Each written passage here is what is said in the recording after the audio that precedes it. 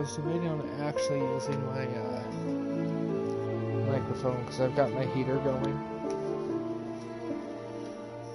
But it's really cold where I live right now, so...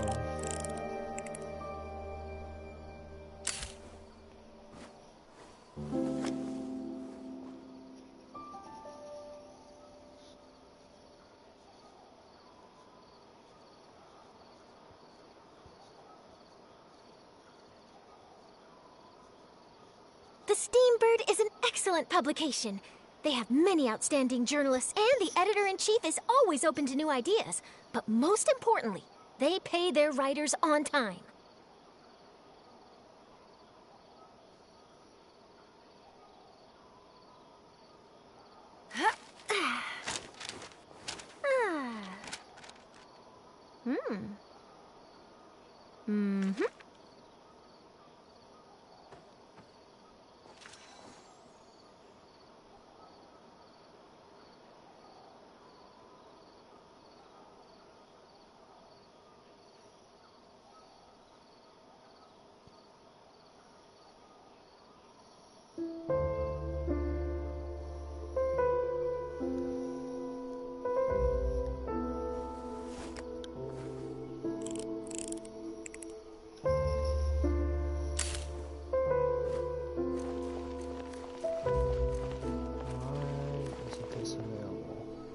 I don't want to start the Archon quest if I can't record it.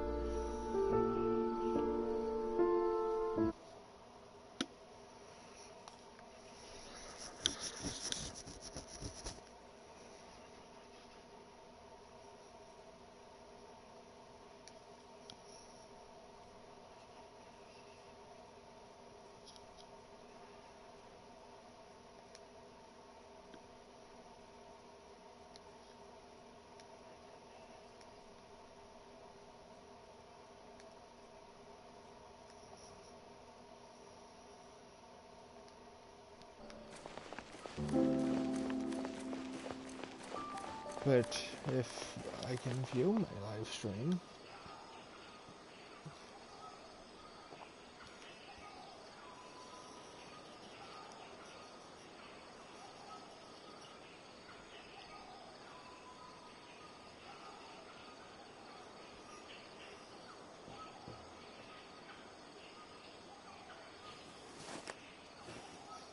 there it is.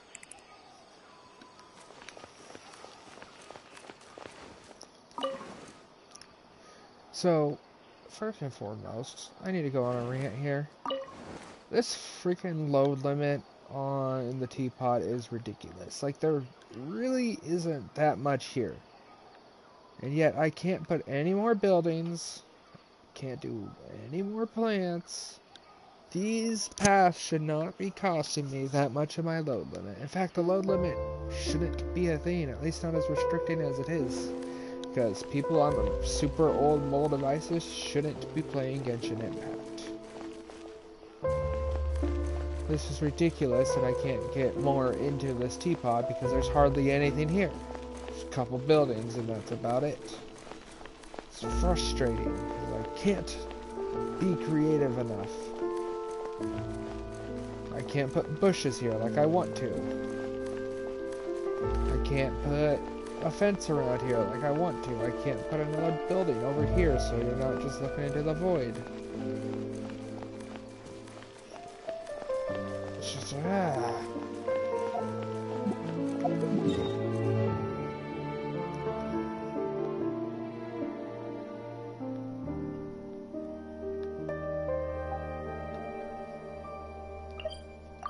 It's like a child has something to say.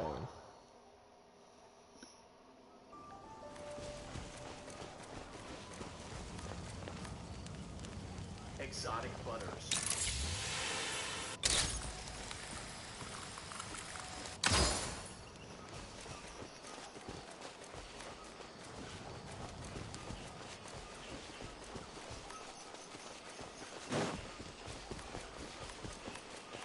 I gotta find me my Fontaine, The one before you. music discs. Ah. Or Radiant Spinning Crystals. Might be a little bit of echo. But still, that load limit is just, it's so frustrating because there isn't a lot there. Like, I barely got anything related to Fontaine.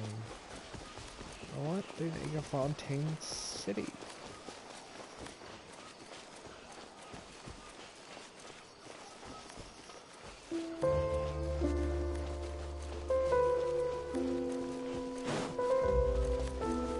I still don't have the Inazuma teapot unlocked.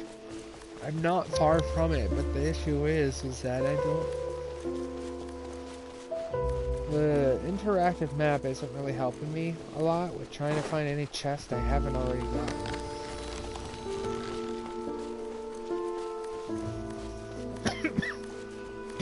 Also, I haven't had a lot of reason to be in Inazuma.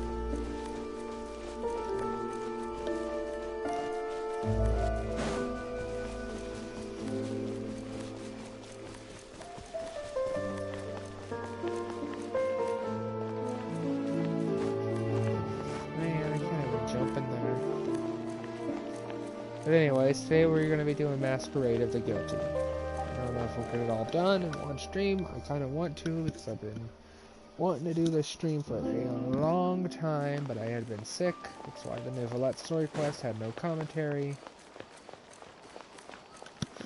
And I was debating on even doing microphone on here because I'm not as bad as I used to be, but I do have my heater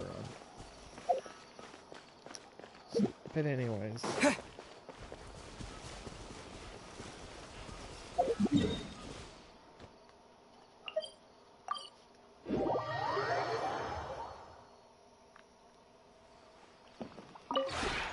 This realm...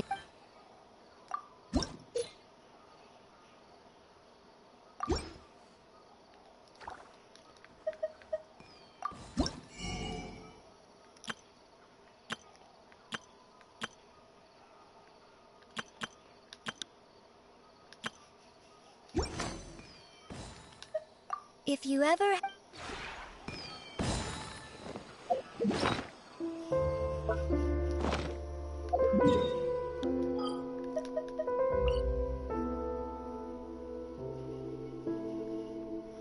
Now, as much as I've been playing through Fontaine, I still don't have all the new regions unlocked.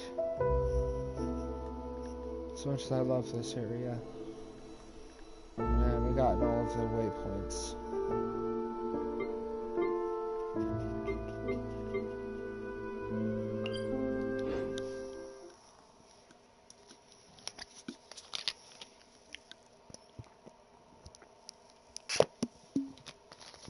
I do have Farina. And I happen to get really lucky and managed to get her weapon too. Her weapon's already maxed, but she's stuck at 50 because unlike Nouvelette, Risley, Lynette, I haven't had as much time to go and gather all those resources, plus the update's still pretty new. And I've been distracted with some other games when I do not play Genshin because I don't want to burn myself out. I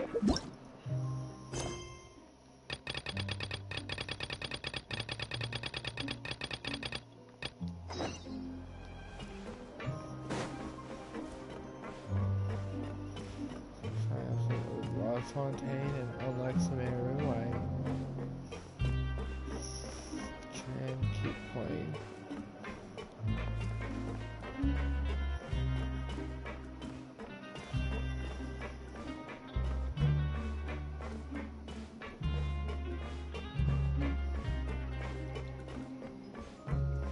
So let's fill out my papers to get out of Miracle.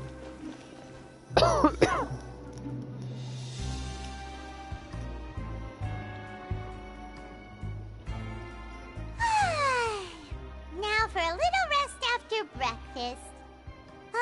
This is the life. Wait a sec. Isn't something important supposed to happen today? Oh, today's our big day! We're supposed to leave the Fortress of Mirapede! Come on, we've got to go complete the release procedures now!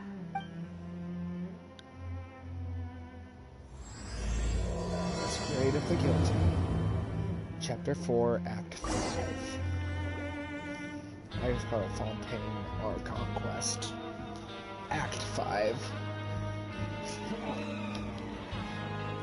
Hopefully, I can just do this in one. I don't know. I don't want it to end up being an 8-hour stream like freaking 4.0's Archon Quest.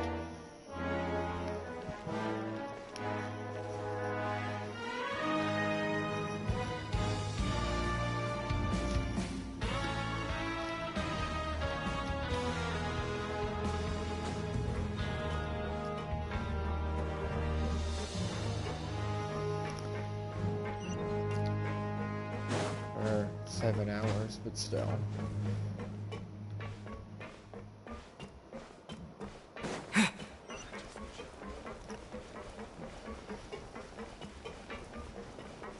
Well, I know my team's a bit weird here. I'm mainly trying to keep it with characters related, but Lenny is my DPS, main DPS here, even though Nouvelette's also really good at DPS. Eh. You know, I don't really need the elevator, but why not? It's my last day down here. I don't intend on coming back. Decided to do some side quests to get those coupons, credit coupons, so I can get the TCG deck.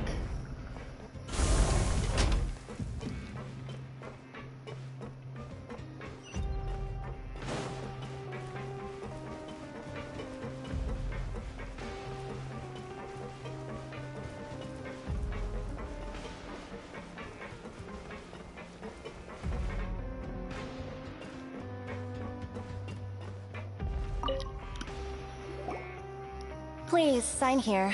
This document will be effective immediately upon signing, and you two may exit the Fortress of Meripede via the regular channels.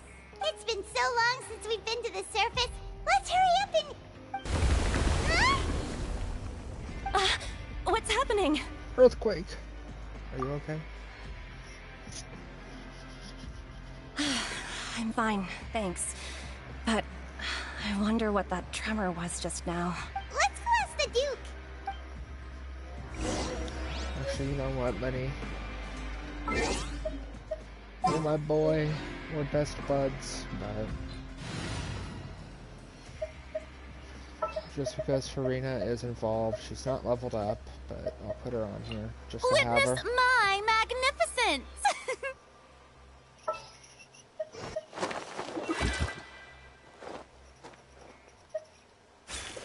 Who's our target this time? Still my favorite Hydro character right here, Yelon. Character I like her design a lot.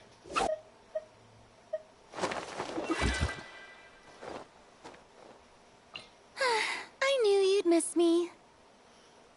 I don't know about that, Farina. Now, your personality has grown on me a little bit. You are kind of cute, but I still don't like your brattiness that you have sometimes. I do love her sword, though. This is gorgeous.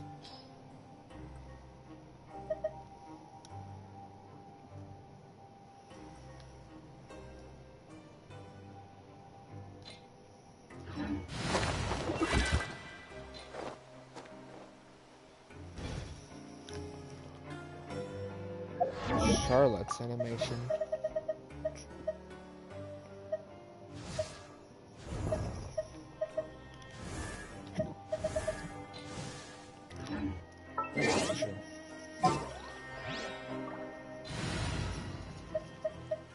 I already had to use from your original release.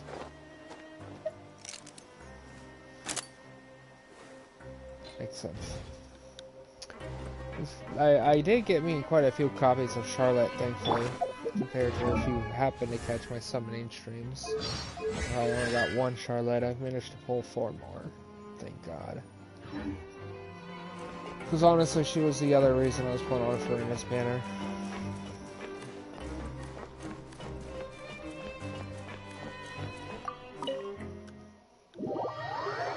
I could level her up more, but meh. How high am I priority? Not right now.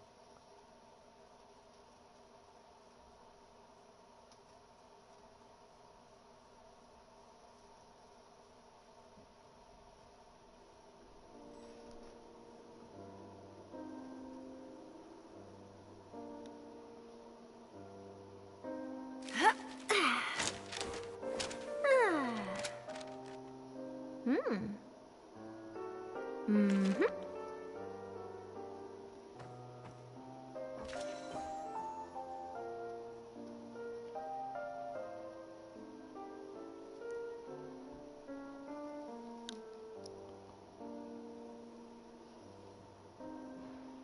The Steambird is an excellent publication.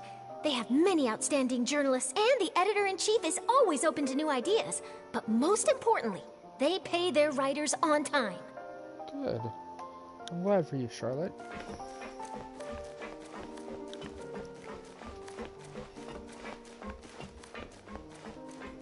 You wanted a scoop on Risley, right?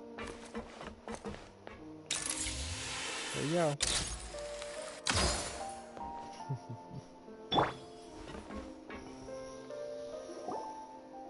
Your Grace? Ah, good to see you two. Is there something you wish to see me about? Yeah, what was with that earthquake just now? Ah, that. The tremor didn't originate from the seafloor. In fact, it seems it came from the surface. Over the years of serving as the warden here, I've developed a sense for distinguishing between what occurs on the surface and what occurs underwater. Besides, the seal that Monsieur Neuvillette set in place won't fail so easily. So the fortress is okay? If you recall our last incident, if there really were a problem, there would be crowds of inmates in a panic right now. True. Huh, you've got a point. Okay, seems we need to get back up to the surface and ask about what happened. By the way, do you know what day it is today? I believe today is this month's pipe cleaning day. Wait, seriously? Today is the day we say goodbye to the Ah, fortress. yes. Have you completed your release papers? Yep. It's you two. Are you leaving now? Yeah, sorry, Siegewin. That's right! Today is our last day in prison! But now that Paimon says that, it doesn't feel like we were confined here. It's actually been pretty nice! A lot of people have helped us. Oh yeah, Paimon feels fond of this place now! Then be sure to come back and visit. I'll miss you. If you've signed the release papers, then you're free to go. The guards will escort you out. You're not going to see us off? I knew you'd ask. All right, sure. Let's go. I mean, you are the one that showed us to the place in the first place, so why not? Well, you actually agreed. No worries, you must be busy. Paimon was just joking. Ah, so you do have a polite side, I see. After being down here for so long, I imagine you must feel like you're lacking companionship. Shall I come along too? No, that's alright. It's not like we'll never visit Yeah, again. don't worry, we'll come back to see you. Paimon really likes the cafeteria here. The chefs sure do know how to make good grub. I hope you won't be here as convicts the next time I see you. We shouldn't be. We'll do our best to stay out of trouble. Well, it seems our work in the Fortress of Meravine is finished. That's the end of another chapter in our journey. And since Neuvillette was the one who asked us to come here, we should probably go report to him now. Next up, the Palais Mermonia. You're going to see Monsieur Neuvillette? Please pass on our kind regards. I'm sure just your regards will do, no? I believe it would be the polite thing to do. You're right. I've heard the Palais has been terribly busy these days. Tell him that I hope he hasn't been overwhelmed by the recent string of troubles.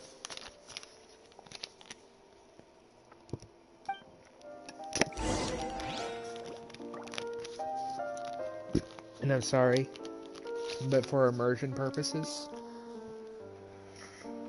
we're gonna go through the whole way back out. Plus, I've only ever rode down here once. I know it's gonna take a while, but I think it'd be fun.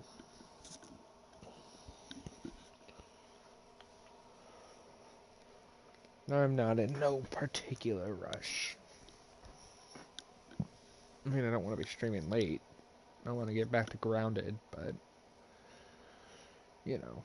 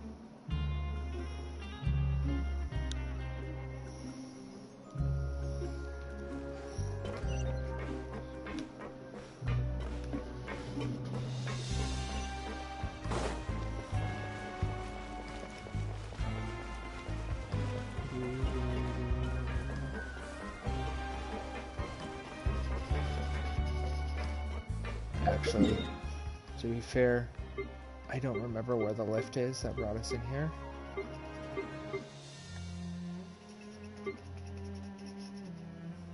Oh, it must be over here.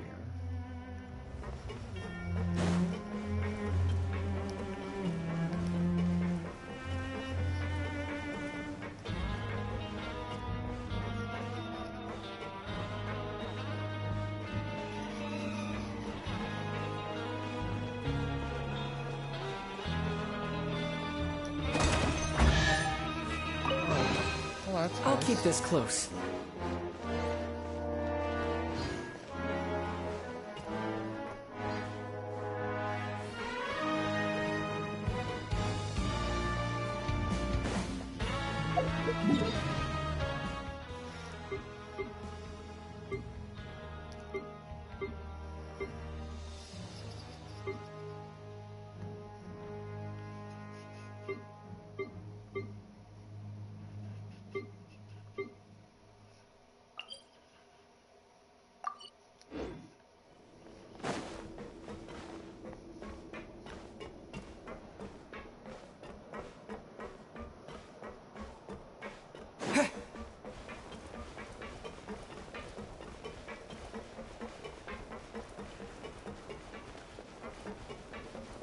No.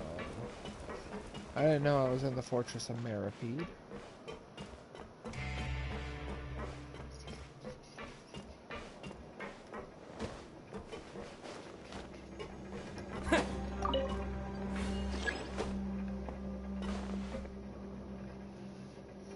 Shortly, they say.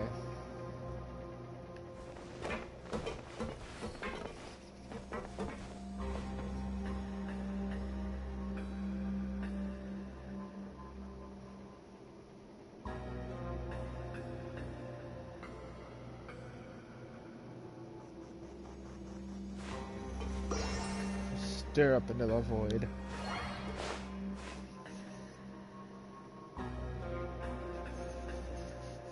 Actually, that's going on really quickly.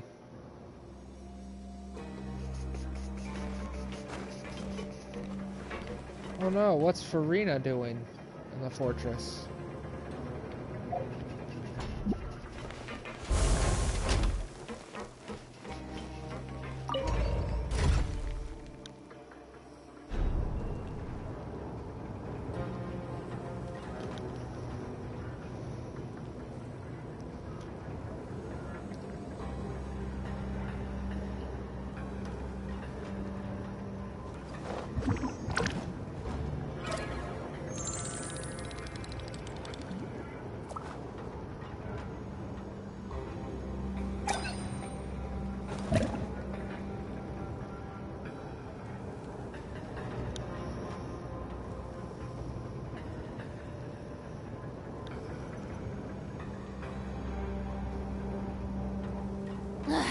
Boring!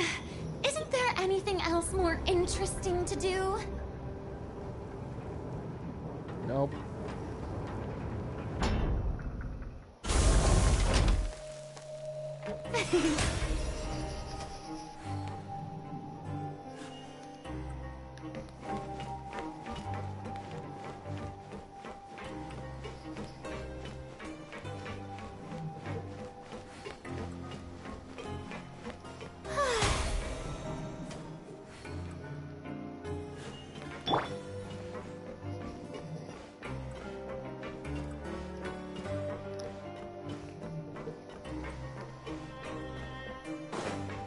Hello, Ocean.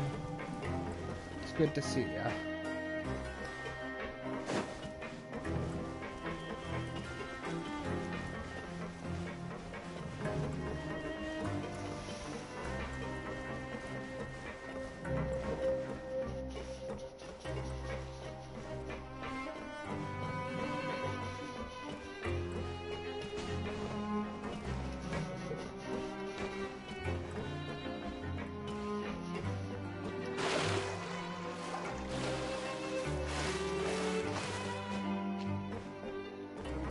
Oh, can you actually not go back out?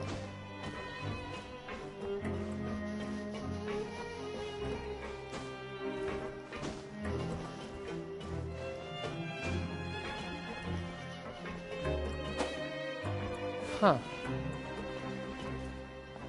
Well, fine then.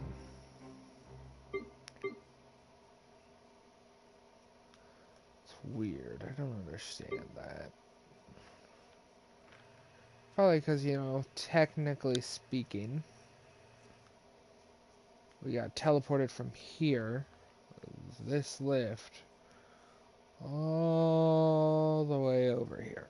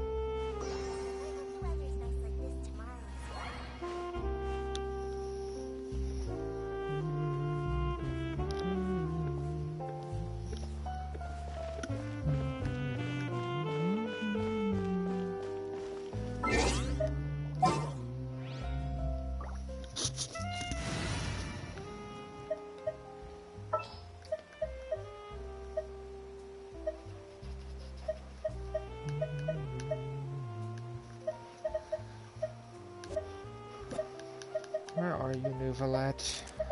There you are. The pleasure is all mine.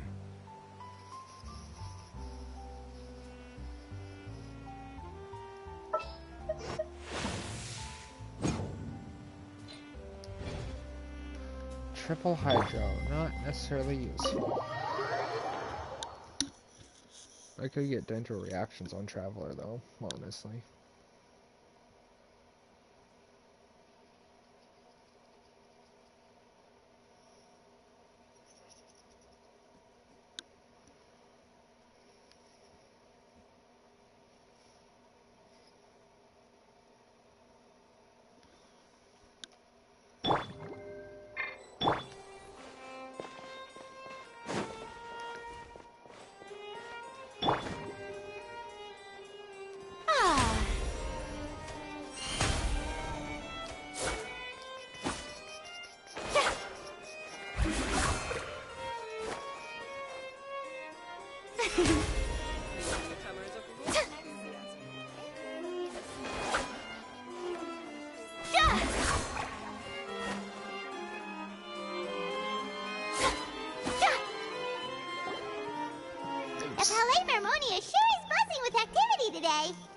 And you sound like a robot, Paimon. Halt! Huh? Oh, it's you two. Apologies. Monsieur Nouvelette did say you'd be welcome at any time. Oh, hey, Cedine. I remember you from Nouvelette's Archon Quest. Or Archon Quest. I mean, he's honestly probably more capable of being a Hydro Archon than Farina is. But don't tell Farina I said that.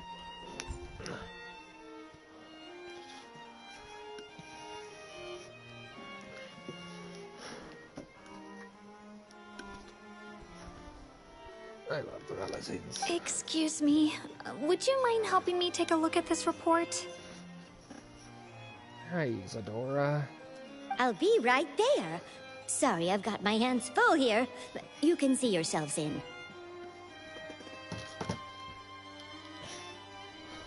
Thank you, Cedine. Appreciate it. Cute little thing. Everyone's so busy. Seems a lot has been happening. Apologies for the noise.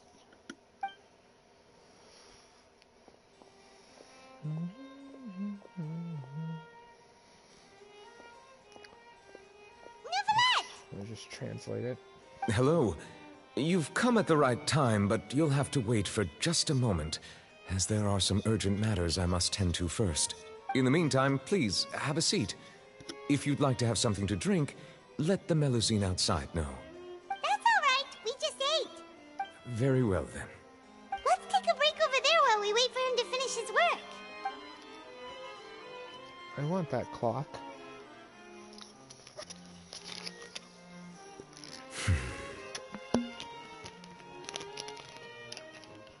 Still a bit awkward with the socializing, but it makes sense. All right.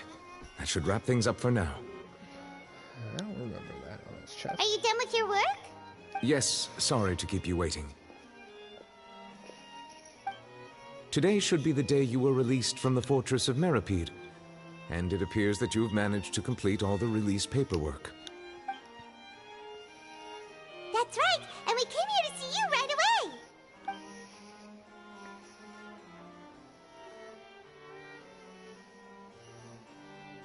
Why is the A audio massive delayed? whale. Nar. Do you have any idea what that might be?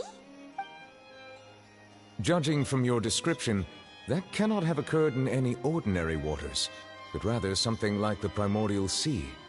A whale of that size and shape cannot usually be found in the waters of Tevat. Therefore, we can only assume that Child is presently immersed in primordial seawater. Immersed in primordial seawater? But how? And is he okay? He's not from Fontaine, so he won't dissolve. Most people wouldn't be capable of entering in the first place. I'm not completely sure how he could have gotten there myself. There's something we'd like to ask you Yes? What is it? about. What was that tremor we felt Oh, earlier? right! Paimon felt it too! We asked the Duke and he said it wasn't from underwater, so we figured you might know something about it. It turns out that I have just received a report about this particular matter. In fact, that's exactly what I was busy with a moment ago. The source of the tremor was here on the surface near Poisson.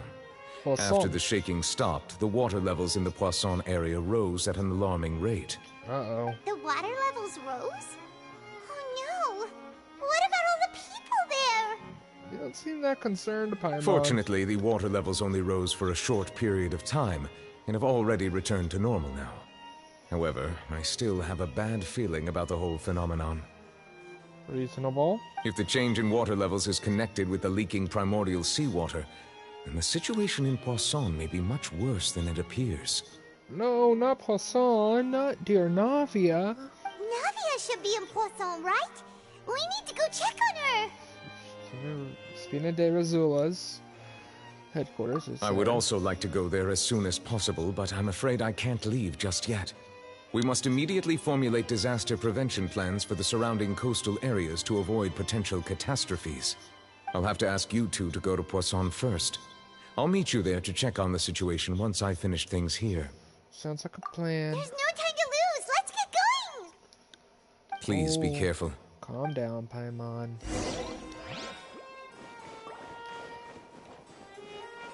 Which form am I in?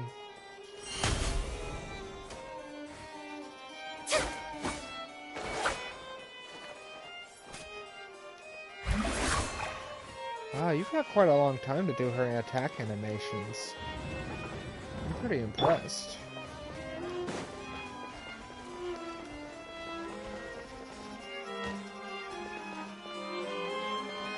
Hi, Sadine.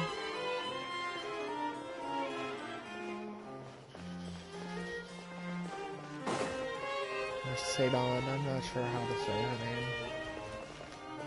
Not familiar with all of them yet. I mean, Nouvelette, Charlotte. Nouvelette took me a long time to get. And Risley. Still not quite fully sure how to pronounce his name.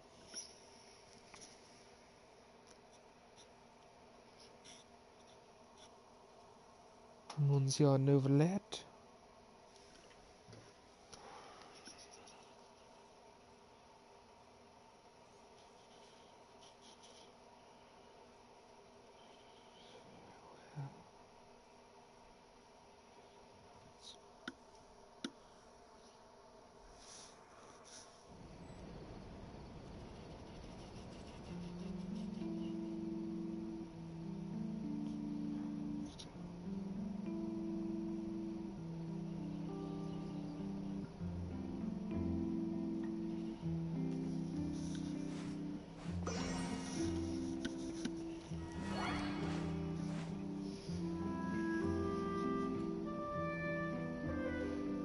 keep an eye on the deployment of guards at all times.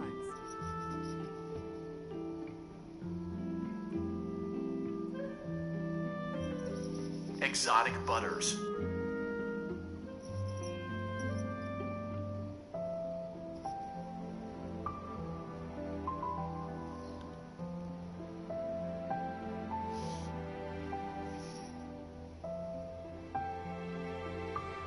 I have to keep an eye on the deployment of guards at all times.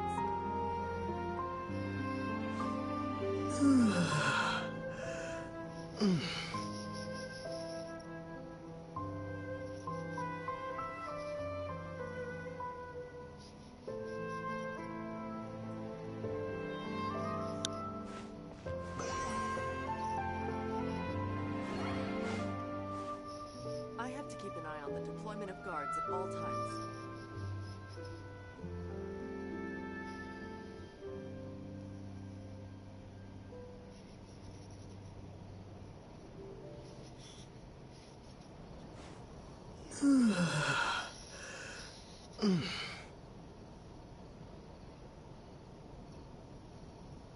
Holidays with a pause. I'm trying to find something real quick.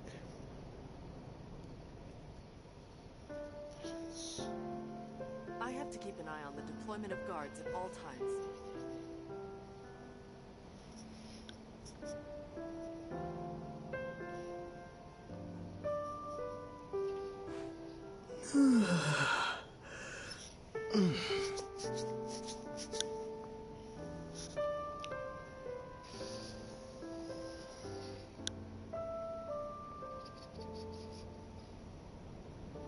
I have to keep an eye on the deployment of guards at all times.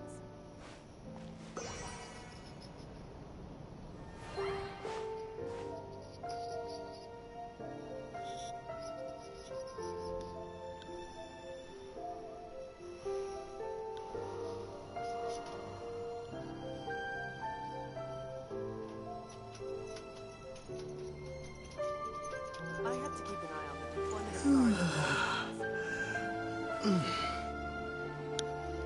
Alright. Got it. I hope the weather's nice like this tomorrow. I'm sure Navia will be alright for that time I had to pause. Why is everything freaking lag when I pop up the map now? I could teleport there, or I can do something more fun. Which is more valuable? Unlimited moral?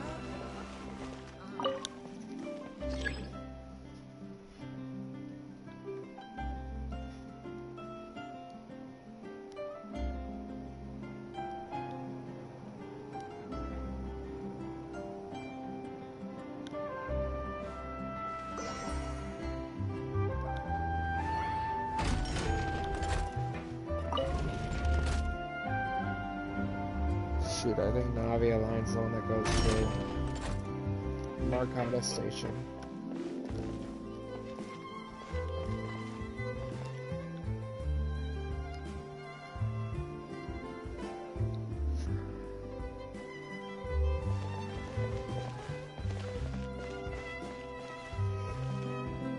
Welcome to the court of Fontaine. Watch your step.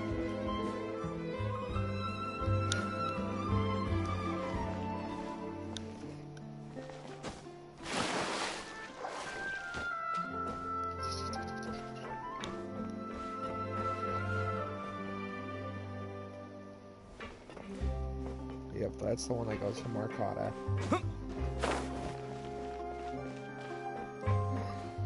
Welcome to the court of Fontaine.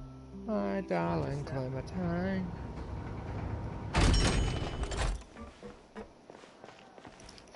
Or however the song goes.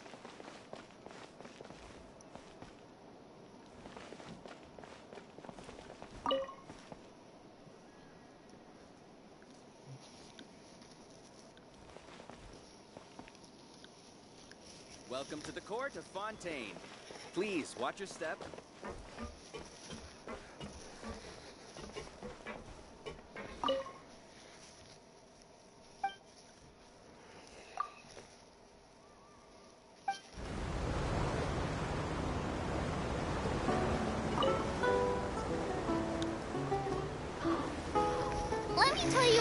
anecdote about the Clementine line. When they started designing it, the engineer employed by the House of Caspar once considered building 2 waterways, one for passengers and one for cargo. That way, the Aquabus would be put to the greatest possible use, and the Clementine line would become the north-south artery of Fontaine. But the engineer did some additional analysis and realized that there would be no demand for cargo transport on this line, so the plan was called off. But it's really nice the way it is. Otherwise, there'd be lots of noise spoiling our good mood.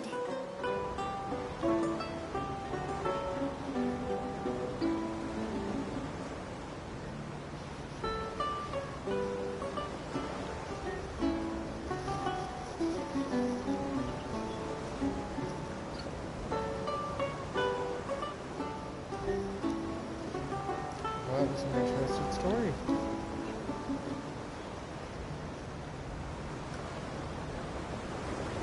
Is that all you gotta say today?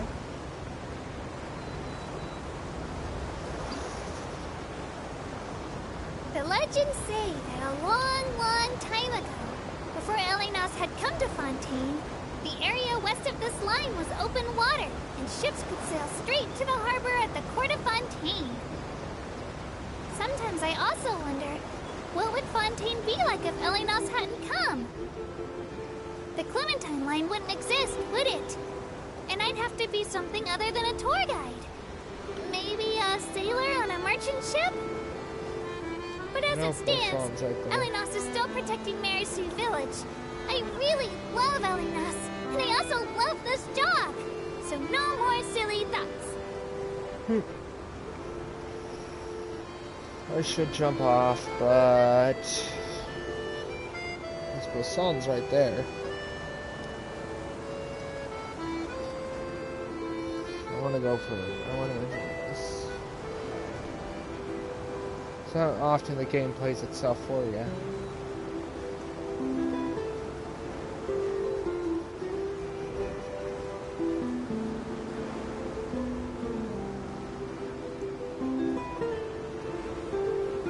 Poisson Tunnel gets its name from the nearby town of Poisson.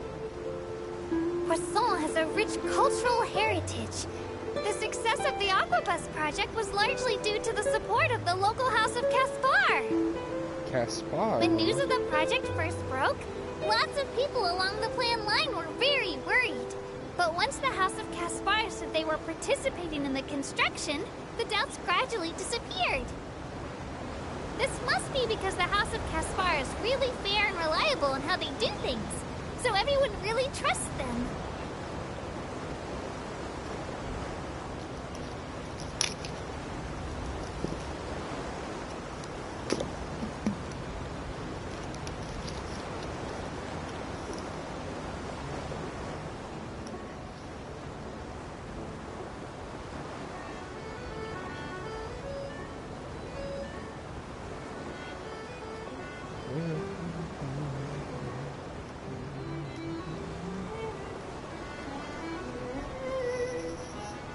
I want my own Aquabus.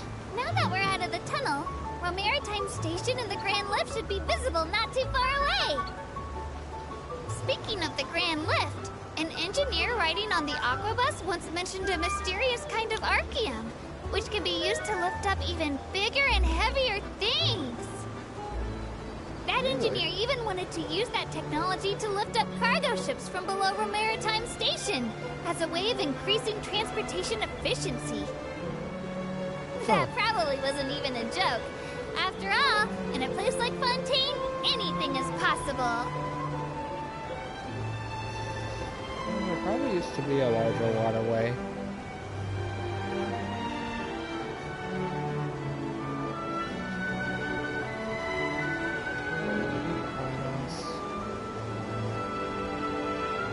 Oh, I never even realized that tower there.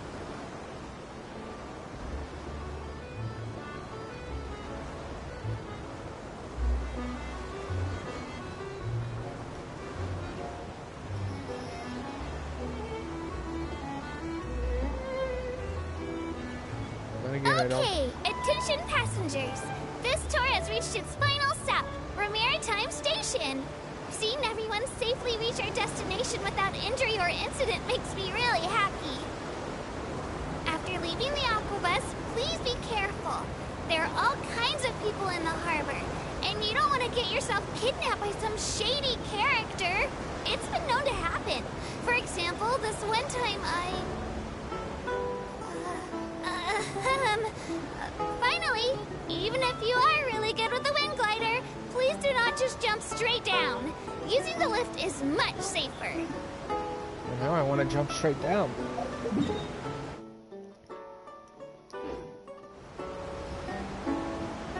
It's really cool to see these waterfalls.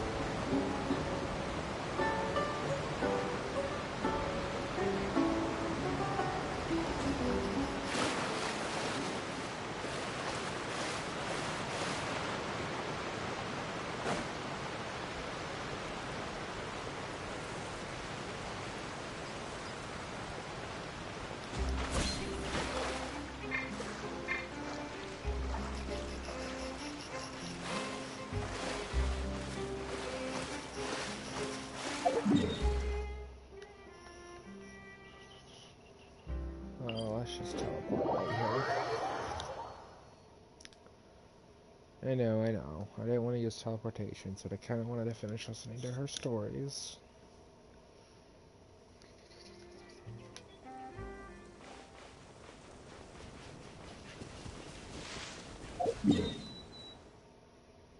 Exotic butters.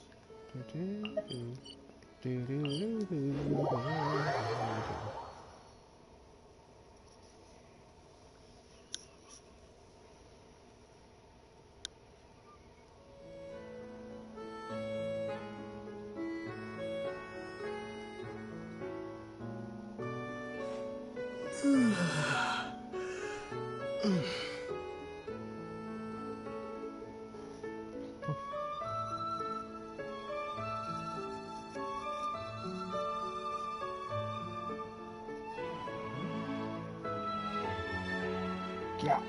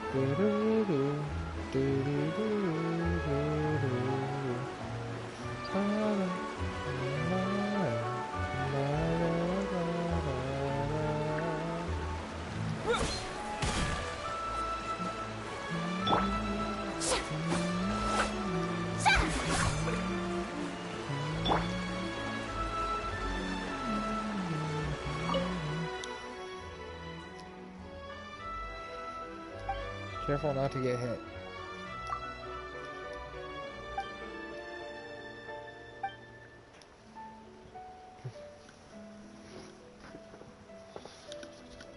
Alright. I mean, I figured I'd help, but you know.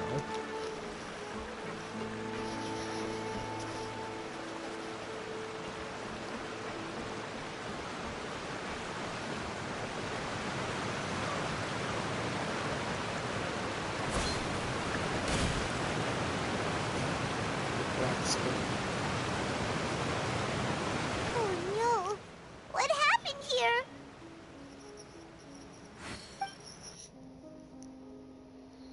All the buildings seem to be in pretty... Oh, all those poor fabrics. Well, let's not assume the worst Nadia yet. should be around here, right? We need to make sure she's still... Jaime means we need to check on her. I know not. Well, Navia's not gonna get killed. She's probably close. But they aren't gonna kill her because she becomes playable, so...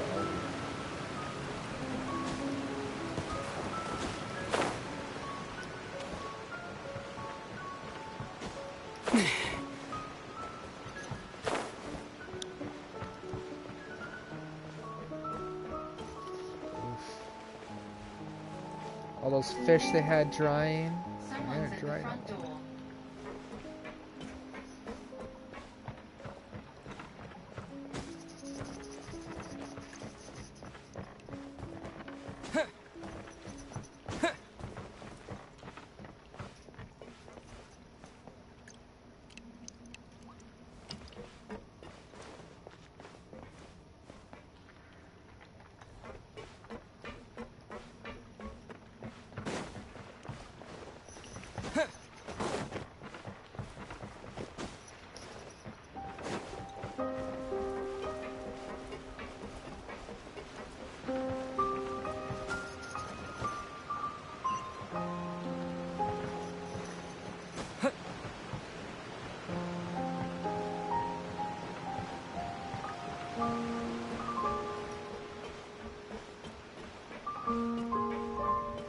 No one should be here. We haven't seen a single soul all the way here. Oh, this is getting scary.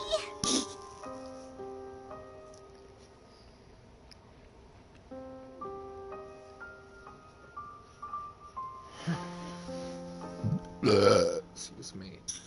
I'll be right back.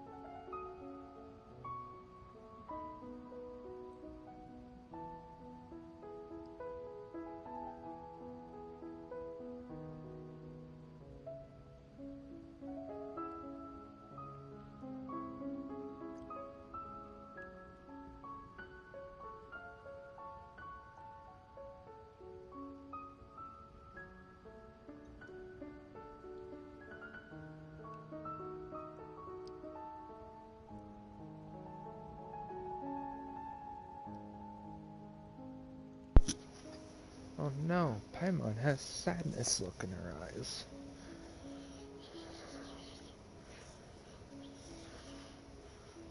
But I think we'll be okay. What will I ever do now? Look! There's someone on the roof over there! Just stay put. We're coming up. Watch your balance.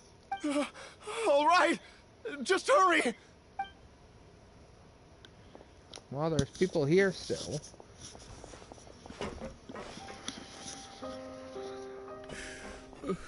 I'm not young anymore. How will I survive on my own?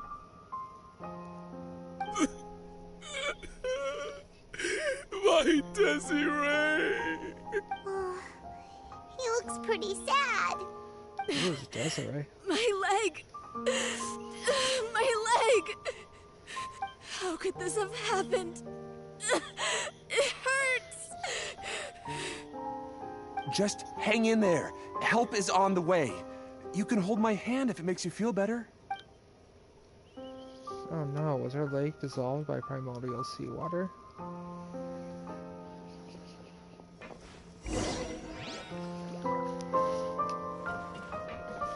I gotta go.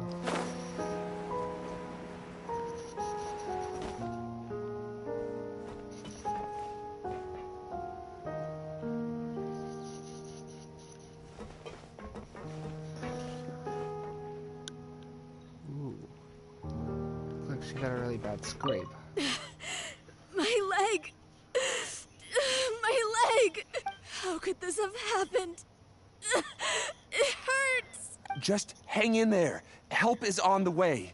You can hold my hand if it makes you feel better. Alright, they repeat the same thing. Looks like she got a really bad scrape. I was down here. There wasn't a soul down here. How does that work? I know, it's a game, but it still makes no flipping sense.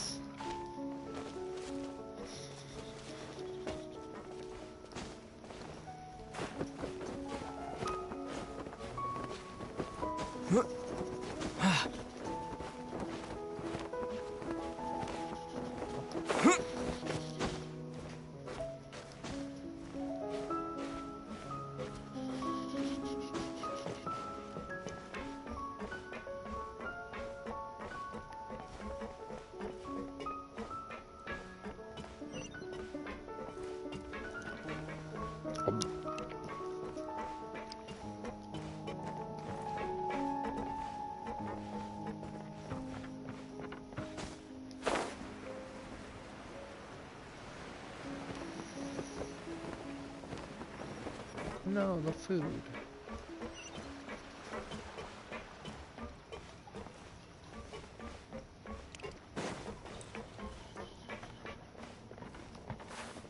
Yeah.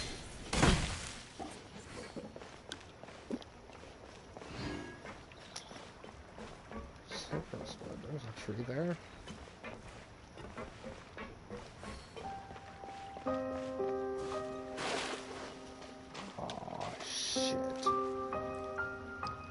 He's been tossed straight on the ground.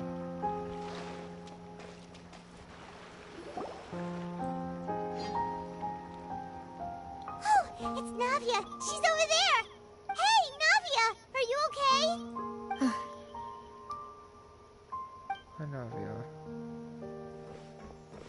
You're here.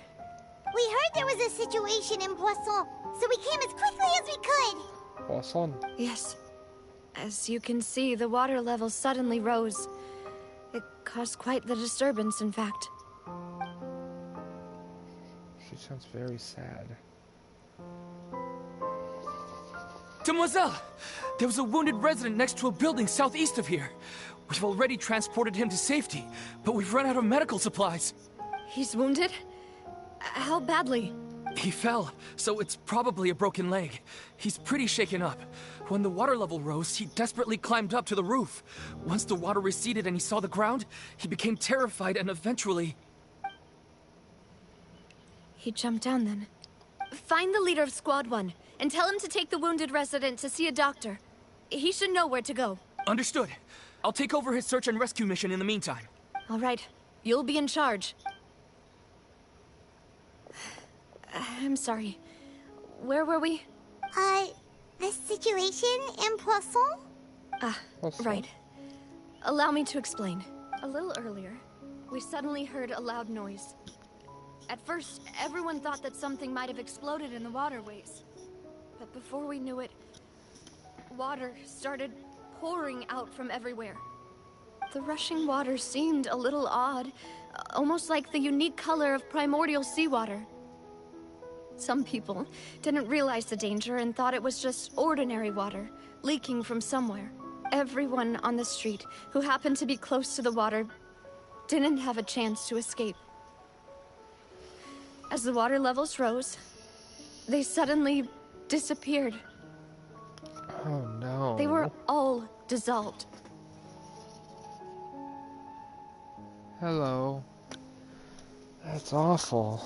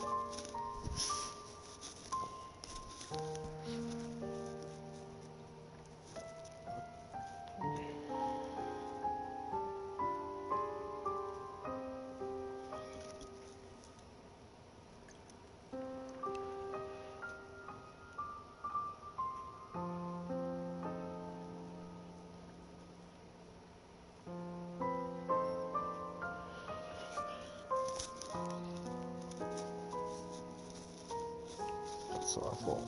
Apologies.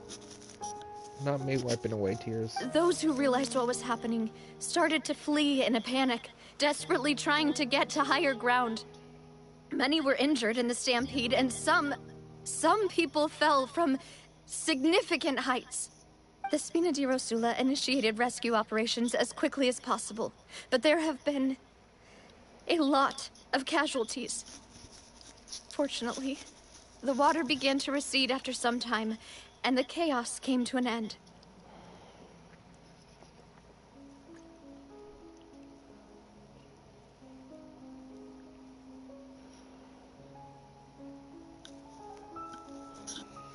That's terrible. The water that flooded the area contained primordial seawater, so the lower levels of Poisson are still hazardous.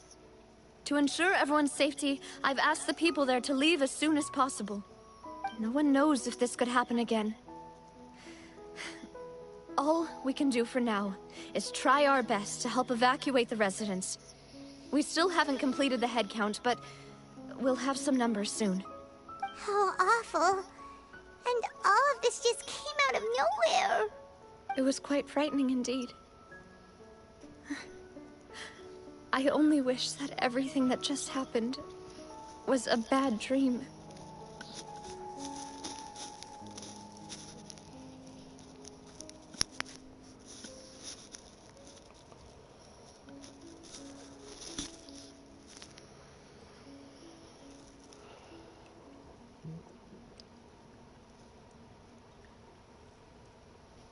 That's awful.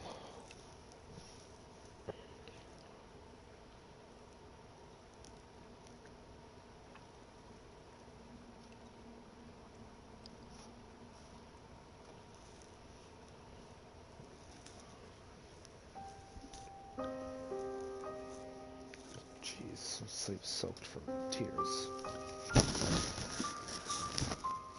Is there any way we can help, Navia? Yeah, we're here to help. Thank you for being so willing to help in a moment of crisis like this. You don't know how much it means to me. I really can't express how grateful I am.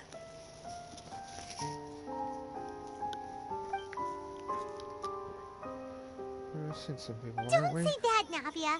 That's what friends are for. Marshmallows and silver. Demoiselle! We've got a situation here! I'll be right there. Sorry, I need to go for now.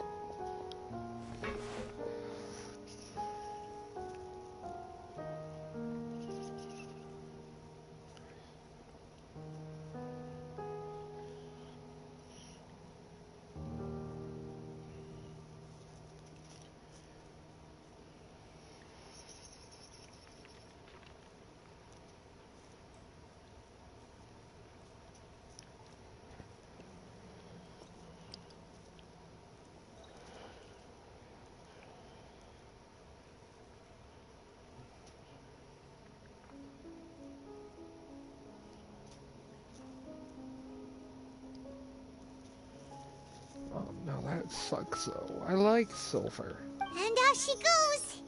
Seems it might be a while before she can take a break. You can't really take a break in a time of crisis.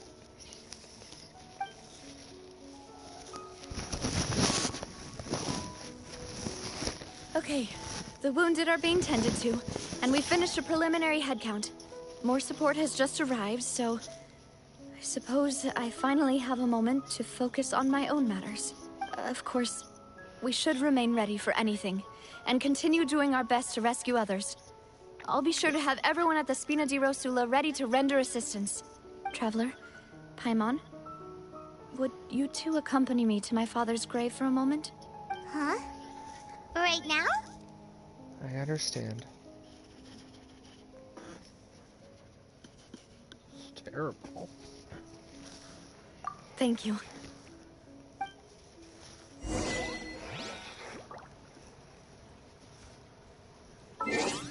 That is awful.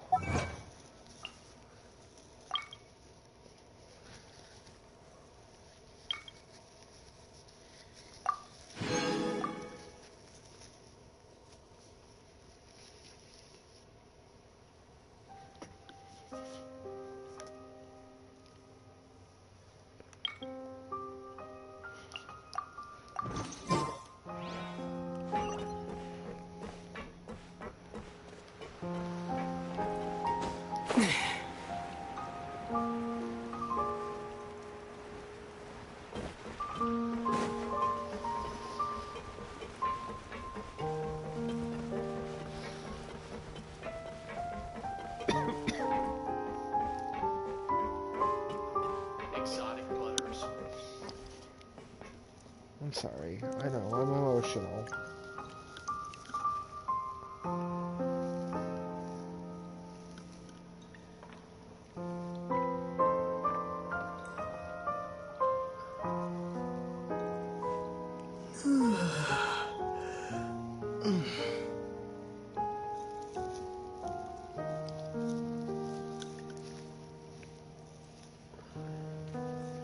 I didn't think Genshin would actually go this far in making a sad story. I mean, I know there's been a lot of really sad stories in the past, but this far, for one that actually is modern and not just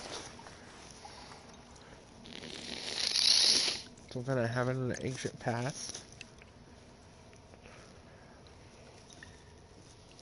It's really bad. It's heartbreaking.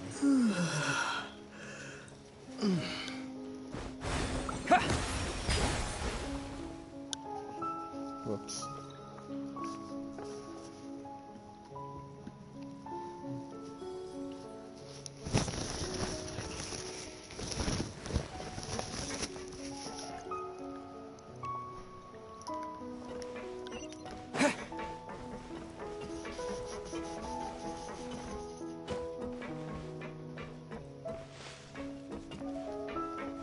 Oh, that's interesting.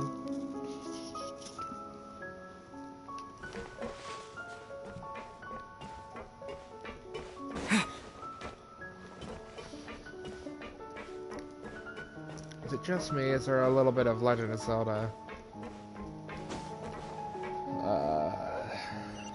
Great Fairy Fountain music playing.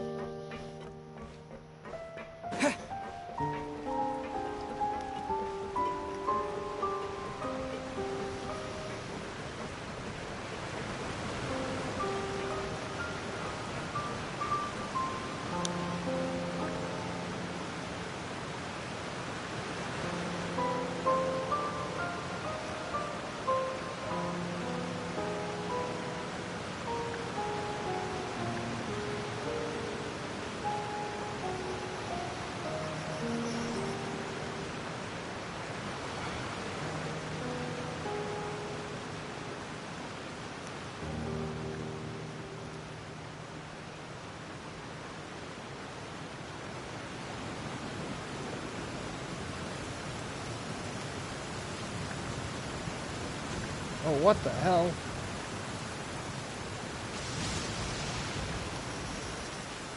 Well, that got very dark.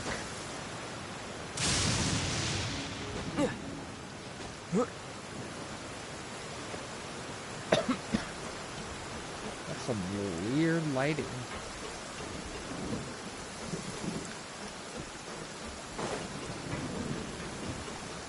I don't know if this was supposed to happen. It's a triggered event, but...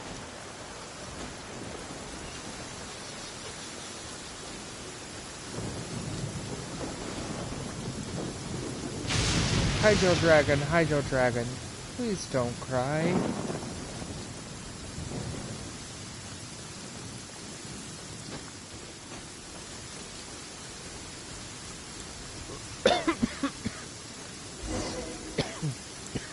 Exotic butters.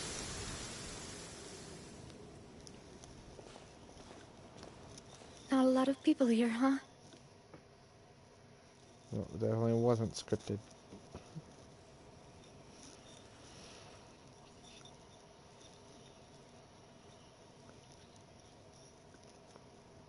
Maybe my Hydro Dragon, please don't cry, actually worked.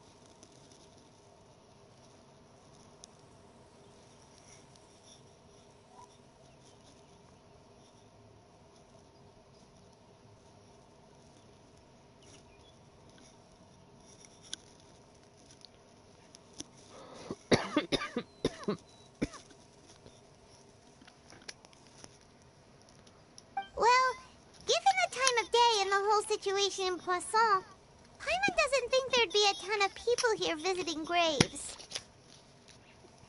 Right. That's how things are now. The living are so exhausted that they've no strength to spare any words for the dead. Navia? There's no need to push yourself so hard.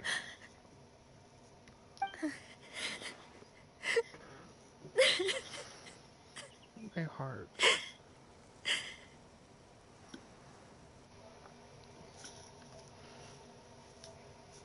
Oh, my poor heart.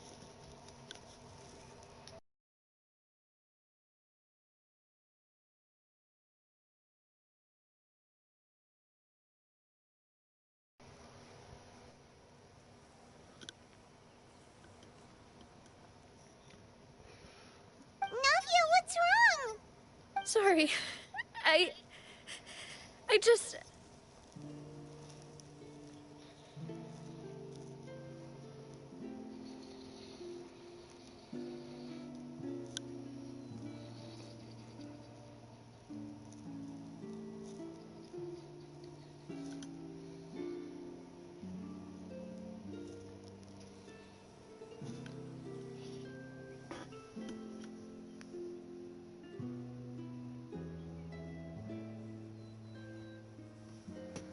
You're not wrong. But every time she cries, it's heartbreaking.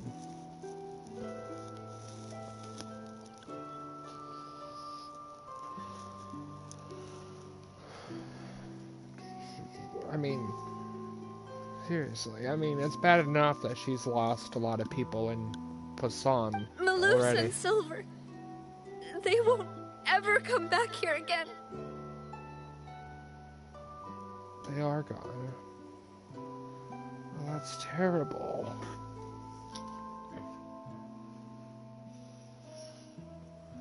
Yeah, I just finally had some time to do the Archon quest. I've been sick the last 3 weeks.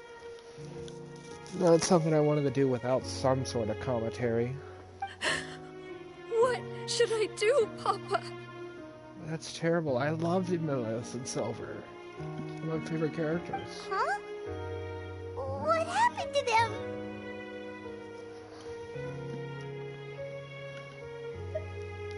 Yeah.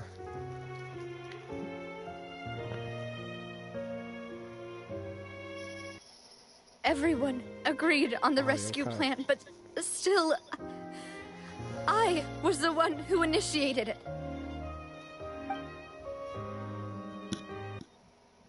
They were helping evacuate the residents, but they couldn't leave in time. No. And they were caught in the seawater. No. What should we do? Apologies, I'm an emotional person myself, but...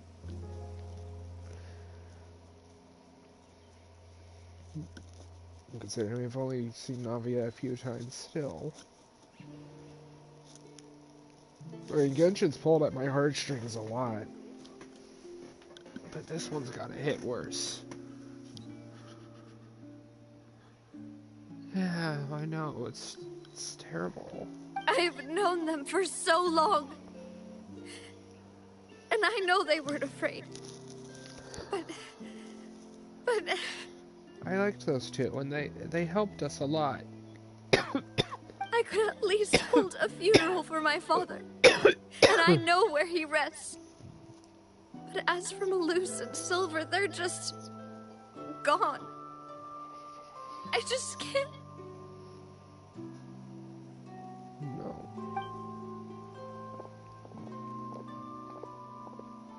Everything looks so clean after it rains. Even the gravestones. I didn't expect that you'd enjoy a glass of red wine in front of Master Callus's grave. And don't forget the loss of her father, even if it was to protect her.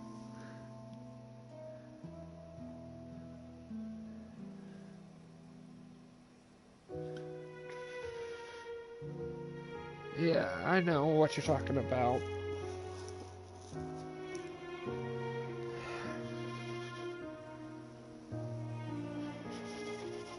I think I'm just an emotional person, and it's a double-edged sword. I can understand. Besides, the scenery here isn't half bad. I liked these two. These are some of my favorite characters. Now they're gone. I definitely didn't expect Genshin to do that. Witness the deaths of current characters that weren't an enemy. See, it's not just me. I always want to bring something when I visit Papa. Perhaps we might even have a picnic. He wouldn't be angry, would he? Ah, how could Master ever be upset with you, demoiselle? Yet the cemetery is the home of those who have passed, is it not? Everyone ends up here sooner or later, no matter who you are. I know emotions make us human. And some people may find it terrible that or question why people can be so emotionally connected to fictional things. Buying yourself a plot in advance, are you? No need yet. But when I do, I hope you'll let me be buried beside Master Callus, demoiselle. Oh no. I can't even do that. The most of what might remain of them would be their clothes. Hey! Stop joking around. I'm quite serious. That way, it'll save us both the trip to see each other whenever you visit your father's grave. That makes sense. In that case, could I be buried on his other side? After all, besides you, demoiselle, the two of us could certainly be considered Master's closest companions, no? Personally, I believe we fill those shoes just fine. Why are you bringing this up all of a sudden? Seriously. All right. I'll remember your requests. I feel odd.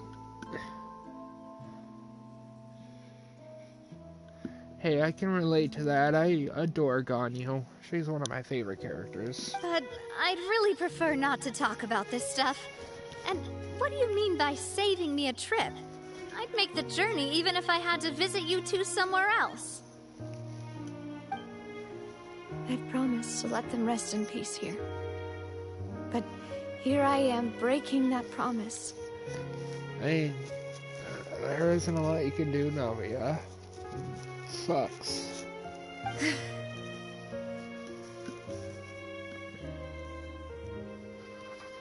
really wish this heart wasn't over my screen. But yes, her voice is soft and cute. Same could go for Kokomi. I adore Kokomi a lot. I just wish she wasn't a victim of poor writing, but she is. One moment.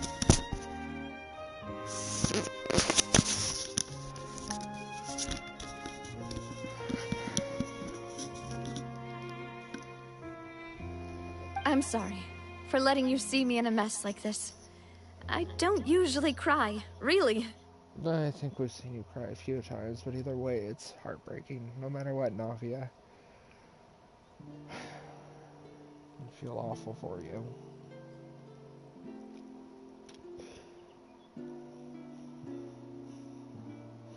Even though we haven't seen a lot of you, this is still heartbreaking nonetheless.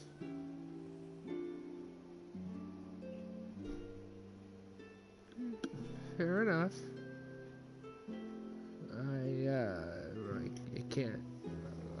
I don't know how much I share in common with her. I just really find her adorable and precious. Paimon doesn't know how to help you feel better. But, well, she understands how you feel. And I always enjoy it when Cloud Retainer tries to tell a story of Ganyu's past as a small Qilin.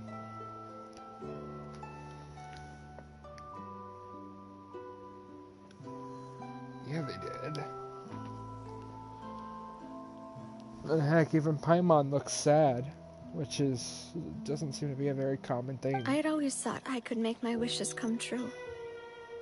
But now that I think about it, that never solely relied on me. Many things can only be accomplished with someone else's help. Luce and Silver have helped me so much. But by contrast, I could do nothing for them. Okay, Navia. I understand how you feel. Exotic butters. Yeah, she freaks out. It's pretty funny. Falling asleep standing up, but what's not funny is the fact she's overworked. I'm so sorry.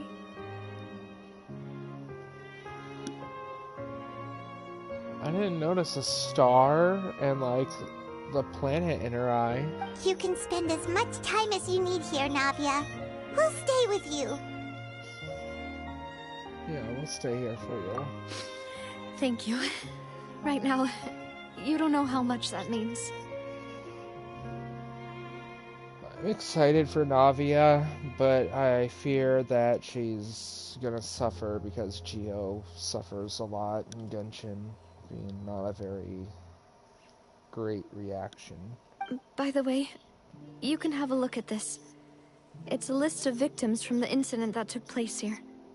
Obena, Khan, Burnett, Desiree, Giverny, Francine, Karina, Daisy Ray, Joinville, Julianne, Esson, as well as Malus and Silver.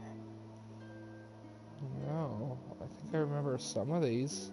I remember Francine, I think, from the first Archon quest. So, everyone else is safe. But still... Everyone else is safe, but at what cost? And we lost the two best characters in the game. It's okay. I know what you're thinking. And you're right. We lost Malus and Silver. But we were able to save more than we anticipated. Yeah. It does hurt. I can't believe Genshin went that far to take away modern, friendly characters that weren't some sort of enemy at some point or another. I mean, they might have done it in... Well, they did it in side quests, but this one hits even harder than Jet's father, when he essentially died.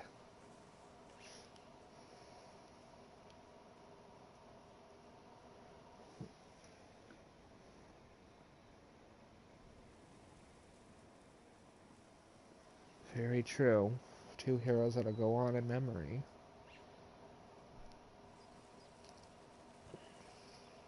Oh God, I feel awful for Navia.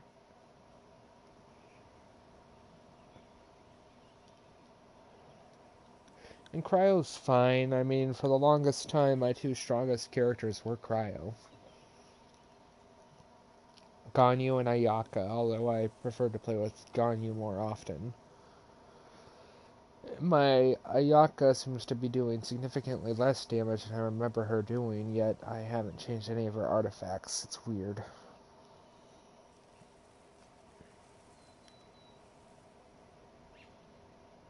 I got her back in 2.6. Exotic butters. That was miserable waiting for her banner to end.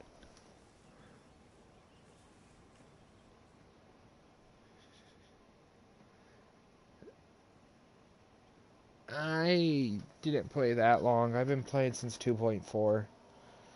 I did play back in like 1.0, but then due to file corruption on the computer and not enough storage on the phone I had at the time, I never got to actually play more of it. It was back when Jean had her own banner, actually.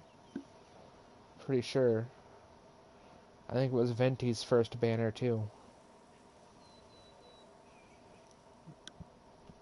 Sucks though, I never got to see 1.1's event.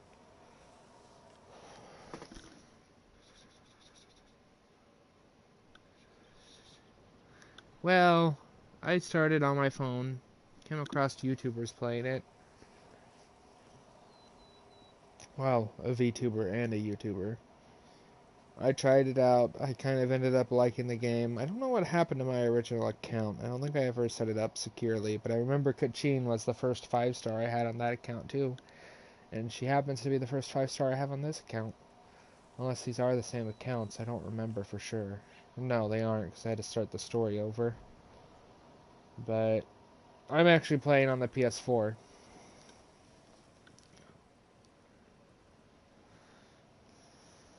Yeah, so, I mean, I like the game. I'm connected to characters. I don't like the gacha, but, you know, what can I do?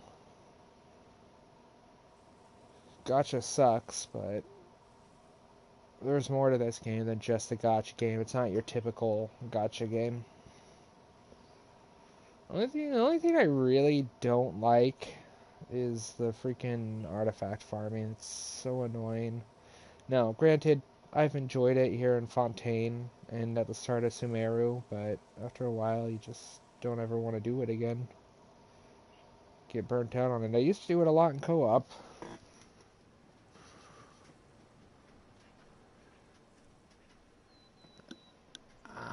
I'm AR-50, but that's because there's no need for me to go beyond that. And I like to keep my enemies relatively low level, so that way when I just want to, you know, defeat enemies, I don't have to worry about dying as much. The overall outcome indicates that the cost was worth it. No one's sacrifice is truly necessary. Right! Don't think that way, Navia. One person might be saved at the expense of another, sure, but that isn't something we should ever consider a trade. The characters are pretty. The world's pretty, the stories are pretty good. Malus and Silver were not the price for saving anyone. They're heroes. You're right. True. Thank you, Paimon. What you said just now was pretty amazing, actually. I'll remember your words. Yeah. I've fought the whale a few times. I'm very grateful for that add-on. Where you can still challenge bosses even if you don't have that domain unlocked. Because, you know, I got Farina. And I didn't like her at first, but she's kind of cute. It's kind of grown on me a little bit. But, I'm just glad I can quick start some boss fights. It's pretty handy. Because, like, for the longest time, I never did Nadia.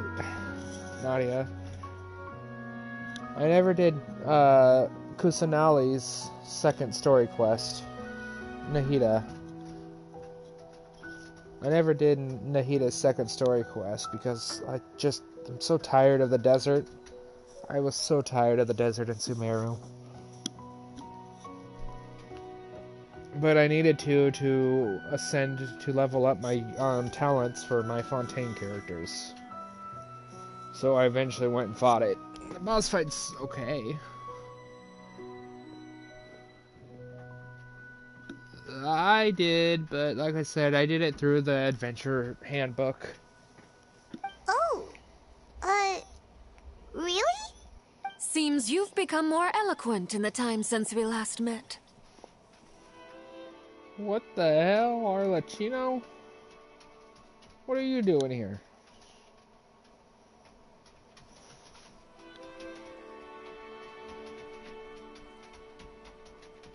I really enjoy Arlecchino's design, and I'm happy that from what we know, and the fact she's got a pyro vision, she's probably going to be playable.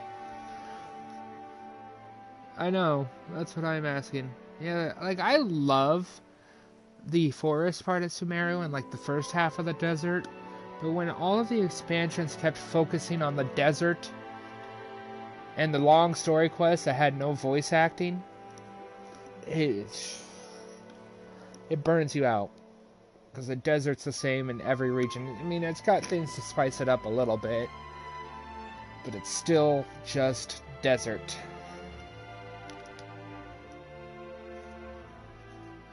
But if I'm being honest, Arlecchino is one of the characters I've actually been most excited for. To be able to be playable. In whatever version that'll be.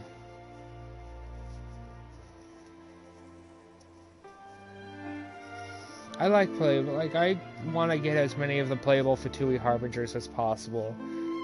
Because I'm more intrigued by their story.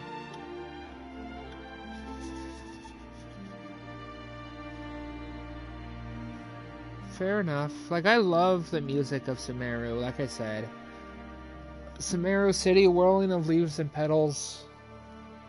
It's such a bop. The boss fights are really good, too. I have seen some of those leaks, but I don't know what version. I already got Child, as much as I dislike him. And I've got Scaramouche, Wanderer. I love playing Wanderer. He's so much fun to use. The knave? What are you doing here? Is everything going well on your side? Yes, my people are carrying out the mission according to your request. All the residents of Poisson have been evacuated, and we're preparing to relocate them to higher ground. Huh. Navia, you shouldn't be trusting a Harbinger. Although, I firmly believe that Arlecchino doesn't have any alternative motives currently in Fontaine. She just wants to save it like everyone else. Yeah, that's true. I love the Fontaine music a lot too. Linny is one of my favorite characters, I'm not gonna lie. Linny is a character I've been excited for since I've seen him in the Tevet Travailis trailer. As well as his sister Lynette. And I'm glad that Lenny is good. I don't use him in his mono pyro team that often, but I've seen the damage he can do, and I think my Lenny is pushed 80k with the mono pyro, but I think those enemies are weak to pyro in the first place. But I don't have any pyro support built because I don't really use Shinya, Xiangling, or Bennett.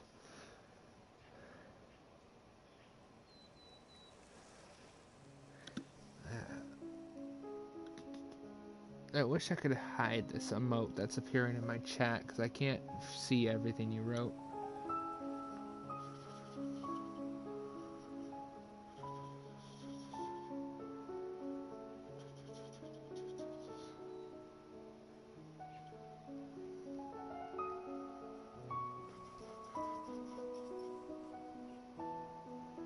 There you go.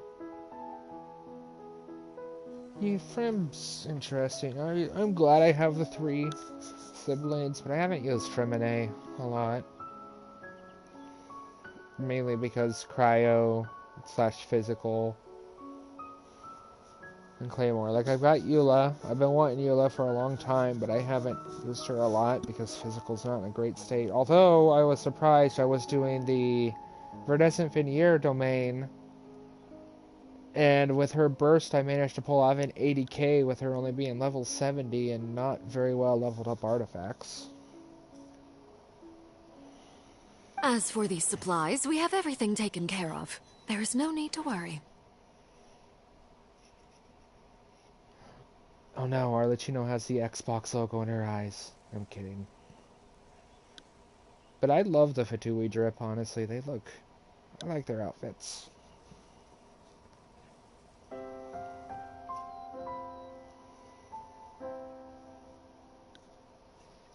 And honestly, Arlecchino was one that I was most excited for.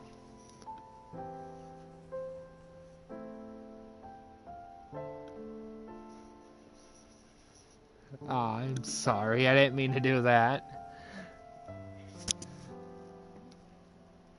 You should have gotten a free Lynette from the 4.0.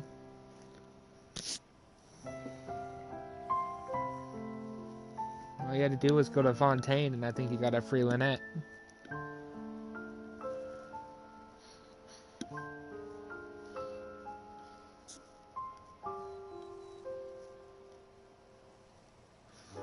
Maybe Arlecchino's a hardcore gamer for Xbox, if it existed in this world. Thank you very much. Wait, do you two know each other? We just met recently. Right, Miss Navia?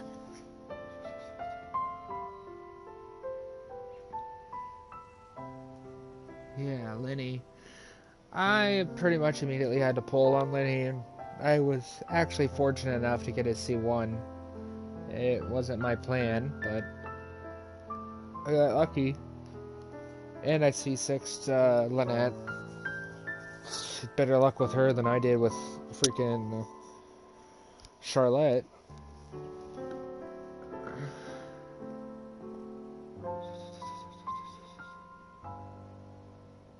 Oh, it's my turn on the...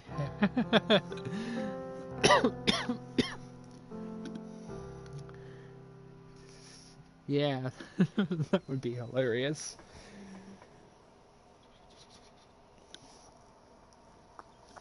Although Arlecchino is technically their father, so I don't know, but still, that was funny.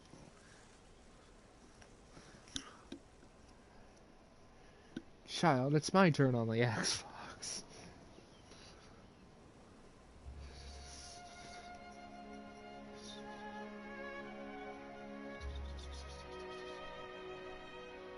Yeah, they probably would. Usually, I would call this a coincidental encounter. That doesn't quite fit this time. Besides, it never even crossed my mind that a Fatui Harbinger would come looking for me. Thanks to the Knave, Spina di Rosula received generous support from the Fatui, which allowed us to complete the rescue and evacuation work so quickly. Mutual aid is essential to fostering positive developments. We were already in the area, in any case, so it was nothing. That said, I must say that you're a lot sharper than you let on. I'm sure you understand what I mean. I apologize for all the ways in which I tested you previously. We've never worked with a Fatui before, and it's extremely important for us to know who we're working with. My subordinates have reported that Fatui soldiers have been observing water levels and taking head counts in various locations. I hear that they've also prepared a large amount of emergency supplies. I'm quite surprised. See, I still believe that not all Fatui are evil. I mean, Lenny, Lynette, and Fremine, they don't seem to be bad people. Granted, that's just because our missions aligned. But I still don't think all the Fatui are bad. Some of them are. Dotori is pretty evil, but...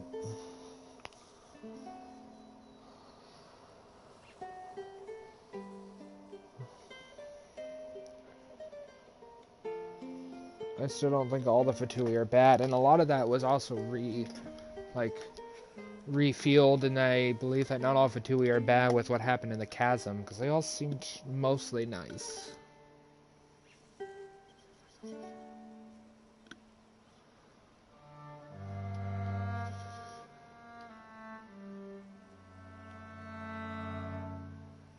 I mean, yeah, but, you know, there's a lot of moral and, I don't know the proper word, but ambiguity with the clones. I still don't think he's a good person, though. I mean, considering what he did to poor Kale back in the earlier times. Well, yeah, but he also did a lot of terrible stuff as an actual doctor, like with Kale, and, you know, infusing her with the remnant of bosses. What was it called? Archon dust? From dead Archons or dead gods.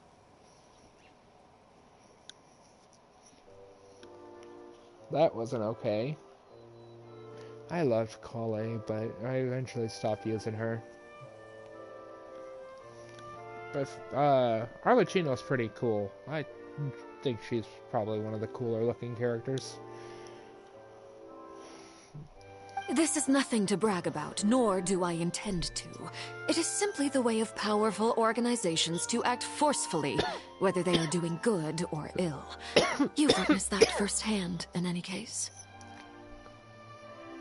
But I think Arlecchino doesn't actually mean anything terrible. I mean, she's pretty nice to the children of the Home of the Hearth. I mean, sure, she tried to kill Farina, but, you know... I'm willing to look past that, because she didn't actually kill her.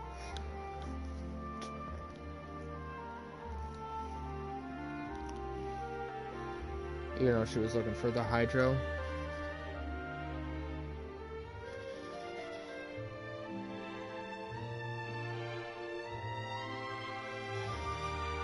You're not wrong.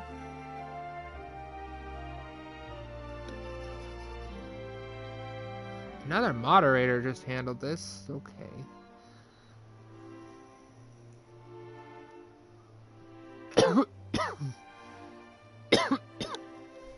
Well, yeah. I mean, they were willing to make a trade, and Booer is correct.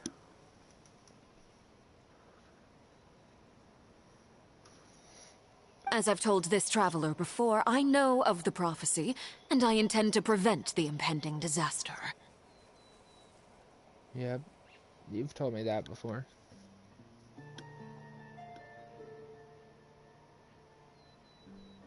She was, but I can't, you know, I think it was reasonable.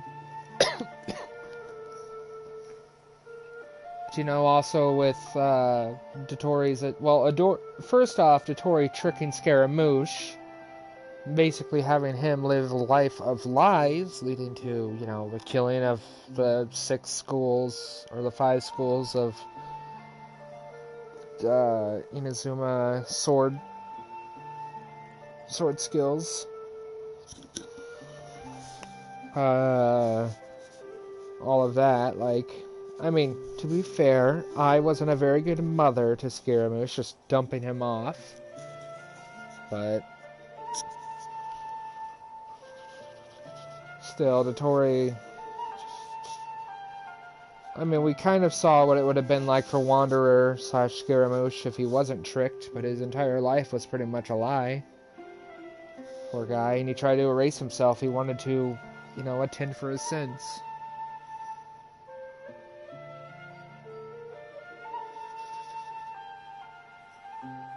He might be insane, but that doesn't mean he's not evil.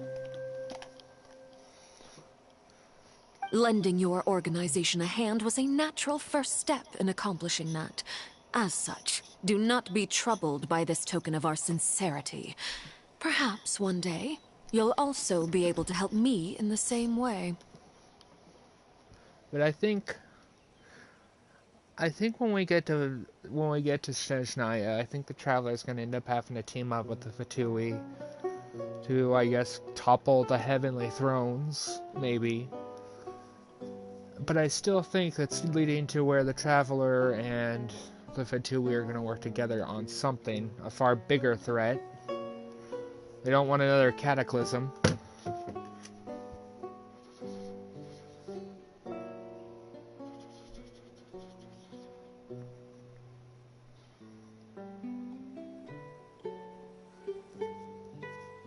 Yeah, we still don't know much about Pantalone. Besides, he looks like Dark Baiju. Without your help, there would have been many more casualties. I won't forget your kindness.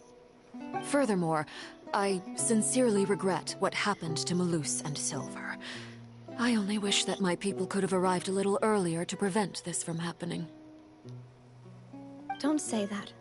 You and your subordinates did everything you could. As Paimon said, Malus and Silver didn't choose to sacrifice themselves for any specific person.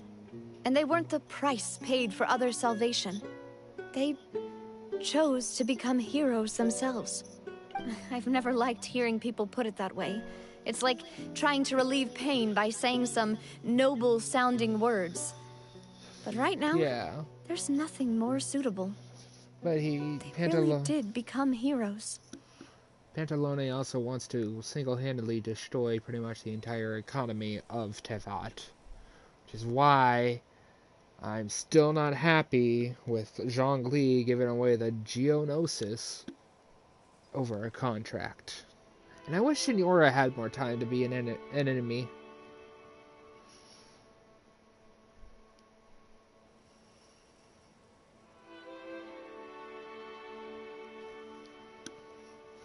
And actually, Yelan, winter jacket, she stole from Pantalone.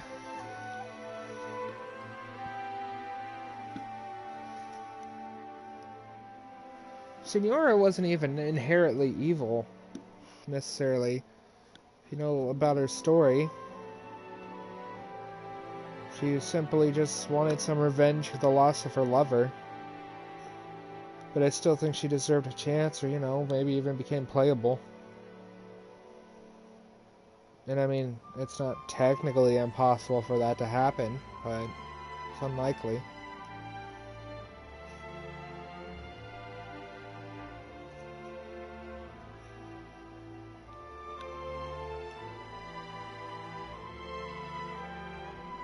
But yeah, I don't think La Signora was entirely evil. You're right. I'm sorry for your loss, Miss Navia.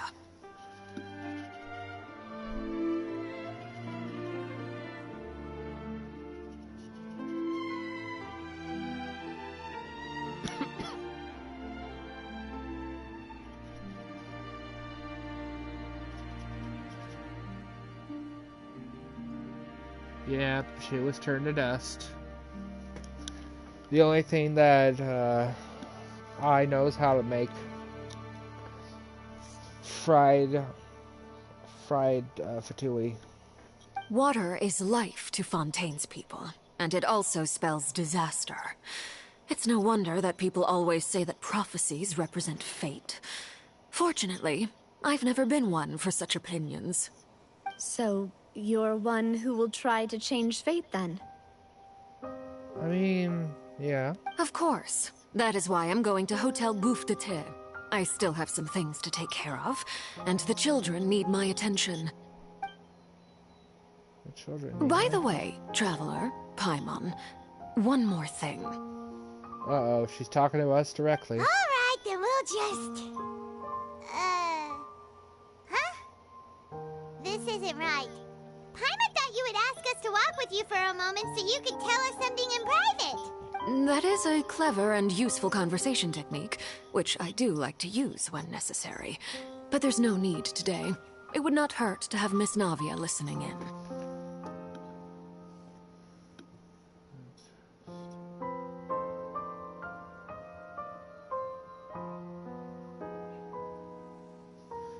Yeah, but Yelan also still has her bracelet. Only her family can use it. As for the Saritsa, the coat was, nah.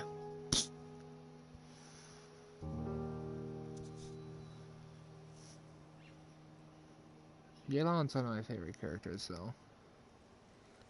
Custom made, I mean, makes sense.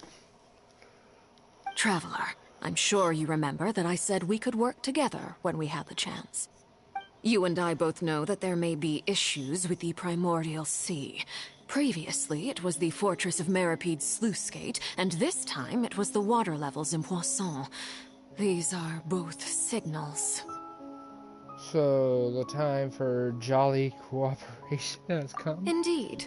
Allow me to share the latest intel I've received from the House of the Hearth's intelligence network with you. During some recent investigations, a child claimed to have discovered some ruins near Poisson. The ruins date back to ancient times, and seem to be worth investigating in many ways. Judging by the dating of the ruins, they may be related to the prophecy and the coming crisis. The situation is becoming more urgent, so any pertinent information will prove extremely precious. Makes sense. My people initially came to prepare for ruin exploration. Unexpectedly, this disaster struck. And at present, we're all busy prioritizing the rescue effort. So that's why the Fatui were already in Poisson. I wanted to take the children along, but unfortunately, Linny, Lynette, and Fremine have all been dispatched to higher ground to assist affected residents. Linny told me that outside of the house, the person they trust most is you.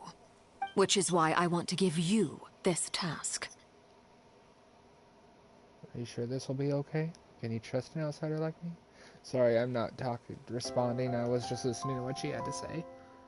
Jolly cooperation time. Yeah. That makes sense. Are you sure this will be okay? The House of the Hearth's members see each other as family, but Linny, Lynette, and Fremine said that they also see you as such, even though you are not from the house. It's weird, though, that they feel that way. I mean, Linny and Lynette makes sense. We spent the most time with them in 1.0, but we barely spent any time with Fremine. Or Freminette. So I'm kind of surprised about that one, but I guess if Linny and Lynette trust us, it doesn't make sense for him not to. Then again, we helped in bringing him back to safety, kind of, in 4.2. It's that blonde pond. Maybe. It's true, they are all blonde. I'm sure you already understand how earnest they consider their friendship with you to be. Oh! That somehow makes Paimon feel kinda happy. The intel I just shared about the ruins could fetch a high price. But since the children consider you family, it's only natural that I freely share it with you. So then does that mean they'll consider our sister family too, whenever we eventually reunite with Lumine in my story's case? Got it! So all we gotta do is go to some ruins, right? We can handle that. Excuse me, but may I tag along? You wish to join, Miss Navia? But you're up to exploring some ruins, you need to rest. Although I'm sure once we reunite with our sister, there probably won't be much more to the actual main part of the game.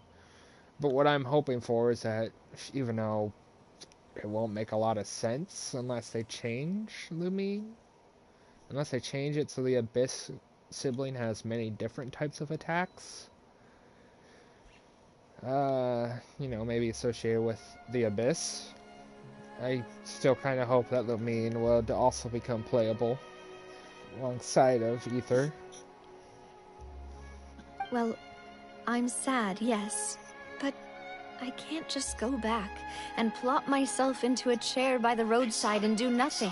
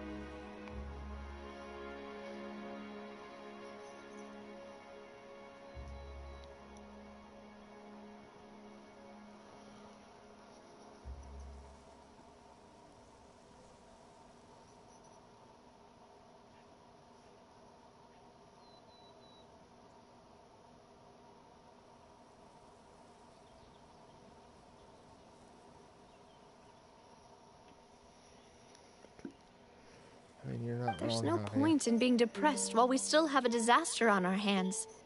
As my father's successor, I must live up to the hopes he had in me. Besides, I'm also doing this for myself. I need something, a distraction, to keep my mind off Malus and Silver. Fair enough. I wish you were able to retrieve at least something of theirs that you could use to bury where they wanted to be buried. I'm sure they would appreciate that, but, you know. Yeah, that would be my notifications. I'm someone who started out as a FNAF fan, if parts of my channel didn't tell you that, but it's just, I really like the notification, and I'm too lazy to change it even after the 7 years since Sister Location came out.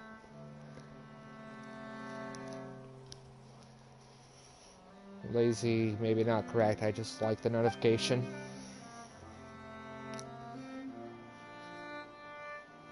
Navi is strong, but she needs company right now. We can be that company if she goes to explore the ruins with us. Since you put it that way, I have no objections. What do you say, traveler?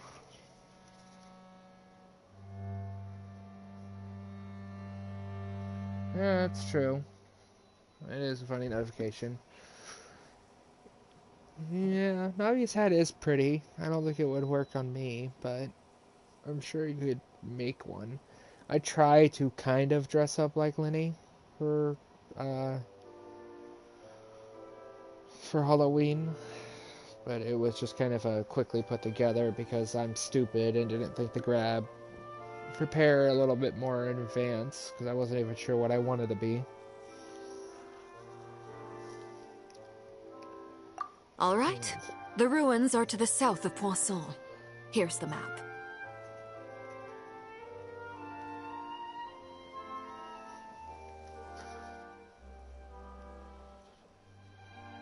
Huh. That's pretty cool. I mean, Tenori's alright. I could not get him on his banner, though. I had the worst luck with that, but I did C6 my collie. I'm more or less upset that I couldn't get the Hunter's Path. That's my problem with characters that go to standard banners. You can't get their signature weapon. If you didn't manage to pull it, then... And it sucks, because that's like the only 5-star bow I'm missing, and will never be able to obtain. Okay, the three of us will handle it. Come on, let's pack up and get going.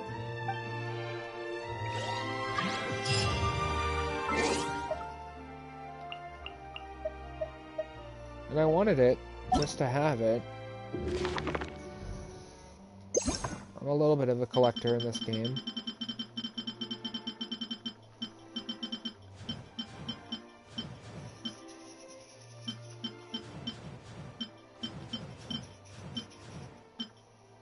I guess I didn't get, freaking...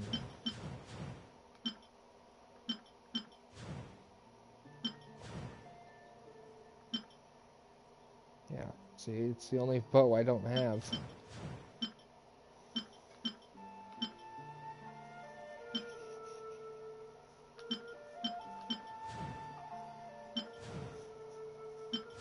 And I still somehow haven't gotten one of the standard 5-star weapons.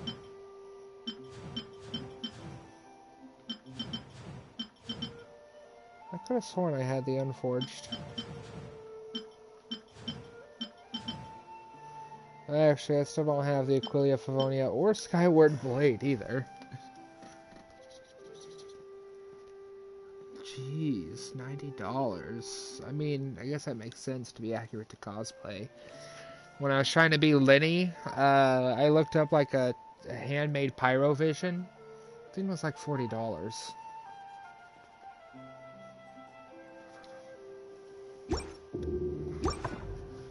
I'm like, why? Does it have to be so much? I also wanted to try and create his cards myself. I'm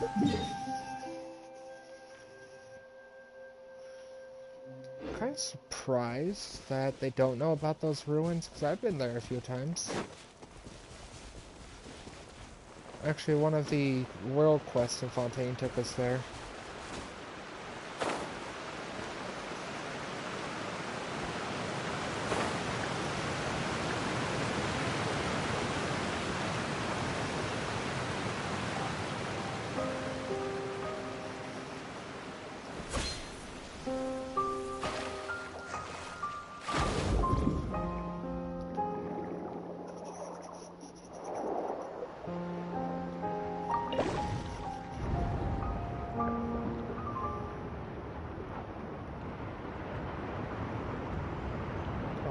I need to come down here and grab those.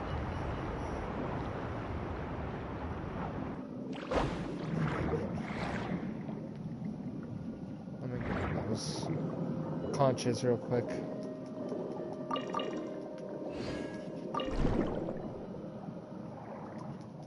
I need them for Charlotte.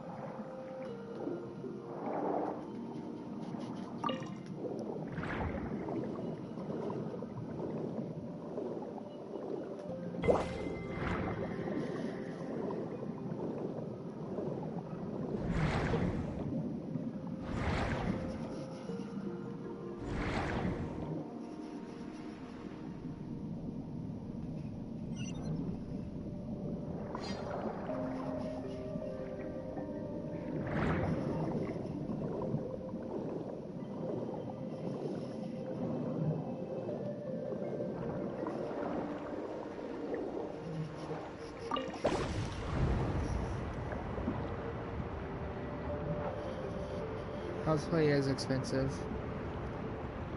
Yeah, we could. I don't mind a friend request. I haven't had any friends that have been active really lately, so. Like the last event I couldn't do much in, because I had no one to participate with.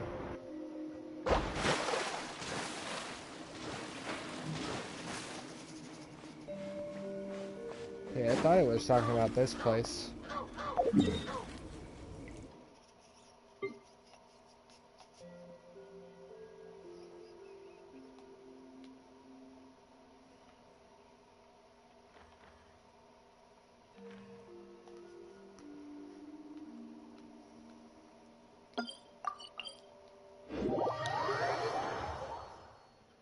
I love the underwater. Like, the underwater is actually really good in this game compared to other games.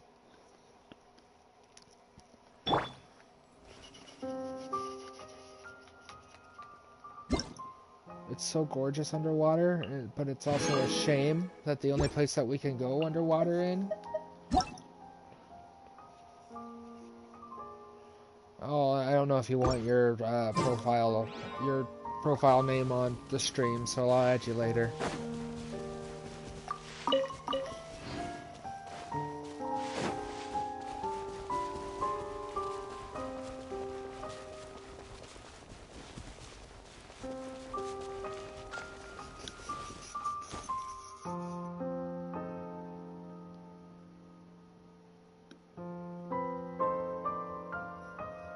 Yeah, there's nothing wrong with that. I used to use co-op all the time to farm domains. Back before I was, strong enough. Hell, I still do that sometimes because it makes them a little more fun. Sometimes.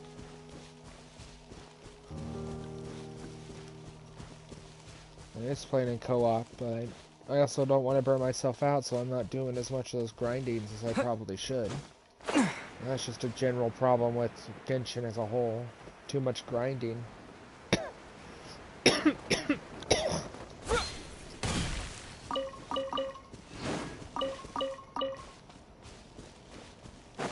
Like, there's some grinding is fine, but there's a point that needs to be, there's a line that needs to be drawn.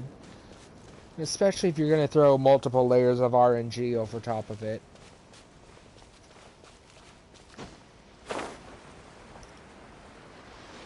This is the problem with artifact farming, there's too much RNG.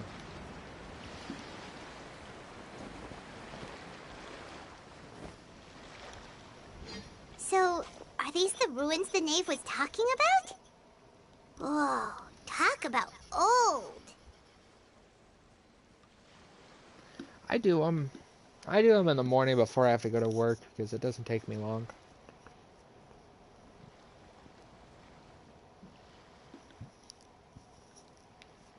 Plus, they're a great way to test out characters, and you just obtain them.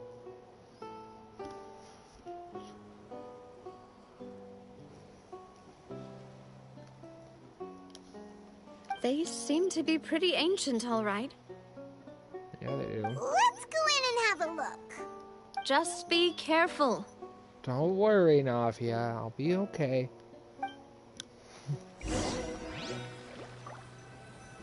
Yeah, that happens. Anyways, I'm gonna pause it real quick. I will be right back. I gotta get me something to drink. I don't have a pause screen though.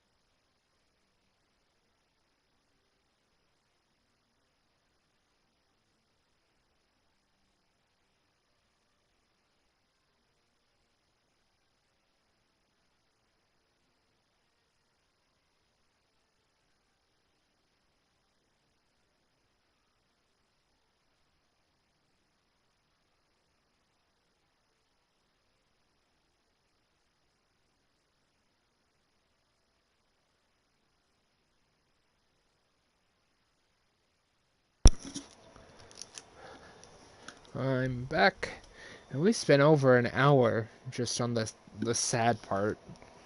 Oops. That'll definitely make this Archon quest take a little longer. Just hope it doesn't end up being 7 hours like 4.0 did.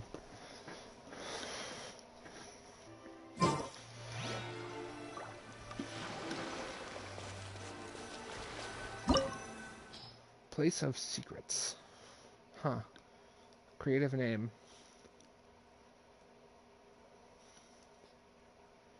Heretofore unknown clues.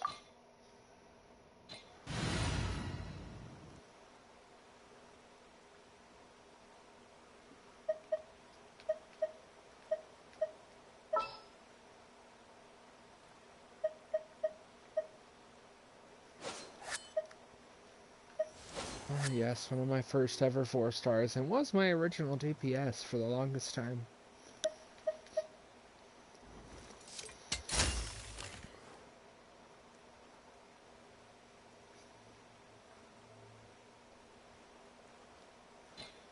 Since for arena won't be much help.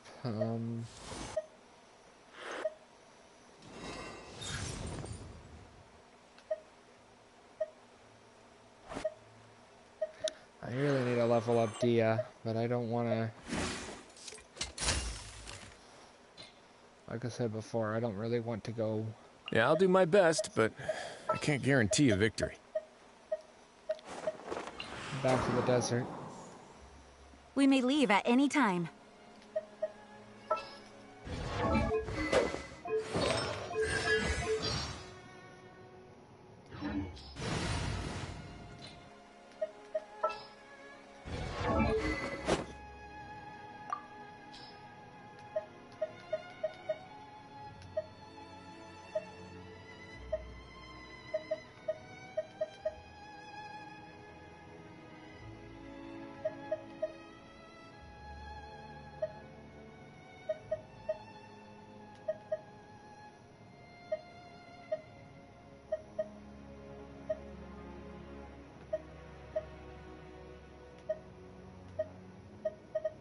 Where's my sacrificial sword? I had a Favonius sword too. Oh, there it is.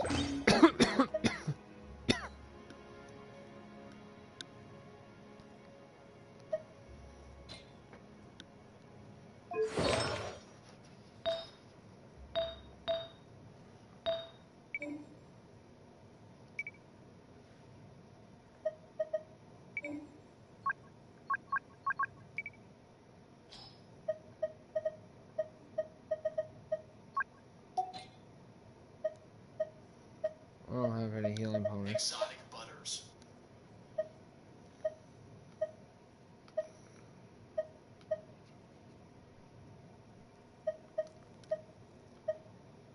God, I don't know what's gonna be good on her.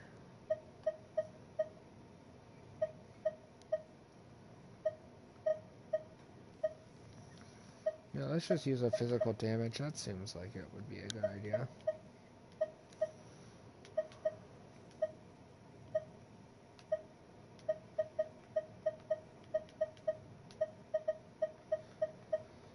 Man, the only healer I actually had built is Kokomi. Yeah,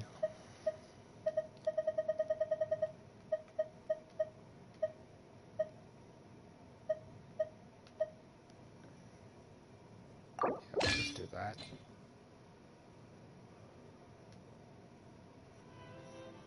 Just completely random artifacts. Shows how little I use June.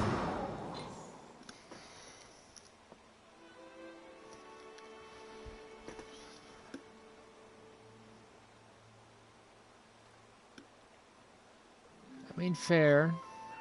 I don't necessarily do...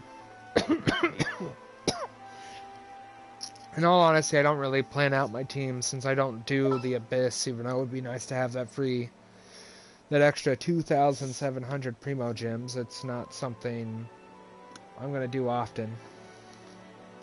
What I should do is go form the really annoying domain of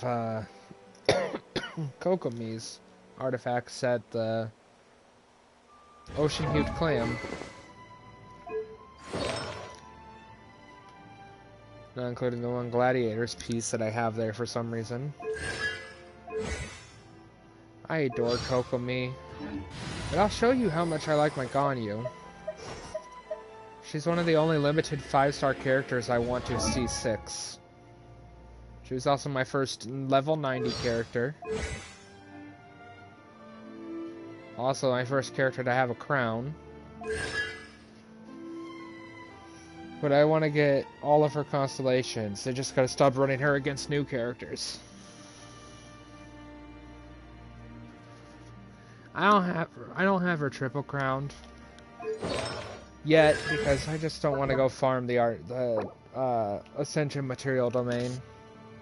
I got more than enough resources to do it outside of the domain. But she was my first ever built character. Fully built. She's got full Blizzard Strayer. She does the most damage of any of my... Oh, okay, Lenny's not far off, but she does the most damage of any of my characters, so I mainly use her for bosses now. When I just don't want to deal with them for very long. I love going and instantly wrecking... I love going and beating Child's ass. Child is in Tartaglia, and I use Ganyu to do it because she kills him really quickly. Yeah, the Abyss, like, I want to do it, but I know I'm not going to be able to clear the top 2 floors with all 3 stars.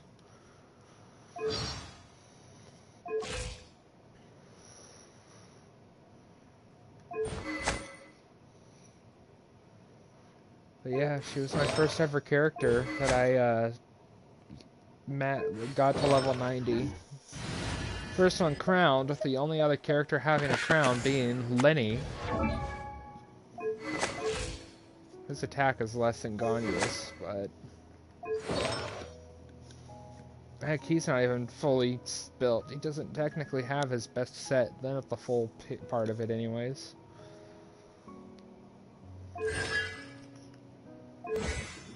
But he's the only other character that's actually has a crown. I have a lot more of these books, though.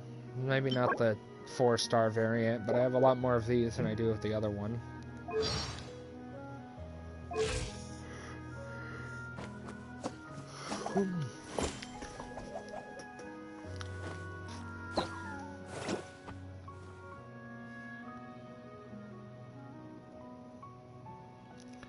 Yeah, I don't have Jean's signature weapon, which I'm pretty sure is the Aquilia Favonia, or the Skyward Blade, but the Aquilia Favonia I think's more suited for her. See, I don't, but I also haven't been playing long, so I don't have a ton of crowns. Well, I say I haven't been playing for long. I've been playing for over a year, but... I don't use Jean a lot. I should use her more.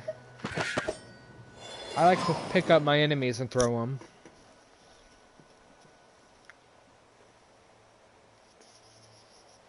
Heck, Beto somehow down here has managed to do 20k if I can parry.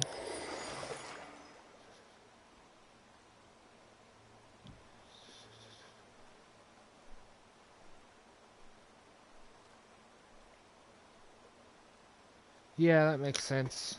See, but like I was showing you, I'm not fortunate enough to have the Aquilia Favonia.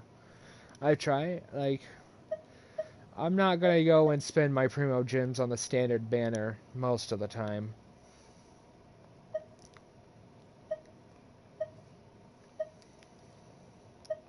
I even got a Yato sword, but I really only got it because I like the sword.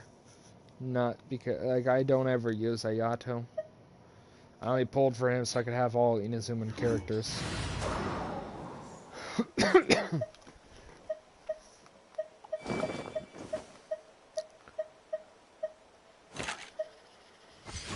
I finally got Keva off banner.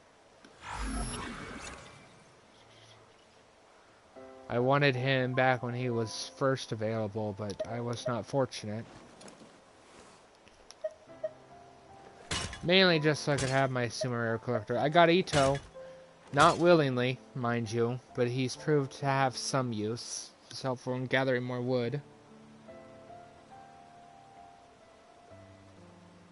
I never used Diona. I could never get behind her, because she always seemed so weak. My main before Ganyu was Kuchin and Rosaria. And then I'm pretty sure I used to use Fischl a lot.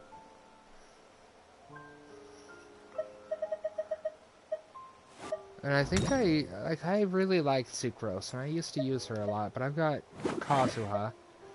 So Sucrose isn't really useful for me.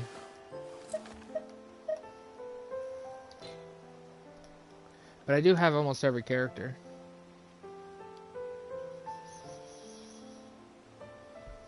Yeah, see, I'm not a fan of Ito because I don't like, no offense to those that are fans, but I don't like how stupid he is. I love Kuki. That's the only reason I was pulling on its banner when it had a rerun when I was playing, was because of Kuki Shinobu. Because he took away, because freaking Kuchin, as much as I love Kuchin, she took away my C1 Yelan on her first banner. And now I have a C8 Kuchin. She's also my only standard 5-star character with all constellations.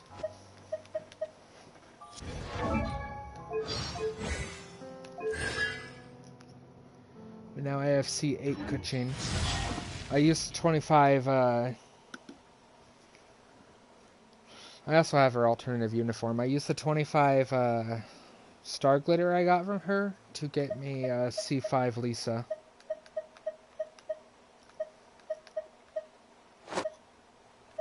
Wherever Lisa is.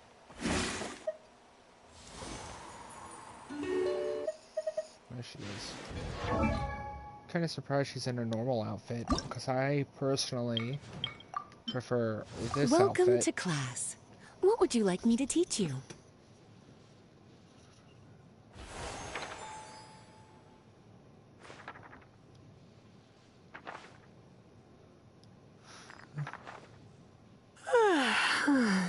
Yeah, I didn't get Diluc. I didn't get Diluc until I lost to a 50-50 for... Till I lost Ganyu's 50-50 on one of her reruns. Her second rerun since I started playing.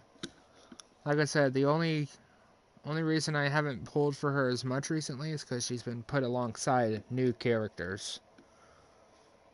Like, that's the same reason why I still don't have Xiao. I want Xiao, just so I can have all the Leo characters. But I haven't got him because he's usually put up to a new character. Plus, you know, Xiao's kind of edgy. And I don't... He's alright. He's an alright character.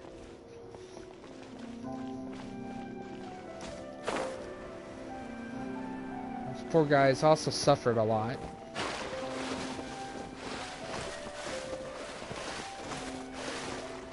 Oh man, they put an invisible wall there. I thought there'd be a treasure chest.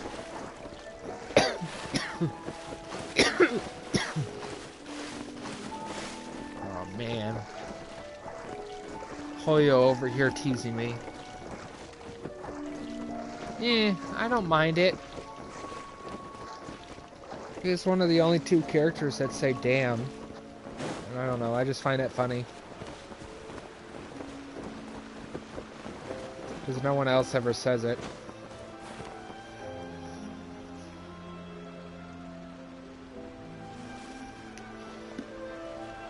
You're not wrong, but that karma can have serious negative effects on people.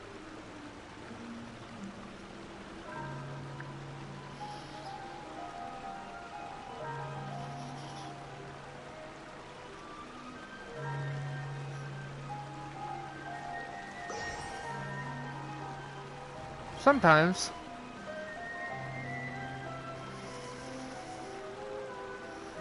Yeah. I think he does. I don't remember. I don't have him. But I know he's like boring. Lament.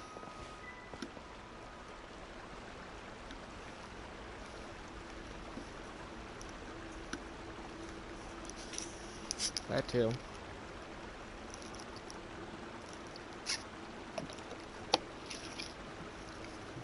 But his karma can have serious negative health effects on mortals, so...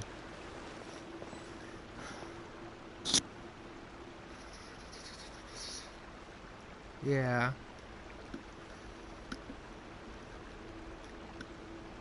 I also... One of the things I love about Dia, I love her character design. She was the Sumeru character I looked forward to the most. And then her kit happened. Such a shame.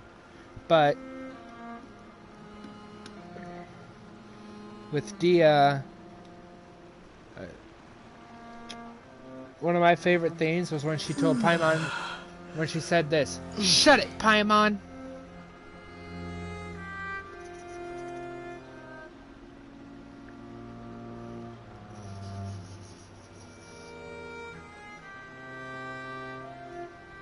Yeah, true. Traveler's likely a star, but, you know, no one's gonna know that.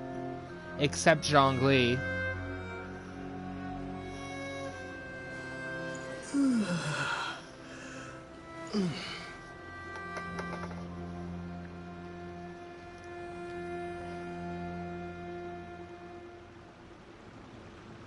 Anime air vents? Huh. Haven't heard of that. But I really liked Dia, and I was so sad when her kit was so bad.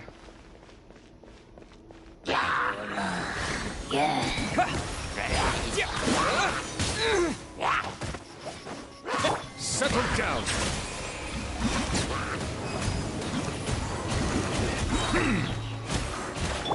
A moment, please.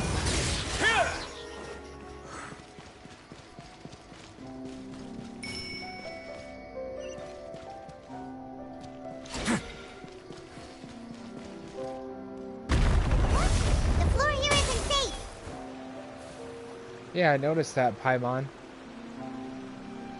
I think we're supposed to fall down, though.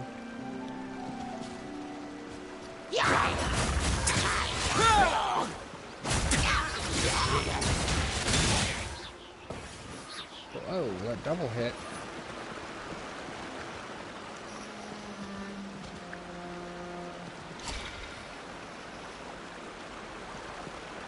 Give me that treasure chest.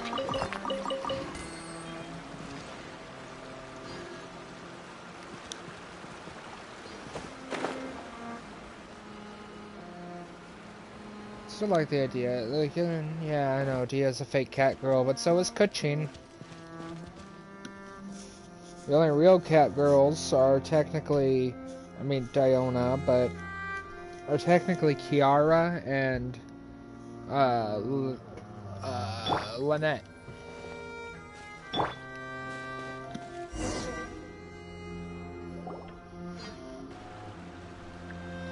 This place has also been contaminated by primordial seawater. Well, and I've lost some 50-50s to Dia, so that's the only thing that I'm happy about her being standard. But I still wish her kit was better. Because even Diluc, someone that has been power crept a long time ago at this point, despite Hoyoverse not wanting you to believe that, Diluc can do more damage than Dia can. And that's sad.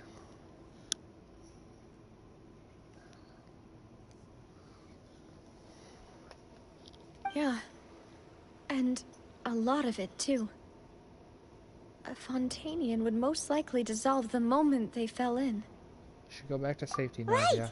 You can't go down if there's primordial seawater. It's too dangerous, and it won't be any help for you to just stay here. Don't get Paimon wrong. We're not saying you're useless. It's just that... No, you're right. I can't do anything in this situation. I'll leave this to you. Well, the looks of things here, maybe there's no way back. That complicates things. Maybe the only way left is forward. In that case, do you want to wait for us here?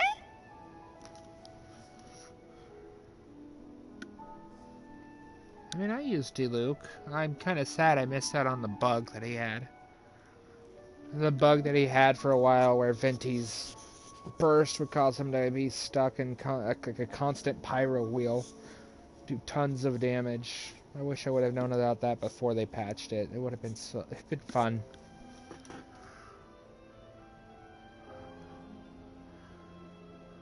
It's alright. Nothing wrong. It's okay. The water levels here are unstable, and there's a chance the water will rise. So staying here wouldn't be safe either. I'll go together with you. Perhaps we'll find the exit just up ahead. Just like there isn't any other option. Come with us for now then, but please be careful. She can't go in the water. I thought it is primordial seawater. She can't go in there. She'll die. Oh no, it's a dead end! Let's try climbing over from the side.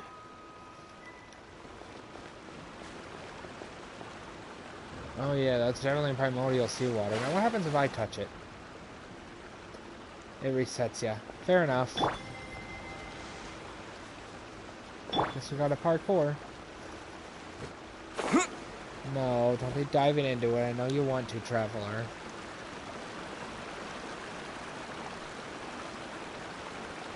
One other design choice they made that I will never understand. Why are only Fontaine characters able to dolphin dive?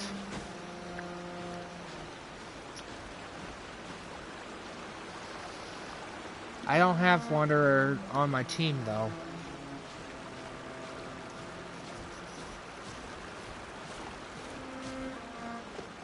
However...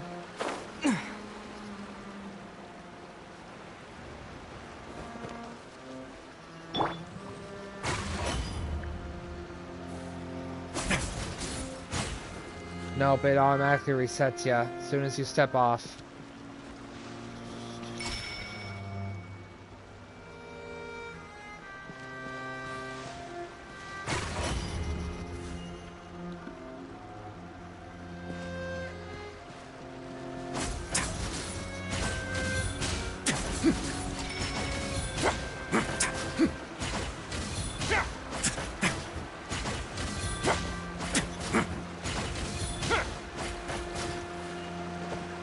Oh, you can't climb.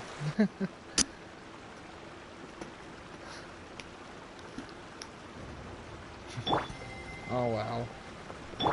Nuvalette wouldn't dissolve, because, you know, he's the Hydro Dragon.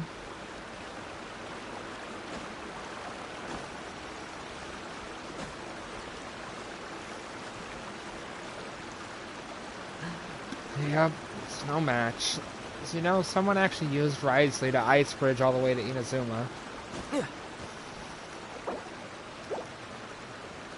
You know, back when Wanderer was released, there was a bug where you could glitch him into an infinite flying. I managed to pull it off once. And I flew from Leo, well, I technically flew from Mondstadt, but I flew from... Thunder will only zap you if you haven't completed the Inazuma and Archon quest.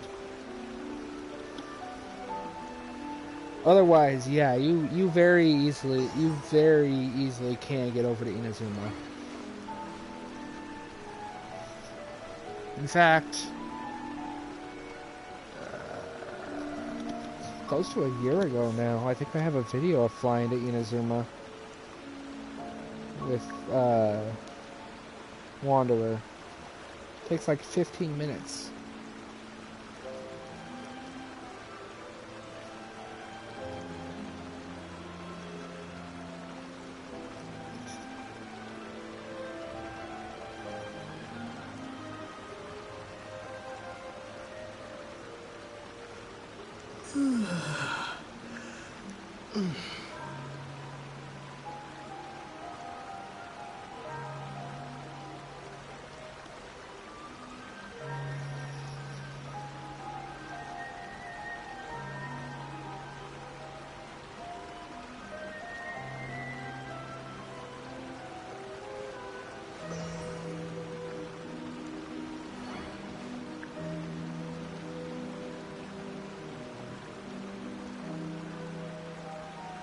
Flying from Liyue Harbor to Inazuma as Wanderer.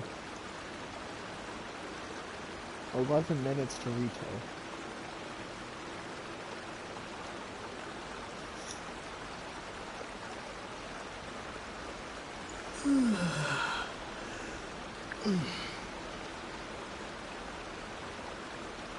That's the video, if you want to save it to watch later, of flying over as Scaramouche to Inazuma. But yeah, once you finish the Inazuma Archon quest, there's no thunder surrounding the nation.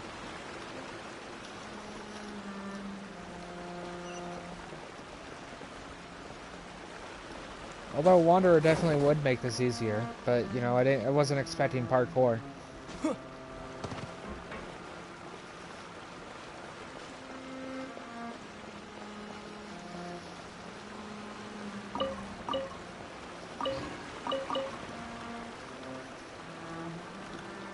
That's fine. Just figured I'd link it.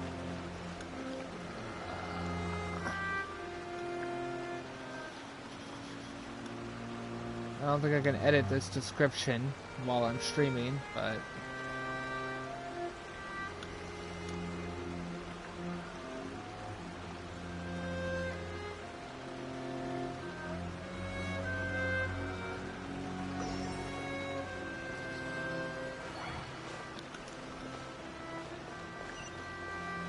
Exotic butters.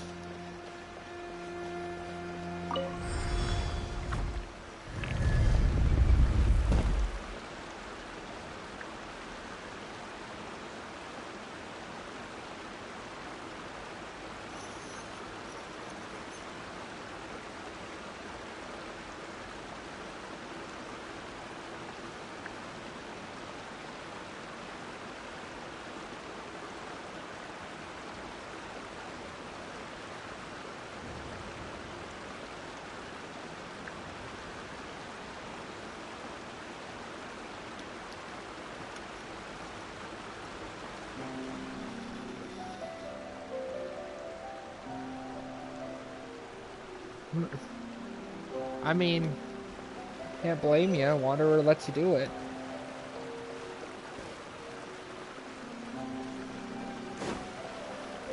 I like using Wanderer in general because of his abilities. Plus, he just makes fighting... He basically made parts of the grinding game fun again because of his abilities.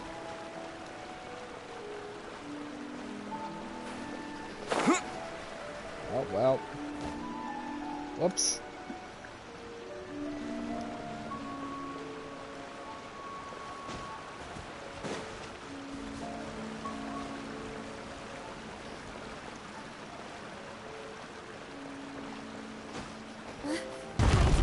There's something wrong with this bridge! Run for it!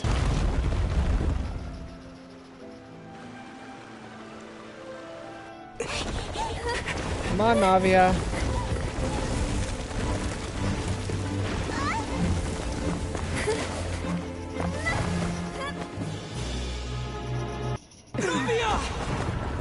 He spoke. Come on, traveler.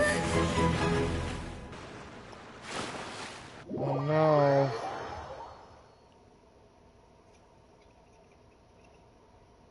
You know what was really cool about New Valette story quest?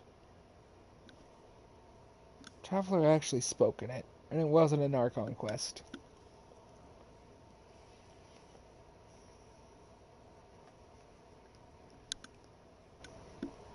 I wish Traveler would speak more often. He doesn't suit the silent protagonist role, really.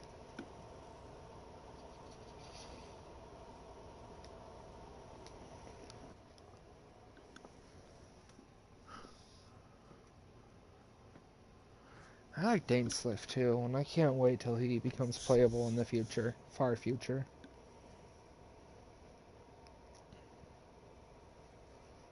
I also can't wait to go to Conria.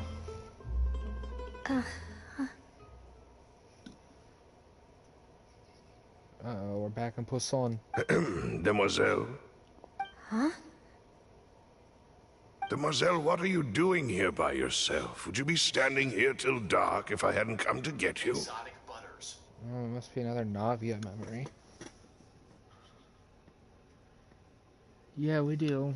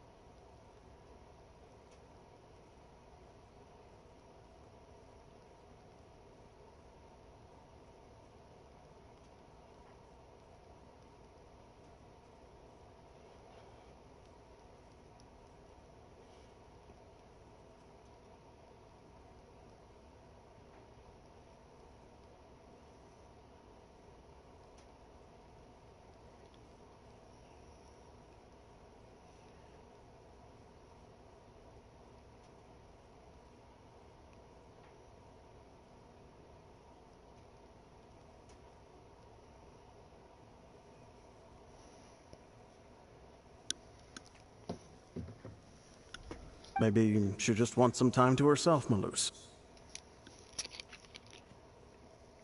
Hmm? Oh. Was I sleeping? Yes, it would appear so. I must be tired.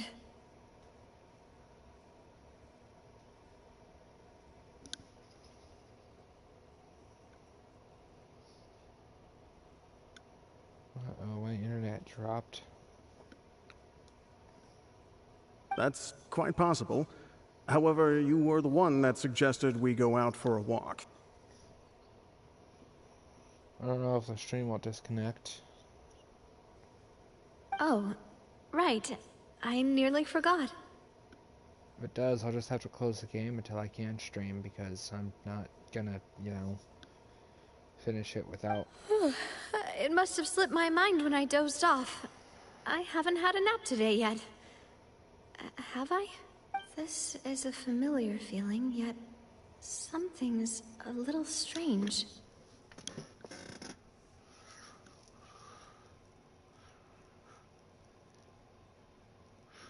I actually really like the whole Fashir situation. Let me make sure. I really like the whole Fashir situation.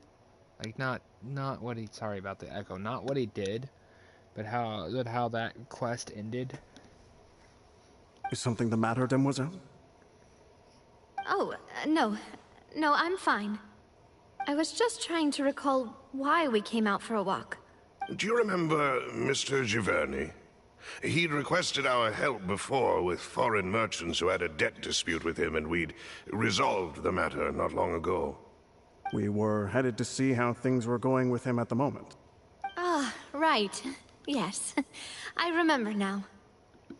Oh? Miss Navia. Ah, Mr. Maloose. And Mr. Silver, too. It's good to see all of you.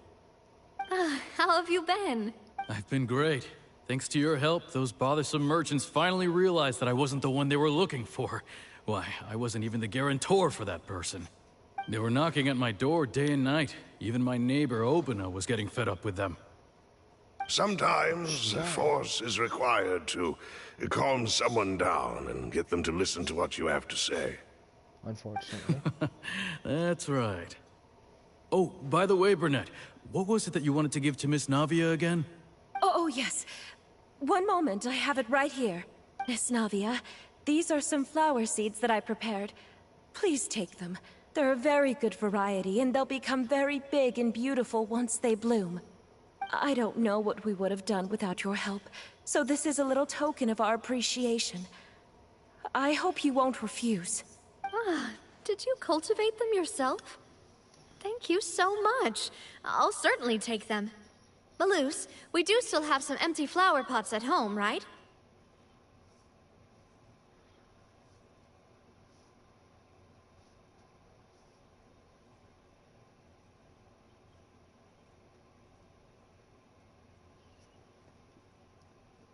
Why, we can have as many pots as you'd like, demoiselle.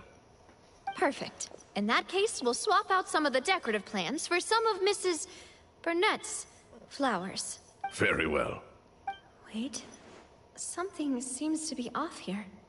Excuse me, madam. If I'm not mistaken, your name is Burnett, correct? That's right. Is something wrong? No, it's nothing. This is the first time we've ever met, but your name seemed familiar to me.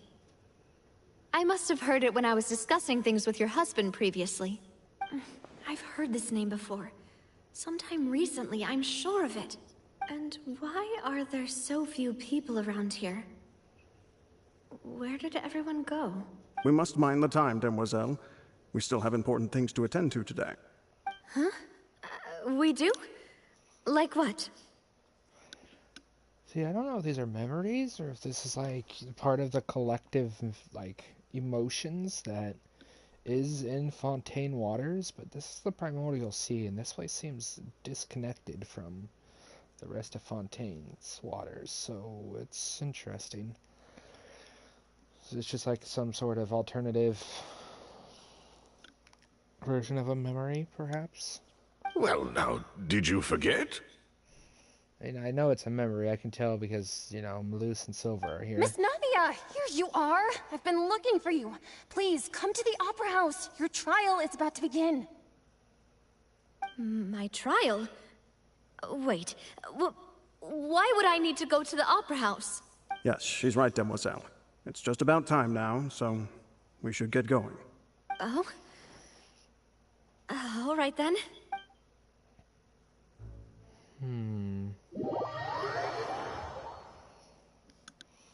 Interesting. As far as I know, she hasn't had any trials. There's definitely something off about that.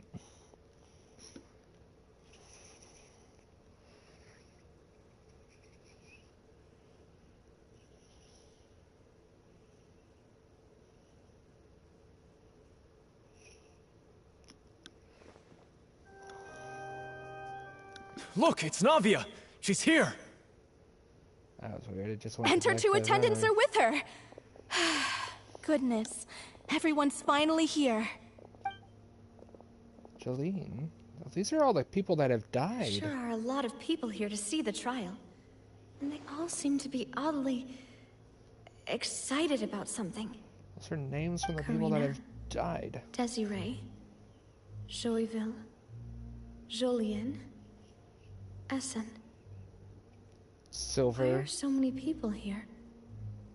And why do And I have Malus. no recollection of this Oh case? no. Well, Navia's not dead because she becomes playable.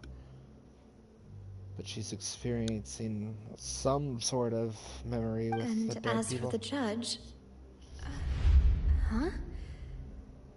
Where's Monsieur Neuvillette? Please sit in the defendant's seat. Don't worry, Silver and I shall accompany you. All right. But are you sure you can stand behind me? Typically, it wouldn't be allowed, but today is an exception. Hey, what kind of place do they think this is? Come on, do they have any idea what they're doing? Seriously. Enough with the whispering! Could someone please tell me where Monsieur Neuvillette is? And why I'm standing trial? My dear Miss Navia, have you not yet realized what you've done? In that case, allow me to explain. As all here know, you are Master Callus's successor, the head of the Spina di Rosula, someone held in high regard by every soul in Poisson. After you took over the Spina, you treated all of us just like the late Master Callus had. If anyone in need reached out to you for help, you responded. Not only you, but your butler, your subordinates, nearly everyone in the Spina di Rosula fought for the well-being of those in Poisson. Wait a moment. Aren't you just proving that I'm a good person? Yes, correct. Absolutely right. And that is why you stand accused. You have helped so many people get through so many difficulties. You are one with us. Oh yeah, We it's definitely. are inseparable. duh. I was just talking about Vache. All of those 20 women that he killed, you know, all dissolved, form an Oceanid. I think that's what this is trying to represent. We are one big family, all of us who are from Poisson, inextricably linked. And with you being so important, we couldn't possibly do without you. At least that's what it seems like to me. This is definitely some sort of memory from when she fell in the water. Let's just hope somehow we save her. Therefore, this fair and honorable court shall declare you guilty, and you shall stay here. You will be together with us forever. No, thank you. I'll pass. Huh? What are you saying? Everything you have said is correct. I have indeed done a lot for my hometown, and I would be willing to be with you all, but what is the purpose of having me stand here like this? Nightmare. What is there to discuss? A nightmare. I mean, it's obviously all the people that died just recently. And she fell in the primordial sea, so it's got to be connected to that.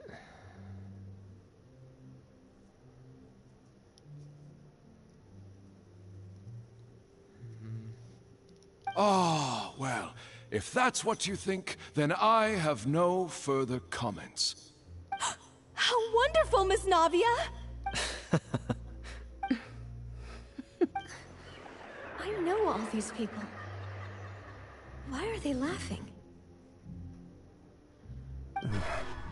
I seem to remember now. Yes, I get it. This trial is...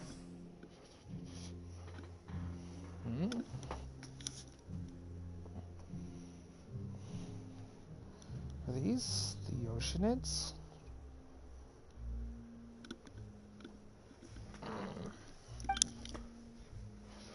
Wait just a moment.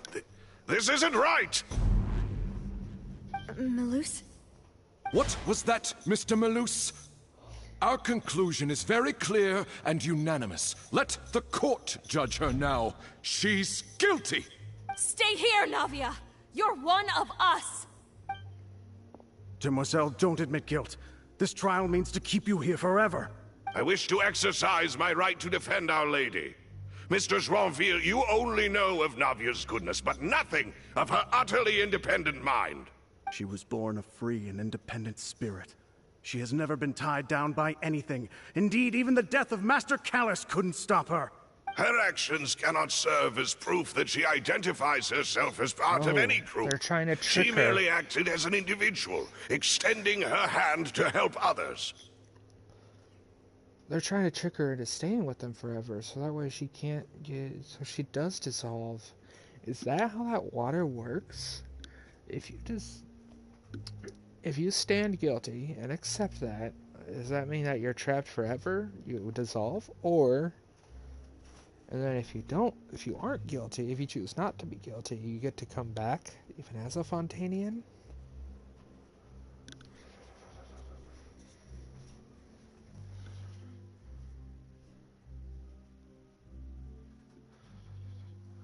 They're trying to get her to leave so she's not, you know, dissolved, I think.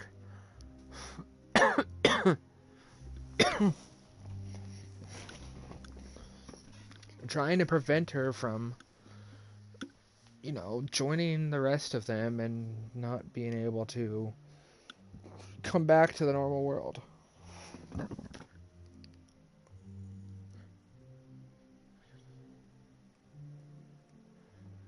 No, I think it's the other way around.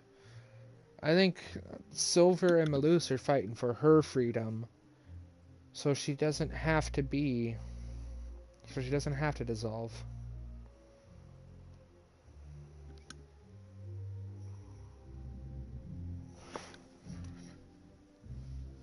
Maybe I misread your comment, but still. Please do not mistake her actions as being otherwise.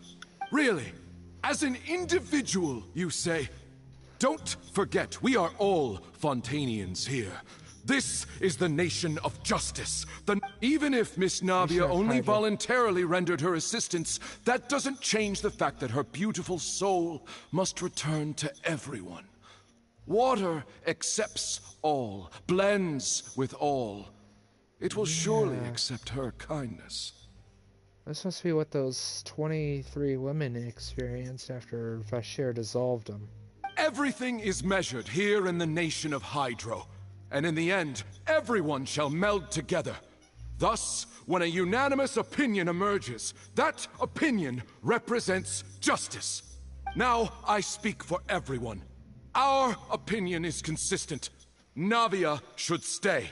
We and Navia are one. And you would call this justice? Preposterous. You are merely jealous that Demoiselle still has a chance to exist as an individual. They are.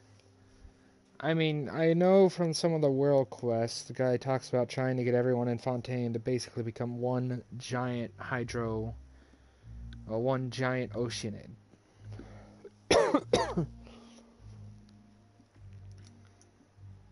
That's what the Narzikrosis, however the heck you say that, that's what that world quest series was about.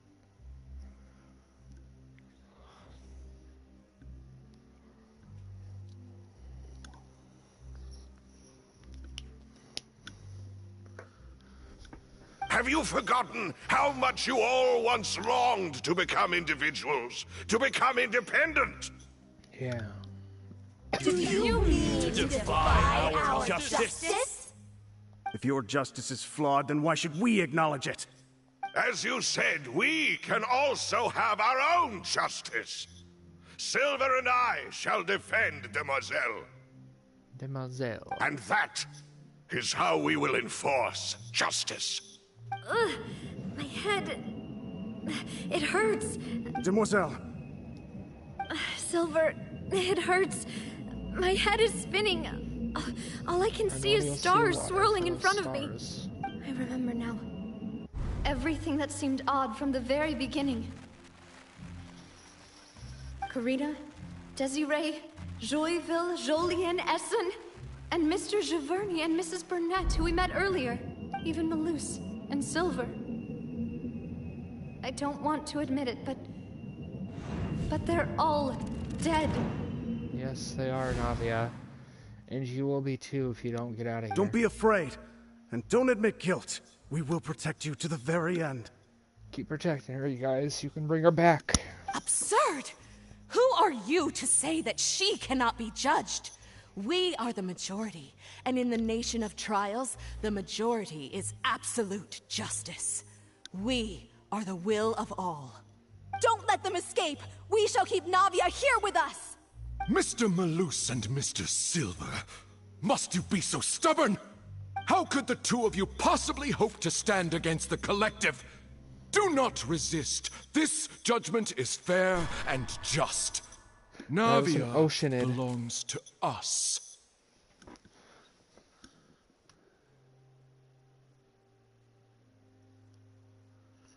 Yeah, it's...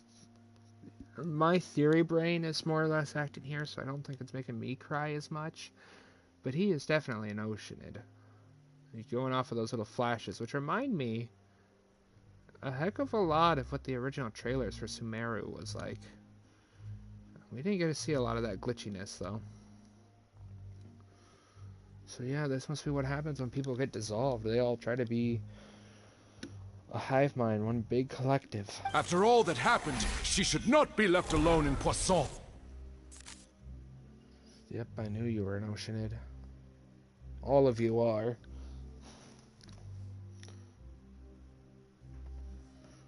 Yeah, I know. I know where you're coming from. I understand, and to be fair, it makes sense. It's just maybe this one's not tugging at me so much. I don't know.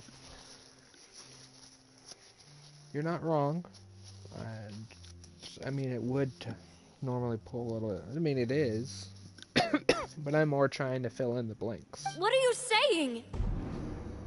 No more excuses! She says we're jealous. Jealous? How could she possibly be an independent individual? I wonder if the Oceanids are the sins of Fontaine. Oh no, there's... You misunderstand. Yes, their loyalty is incredible. It is great. They're standing up for her so she doesn't become one of the Oceanids. What's with these people? Who's jealous of her? She belongs to us! Miss Navia, she... Silence! Neuvillette, you just appeared out of thin air. That's...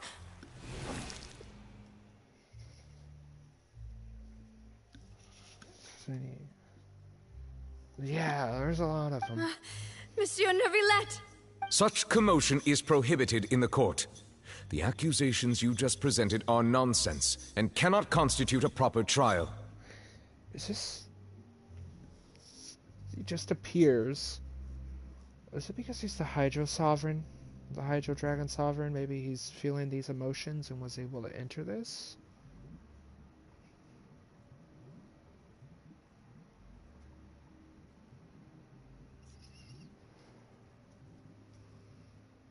I mean, he is the one that put a seal over the freaking primordial water. The court will adjourn for the rest of the day. He always does. In this, I shall hear no objections from any unauthorized party. Like, I'm not one for most of the male characters in this game, but I like Neuvillette and Wriothesley a lot.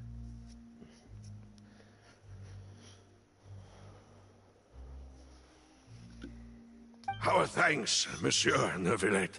Please leave with me, Miss Navia, while there is still time. But... Go on now, demoiselle.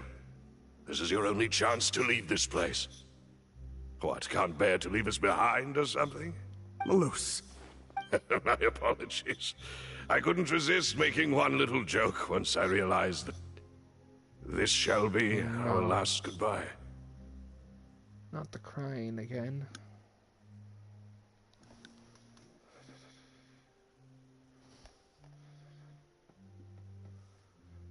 Every time I see her cry, that's what really tugs at my heartstrings.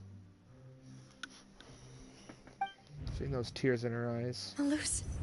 Silver. Quickly, you must come now. Goodbye, demoiselle. Farewell.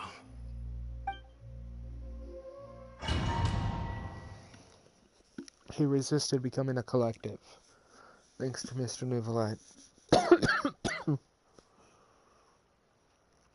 Every time I see those tears welled up in her eyes, that's what really tugs at my emotions. No, wait! Just a second!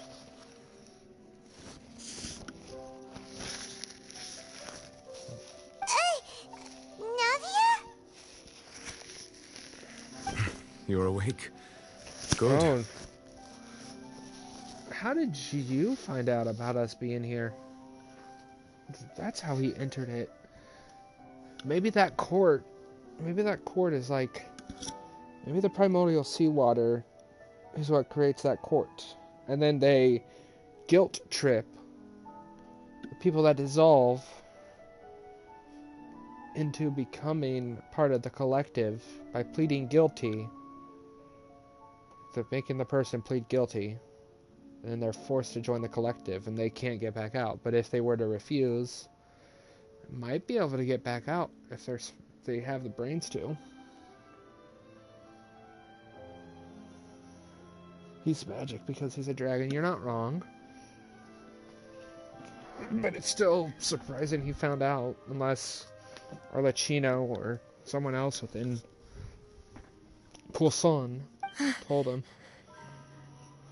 I must have been dreaming.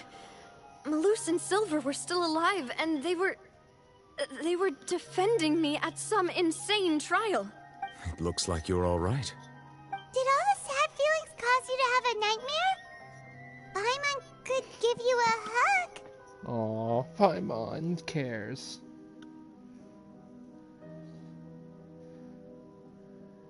Hydro Dragon, don't cry. The ruins you were exploring suffered a cave-in. When I arrived, I found you falling toward the water. You were just about to be dissolved within, but I... What is it? I think I saw 2 Oceanids protecting you. It was only for a moment, perhaps even a fraction of a second, but they gave me the chance to retrieve you.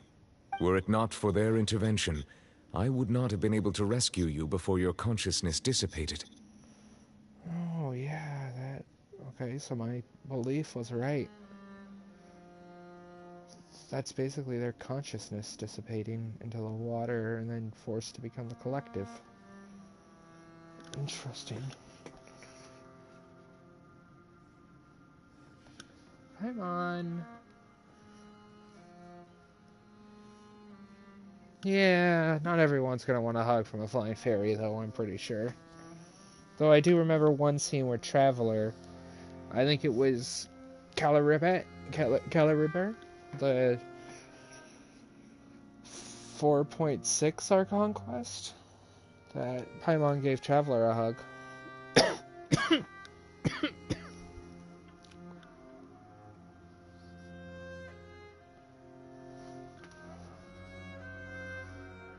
Yeah. Wait, did you say Oceanids? You mean like what happened with Vache? So people that are dissolved become oceanids? Perhaps those 2 Oceanids were the people you saw in your dream. I always told them that they didn't have to protect me. To think that they'd keep doing so even after death. Please come with me. Romeo, please come with me. Traveler. Neverlet, are you okay? Oh, I am quite all right. Perhaps there's something we could chat about? Why do you look so stiff all of a sudden? He's worried. Oh, Paimon knows. You're the type who feels awkward when there's nothing to talk about, right? Actually, Paimon, that was you and Traveler. I remember in 4.0 when we sat next to Neuvillette, and it was just super awkward because no one was talking. And then again, in his story quest, awkwardness was once again a thing. I think that's why I like Neuvillette. He's so misunderstanding his own emotions. I merely thought that we should give Navia some time to herself. Huh? Why didn't you just say so then? Don't you think it's even more awkward to call us over like this and then have nothing to talk about? He's not okay. I mean, yeah. Neuvillette just has troubles with his emotions. Pretty awkward. I suppose so. By the way, Sigewinne sends her regards. Ah, Sigewinne. I hope all is well with her these days. Her work in the Fortress of Meropide has not been too much for her, has it? Yeah, I know. He's the Hydro Dragon. Hydro Dragon, please don't cry. That's what would make the rain go away. In his story quest, we gotta see a flashback to the first ever kid that said that.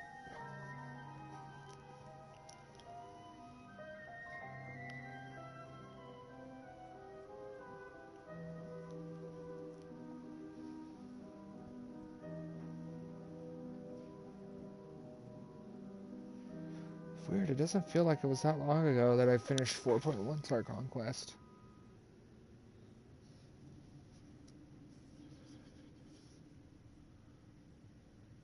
Well, I mean, yes, but I think Wriothesley is also aware that he's not a human. Because in his story quest, when we were doing that one message with the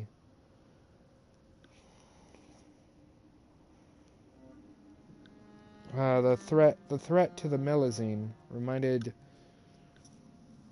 Neuvillette of a time long ago when he first tried to bring the Melazines into coexisting with humans, And the poor Melusine that he trusted the most took her own life to summon the peace again. It was actually really depressing. But that was like 400 years ago, and Neuvillette mentioned that. And Wriothesley was just like, things are different now than they were 400 years ago. Your efforts have not gone in vain.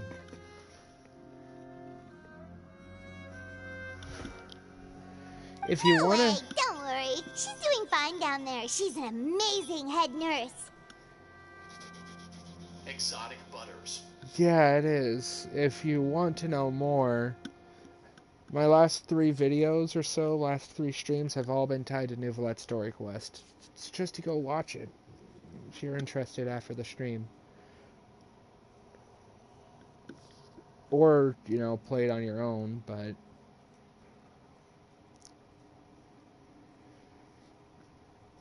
I mean, it has a bittersweet ending. I see. Well, that is good. I have always worried that Sigewinne would need a lot of time to understand the world of humanity, just as I have. That works too, but if you want to watch it... If you want to watch it, it is on my channel. There's no commentary in it, though. Because I still wasn't feeling great. And the Duke also says hi! Even though Sigewinne made him do that. He hopes that you haven't been overwhelmed by all that's happened lately. Thank you. I have indeed been busy lately, and I also hope that everything is going well in the Fortress of Meropide. He still doesn't know what to talk about. Let's chat about something else then. You're the expert here, Paimon. What should we talk about? I don't think she actually is human. I think she's just a more evolved Melusine. That's because she's been around humans so much. But, you know, possibilities of interspecies relationships, to say the least. And maybe that's how she was born. She's definitely a smarter, more advanced Melusine, though. Maybe, like Neuvillette, she was born with a semi-human body. So, Neuvillette, you're probably quite the swimmer, huh? Mm-hmm. Yes, of course. This isn't going anywhere. Let's try something else. How did you find these ruins? Did the knave tell you? Neuvillette still has a hard time conversating, but sometimes he's able to hold up a conversation. Sometimes. Yes, in fact. I had arranged to meet you in Poisson, but when I arrived, I discovered that the Fatui were helping the residents evacuate.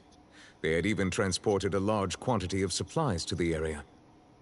Amid my astonishment, I ran into the knave, and we had a chat. She informed me that she had asked you to investigate the ancient ruins here. Well, I don't think that's gonna happen, but I'm sure you can find art of him in his tiny dragon or otter form, because he does look a lot like the Fontainian otters.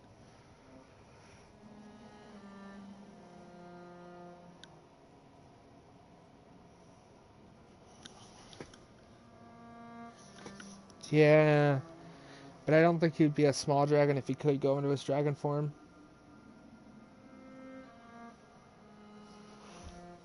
Yeah, I mean, that works too.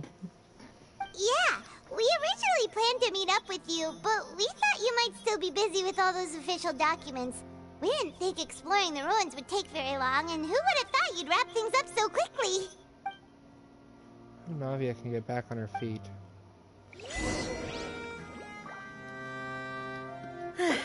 I'm sorry to have kept you all waiting like that. I'm feeling much better now. I guess we should get going again. Will you come with us, Monsieur Neuvillette? Yes, if you wouldn't mind my company. Yes, if you wouldn't mind my company. Another one joins the party! Let's get going then! You know, I think it would be nice, like, if we could play as some of these characters before they're actually added to the game. that are story related, even though, because they did that in Honkai Star Rail. Played Silver Wolf and Kafka before they were actually playable characters in a story quest. I don't see why Genshin can't do that. Navia's kit has already been leaked. It's pretty neat too. I probably shouldn't be talking about leaks though.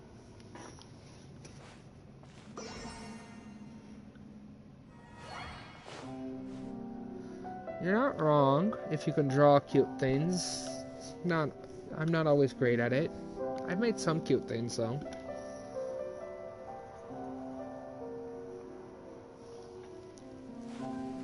It also depends on the art style a lot.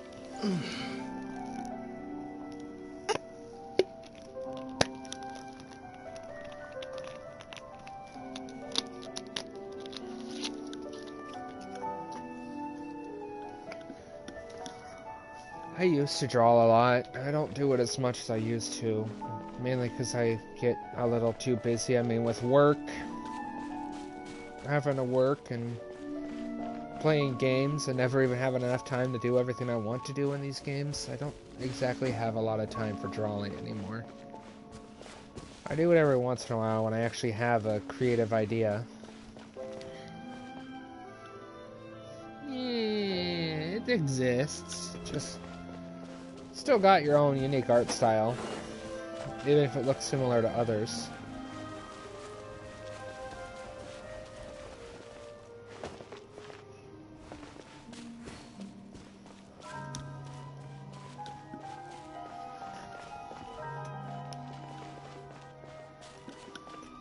Yeah, it can be if you're not a perfectionist, which is unfortunately something I suffer with when it comes to drawing. Yeah.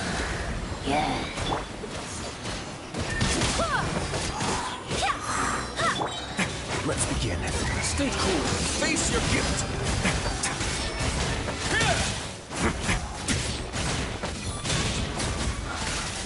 Nada Kundala.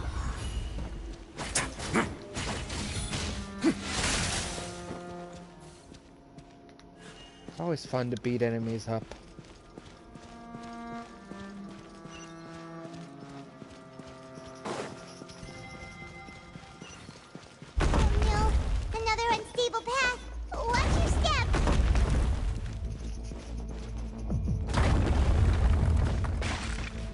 That intense music. Oh shit, the wood's collapsing.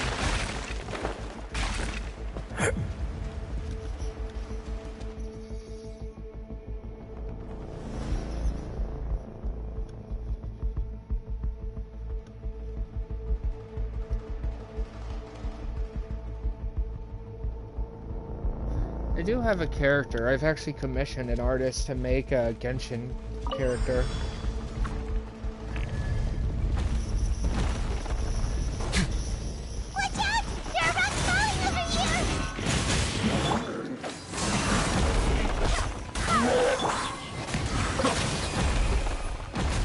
The tides beckon.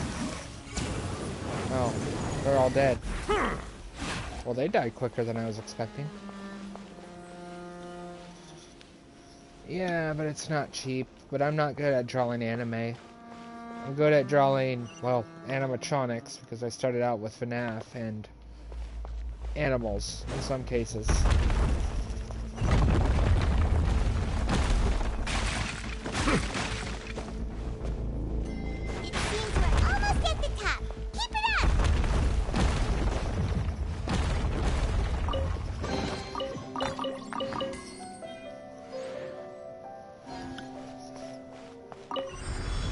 That's nice of you.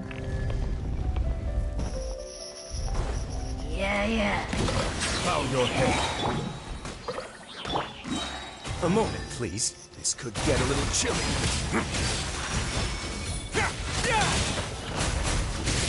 But I also was willing to do the commission. I swear by my sword. It was fun. An oversight on my part. Let the mighty be humbled.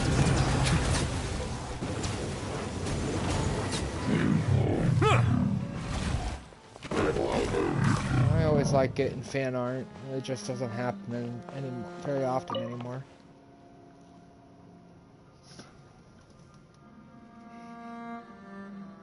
Well, that's cool. Very nice of you. I might ask you to draw sometime. Maybe, but I also feel kind of bad when I ask people to draw for me.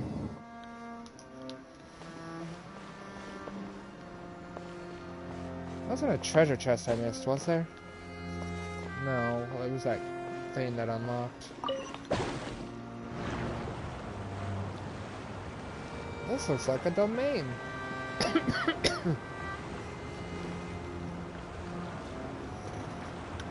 Well, thank you. It's very nice of you.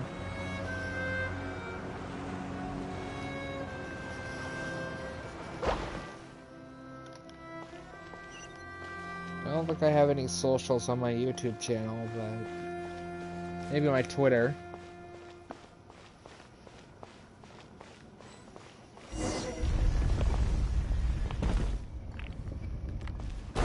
Let me out.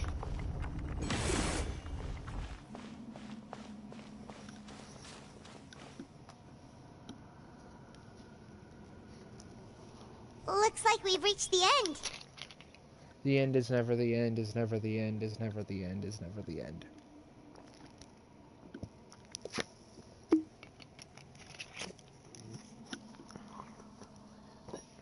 This is the place.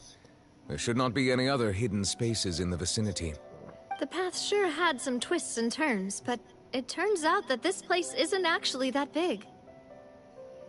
Seems to be something on the wall.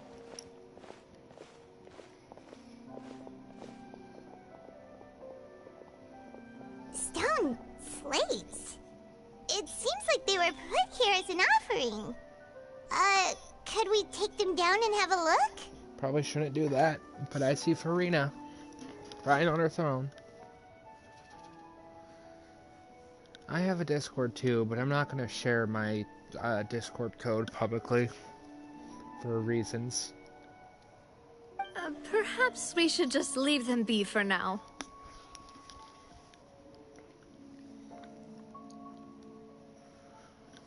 Well, I'd say the only reason I went to Twitter is because my actual social media I used to use shut down in the end of 2019. I could. I might. There are 4 locations in total, but only 3 stone slates. The slate that should be in the first empty spot is missing. The surrounding walls also show signs of damage. Is this Tears of the Kingdom? I remember finding these under Hyrule Castle. I thought it was not bad. It was nice to send silly emotes to your friends. Or hit up one of your friends if they are online, being like, hey, how are you doing?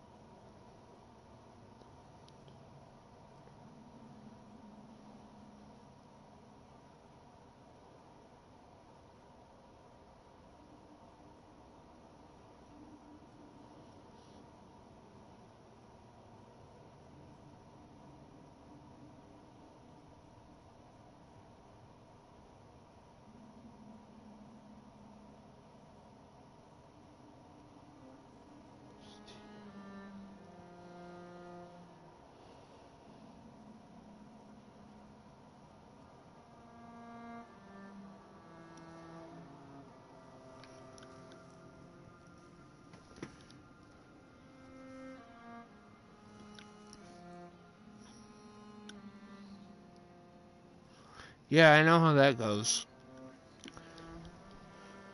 My girlfriend doesn't really play as much anymore either, even though she's part of the reason I got back into the game. Sucks though, 'cause, I mean, I don't have to go to another teapot anymore for the battle pass, because I can pretty much max it out pretty quickly. In 4.0, I maxed it out before Lenny's banner was over.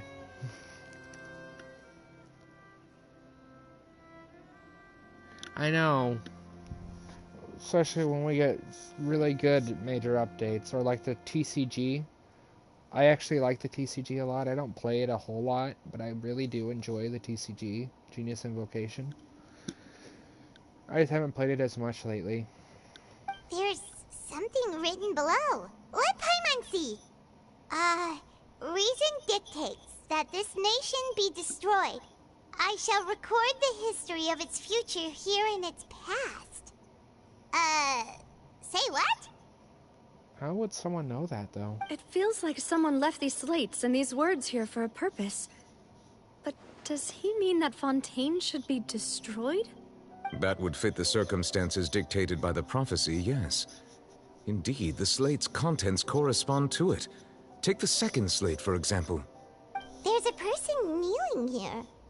She seems so dedicated. And there's a whole bunch of other people behind her doing the same. She's facing this...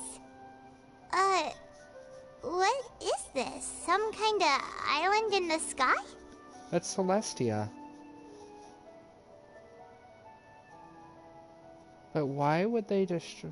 But why Fontaine? I mean, Clockwork Mecha's advanced, but... And is that Lady Farina in the third image?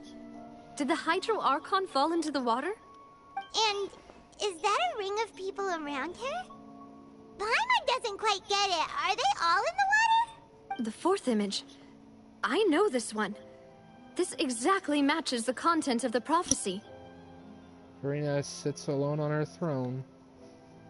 The people will all be dissolved into the waters, and only the Hydro Archon will remain, weeping on her throne. I do too. And if you saw the start of the video, I had a big old rant about how I hate the load limit, because it's too limiting. Like, I'm trying to make a Fontaine area and I can't even finish it, because I guess paths take up that much, which they really shouldn't. Because I don't want my roads to be grass in my Fontaine teapot, like my Fontaine designed area, you know? I want to line them with the stuff. And it's so infuriating. Like, I get it, it was to be inclusive to those on older devices, but at this point, people on older devices, like really old devices, shouldn't be playing Genshin. No offense to anyone that is on them, but they didn't have to do the teapot like that, because it's too limiting.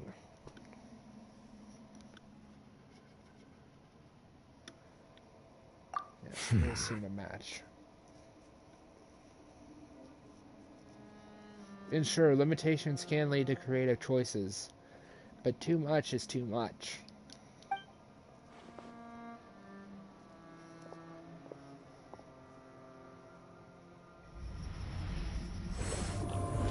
Huh? What are you doing, Nouvellette? More information should be hidden in these slates, but I fear I cannot easily uncover it, most likely due to us missing the first slate. I am very sorry. How would you be able to uncover it in the first place? I do think that tall tower that has a swirling stuff that I've been excited to go and explore is where a celestial needle is hidden.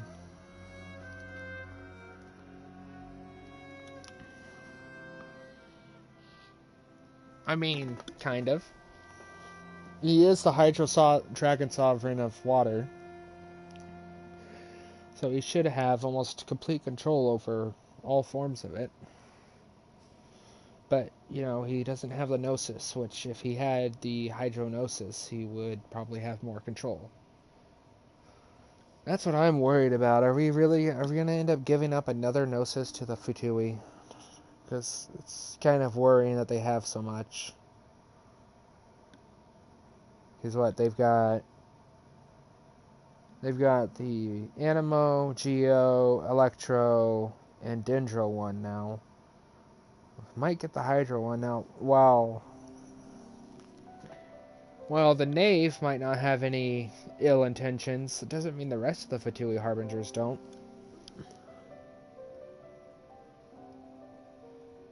Yeah, the celestial needles are like the floating needle above Dragonspine. There's also one in the chasm that led to the Upside Down City. It's believed there's one somewhere in Inazuma, likely Surumi Island.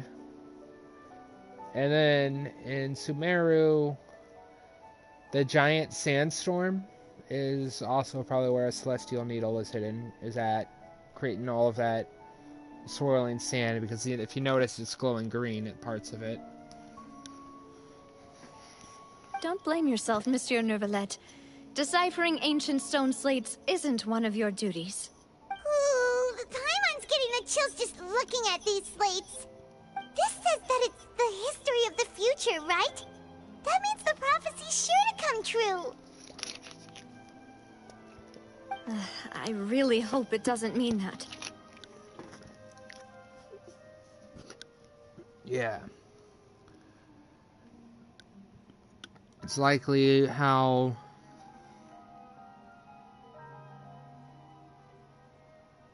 Kind of, but I think the needles were also there to suppress the abyss.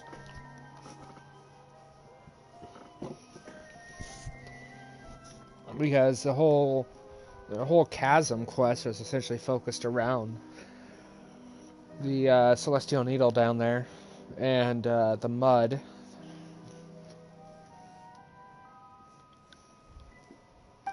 Still, Paimon feels like these images are kind of weird when you look at them together.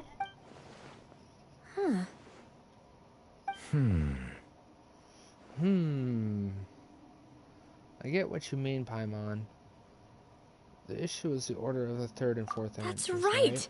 If the images are in chronological order, shouldn't the fourth, the waters drowning Fontaine, come before the third? Where the Hydro Archon herself falls into the water? And yet the order is reversed here. The second image is also quite concerning. What sin are these people in the image confessing to? If we go by timing, Lady Farina only emerges in the third image. That means that the person in the second image might be the previous Hydro Archon.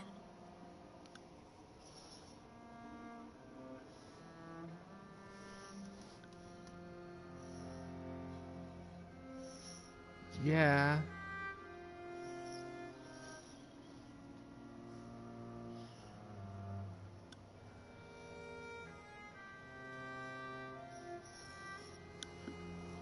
And like in Inazuma, it's likely in one of those two mountains where the weird swirl is.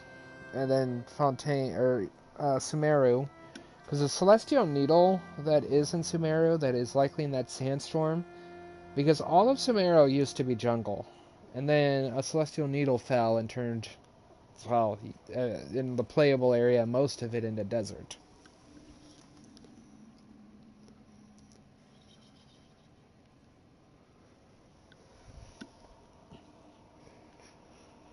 And then in Surumi Island, it would make sense that the needle would be there. It's either because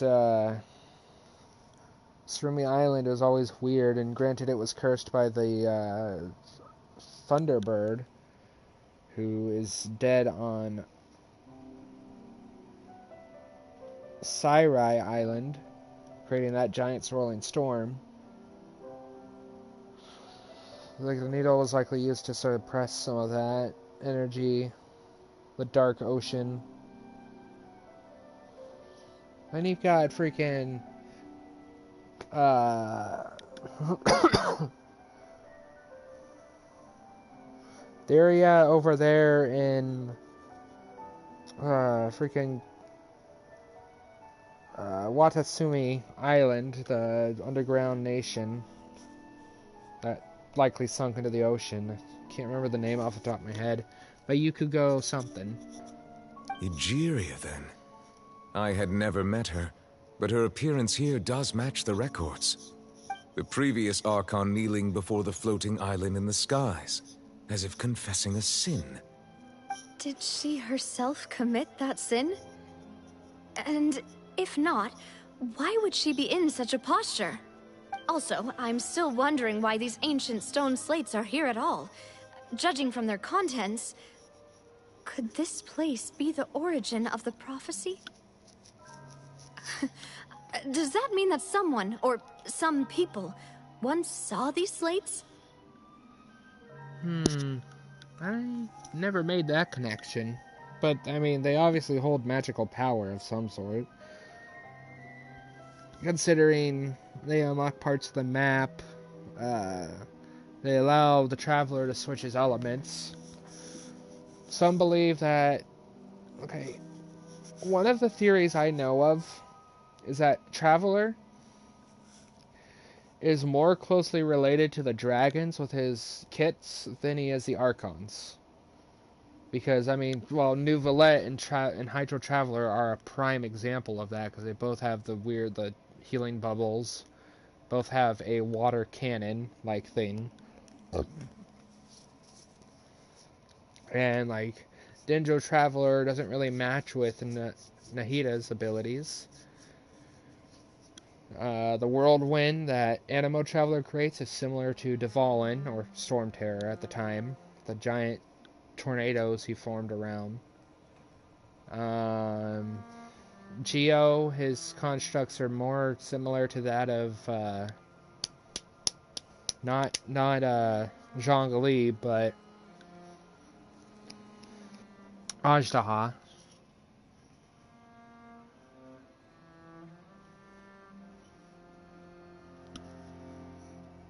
The Electro Dragon we don't know anything about, but Electro Traveler isn't very similar to I.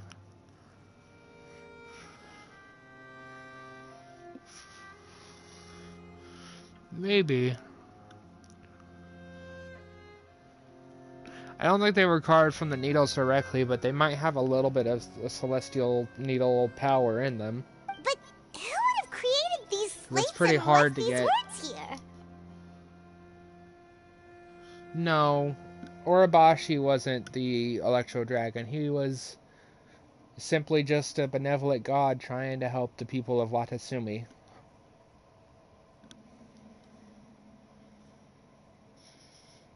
I don't even think he had the ability over electricity. He basically sacrificed himself to try and keep Watasumi safe.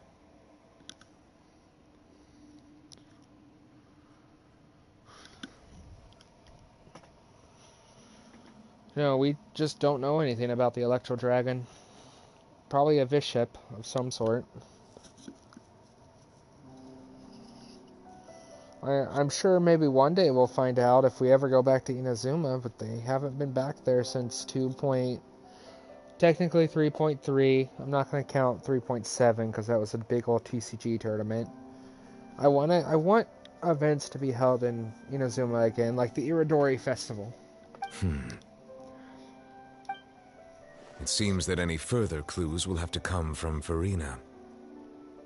In that case, there's no time to lose. There's nothing else to be gained here, so let's head back first.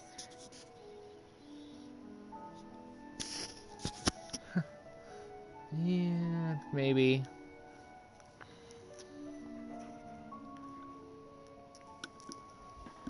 Poor Eye.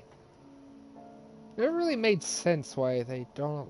Maybe it's because it's the puppet, but even then, Scaramouche can cook.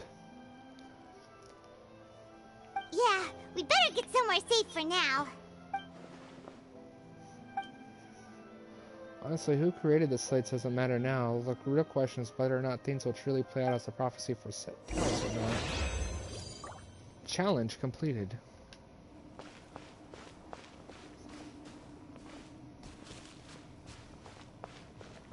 Settle down! But you know, Neuvillette's Hydro Cannon.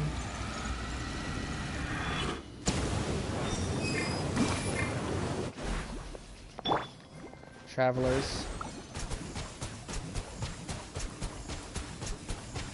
Water jet! They're more similar than not.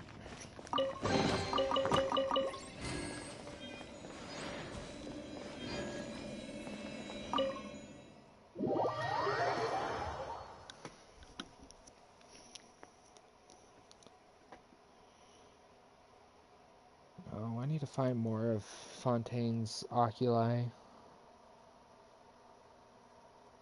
I did a pretty good job, I want to say, with 4.0, but 4.1 came out and I haven't found them all. I haven't done any of the world quests there.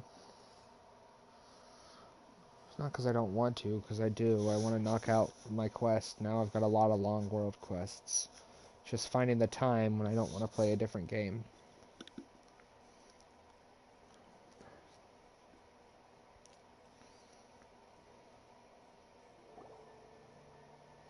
Let's split up here. I'm going to check on what's happening with the Spina. You know how it is. There's some things you just need to be there for yourself. You still have energy for that, Navia? Paimon's already beat.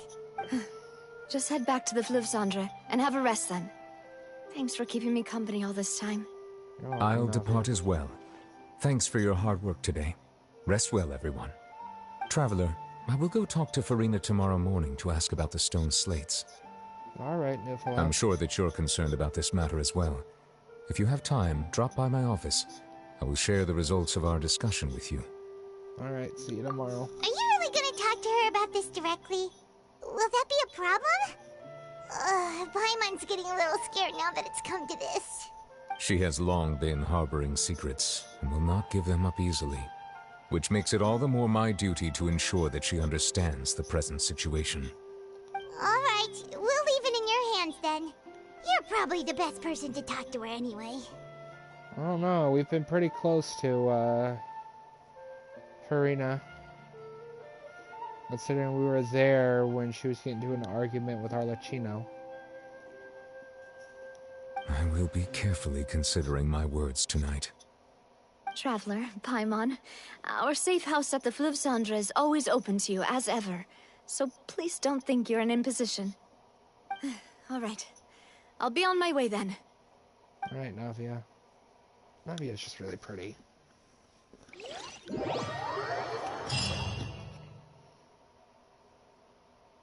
At a Fluvsandre.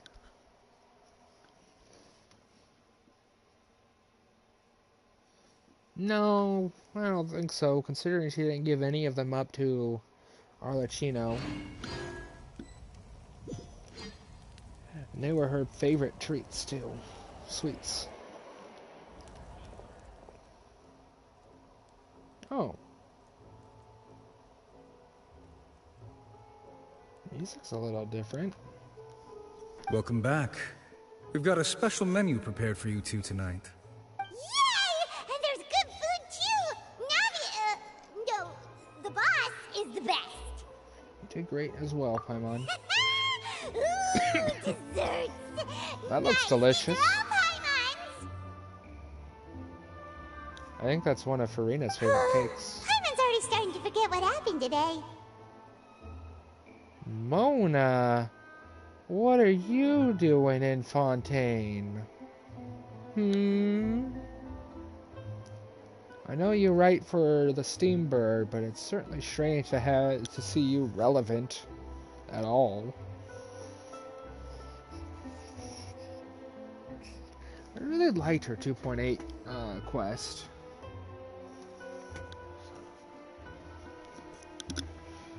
I actually really liked the 2.8 summer event, but the 3.8 one kind of sucked. Oh, that voice. Is that who I think it is? No. Nope, it's not Paimon and Traveler. You're crazy, Mona. Huh? Why do they add question marks? Like, I know who she is. I've met her before. I did her story quest. It's you two. What are you doing in Fontaine? We could ask you the same question, Mona.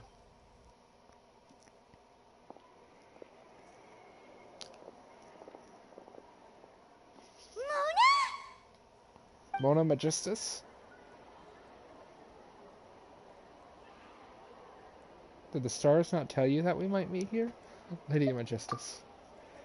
Seriously, nobody just uses a scry glass whenever they've got time to just see who they'll meet on the road. I was joking. It's just messing with ya, Mona.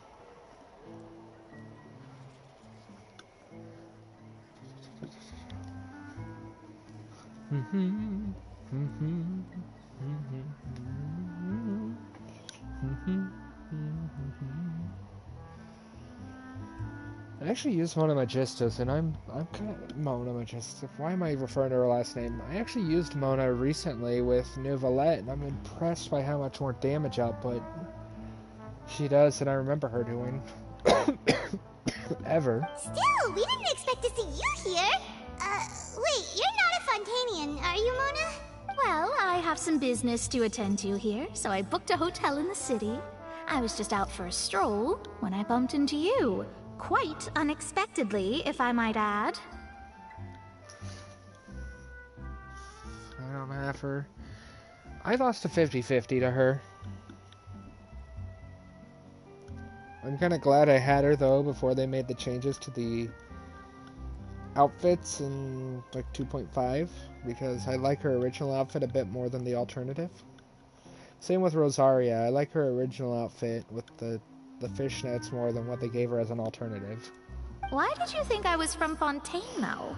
Is that because Magistus doesn't sound much like a Mondstadt surname? Yeah, let's go with that.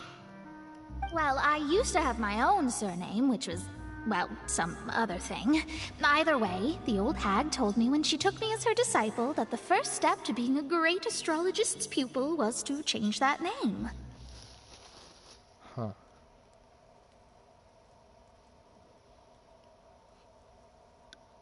A lot of red on you for not being Vatui. It's kind of weird. Or Pyro.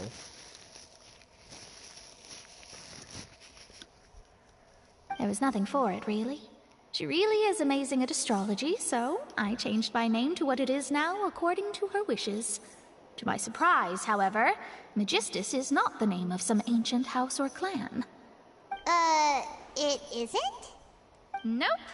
Although it is used by us in place of surnames, it generally just means great. Mona the Great. Magistus. Alright. Have a good night. Sorry, I know the stream's been going on for a little while. I wasn't expecting it to take that long. Have a good night. Wow! Imagine including a boast in your name. Wait, are you gonna have to put that into your genealogy as well?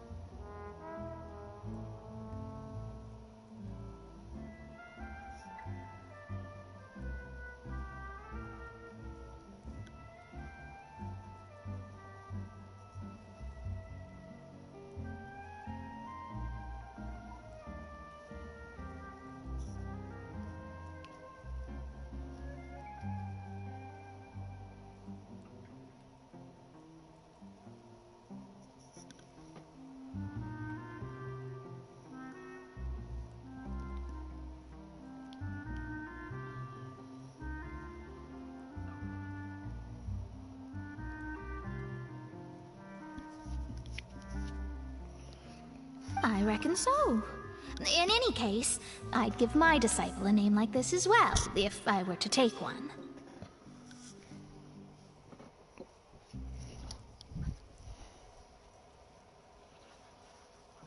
Astromancer Barbeloth Trismegistus. Trismegistus. Astromancer Barbeloth Trismegistus. Huh. Mona's...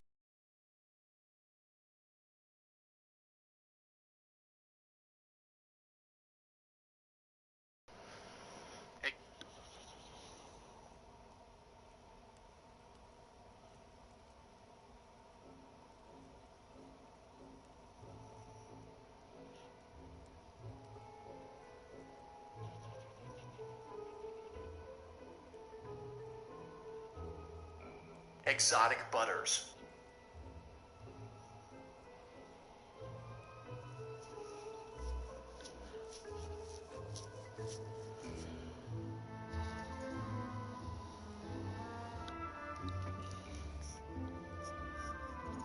Exotic butters.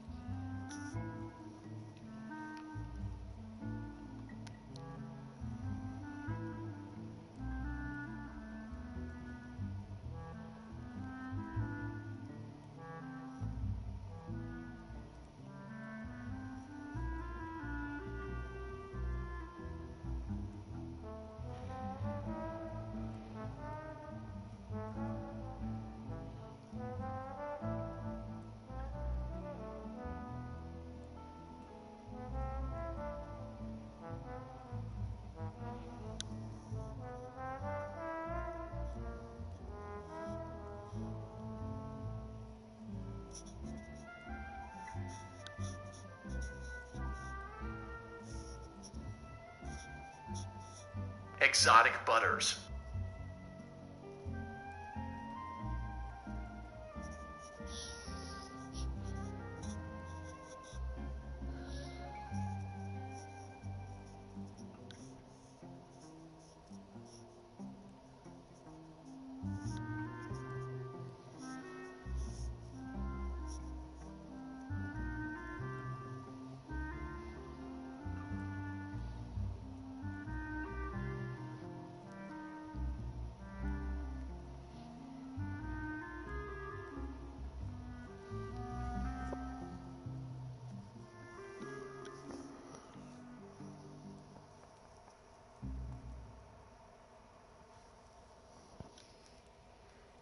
Whoa, that's a long one.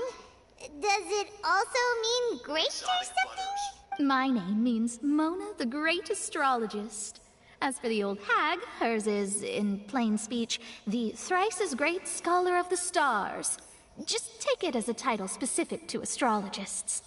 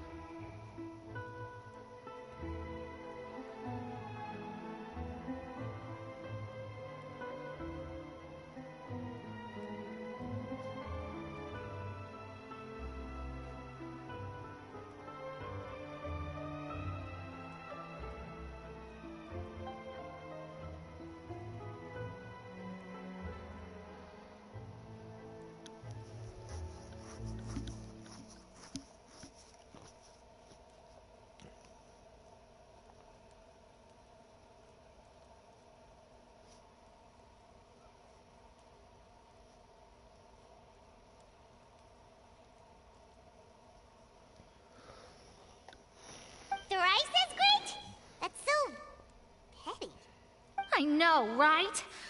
That's just how she is. She used to call herself Magistus, actually, but once she took me in, she changed her name to Trismegistus.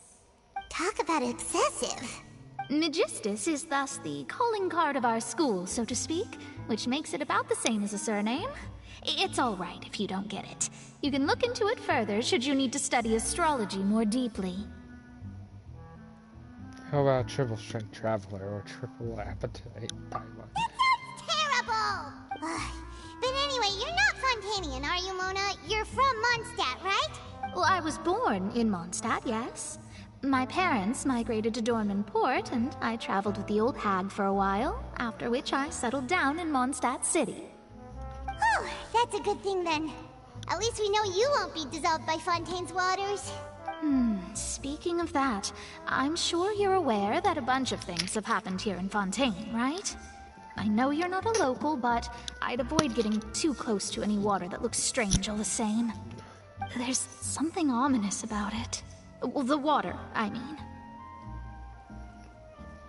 Did you come to Fontaine because of the prophecy, Mona? That was the main reason, yes. Just a while back, the Steambird invited me to take part in a panel and speak about the circulation of the prophecy as an astrologist. The invitation was sent quite early on. I don't think anyone expected Fontaine to be in this much trouble.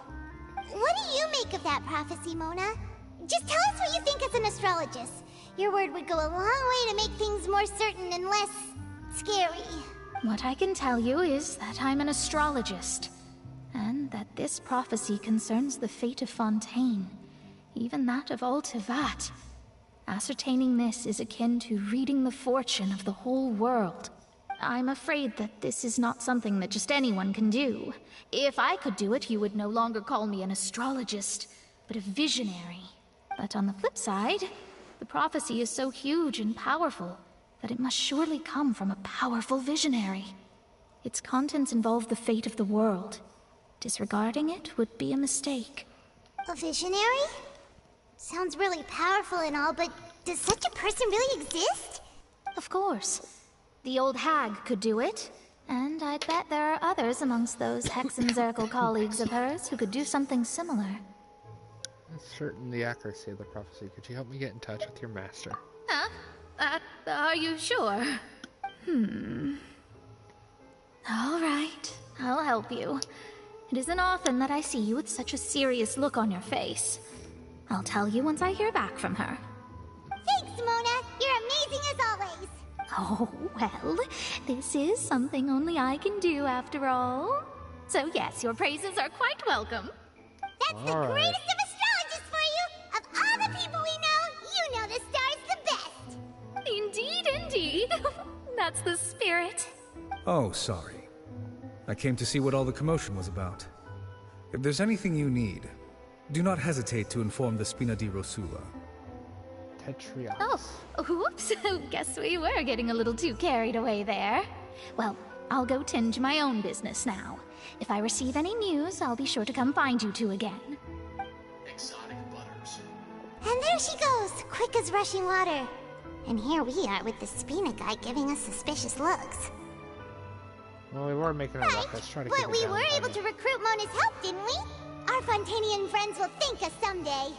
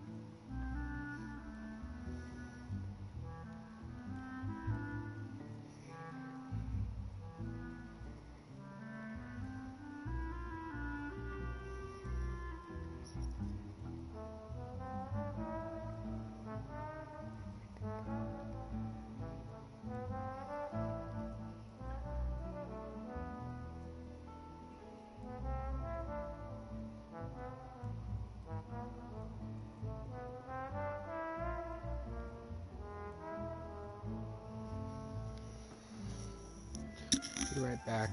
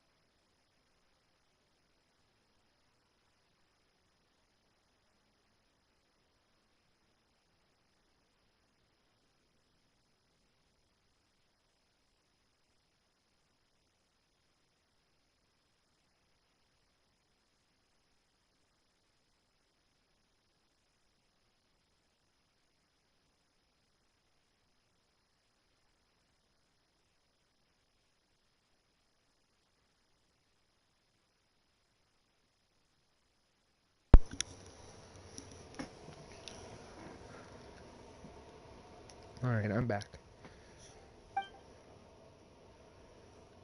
Weird glitch. Good morning. To be honest, I'm still feeling kind of sleepy.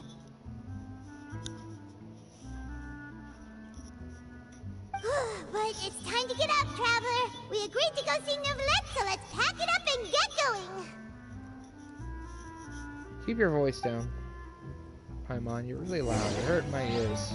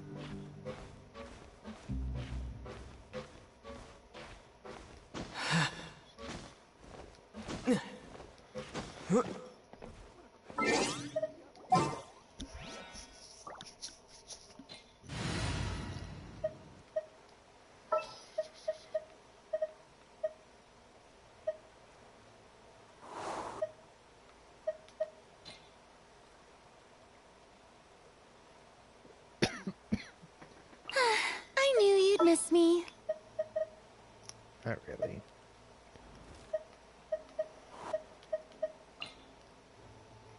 Nearer to the action is closer to the truth.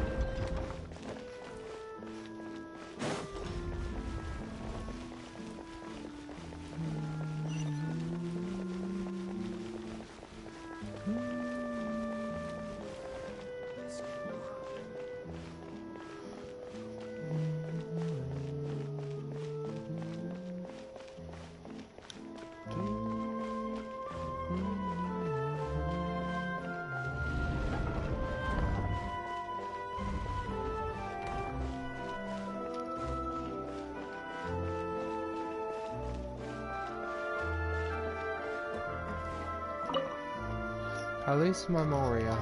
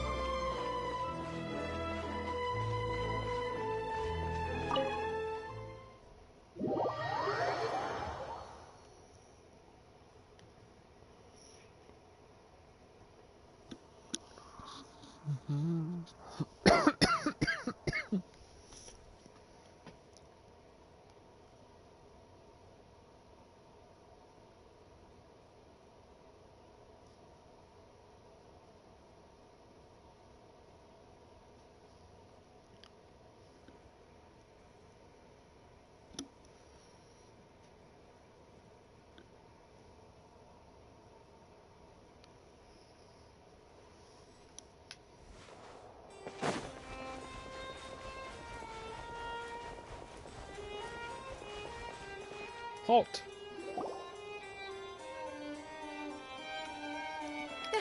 You're here! Finally!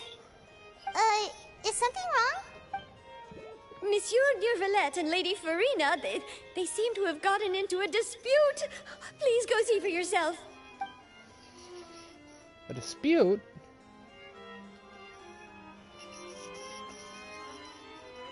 Like I said, I've already explained everything. And yet the problem has not been properly solved. There is little space for excuses between us. It is not my intention to offend you, but please, tell me where you stand. You are the Hydro Archon Focalor, are you not?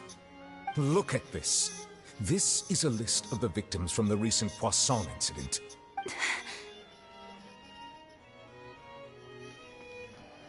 You mean... they're all... We did not arrive in time to avert this disaster, and I will not have it happen again. I will say this once more. You must tell me everything you know. Yesterday, I found 3 stone slates in some ancient ruins near Poisson. Do you know anything about those? Seriously? You're questioning me like this is a court case now. I don't know anything about that. But you found them in some ancient ruins, you say? That's correct, which is why I came to ask you some questions. There should have been 4 slates, but one of them was missing. The other 3 feature different images that seem to correlate to the prophecy. The prophecy? The second of these slates depicts the previous Hydro Archon Egeria kneeling before a floating island in the sky, as if confessing something. Do you know nothing of this either? I don't. I've never seen such slates. I'll ask you again. Do you really have no information regarding the previous Archon? My deciphering of the slates indicates that the Hydro Archon Egeria once had to confess to, or apologize for, a certain sin.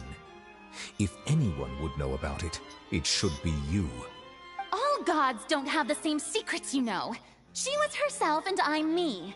Is it really so strange that I know nothing?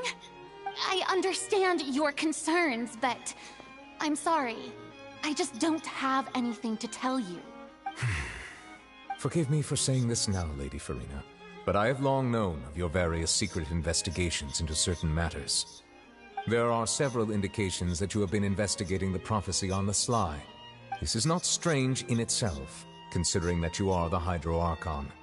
But it is strange that you should also claim to not know any of Egeria's secrets, as well as do nothing following your inquiries. You have never been as superficial as you have presented yourself to be, nor are you a fool. And yet, your behavior is very inconsistent.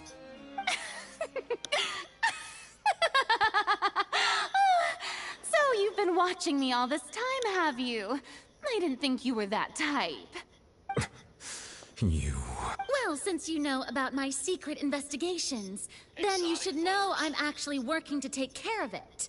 There's no point questioning or suspecting me. You're the Eudix, but you're still my subordinate. You should be following my lead. Just trust in me. You're Archon, and do as I say. Never mind whether you can truly convince yourself to or not. It'll all turn out fine. That's all I have to say. We do not discuss this matter again. Oh, the opera's about to start. Toodles!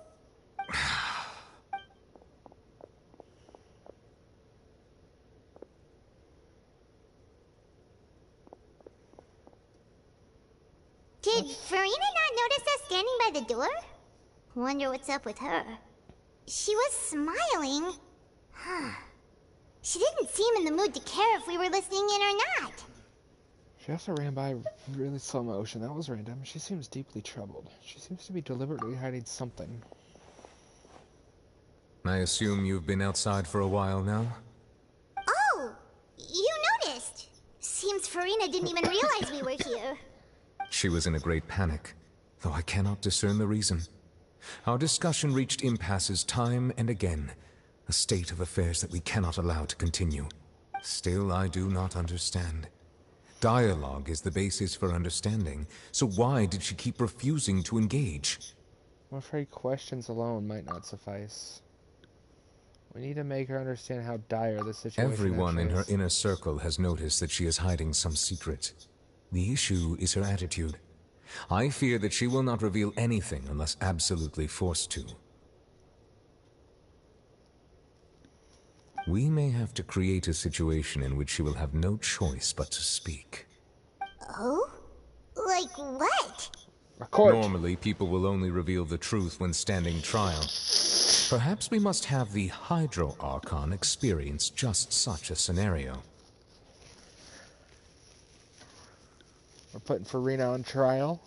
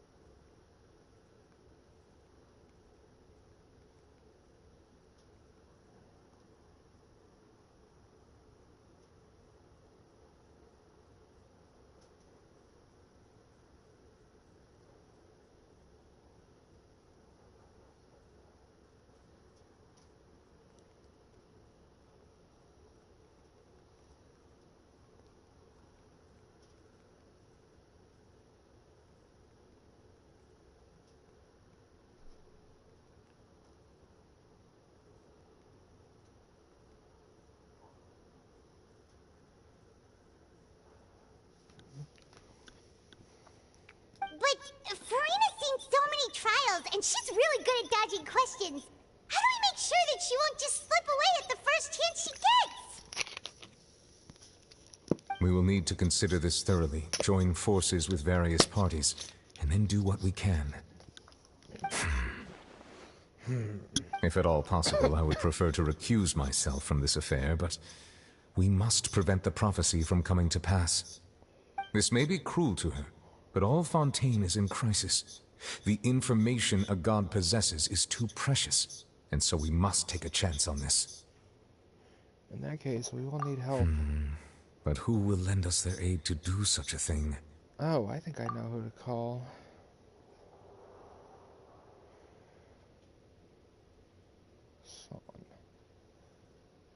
Huh.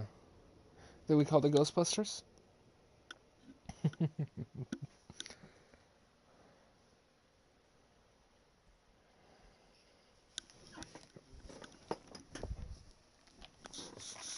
Something strange in the neighborhood. Who you gonna call?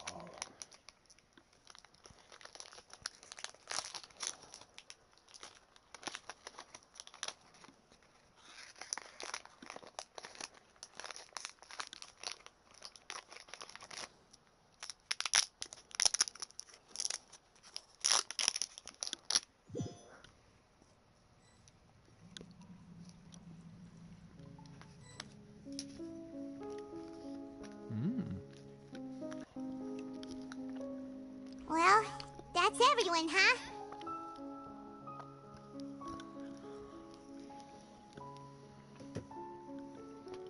Speaking of which, it was pretty smart of you to think of hiding here. Poisson was just involved in a disaster, so it's presently devoid of people. That naturally makes it the best choice. And here you are drinking tea like it's the most natural thing in the world, huh?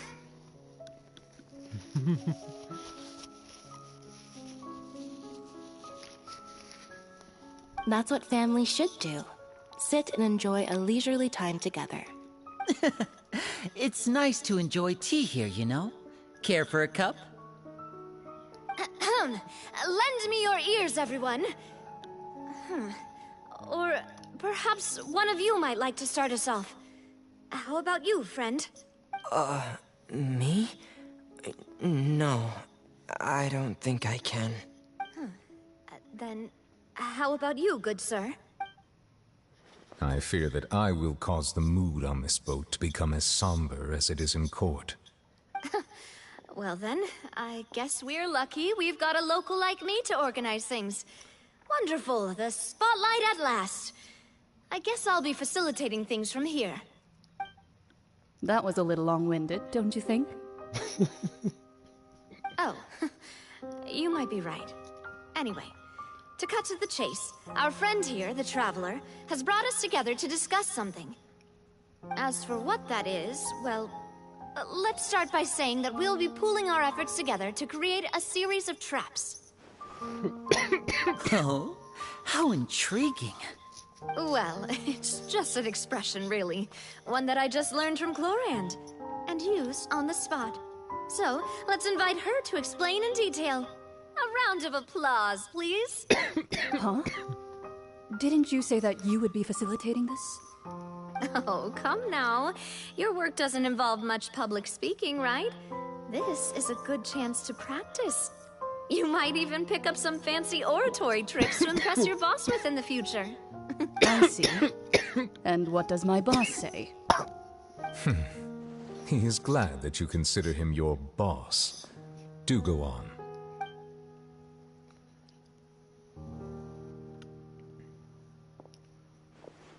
In that case, do any of you have experience hunting? Not that I recall. Fremine and I once used a wooden stick in a basket to catch wild rabbits when we were younger. As for Lynette, oh, right. You were sick that day, weren't you? I've also gone diving to catch some fish before. Does that count? I'm afraid not. You may or may not have heard, but Fontaine once played host to a group known as the Marechaussee Hunters. So the Though that was their artifact name, domain. they did not hunt animals. but rather various monsters left behind by the ancient dynasty of King Remus. Today, Fontaine's monster population has already thinned greatly, so the hunters have blended back into society, taking up arms in other lines of work. They even left a unique methodology of hunting in their wake. A trap comprises of the following components: bait, a trigger, and a containment device. Sometimes a lethal implement will also be necessary to deal with the prey. So, if we were to build a trap together, right now, what would you choose to build it with? For me, I would prefer something basket-shaped. Pigeons and rabbits will see the bait and naturally enter the snare. Our line of work requires a deft hand, and we're some of the best in the industry, so you can count on our techniques. You used some of those techniques while moving the people of Poisson, didn't you? My subordinates mentioned that you even performed some magic for the bawling children. Yes, and I even managed to gather some intelligence in the meantime.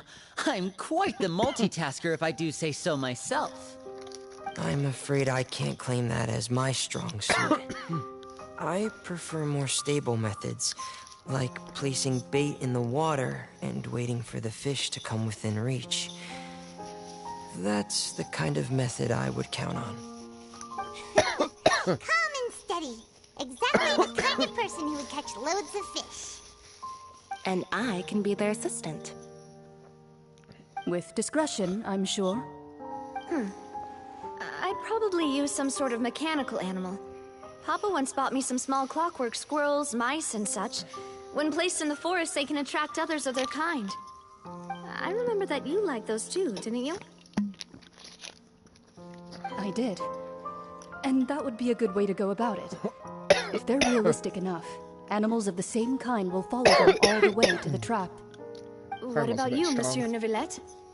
I fear I do not have any related experience. That makes sense. You usually solve problems directly, without the use of any such tricks. But I do have one more question for you, Monsieur. Monsieur. If we were to create a trap now, how would you design it? I would like for it to be effective, but bring no harm to the prey. A more gentle trap would be ideal. Kind, as always. However, our intention doesn't necessarily change the containment device and the type of implement we need. If we wanted to kill the prey in one strike, we would need a powerful implement. However, that also goes for prey that must be captured and safely contained. Wait, why's that? Only a hunter who's a true expert at subduing their prey can snare it without harming it. The line that divides life and death is often exceedingly thin. So, are we going hunting together? Huh. We hadn't thought of seeing ourselves as hunters. It kinda works, but maybe it's still not the best metaphor. If our means of capturing and dealing with our prey is to put them on trial, then the hunting metaphor is actually quite accurate. But we shall require much more courage than any hunter to judge a god, a being whose seat is an exalted throne. Oh, so that's what's going on. Sounds very interesting.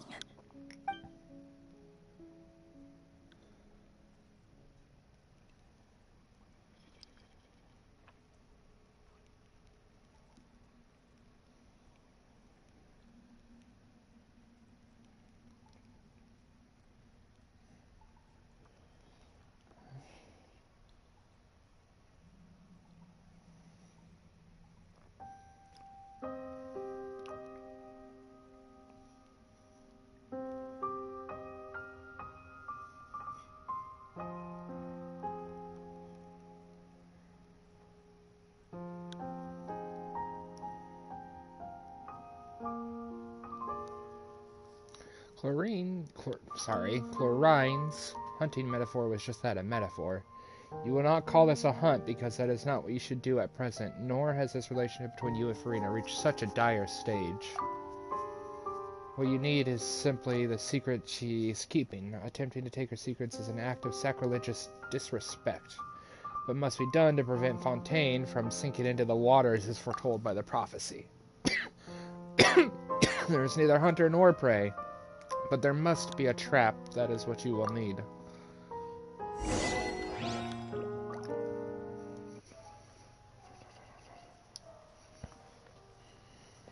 Sorry, Farina.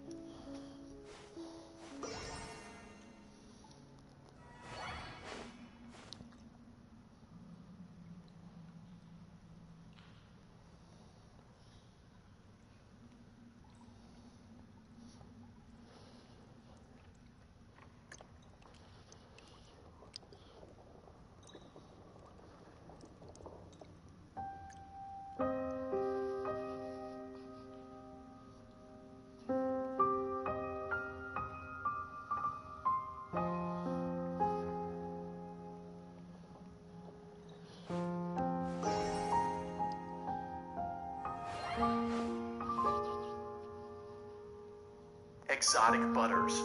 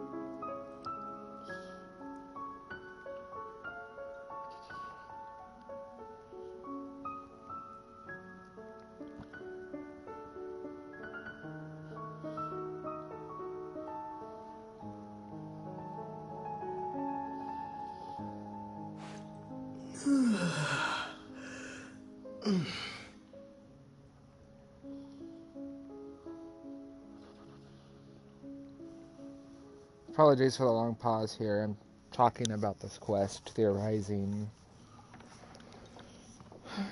I'm here for the lore. The lore! I can't do that right now, but...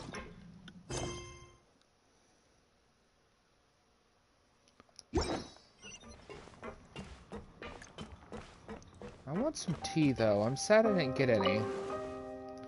They consider us family. Why couldn't we drink some tea?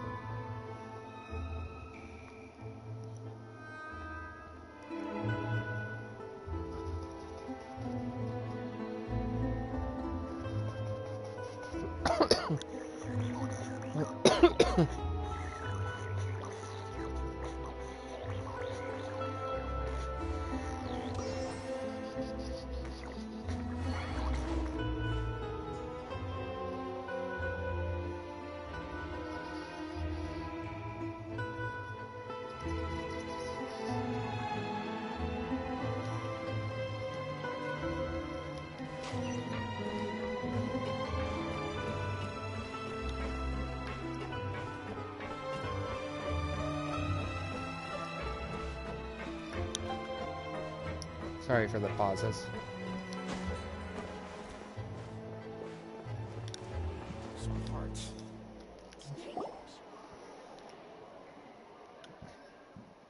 Exotic butters. Exotic butters. It's been a tough few days, hasn't it? So much has been happening.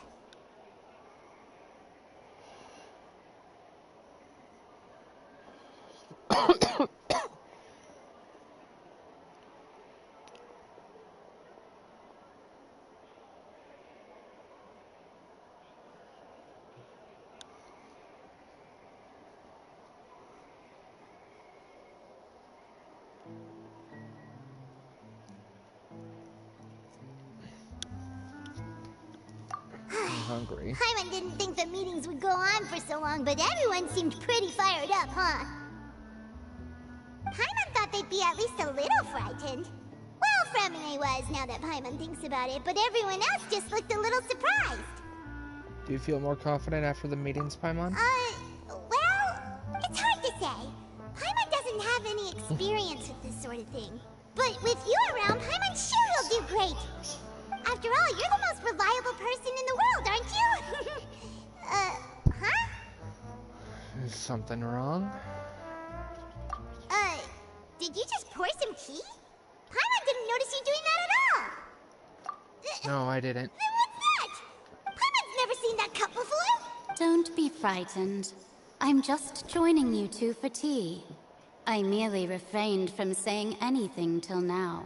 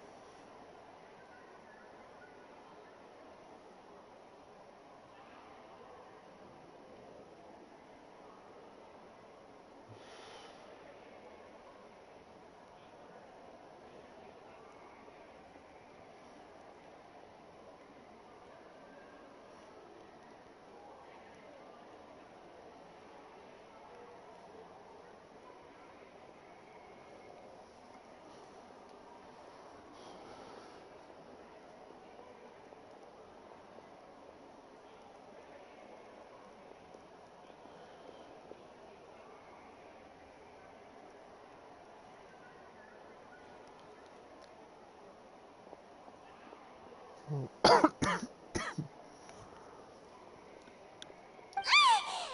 that voice? But there's no one here. Aw, have you forgotten me already? Nicole? Wait, you are familiar. You're the voice we heard from the sky in Sumeru.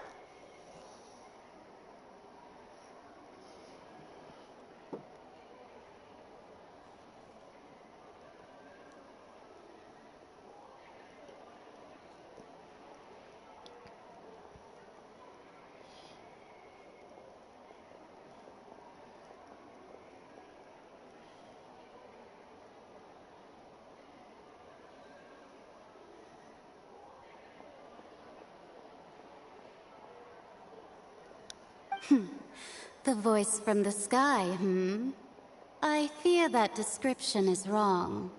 Though, not completely wrong. You're feeling lost now, just as you were feeling previously. I sensed that confusion and thus came to you. Guiding people is an irresistible hobby of mine, after all. Who are you and what do you want with us? Consider me a passerby. Just accepting a commission from my friend's disciple on a whim. Friend's disciple, so this is one of friends of Mona's master? The Madmic Inn from the Hexen Circle? I'm going to ask you, will Fontaine's prophecy come true? The prophecy. Yes, what has been prophesized will be fulfilled. You may view such things as the history of the future. She's British. What? Then is there any way we can stop it? I believe you have witnessed a failed attempt with your own eyes. Can everything in Tevat so easily be changed? There it is again. Fate. Can there really be no exceptions? I mean, Scaramouche tried. Ah, so you've caught on. Just as prophecies are usually only the future as seen from the perspectives of the gods, could things be happening in hidden corners where the gods' gaze does not fall? Are the things that you shall see different from the fate that the gods perceive? So enough with these riddles, man. What is she talking about? It all sounds really impressive and important and stuff, but it also sounds kind of scary. I believe that you understand, right? Some things are insignificant, but others you must reach out to change.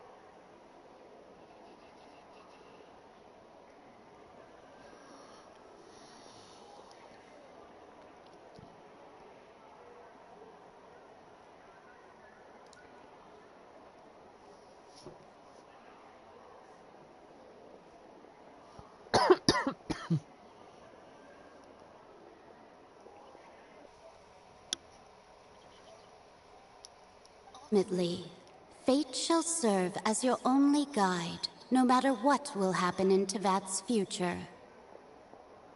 All you need to do is to play your part.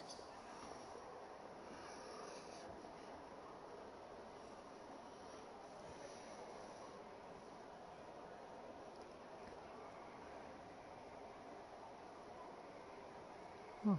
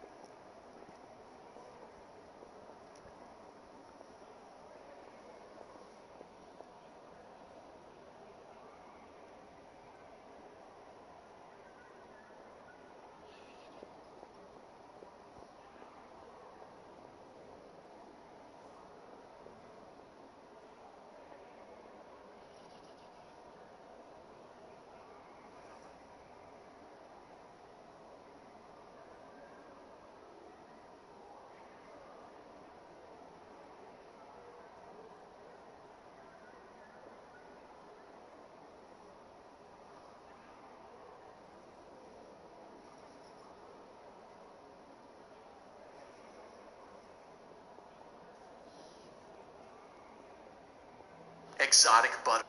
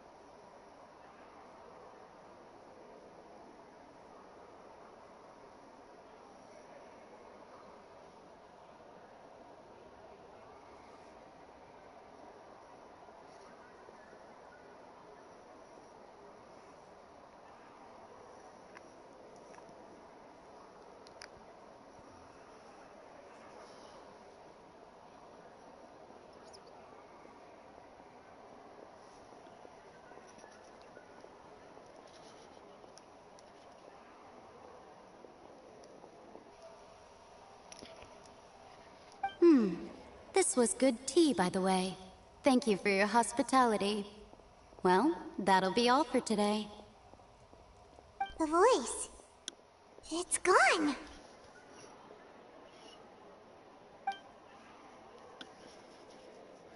Adrian, is that the clue you're leaving?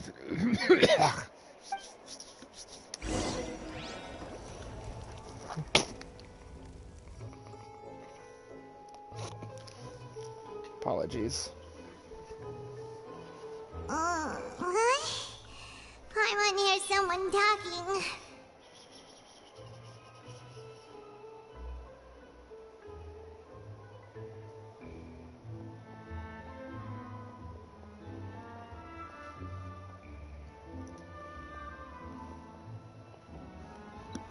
All right, coming.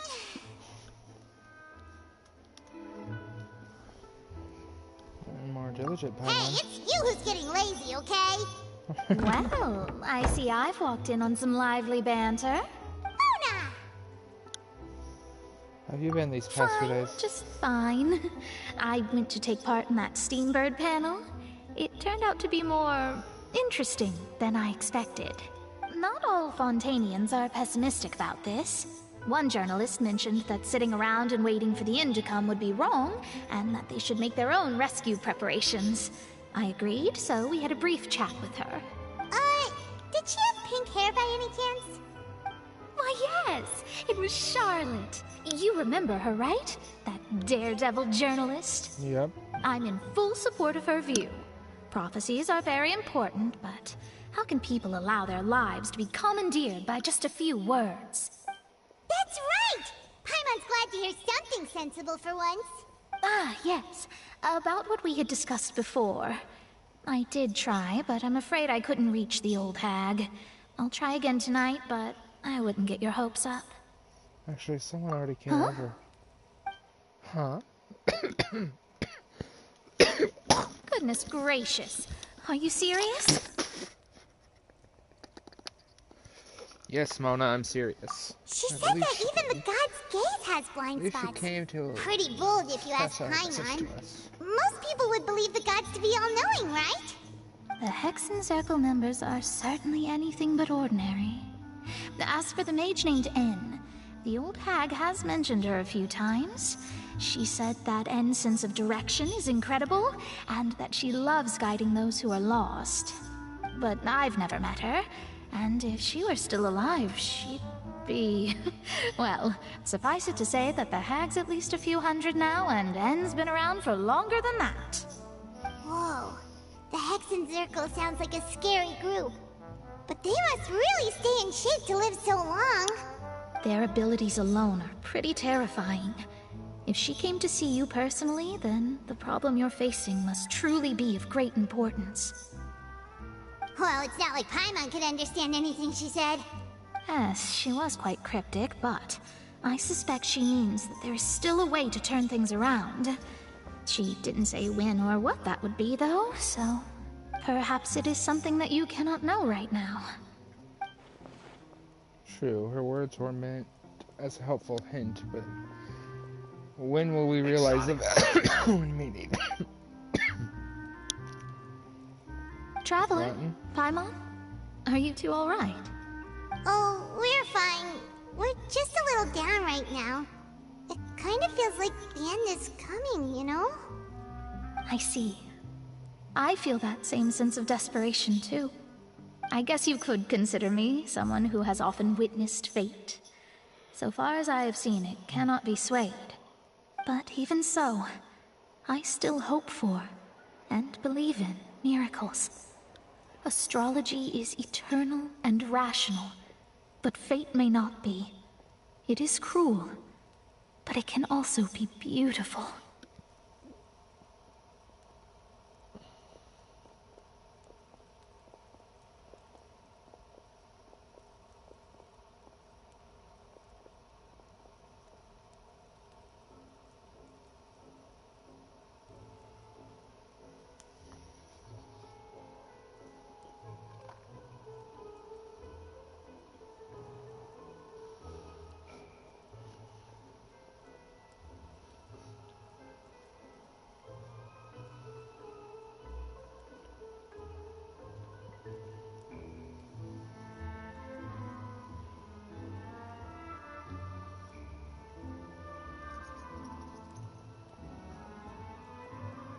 That was pretty deep, Mona.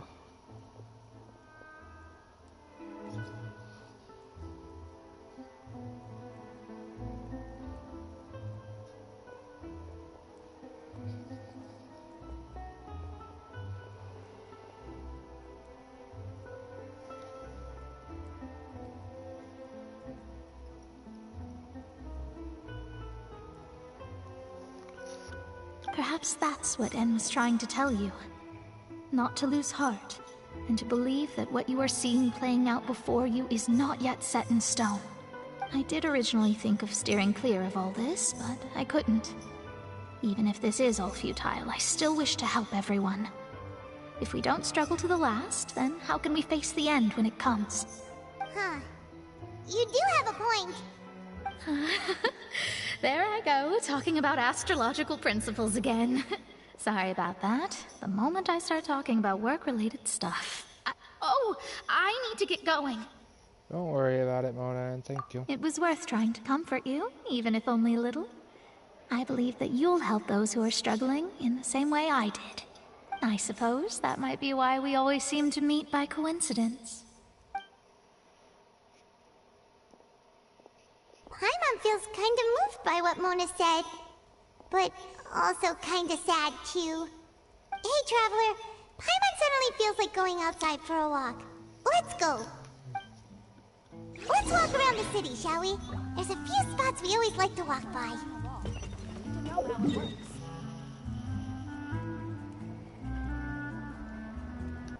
Whoops.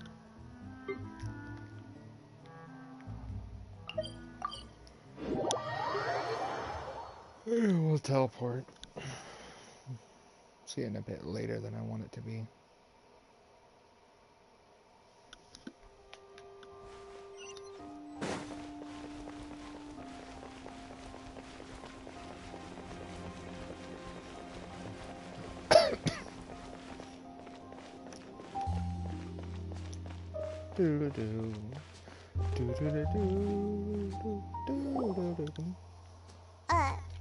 Huh? Our names are written in this newspaper. What's going on? Maybe we're famous. Let Paimon see! The underwater stronghold, the Fortress of Meripede, has continued in its noble autonomy, but that does not mean that others cannot interact with it. My recent attempts to enter the fortress bore little fruit. Huh. Guess Charlotte still hasn't given up on that. Thus, did an Outlander friend become the focus of this report? A blind adventurer with their white fairy, legends trailing in their wake. It is said that this mysterious traveler once visited the underwater fortress. So while the fortress's interior remains a mystery behind closed doors, do not fear, for the tales of the traveler contain surprises in spades. Journalist Charlotte's biggest scoop yet, the Traveler's Trail, World Walker. Huh. Charlotte took so many awesome photos of us and we never even noticed her. She hasn't been able to get a hold of anything at the fortress, so since we're easier to find, she's using us as the subject matter instead? Seems to be the case. Seriously? Well, fine. Those headlines and photos do look cool, so Paimon will forgive her this time. This time.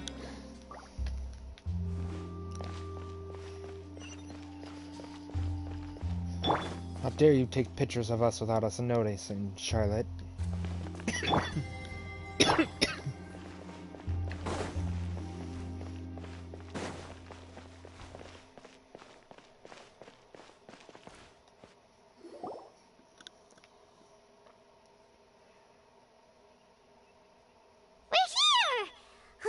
Paimon's hungry. Should we go in and get something to eat? Oh, okay. Sure, I guess.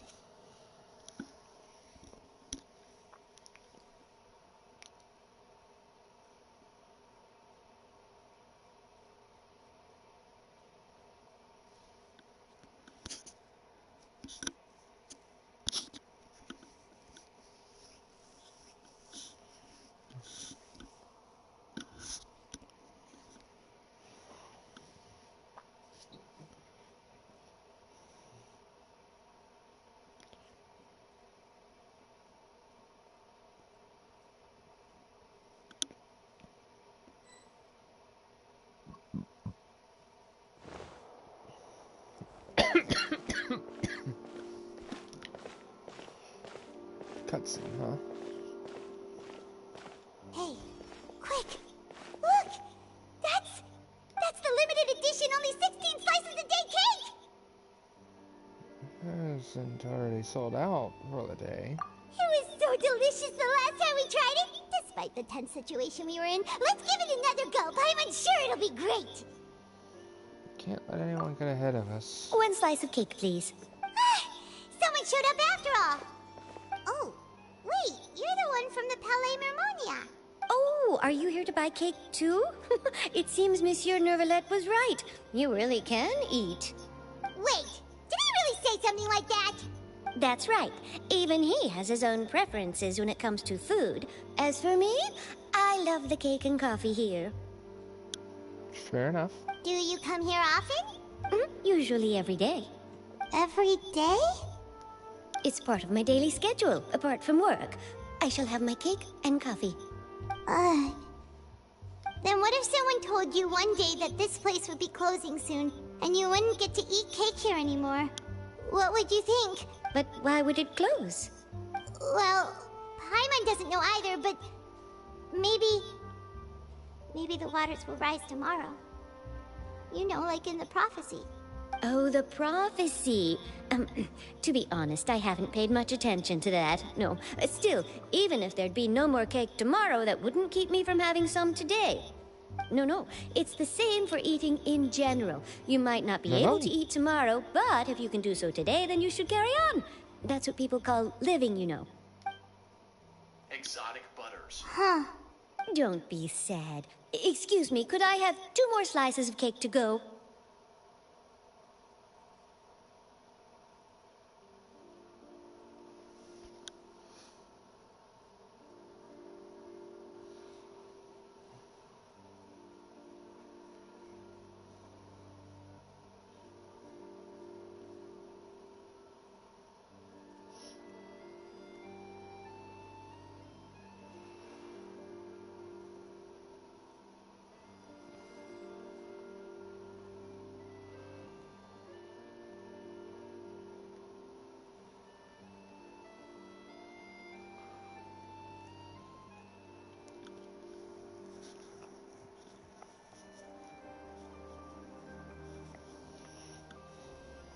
These 2 slices are for you. Sijuin said that this kind of expression you're making is what humans call being sad. Oh, you know Sijuin? I sure do. She was born before me, and she sometimes comes to the surface to teach us things about humans. She said that humans are creatures that are saddened easily, yes, and you can only lift their spirits by feeding them delicious food. So please try the cakes here. I've got something else to do, so I'll be going now. You 2 try to stay in a good mood after eating, all right? Bye! Bye, Sidine. Well, just you being cute makes me smile. And there she goes! Okay, Paimon hopes to see you Alright, later. let's dig in. Paimon's sure this cake will be delicious. It's more delicious than last time! And the flavor gets even better with a sip of tea. It sure would be nice if we could come again tomorrow.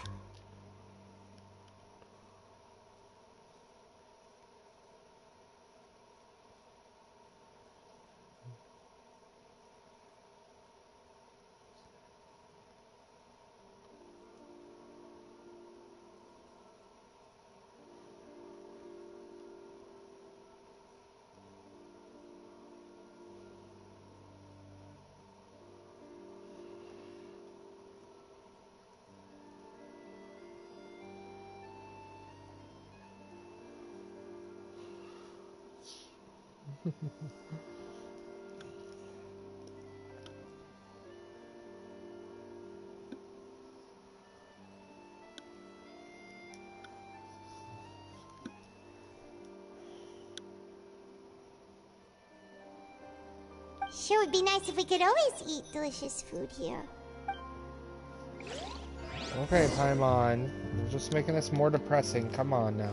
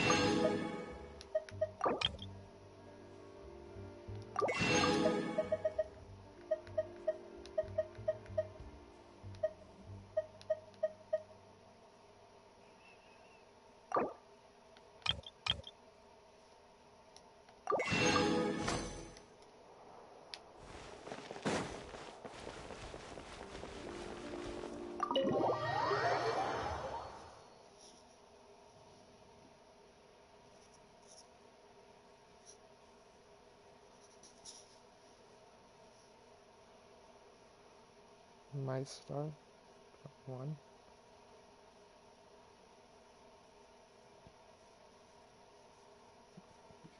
Oh shit. Why not?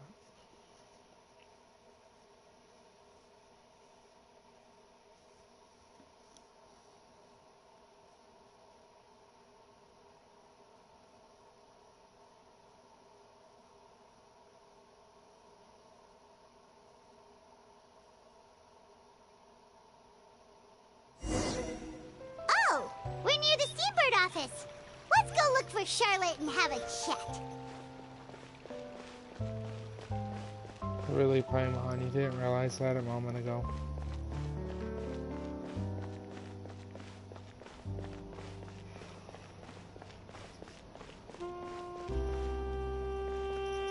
Damn it, because it's switching time. Wow! If it isn't the Traveler and Paimon! Oh, have you seen the article I wrote about you?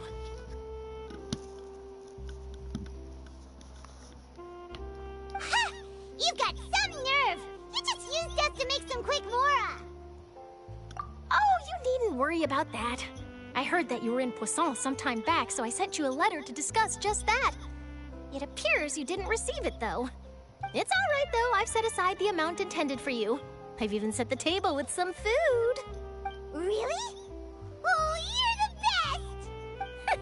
You're almost a little too easy to win over, Paimon. If I were a journalist with ulterior motives, you'd be in trouble now, you know. Oh, Paimon knows you're not like that. Yeah, she is. Still, what brings you here all of a sudden? Were you looking for me? When Mona mentioned you, we thought of coming to see you at work. I see. It seems you've already bumped into Mona here in Fontaine.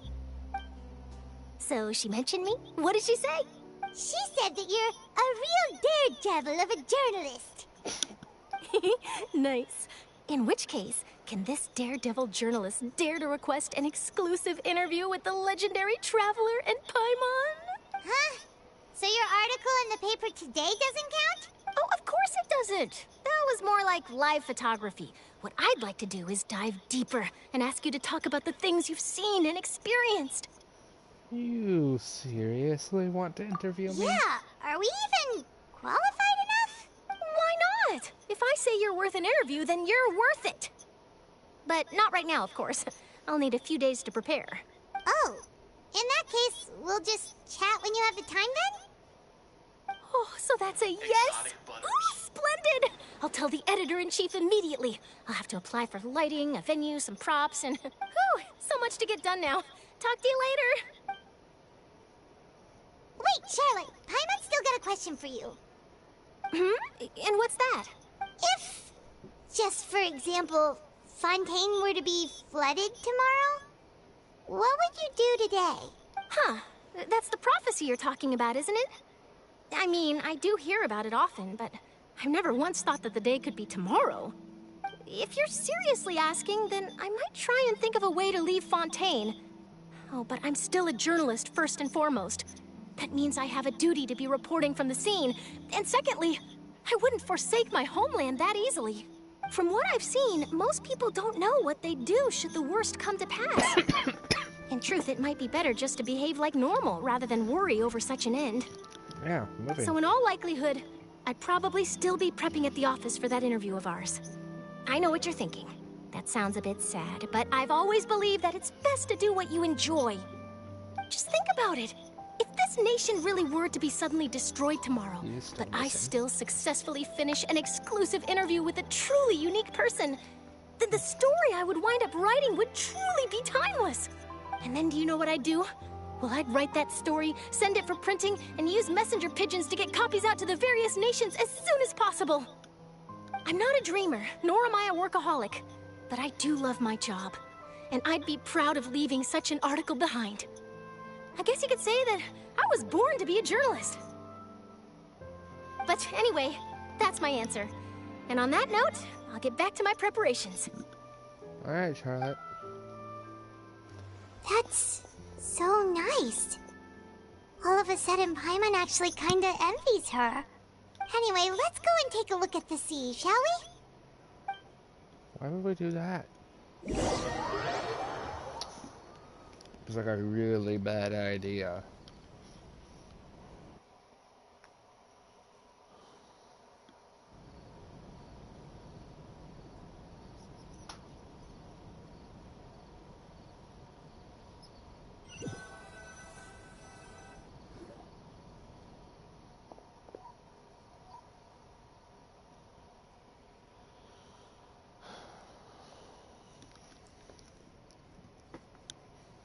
Sea breeze and scenery can be pretty Paimon's been thinking.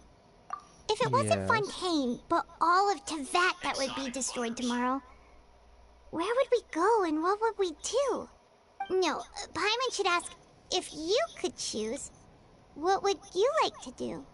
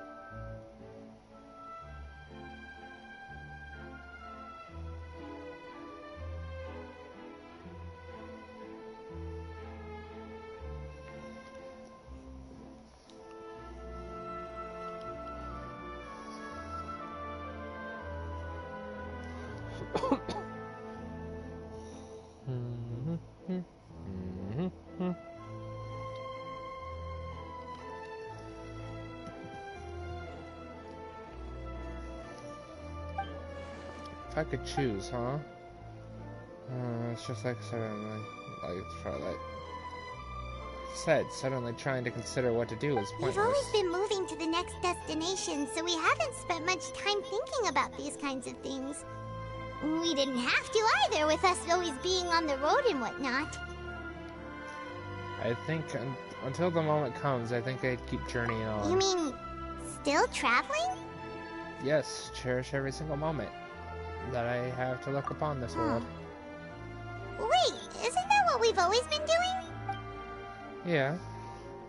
It's back and forth between the two of you as time slips by.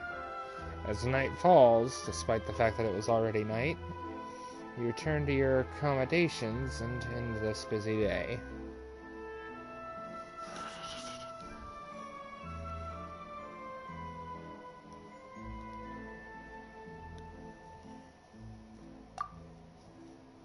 Next 2 days are just as calm. Charlotte comes to find you and conducts the interview in the Spina de Rosula safe house at Fleuve Central.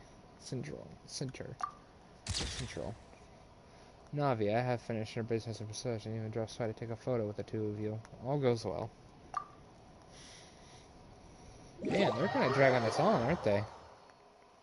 It's fine.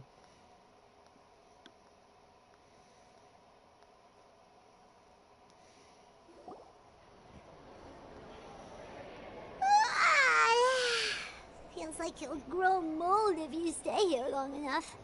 But it's still better than the Fortress of Meropide, that's for sure. It's not only damp there, but salty too. Ah, so the two of you are still here. Wonderful. Hi, Isadora. Oh, you're from the Palais Mermonia, aren't you? Yes, I'm Isadora. Monsieur Nervillet sent me to look for you two before. I heard that afterward you went to the Fortress of Meropide. So you're under the impression that we might be wanted criminals? Not at all. I'm well aware that you're friends of his. Actually, I'm here to pass along a message from him. Let's hear it. Did something happen? Yes, inside the Opera House. The Maréchaussée Phantom has declared the incident a small-scale riot. A riot? Well, that said, I don't personally think it was that serious. Lady Farina was watching a performance at the Opera House, and while she was resting during an intermission, some other audience members suddenly started harassing her, loudly accusing her of doing nothing about the prophecy crisis. And before she could respond, others started to join in.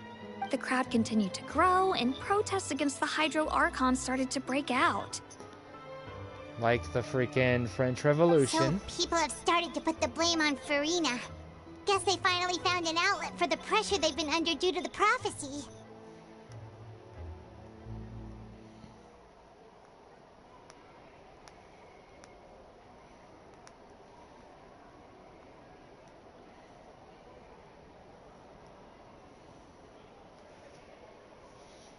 I agree. People will naturally rely on gods, as is customary. But the moment people feel threatened, gods are also the first to be blamed. Yeah, that sounds about right. So what happened after that? Is Farina okay? I don't care. Honestly. Seeing that the situation was spiraling out of control and that further argument was pointless, she claimed that she'd gotten tired of this and left in a hurry.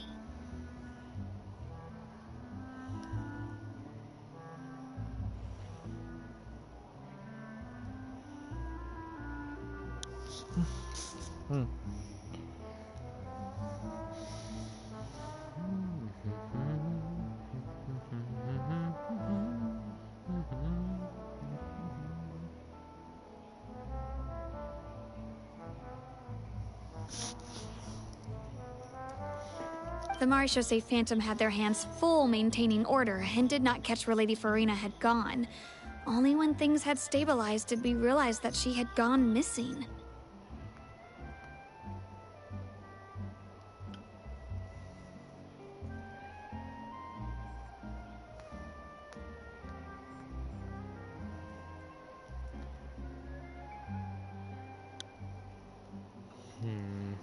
So, you mean she's still missing? That's right. The Marechaussee has dispatched many people to search for her, but we don't have any leads yet.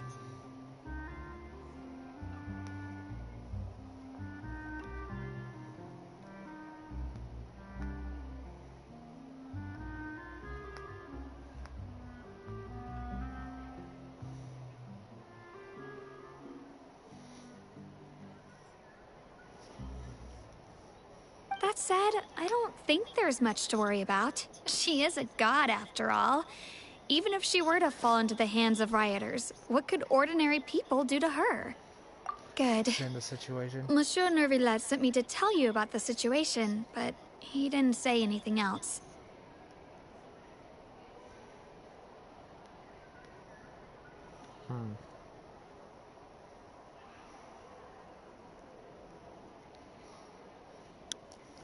Don't worry, this is more than enough to go on. Thanks for keeping us informed.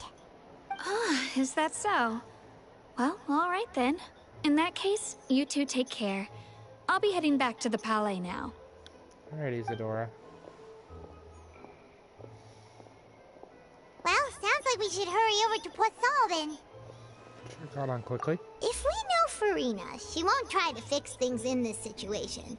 Instead, she'll look for a place to wait out the heat. And, as we also know, she may be loud and dramatic, but she doesn't have a heart of stone.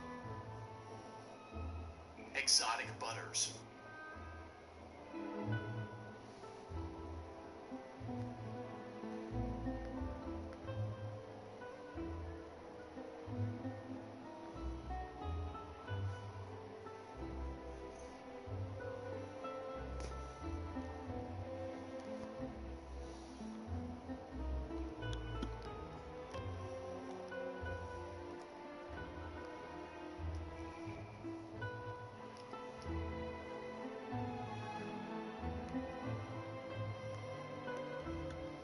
When Nervillet was talking to her in the Palais Mermonia, and she heard about Poisson, she couldn't hide her sadness and remorse.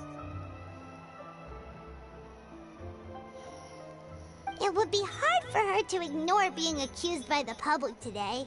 Paimon thinks Farina's probably taken the opportunity to slip away to Poisson and try to relieve the sense of guilt that she's feeling. Huh. Well, what do you think? Paimon knows the answer, of course, but Paimon can do the analysis to back it up, too. Cool, huh?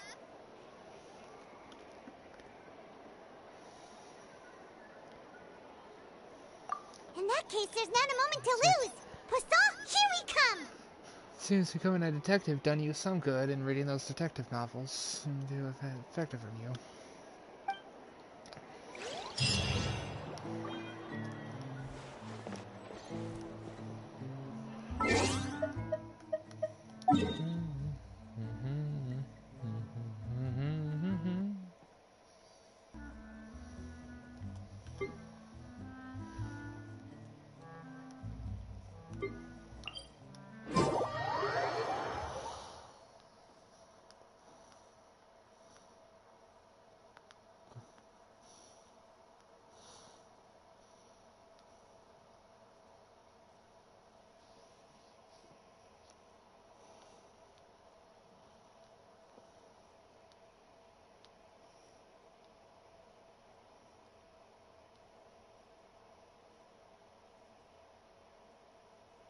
This place looks deserted. Guess all the survivors must have evacuated already. All that's left here are signs of devastation. Could Farina really be here? Let's try to find her as soon as possible.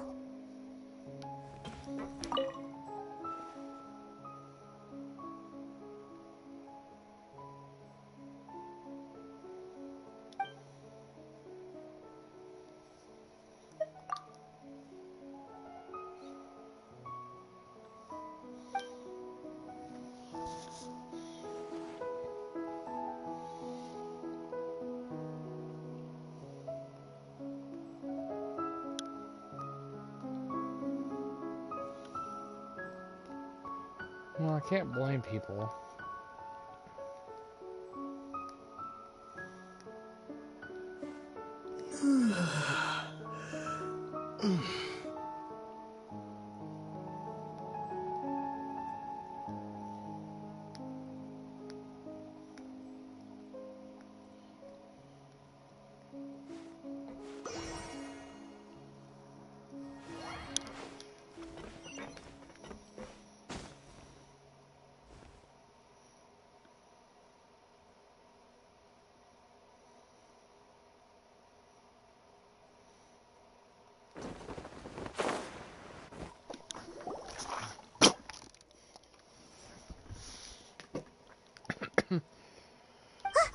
That's Farina, right over there. She really is here all on her own. Stay quiet for now. Should I just give up? This is all meaningless.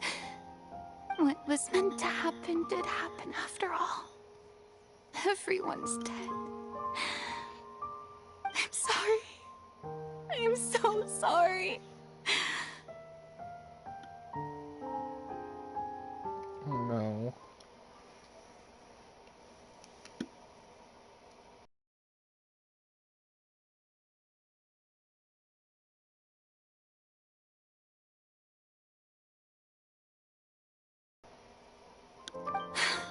Give up, Farina. There's no point in holding out. I'm sorry. But what can I even do other than to repeat meaningless apologies over and over? Oh, her vision isn't even activated. Well, that's what's replaced by her vision. Who's that? Don't worry, Farina. It's just us. So it is you, blonde traveler from another land. Why, I almost thought you were someone from that mob of my ignorant subjects. Come to kneel and beg for my forgiveness. Farina, you were crying just now, weren't you? The tear stains on your face are obvious. What do you mean, tear stains? Oh, I remember. The show at the Opera House earlier this morning was so moving. I'm still trying to process it. Nope, that's not true. Who did that uncivilized rabble think they were? Disturbing my enjoyment of the arts!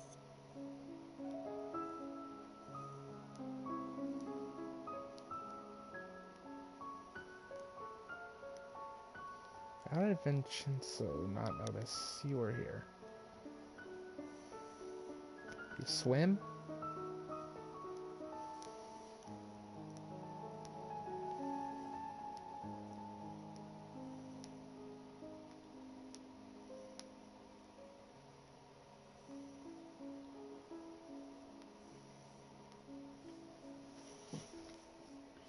They even dare to tout their Archon!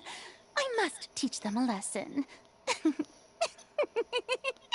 I can just imagine their twisted and frustrated faces once they realize that I'm nowhere to be found.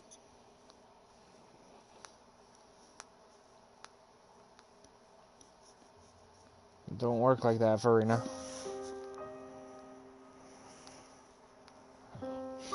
Oh, and I'm sure Nouvellette and those people from the Marche Chaussee Phantom are freaking out right next to them, too. Stop trying to act tough, Verena. You're actually beyond devastated right now, aren't you? Of course not. Don't lie about it.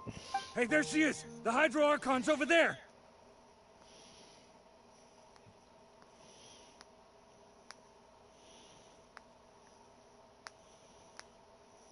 Well, you got found. Quick, after her!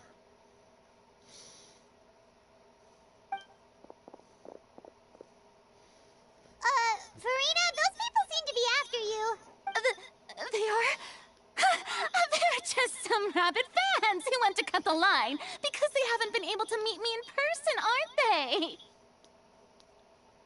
No. No, Verena, I don't think they are.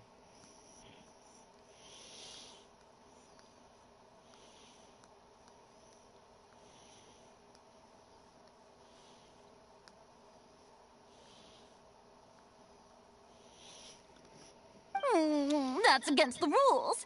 I can't let them get their way.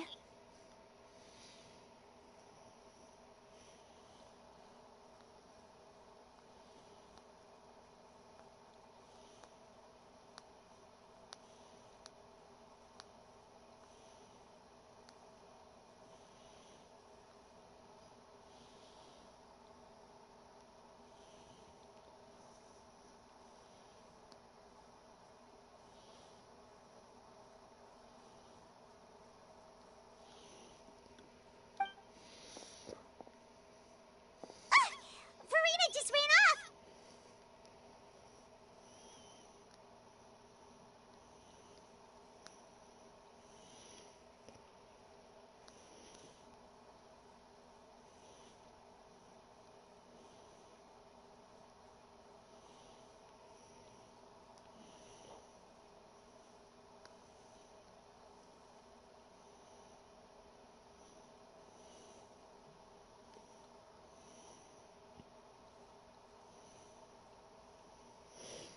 Quick, we have to catch up with her!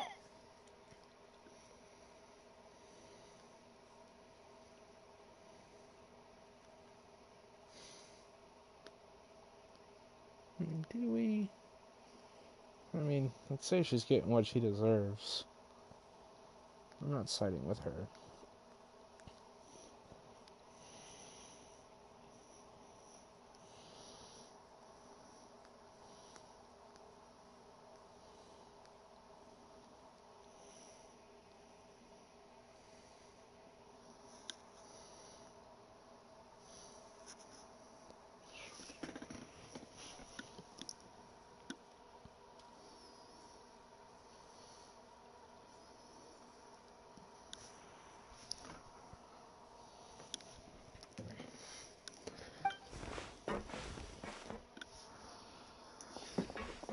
Man, I'm already out of drinks.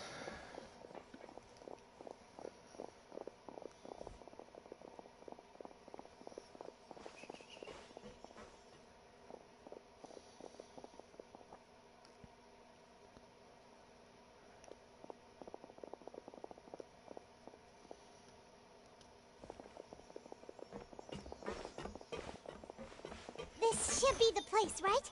Hey, Farina! There's a good hiding spot over here. Quick, come to Paimon before the rest of them catch up to you. What is this place? Hurry, they're almost here. Fine, fine. I suppose haste is warranted. Lead the way.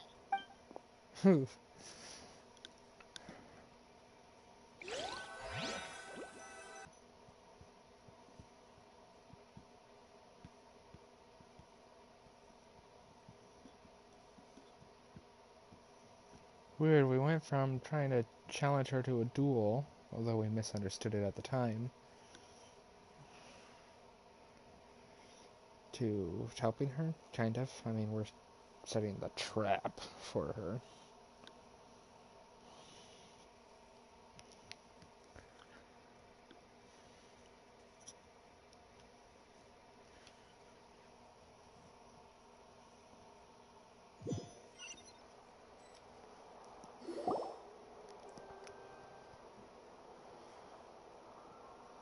Well, that was weird. Everyone's exhausted. I'll be right back.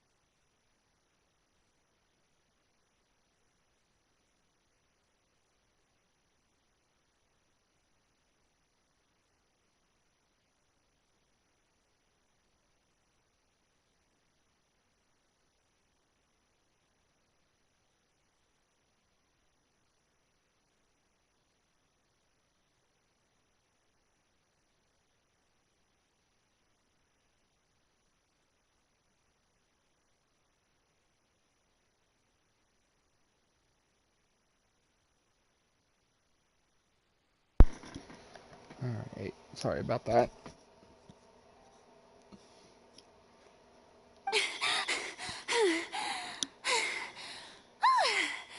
I'm so tired.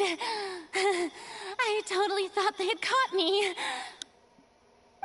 No, I mean, I merely gave in to the sheer enthusiasm they displayed.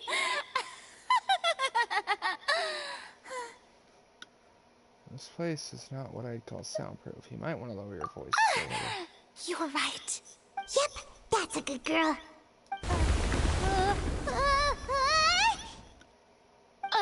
What's happening? The ground's shaking. Is it an earthquake? Another disaster just struck. I Yeah, a quake of this kind preceded the flooding in Poisson, didn't it? It can't be. It's happening again. Well, there's no need to worry too much about that. Neverlette's made some emergency plans, so the evacuation should go a lot smoother this time. Yeah, I hope you're right. But the people of Poisson, they've already...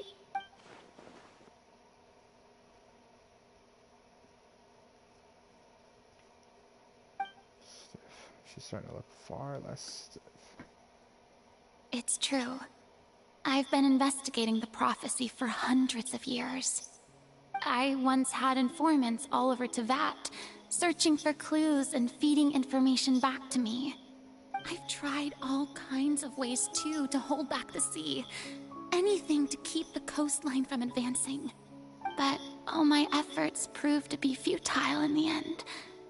Really, the truth has been clear to me for a very long time. We cannot make an enemy of the divine. No matter what we do, the will of the heavenly principles will have its way, and the prophecy shall be fulfilled. Even then, you still haven't given up, right? Give up. I do love the sound of that phrase. It would mean finally coming to terms with fate, but also for me to finally be free. But that would also mean that all hope would disappear. Indeed. I've thought about giving up so many times, especially after we almost lost Poisson. Fate is really unreasonable, isn't it? It has no heart and obeys no rules. The prophecy has only just started to come true, and so many people have already lost their lives. But just now, it all became clear to me. I still don't have the right to come to terms with fate on behalf of everyone else.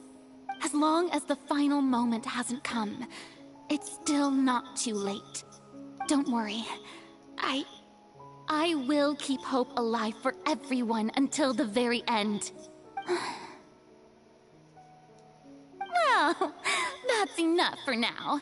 I got the impulse to play the stricken maiden, but honestly, considering my rank and station, that wasn't a good fit at all. Don't take any of what I just said seriously. How could I possibly let Fontaine fall to the whims of trivial prophecy? Come on! Paimon could have sworn you were actually being honest just now. You're running out of time. We can't just go back to square one like this. I have to get more information out of her. Farina, you might not have to shoulder this burden alone. Although, I don't know what you might be keeping from everyone. Your people are more than willing to share your burden with you. Share my burden? That's impossible. It was fated right from the start that this would be my duty alone. But even if your burden doesn't need to be shared, you can still choose to confide in someone. Just share it with me. I'm what you would call a witness. A witness? Yes. I've heard that you came to Tevat from beyond the stars, yes. In other words, you never belonged here. And if Tevat is, in its entirety, a show on a stage, then you're just a spectator, aren't you? If that's the case... There's no time left, please, Farina. Just spit it out.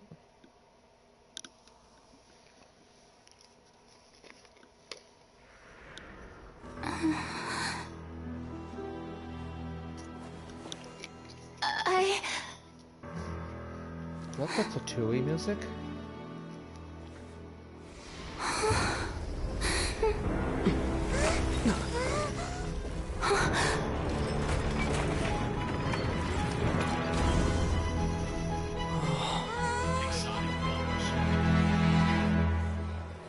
Huh? Oh, the tricks. Yeah, that makes sense.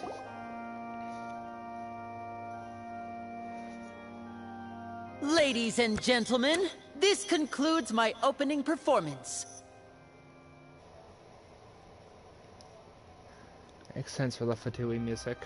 Now, without further ado, we may proceed to the trial of our god. So this is what it is. Yes, you deserve praise for the effort you took to raise the dramatic stakes. Do not forget, however, that I am Focalor, the god of justice, the embodiment of justice itself. Does it not strike you as even the least bit absurd to bring the very concept of justice to trial? May I interpret these words as your refusal to stand trial?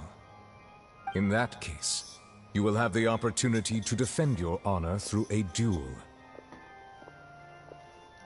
Oh, no. You would draw your blade against a god?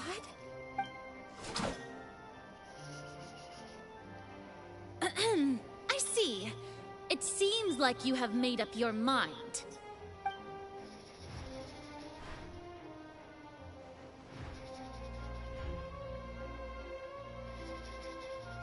Paimon can't believe it. She just surrendered. What the heck is going on? Did I just see an Archon surrender to a human? Wow, how utterly humiliating. Lady Farina, what is the meaning of this? It would seem that there has been a misunderstanding. To be clear, the raising of both hands is not always an indication of surrender. Looking for excuses again, huh? I raised my hands just now to indicate my acceptance of the trial. No duel shall be necessary. I will admit that I've been running away for a long time. I'm sorry, everyone. I was unable to protect the people of Poisson. It is my duty to stand trial for my crimes. You are not the only ones to be disappointed in me. I, too, am exceedingly disappointed in myself. But now, it is time for the Hydro Archon to show you her courage and resolve. I, Farina, will use this trial to show the world the true meaning of justice! This time, I will protect you. Applaud and rejoice. One of the most outrageous and fantastical arcs known to the opera epiclese is now unfolding before your eyes. Mark my words, this shall be one of the most exhilarating and brilliant shows ever to grace the stage of Fontaine. The trial of the Hydro Archon, Focalor, will now begin! Woohoo! Oh, now we're making history! Why does it feel like Farina just took over the whole thing? Like, come on! Didn't she just get forced to stand trial for her crimes?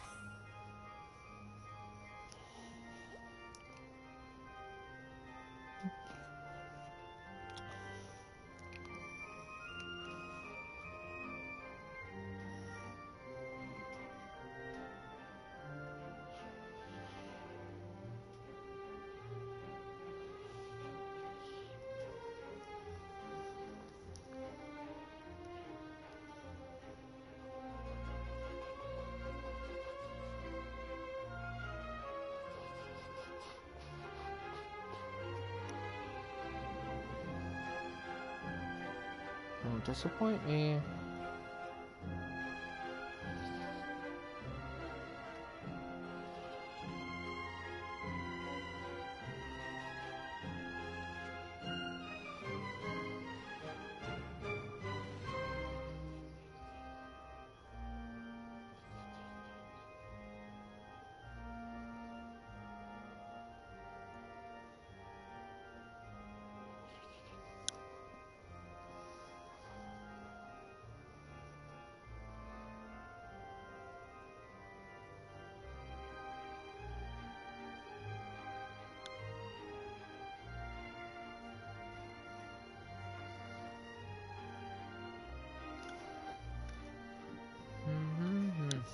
Also, even though she's still acting super dramatic, she is taking this seriously this time, right? All right, then. Who will be my opponent in this trial? The court asks the prosecutor to please take the stand. Thank you, Your Honor. Is that so? Very well. Then please speak, witness of Tivat, my accuser and fated opponent.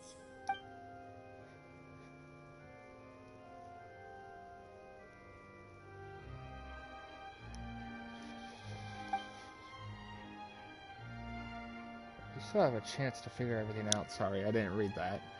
We were this close to getting her to tell the truth, and it still turned out like this in the end.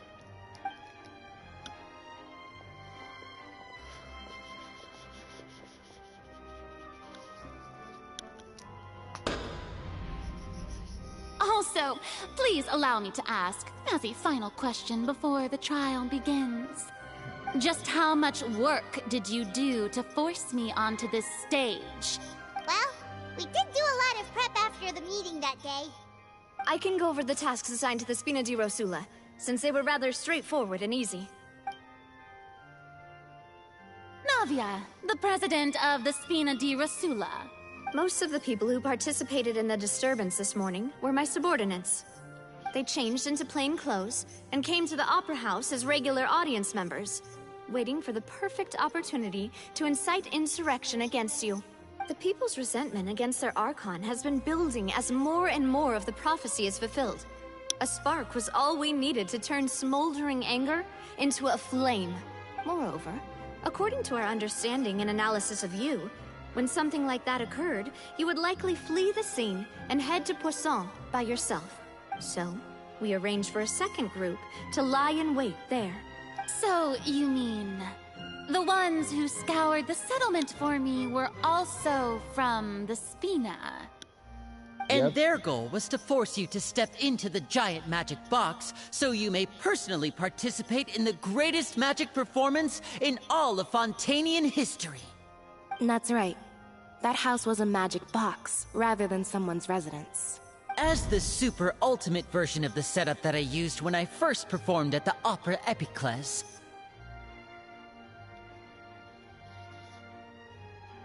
Huh. It's fun that we're bringing it back to that. The volume of the box was increased by a whole order of magnitude, and the distance it traversed was the entire gap between Poisson and Araneas. Its cargo, of course, was an Archon instead of a human. My thanks, Farina. Without your help, we could never have pulled off such an extraordinary performance. You're welcome? Of course, this performance was only made possible with Father's support. The House of the Hearth spent a massive amount of labor in Mora to pull this off. Huh. So they've even got some of the clockwork mecha to help.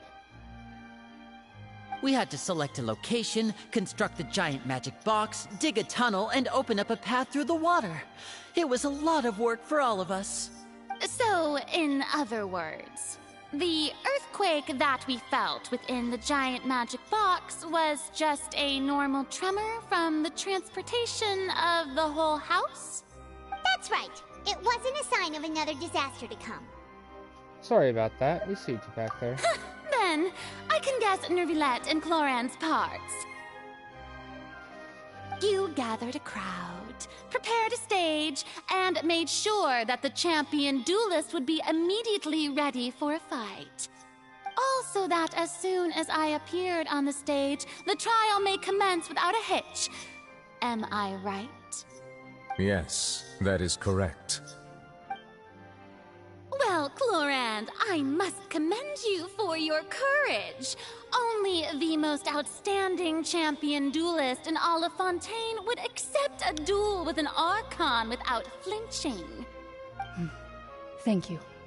As for you, Traveler, I suppose your role was to keep me distracted with conversation once you found me in Poisson. You'd make sure that I didn't notice anything amiss before revealing yourself as my prosecutor once we'd arrived onto the stage. No, you guessed wrong. Oh? My mission was to give you one last chance. We hoped that you'd share your secret with us before the magic box arrived on the stage. Is that so? Then I suppose I must have missed my final chance. It's fine. It matters not. What's done is done. The stage is already set, so there's no reason to disappoint the audience. Let's see this trial through to the very end. Exotic butters. Now let's judge the Hydro Archon.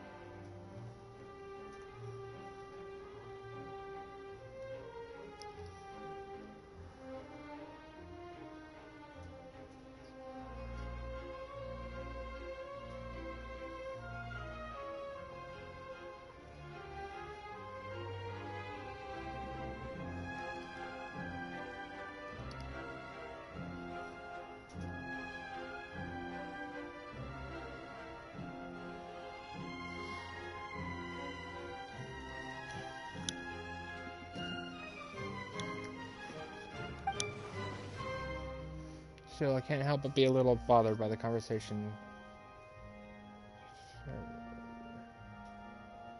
Bothered by the conversation earlier. What did Farina want to say to me before we arrived? Sir Prosecutor, please allow me to pass this along. This is a document that Miss Charlotte applied for and received permission to share with you during the trial. According to her, it should speed up the proceedings. Huh? Charlotte wanted to give us something? Oh, so she's here too! Hey, Charlotte! Oh, Leb Hymancy! Isn't this the exclusive interview that she did with us before? Wait, finished it, huh? Then that means this document is a perfect timeline of everything that's happened ever since we stepped foot in Fontaine! So in other words, we can refer to this anthology of evidence every time we want to use something from our journey as evidence for an argument! It's a super practical gift. Never would have thought of using it that way. Let's quickly confirm the information in it. Just think of it as a refresher, alright? You defeated the Hydro Archon in the very first duel you took part in at the Opera House. That's one for the history books, all right. I didn't think that you'd wind up getting to the bottom of the case I'd been following all this time. I guess you could also see this as a happy coincidence. This is the first time Monsieur Nervillette had a difference of opinion with the Oratrice. Even the Hydro Archon can't figure it out. A Fatui Harbinger. She's an extraordinary person. Her instinct must mean something.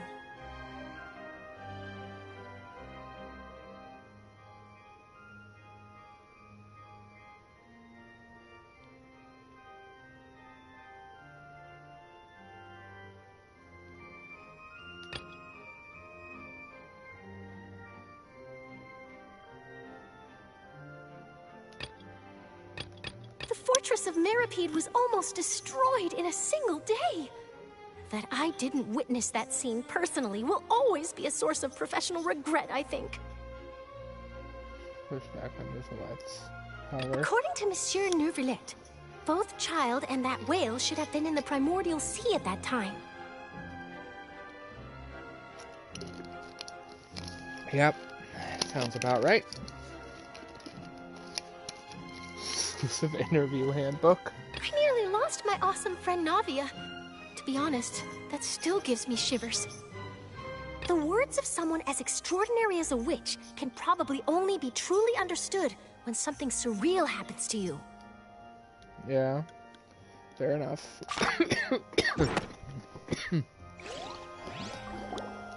I might have to refer to a video to help me. The prosecution and the defense are both in position. The trial shall now begin. Oh, come on, Neuvillette. There's no need to repeat all the unimportant legalese. Just fast forward to the part where the prosecution lays out my offenses. As the defendant and the lead actress of this performance, I still haven't even been informed of my supposed guilt in all of this. Of course, it is only natural for humans to struggle to understand the actions of a god. However, you will need more than that to convict me of a crime. That's true, but my charge here is unrelated to your conduct as an Archon.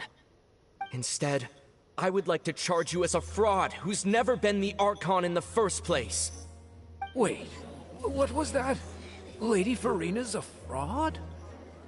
Hey, I came here thinking that we were going to try the Hydro Archon for forsaking her duty, but did I hear that right? She's not our Archon at all? Charge accepted. Lady Farina, do you plead guilty to the charge?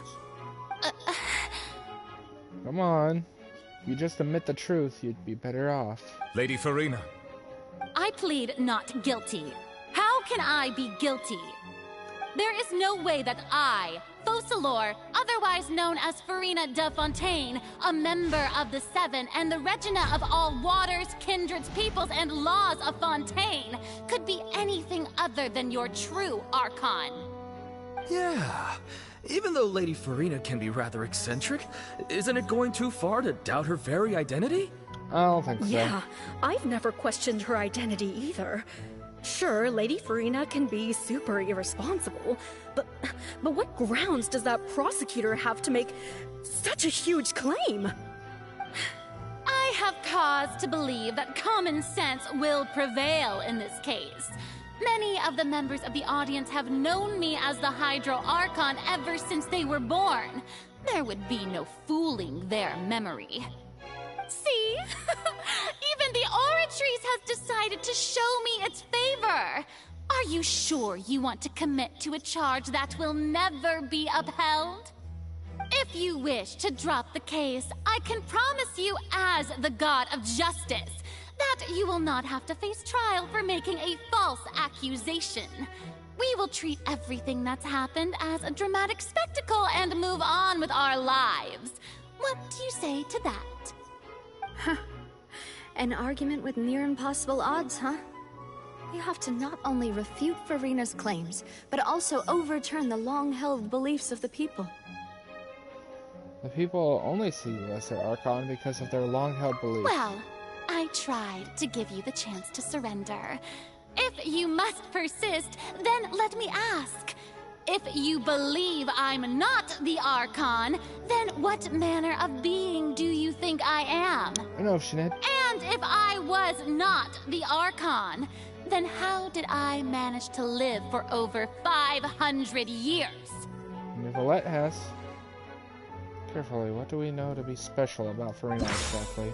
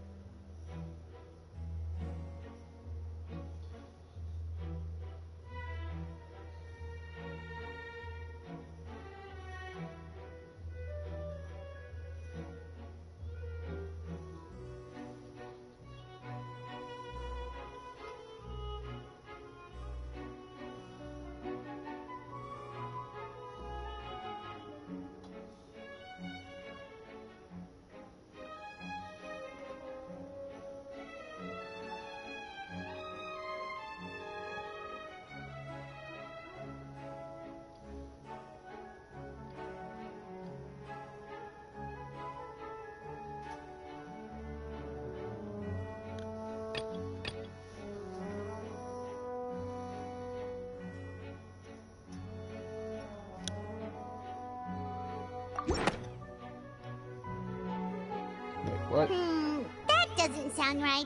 Paimon doesn't... Really?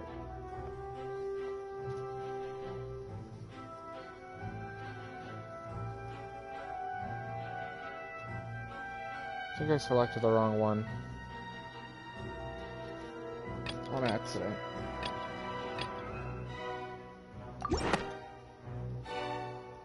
First of all, you may be a member of another long-lived race, which would allow you to naturally possess an extended lifespan. And second of all, even if that wasn't the case, there could be other ways to extend your life. Such as a curse. Who gave you that idea? Was it the knave? You'd sink so low as to use a harbinger's words against me.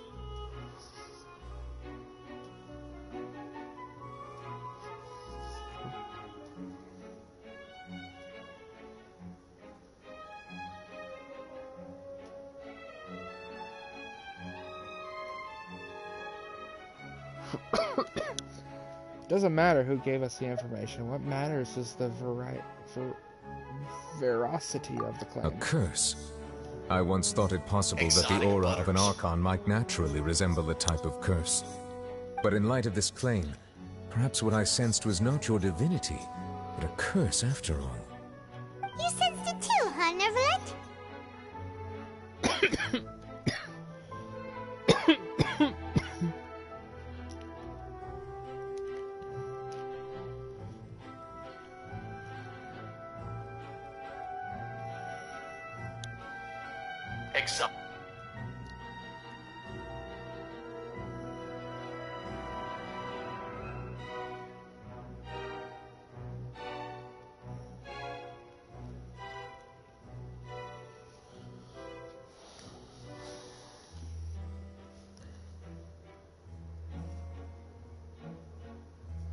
The aura of an Archon might naturally resemble a curse.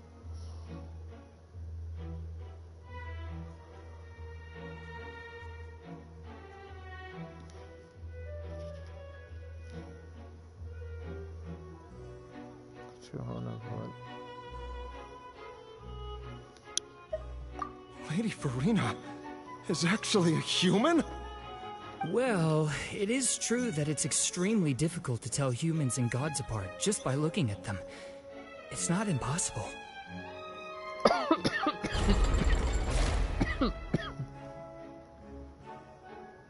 Well, don't start celebrating too early now. Even if I have been carrying a curse like you said, how does that prove that I am merely a human being? Besides, everyone knows that the main difference between a human and a god is the possession of authority. Gods can do what humans cannot. That's why they're worshipped as gods. For centuries, manifestations of my authority have served the nation of Fontaine. One need only to turn their eyes towards the Oratrice Mécanique d'Analyse Cardinal in this very opera house, or consider the endemnitium that is used in every aspect of life.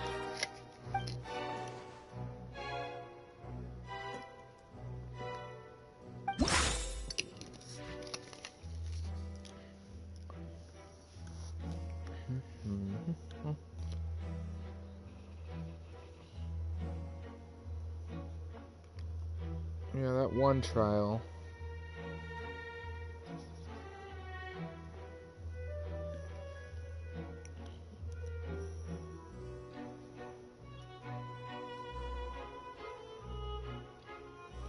Yeah, no, that makes sense. You tried to reference the Oratrice. But weren't you as confused as all the rest of us when the Oratrice declared Child to be guilty without any proof? Otherwise, you should have come up with a good explanation for that by now. Didn't I make myself clear at the time? The decisions of the gods are naturally difficult for humans to comprehend. There is no need to provide an explanation. Wrong. Lady Farina, I believe a reminder of your current circumstances is in order. While the court is in session, the principles of justice and the law must come before all else. While you are an Archon, you are also first and foremost the defendant in this trial. You will prove yourself unable to defend against the prosecution's charges if you continue to withhold vital information against the rules of the court. I never thought you'd use that kind of rhetoric against me. That was no trick of rhetoric, Lady Farina. I've merely reiterated the rules of the court. Rules that all should respect and follow.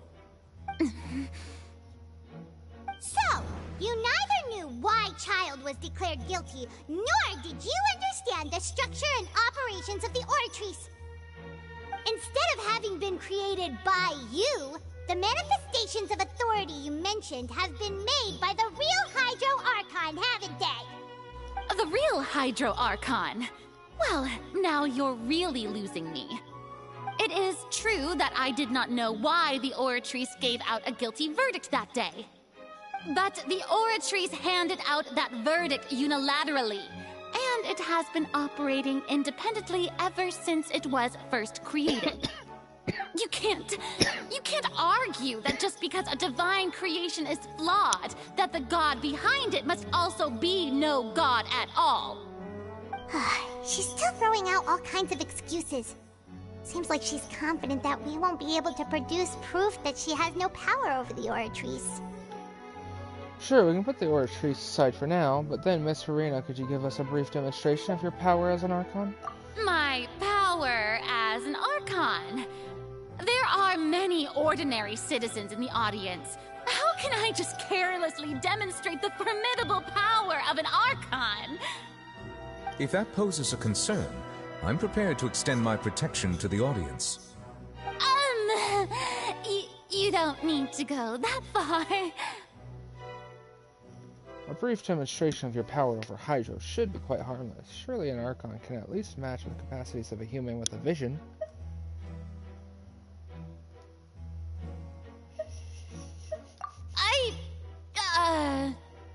Aren't you the Hydro Archon? Or is it that you can't even wield the power of Hydro, much less the authority of a god? Indemnitium! Yes! It's all because of Indemnitium!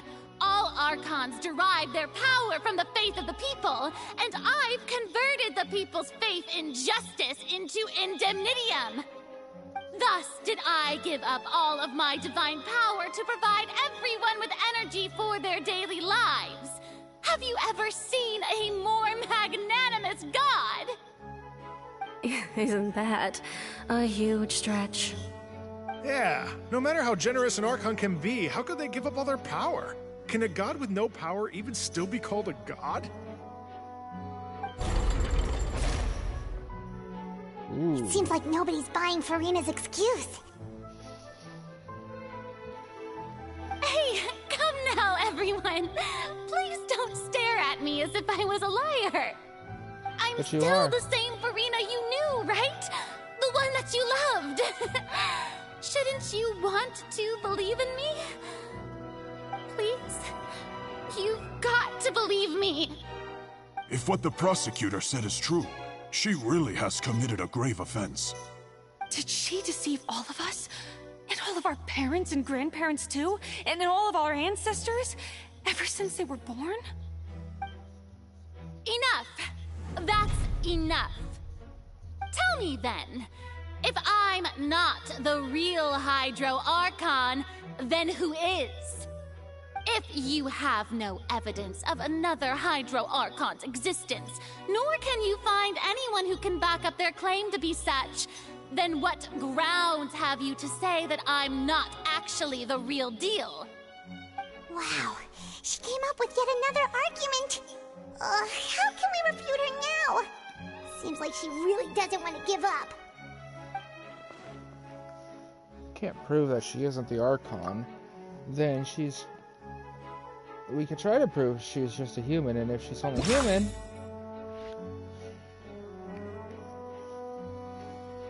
This is too much for my brain.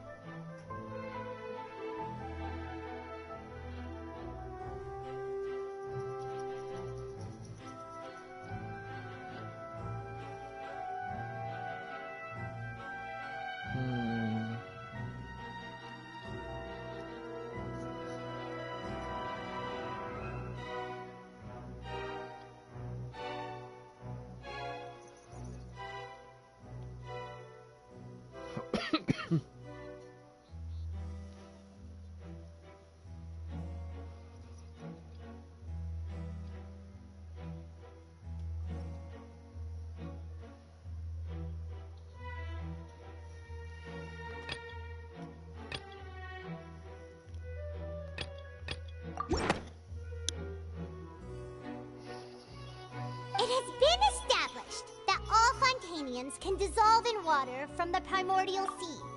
And that means... Since you insist on claiming to be a god and not a human, then there's a method that you can use right here and now to eliminate all suspicions of you being the latter. Miss Navia, please apply to serve as a temporary attorney for the prosecution before addressing the court. Though you act in partnership with the prosecutor, you must still adhere to proper procedure. Super sorry, Monsieur Chief Justice. I swear this really will be the last time that I'll speak out of turn. Now, I've brought some seawater from Poisson.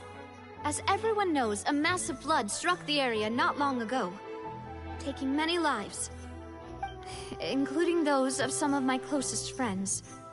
So, Miss Farina, would you dare to touch some of this seawater? If we are to believe that you are indeed the real Hydro Archon, touching this seawater would have no effect on you. All it should do is strengthen your case. But if you don't dare to touch it, then we would have basically proved the reverse. Oh, and I must remind you that after the disaster at Poisson, nobody wants to see any more people dissolve. I do hope you'll act prudently and choose the simpler path of admitting guilt. Navia from the Spina di Rasula. The Spina has governed Poisson for many years. I guess her suggestion is valid. If Lady Farina is indeed just a human, she's probably Fontainian like all the rest of us. Would she really dare to try?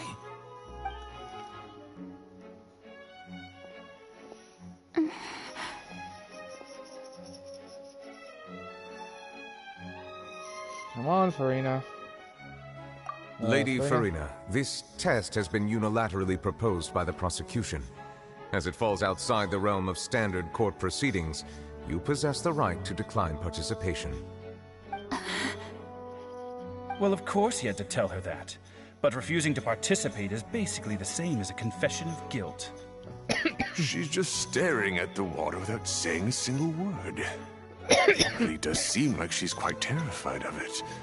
That could only mean... What's going on? Is she really planning to... that's not what we thought she would... Due to the inherent risk of the test, Lady Farina, you may...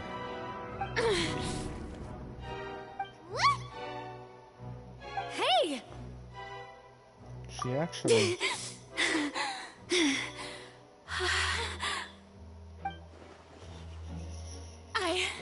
I'm fine! Look at me, everyone! My hand is still here! I haven't been dissolved! Will you believe me now? I really am your Archon! I'm nothing like a normal human who would fall apart as soon as they touch this water! Really? Was this not the most obvious thing in the world? Miss Siegewin? If you're present, Miss Siegewin, please come forward and attend to the defendant. Siegewin? Mm-hmm. Don't be nervous. It'll just take a few seconds. Let me see. That should be enough. Please announce the results of your evaluation to the court, Miss Siegewin. As everyone doubtlessly saw, Miss Farina was displaying symptoms of hyperventilation and flushed skin. These indicate that she was experiencing the adverse effects of exposure to primordial seawater. The extent to which she was affected is the same as other humans when exposed to primordial seawater of a similar concentration. Thank you, Miss Siegewin. Lady Farina, you may return to the defendant's stand. Oh, wait. What did she just say? I didn't get dissolved! Shouldn't that be enough to prove my innocence? Well, considering your tendency to run from your problems, we did originally prepare a direct sample of the seawater around Poisson. However, after extensive discussion, we exchanged it for a sample that is not concentrated enough to dissolve an actual human. After all, on the off chance that something entirely unexpected might occur, we don't want anyone else to lose their life to the sea. Yeah, so out of regard for Farina's life, you secured a low-concentration sample and asked the head nurse to serve as an expert witness. It's a great thing that the direct sample wasn't actually used. Farina could have... I can't believe... You... But what's really going on here? Farina can't have known the consequences of touching the water.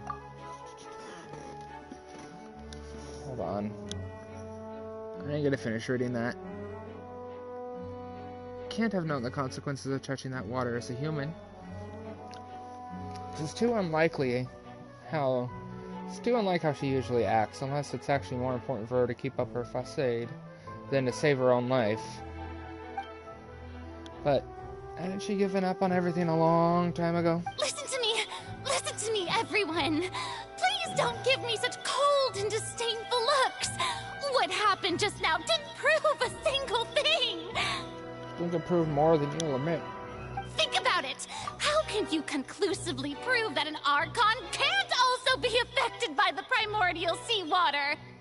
Also, if I was really just a human, why would I dare to just put my hand in that kind of water?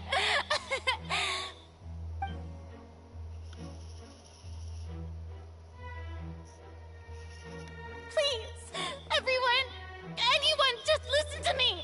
I swear, I really am your Archon! No, you aren't.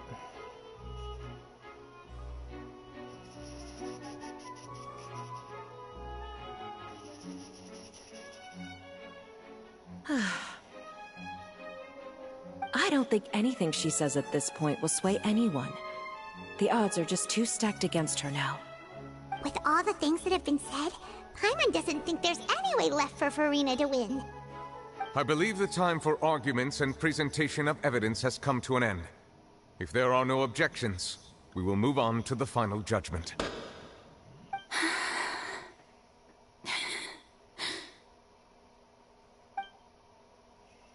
I don't think anything she says at this point will sway anyone. She's too stacked against her now. She's losing her power.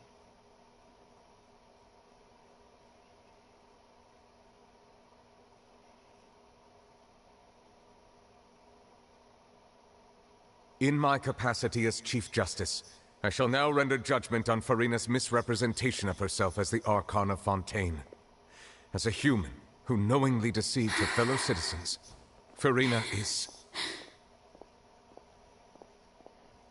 guilty. Shattered glass.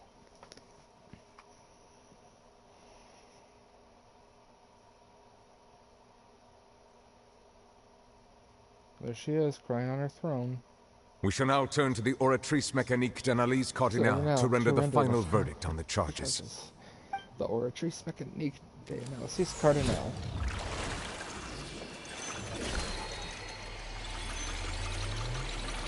That's a bit more than the usual animation. According to the judgment of the Oratrice Mécanique d'Analyse Cardinale, Farina is... Well, what's wrong? What's the Oratrice's verdict? The Oratrice just declared Farina to be innocent. No, the Oratrice also displays a guilty verdict. Isn't that correct, then? However, the exact wording of the verdict is thus. The Hydro Archon, guilty, to be punished via the death sentence. The death sentence? That's actually one of the available sentences? I've always thought that it was just a myth. The one and only time the death sentence has been handed out at the court, and it's been given to the very person we've worshipped as the god of justice? What an unexpected twist. Farina's been sentenced to death by the Oratrice? We just wanted to use the trial to show her the seriousness of things so she'd tell us the truth. How did things escalate this quickly? This outcome is indeed quite strange. According to Fontaine's current definitions of justice, as well as its recommendations for criminal sentences, is this sentence really appropriate for the crimes that have been committed?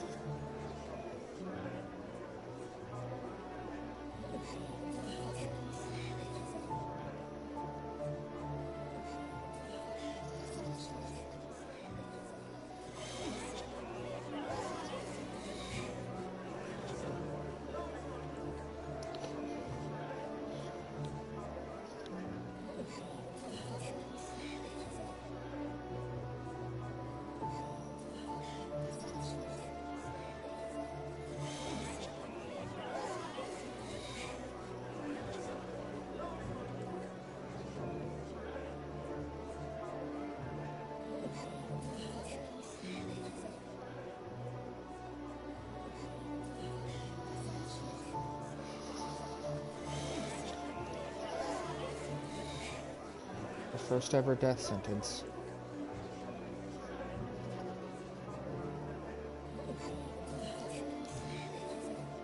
Even Fontaine wasn't sentenced to death by the Oratrice. You know, the real evil mastermind behind the serial disappearances case. What's more strange is, instead of Farina, the Oratrice rendered judgment on the Hydro Archon. Indeed. Not only is Farina's sentence overly excessive, the very point of our trial today was also to prove that Farina has never been the Hydro Archon in the first place. But now, the Oratrice seems to have deliberately invoked the title of the Hydro Archon. What does this mean?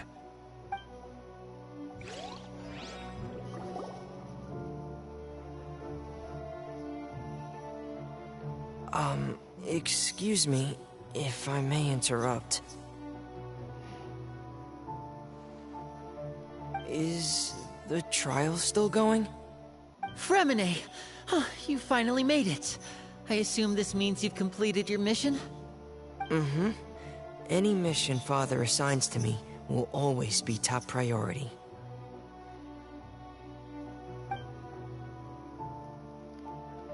To help with the other Fatui, Fremine. That the first prophecy slate? I'm sorry. With the help from the other Fatui, for a minute brings a stone tablet. I'm sorry, hold on. Brings a stone slate on the stage. Whoops.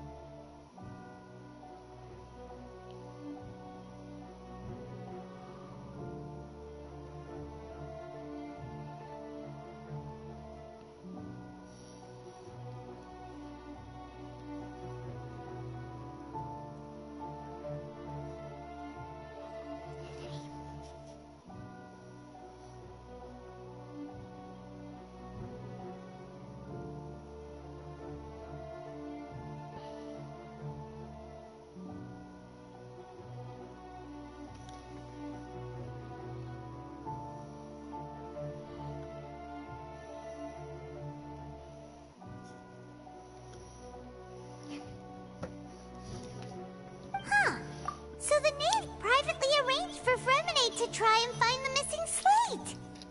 I looked everywhere and finally found it at the bottom of the sea. It took me a long time to get around some dangerous stretches of water. Exotic butters. But has the trial already concluded? Then doesn't that mean I've come too late? Oh no. Father will be disappointed in me. Don't worry, the mystery hasn't been resolved yet. Still not too late for you to shine. Thank you for your hard work, Mr. Fremine. Please allow me to review the record left on the slate. Traveler, I believe that you have already seen the other existing slates, and would like you to come here and confirm their contents.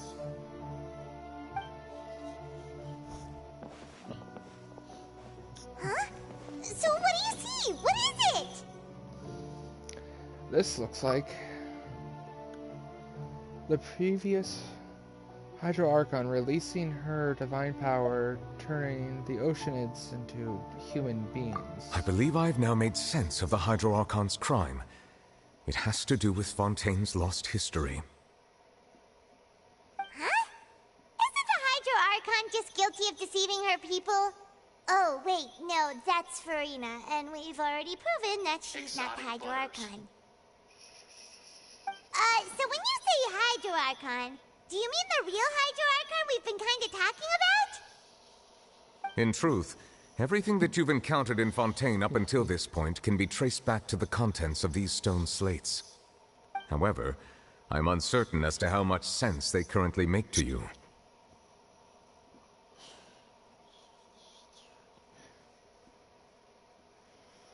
An association between the contents of slate and the events in real life. Okay, let's try to recall the contents of the other 3 stone slates. Paimon will do her best to help you remember.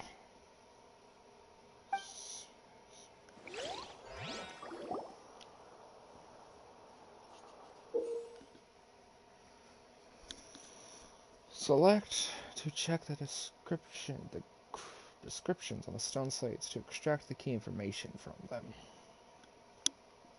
Alright.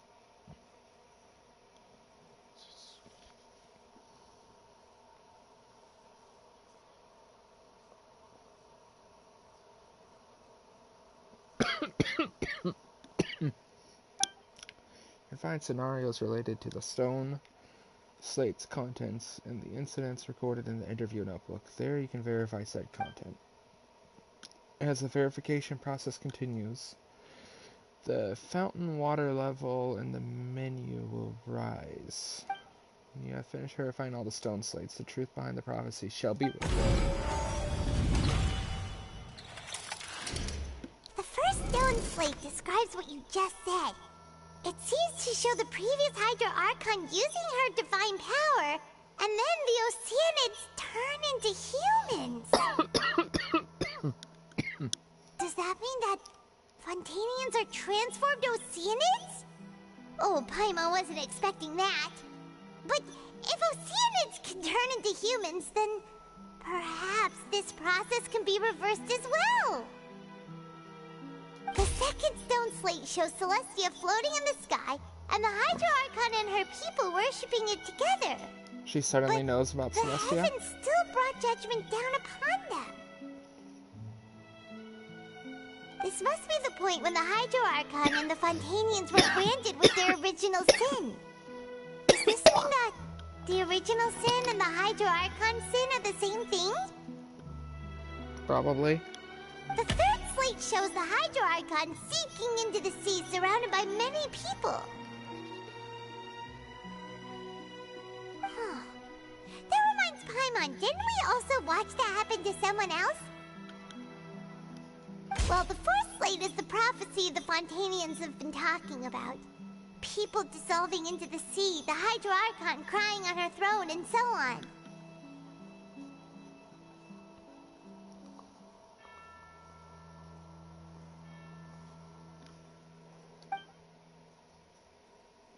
We didn't believe that such a crazy disaster could happen at first, did we?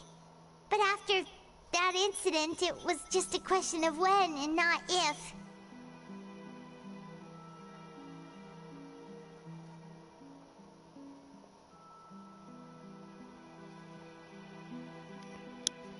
Not if.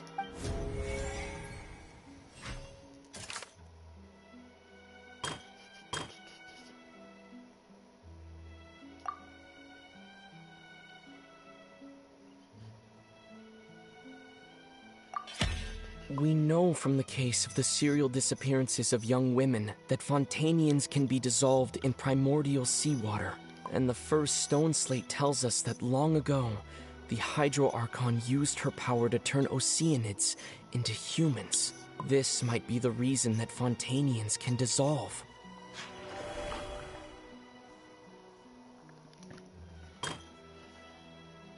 Shows Celestia floating in the sky, and the Hydro Archon and the people worshipping it, but the heavens still brought judgment on them.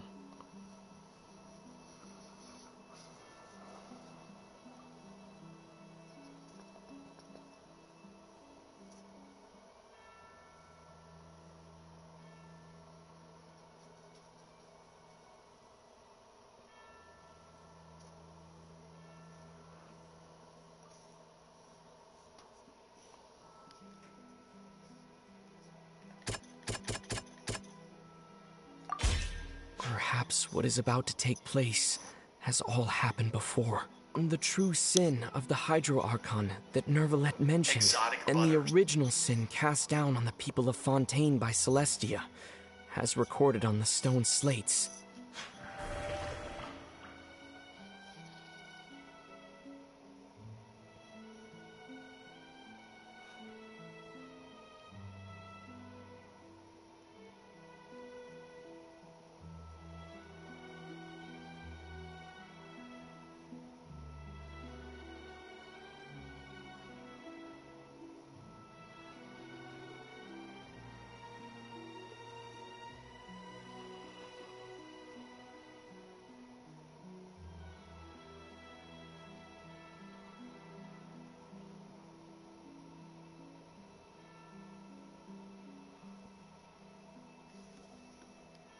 Exotic butters.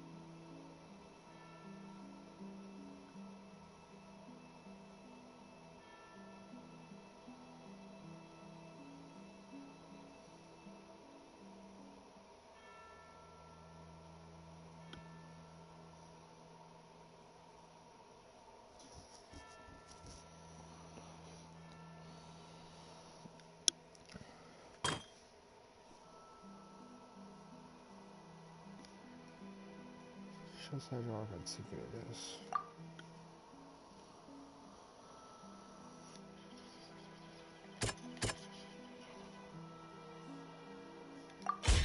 It's not as simple as falling into the sea. When Navia fell into the sea, her consciousness was subjected to judgment. The stone slates show the people gathered around the Hydro Archon in the sea.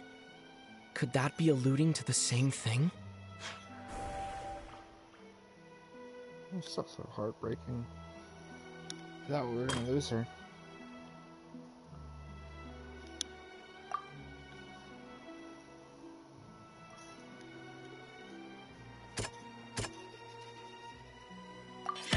The prophecy from the stone slates found its way into society, but not many people believed it at first. The fortress of Meropide was nearly flooded with primordial seawater, which we know can cause Fontainians to dissolve. It seems increasingly likely that the prophecy may come true. If we hadn't dealt with it in time, things could have gone very badly. They'll dissolve into the primordial sea but won't cease to exist. Their essence will flow in the seawater, converge, and take the form of an oceanid. The Hydro Archon was sentenced to death in court, shocking everyone present. Perhaps this means that her sin was actually Fontaine's original sin. Navia fell into the water inside those ruins, and she nearly dissolved.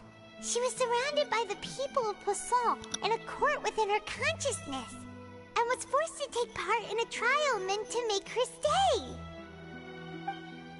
The eruption of the primordial sea at the fortress of Meropide was the surest sign that the prophecy was about to come to pass no matter what. The prophecy's contents can all be verified by recent events. If we combine what we know together, loads of truths should come to light.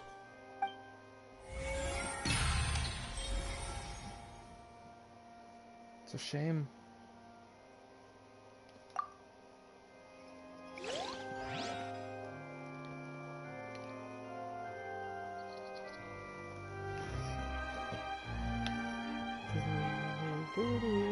I'm sorry the stream's been so long. Huh? Oh, Paimon gets it now! So that's how you can make sense of it! But then it feels like we're going to have to share some truly shocking revelations. Let's hear them. The first slate that reveals that Fontainians are not real humans. Incredible! Linny, did you hear that? We're not real humans. All Fontainians were originally created by the late previous Hydro Archon, with Oceanids as their basis. The evidence for that can be found in how only Fontainians could dissolve in primordial seawater, and how all the girls Vacher dissolved were also turned into Oceanids. Oh, and according to Navia, when she was about to get dissolved, she also saw everyone gathered around for a trial, all of them in the shape of Oceanids. Indeed. The second slate reveals that the crimes of the Hydro Archons was her creation of Fontainians from oceans. Yeah, and it follows from the content of the first slate that she probably angered Celestia by creating humans without prior permission. That could also explain why the Oratrice judged the Hydro Archon to be guilty. It's to account for that ancient sin. The Hydro Archon's true sin was creating us? And yet, after many hundreds of years, the Hydro Archon's creations have turned around to try to judge the Archon within the Opera Epiclese. The twists of history are often the most unexpected of all. As for the third state, I'm still convinced that it should come after the fourth state. Yeah, isn't the image here just like when Navia fell into the sea? So wouldn't it be trying to show the image of the Hydro Archon also falling into the sea once the prophecy has been fulfilled in the fourth slate? The fourth slate depicts the fulfillment of the prophecy as it's already In written the end, out. the people will all be dissolved into the waters, and only the Hydro Archon will remain weeping on her throne. Only then will the sins of the people of Fontaine be washed away. Did Paimon get all that right? You've made some keen deductions. I must say, given how much you still don't know, it is impressive that you've already managed to connect so many pieces of the truth. However, while you were able to decode all the information on the slates, they've also been etched with an additional layer of hidden information using a different power source. When we were at the ruins, I tried to decipher the hidden information recorded in the slates. But since we only had 3 slates at the time, I was unable to come to a full conclusion. Now that the slate collection is complete, I shall make another attempt to decipher the narrative recorded within. If everything goes well, we should finally be informed of the unadulterated truth. Unadulterated truth.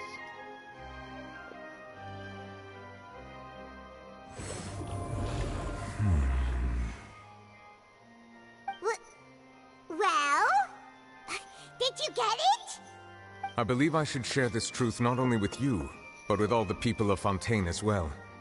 I will try to briefly summarize it for you.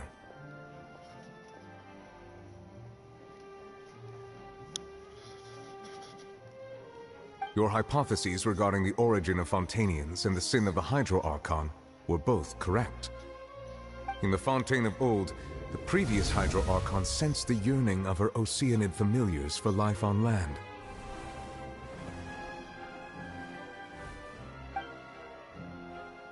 The Oceanids were enamored with the beauty and romanticism of human beings, and wishing to have those experiences for themselves, expressed to the Hydro Archon their desire to become of a similar kind. However, even though water as an element is intricately linked with the power of life, the Hydro Archon, as one of the 7, did not possess the authority to create a new form of human life.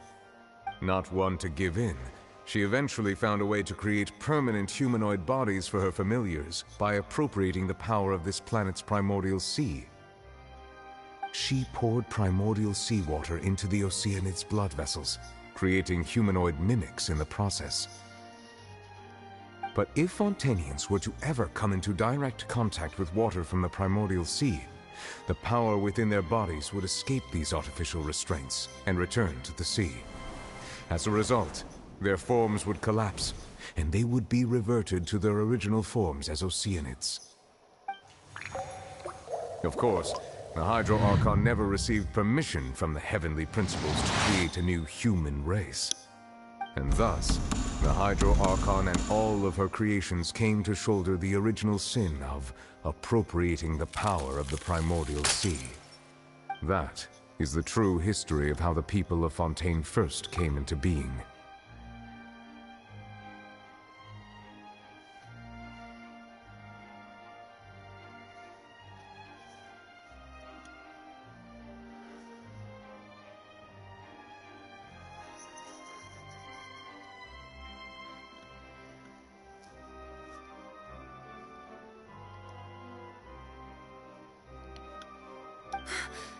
So we were all Oceanids before we turned into human beings?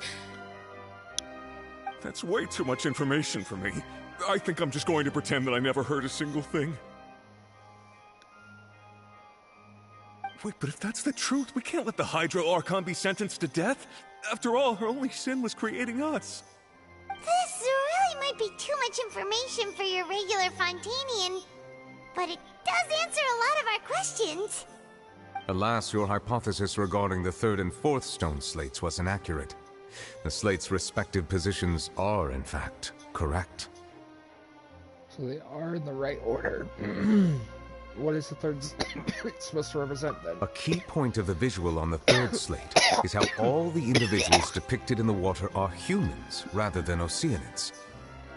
They have not been dissolved, which implies that the water depicted in this slate is not water from the primordial sea. The nation of Fontaine is the nation of Hydro, as well as the nation of trials and justice. Instead of being the literal element, the water in the scene symbolizes judgment and justice. You may also recall Navia's experience. When she fell into the sea, her consciousness was surrounded by that of many others who intended to hold a trial to determine her fate. Therefore, the meaning of the third slate is that the people of Fontaine shall try the Hydro Archon at the court of justice. It can't be. Yes, it refers to our present situation. I think I'm following now. So, what you're saying is, even though we decided to put on this trial to avoid fulfilling the prophecy, in truth, everything we've done has happened exactly as the prophecy foretold. So now, it seems, we're the ones making sure it comes true. What should we do? I don't know. It feels like there's no way out of this. Huh. No matter what, the prophecy will be fulfilled. Is this what it feels like to be a prisoner of fate? If that's the case, does that mean the scene in the fourth slate will also be fulfilled soon? Traveler, I would like to point out another small fallacy in your deductions. About the fourth slate, you probably thought that the eruption of primordial seawater beneath the fortress of Meripede served as the surest sign that the prophecy was about to come to pass, yes? Yes. However, I believe that rather than being a sure sign, that eruption could in fact only be a small warning of something far worse to come. As for the root cause of the catastrophe, I believe you've already encountered it once before. I have? Wait, could it be the whale?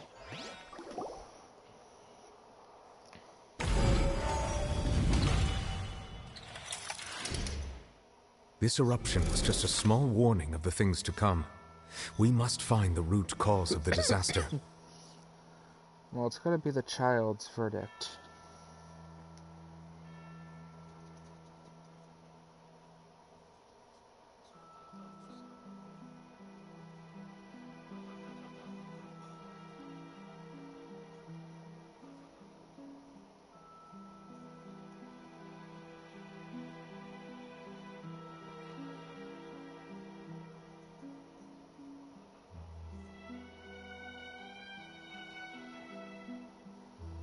There's still more to go.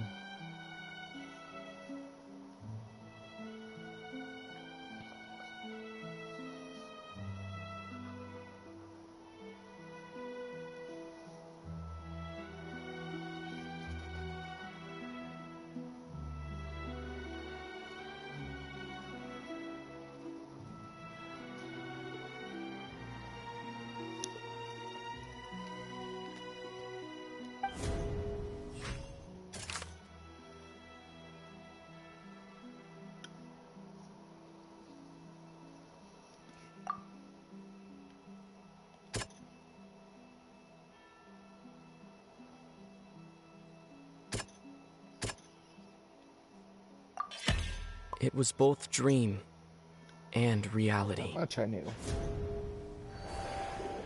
If we're talking about a true culprit, that could only be that thing inside the primordial sea, right? Yes. The truth, the original sin, the trial, and the root cause of the disaster.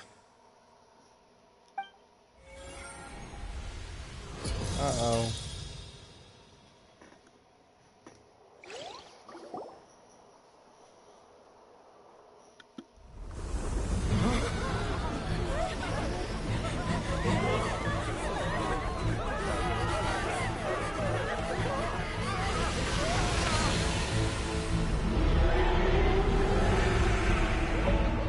Whale.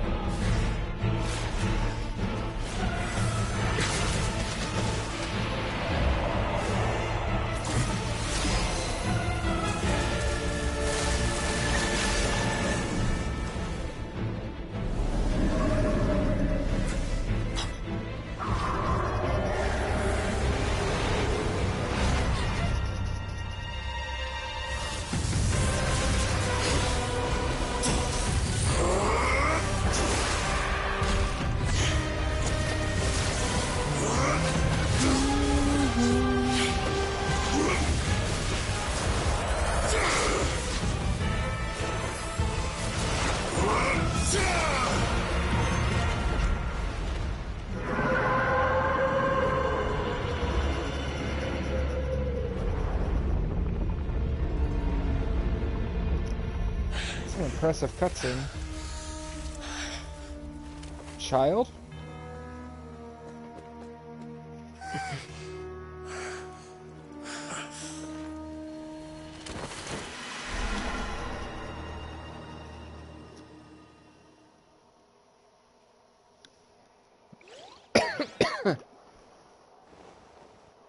I mean, child using a claymore. Way too close! How did that thing just burst into the opera house? What you saw in your dream?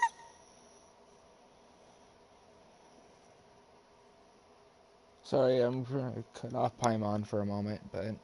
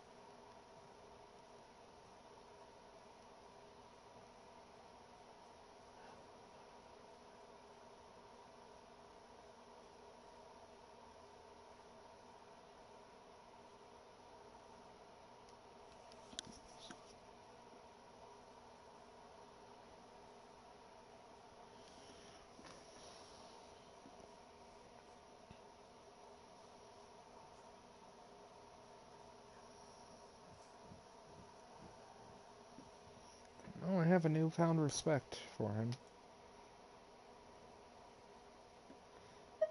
That's right. I'd wager that's also the one that child saw when he So was we've young. met it at last. I understand very well why it is chosen to make an appearance here. That whale does not belong to Tevat. It is a monster that has traversed the stars, weeping all the while. It has been greedily consuming the energy from the planet's primordial sea, using it to grow. That is the main cause for the rising sea levels. And once it has finished consuming all of the energy contained within the sea, its next step will be...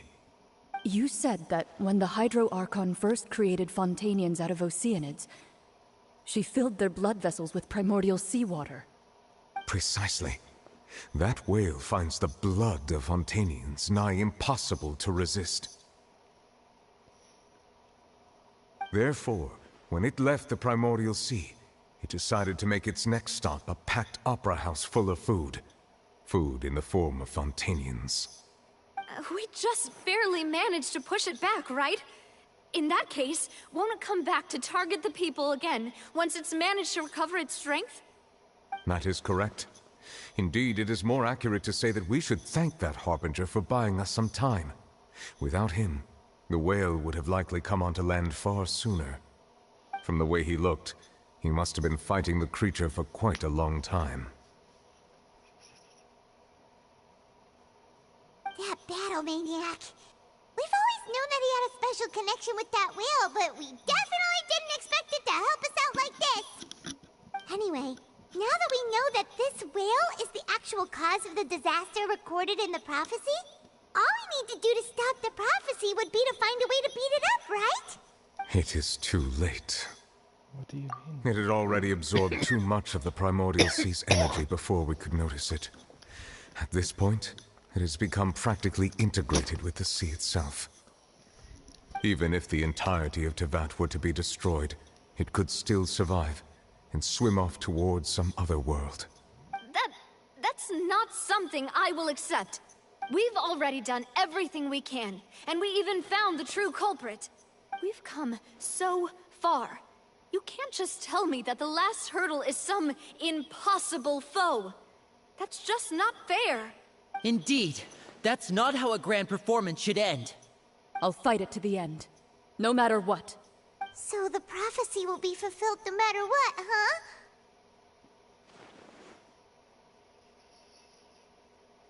Well, are we having another vision? The prophecy. Yes, what has been prophesied will be fulfilled. You may view such things as the history of the future. After everything, it still turned out like this. We couldn't fight against fate. Wait, but if this is all about fate... Just as prophecies are usually only the future as seen from the perspectives of the gods, could things be happening in hidden corners where the gods' gaze does not fall? Ultimately, fate shall serve as your only guide, no matter what will happen in Tevat's future. All you need to do is to play your part.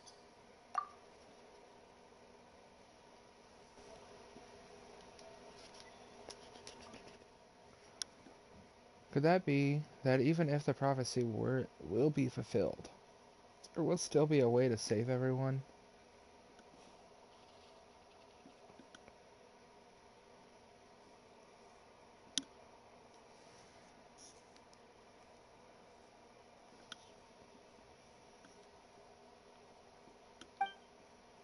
Did I miss something? Wait, I forgot about Farina. What was it that she wanted to say before, at the last moment, in the giant music box? What is her real secret?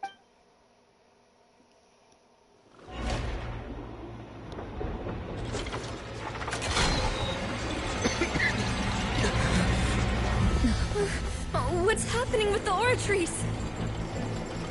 I believe it is preparing to carry out the death sentence.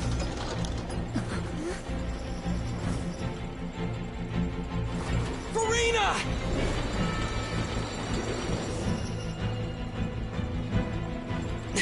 No, I still need answers.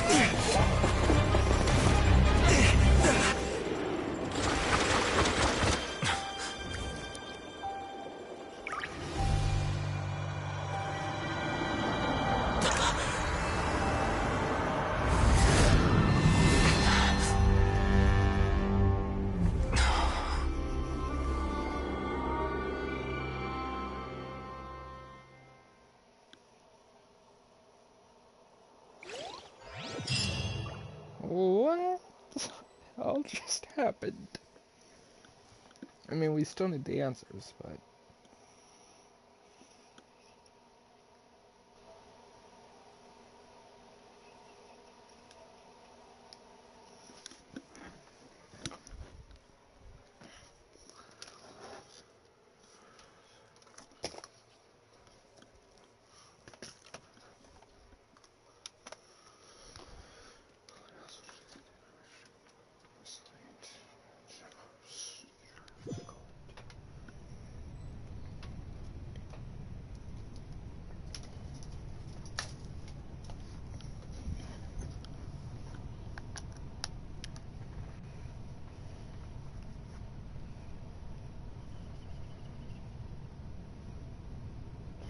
You... Still just Farina. Why can't they be...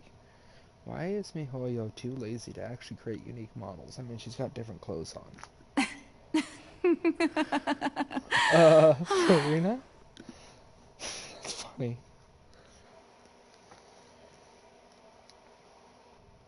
Sorry. That shocked expression on your face is just too amusing. I couldn't help myself. You are not Farina. Who are you? Ah, the sweet sound of bewilderment. Marvelous. A sure sign that my attempt to deceive everyone was a resounding success. But to answer your question, I am Focalor. You know, the god. Focalor? Why did you deceive us? Oh, that wasn't my goal, of course. Goodness, no. But I had to fool everyone else too, if I was to stand any chance of deceiving the heavenly principles. Deceiving the heavenly principles? It's all because of that pernicious prophecy. Dreadful, wasn't it? Everyone doomed to dissolve. Fontaine condemned to be flooded. One was not amused. In fact, one was positively bemused when that problem was thrust upon me by my dearest predecessor. That's the former Hydro Archon Egeria, for the uninitiated. It hardly gets more disastrous than a preordained national catastrophe, now does it?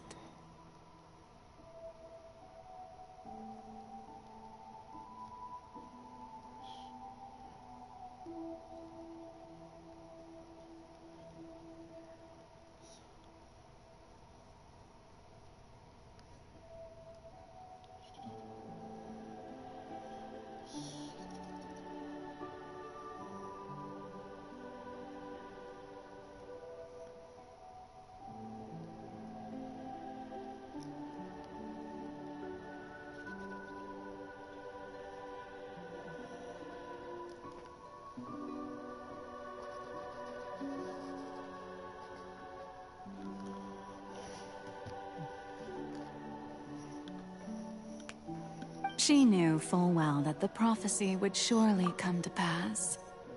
And as one of the seven, she also knew full well that one defies the heavenly principles at one's peril.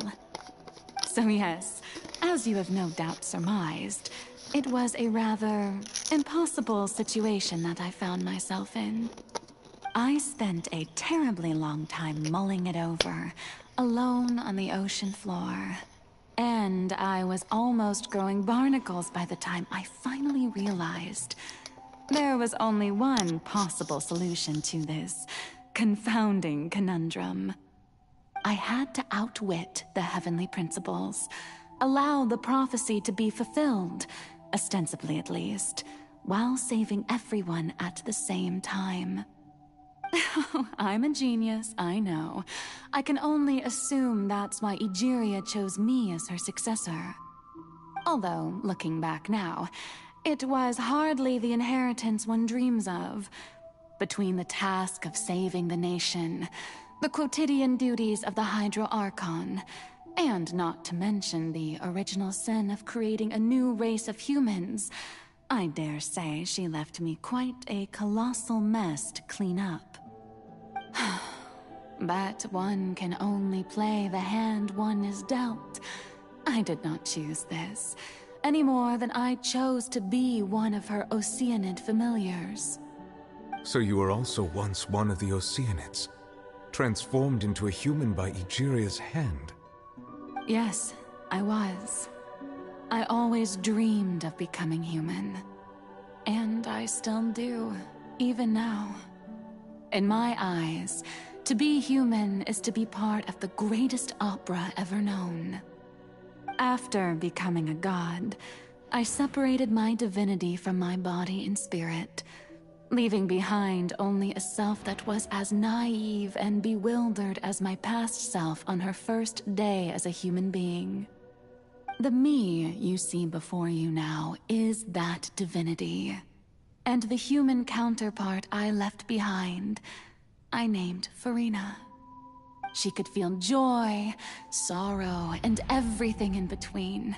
She could be as vain and conceited, or as meek and vulnerable as she wished. Her strengths were of a kind only a human could possess, as were her shortcomings.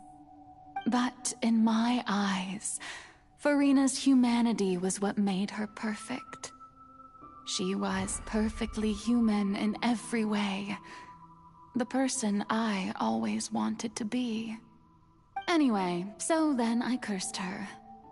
All part of the plan, of course. The plan to deceive the heavenly principles. Do you still remember the final scene of the prophecy? The Hydra Archon, alone, weeping on her throne. In order that the prophecy might appear fulfilled, I invited Farina to be an actress, to play the part of the Hydro Archon in the prophecy. Under the curse I placed on her, so long as I, Focalor's divinity, continued to exist, she could not die. But nor was she free to live her life in the pursuit of happiness. Instead, she was forced to take the stage in the opera house, to embrace the role of leading lady, to forever play the part of the god from the prophecy, all to create a deceitful appearance of that prophecy coming to pass. I suppose now you probably understand why your court is called the Opera Epiclese. But Farina is only human, isn't she? Even though she has had a long life, her mind is no stronger than that of any other ordinary human being. I cannot begin to fathom what she has had to endure. It must have been torture for her. It has indeed. And although she is, in a sense, me in human form, I most definitely owe her an apology for it. It's been 500 years. And all along, she's been playing her part in the most unimaginably long, unbearably lonely, and agonizingly painful opera of all time.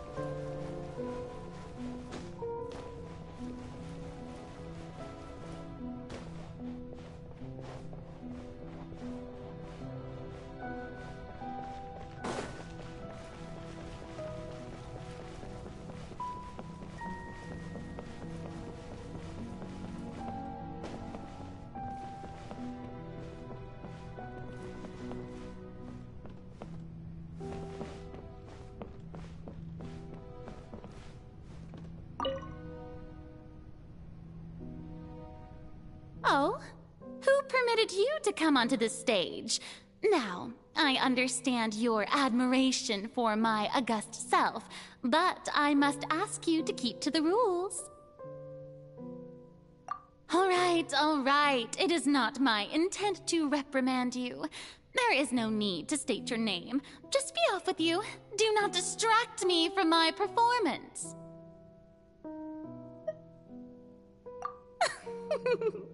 Oh, do not jest. Can you not feel it? I am Focalor. The eyes of countless Fontainians are upon me. I must, at all times, display the utmost elegance and nobility.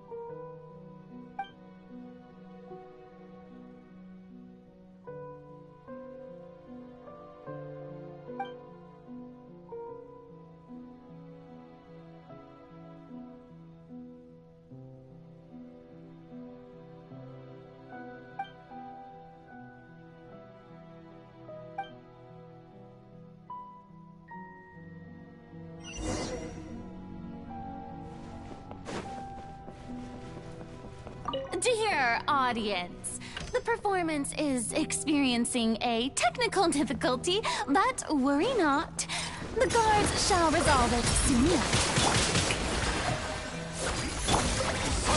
Justice is blind.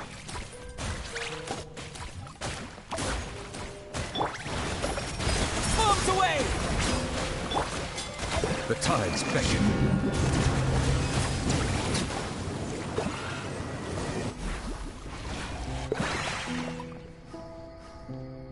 Hey, what gives? The audience is still watching me, you know. Guards! Wait, where are the guards? Guards!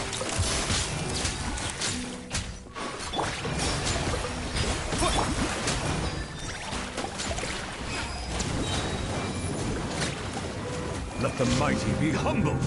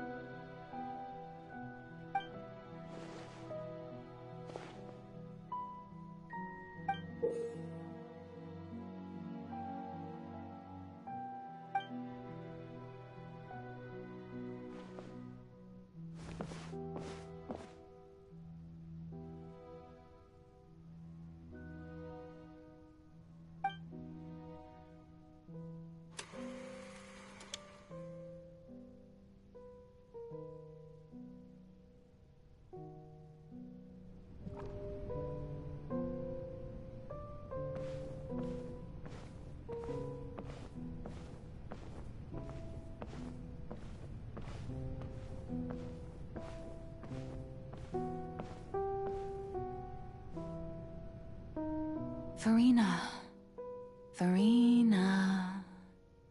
Huh? Who's that? Who's calling me? Forgot my Where mic. are you? Be not nervous. Be not afraid. I am before you. Wait a moment. You're mirror me? How can this be? So, I had my mic muted while I was reading some of that dialogue, so sorry about that. Mirror you, huh? You know what? That's not bad. Let's go with that. Mirror me. What do you wish to say? The prophecy. Have you heard of it? What prophecy? Oh, wait. I know. I think. I don't know why, but it's in my head somehow. The people will all be dissolved into the waters, and only the Hydro Archon will remain, weeping on her throne. Only then will the sins of the people of Fontaine be washed away. Oh, very good. You know it well. going on. I can't seem to remember anything clearly. The only thing I know for sure is this prophecy. Will it really come to pass? Yes, it will. And that is why I've come to you. Disaster will come to Fontaine sooner or later. Things will develop just as the prophecy declared. There is no escaping it. But doesn't that mean everyone will die? I'm a Fontainian just like them. Will I dissolve too? Oh, don't worry. Magical meetings exist in this world precisely to give people a chance to turn things around. It is the reason why you met me today. I will tell you how to save everyone, but you may have to suffer somewhat. Oh, so there's still hope after all. Goodness, you frightened me. You spoke so much and with so much certainty.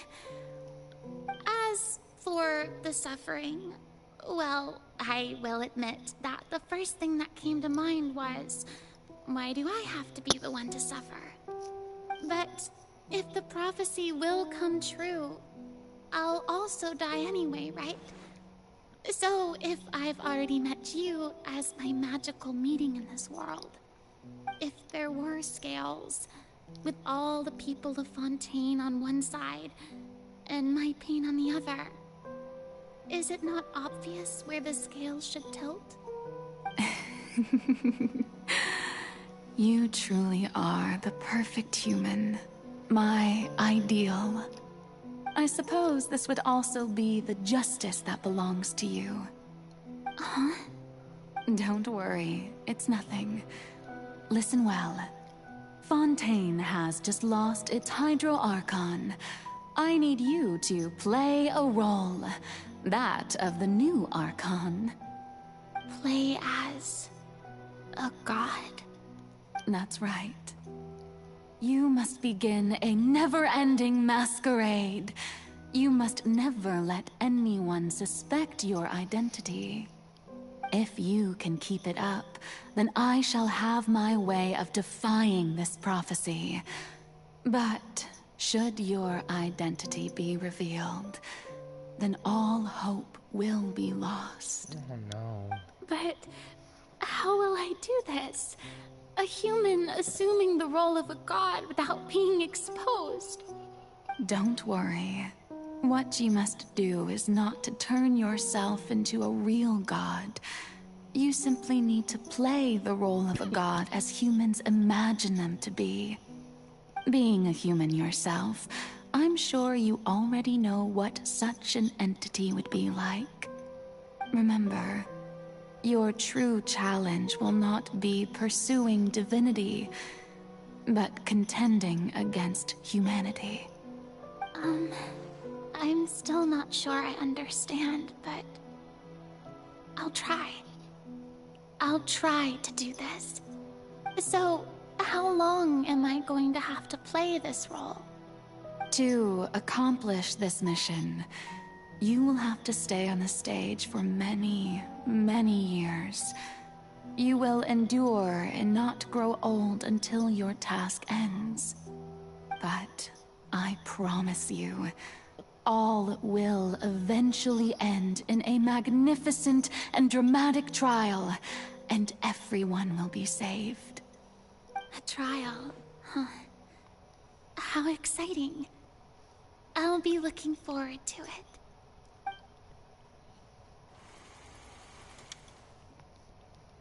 Scene 2, access speech, Farina. A session.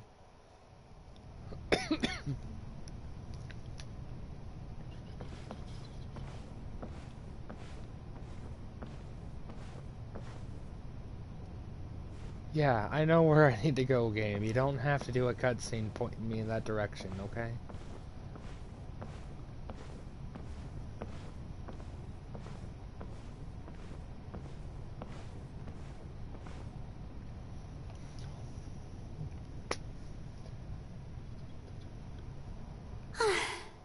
The Maison Cardinalise has announced my accession, but this is my first time facing the people. Maison Cardinalise, huh? What should I say to most appear like a god? To be honest, I still don't know. Perhaps I should first try to act natural. Summon courage. Ladies and gentlemen, good evening, and welcome to the Opera Epiclese. I'm sure you've all heard about how I have taken on the role of Hydro Archon. Indeed, I am Verena de Fontaine, your new Archon. Appear earnest. In truth, I know little about becoming a nation's new god, but it will be my honor to guide you all. As the god Focalor, the god of justice, I shall do all within my power to lead you into an age of fairness and justice. Close politely. Once again, thank you all for coming.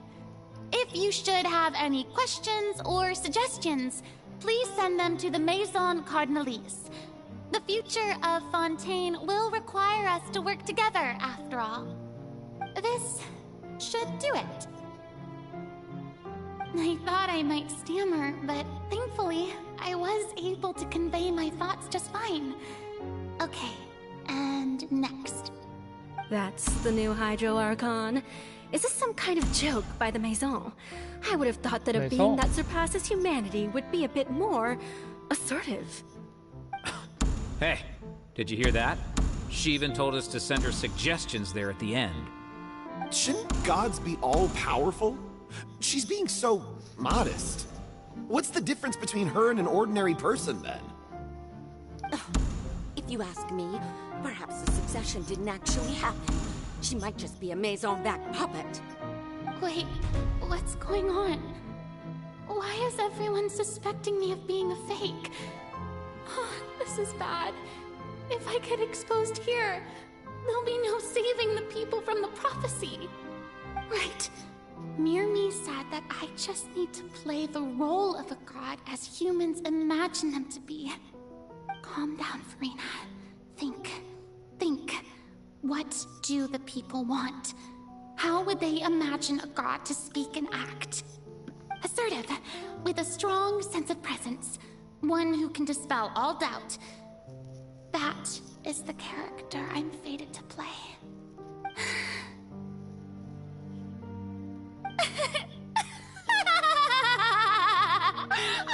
Oh, very good, my people. Only ones such as you are deserving of my rule. Now, I was wondering if some weak puppet were to one day come onto the stage and claim ownership of this opera house, would the children of Fontaine follow them? Well, it seems that you would all see right through them. Having passed my test, you are qualified to witness wondrous trials alongside my august self, here in this opera house. You may consider my previous act a door gift of sorts. I thought it was a debut that suited the atmosphere. Now then, let us be reintroduced. Ah, so that was just a performance. How could I have forgotten that we were inside an opera house? Her personality. It's quite shocking, to be honest, but I suppose it's a better look than before. Such a fascinating and bold deity. How wonderful! Our future may yet be bright after all. It seems I've turned them around. Best follow this flow and restart my accession speech.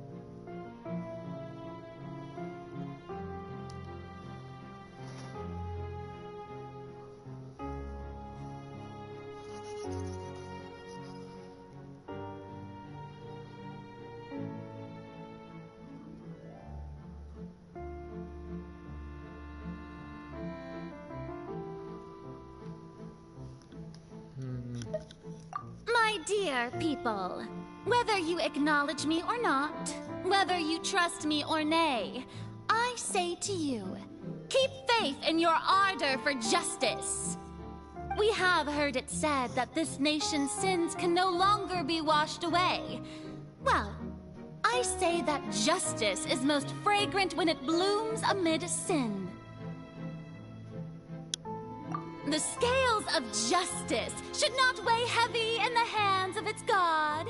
On one side, it must carry fairness and justice. And on the other, praise and applause. May law be the prayer on our lips. May judgment be our worship.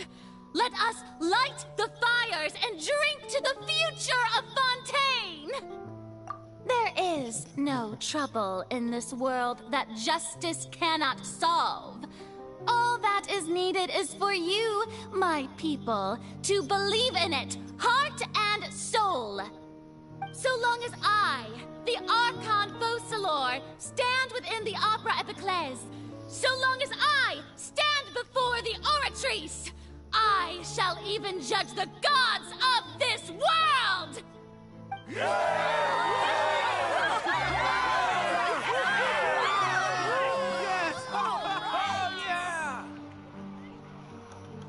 Oh, so is her white uniform supposed to be more like Focalor's? Focalar? Scene 3, Opera House Arena.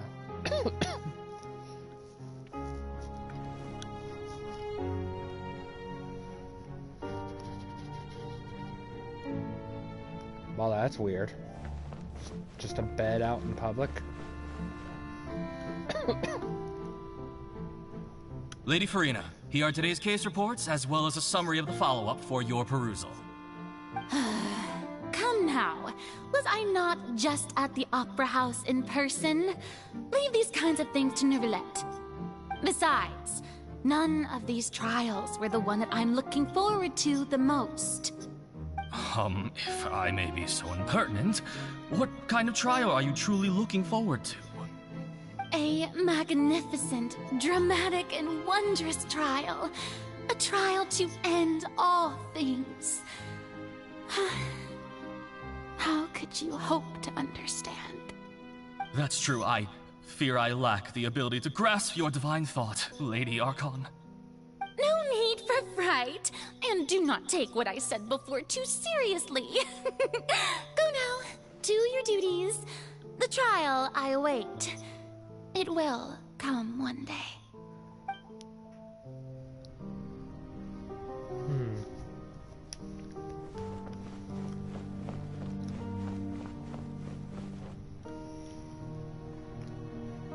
Lady Farina, I don't know what to say. Thank you for agreeing to see me.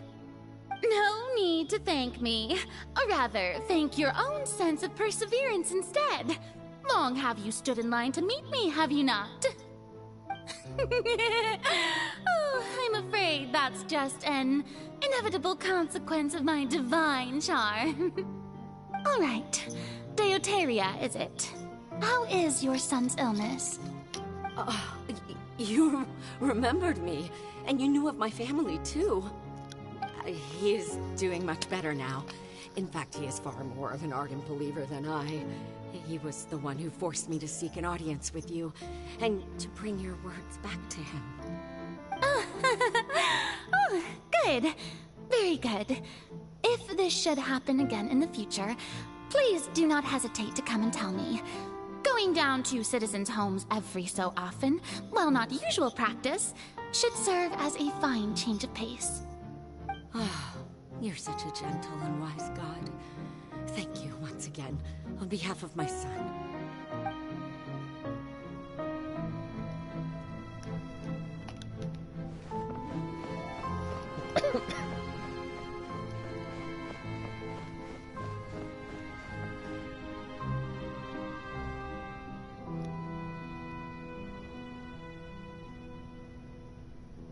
Lady Farina, here are the latest hydrological reports. As for the specific parameters you asked to take note of, I'm afraid things still don't look good. I see.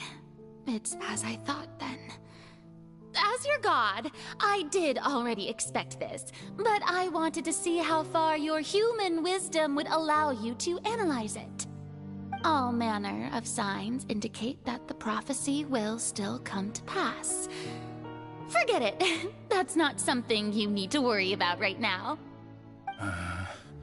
Well, as I understand it, the Fontaine Research Institute is also trying to find a way to counter the rising water levels. Really? Have they found anything? I'm afraid that they haven't found any effective solution thus far. Oh, is that so? Well, no wonder. This issue has reached the realm of the gods, after all. Still, their spirit is praiseworthy.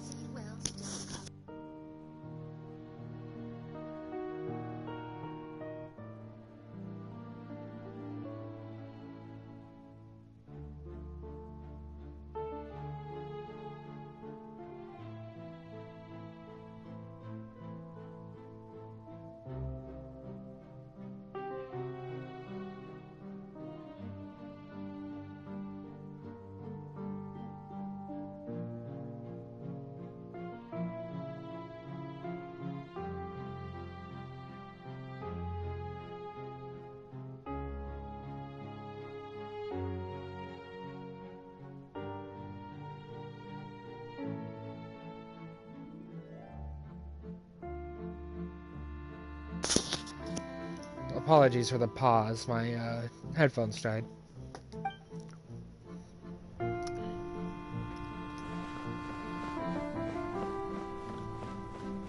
The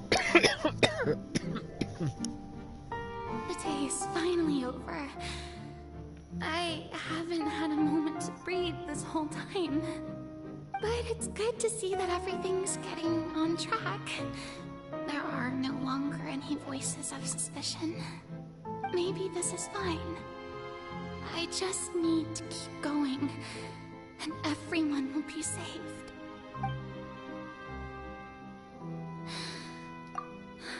All right, Farina, don't think too hard about this.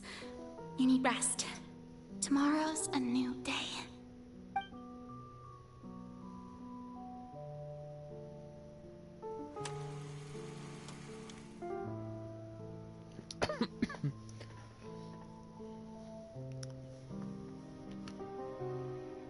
Lady Farina, here are the new trial reports for the latest cases, as well as a summary of the follow-up.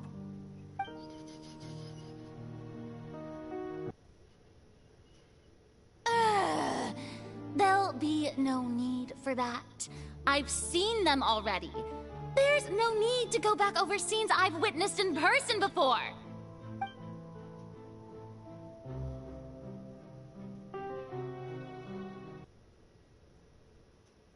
Can my audio stop cutting out? Like right when she's supposed to be speaking?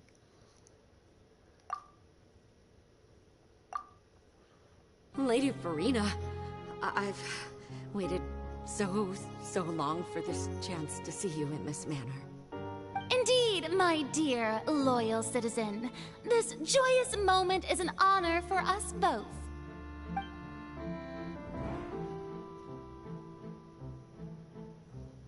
Lady Farina, we're detecting significant hydrological anomalies near Poisson. Understood. Keep monitoring. Keep me informed should anything come up at the Institute.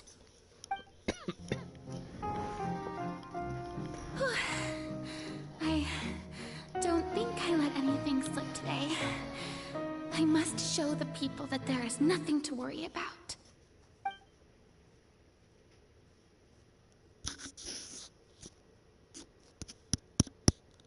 I just don't know when these days will end.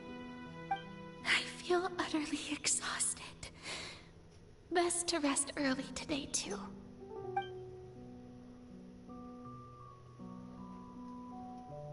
Poor Farina.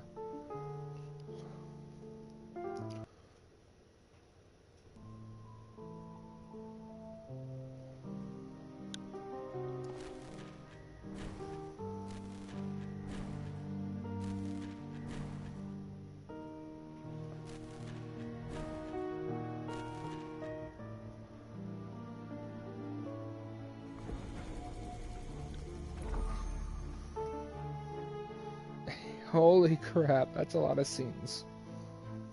Lady Farina, it's like a dream being able to speak with you up close like this. I've heard that the first member of our family who was honored to receive an audience with you was Madame Dioteria, almost 20 generations ago. Oh, damn. And what a fine family yours is indeed. It brings me great joy to meet such a faithful believer, a descendant of a line most ardent. Surely you exaggerate, Lady Farina. My lady?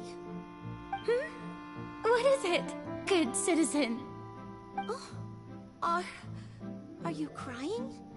Oh, really now? I didn't even notice.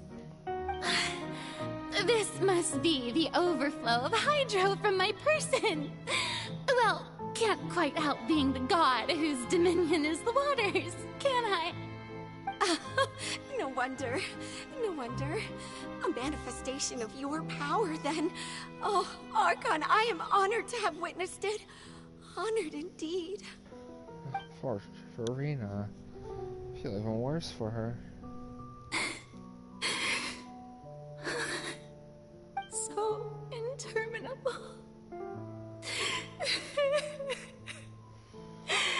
So lonely. Just how much longer? Hundreds of years must have passed by now. Perhaps the show must go on for hundreds more. Indeed, what we heard in the Fountain of Lucini. But it would hurt so much. Have I reached my limit? No. Perhaps I reached it long ago. Today I didn't even notice my own tears. I want to tell someone, anyone, about this. But would that not destroy all I've done so far? I've conducted so many investigations across the centuries. But there's not even a sliver of hope that we might break the prophecy. All I can do is keep heart. I must maintain this act. It is the only way to save Fontaine. Please, mirror me. You have to succeed.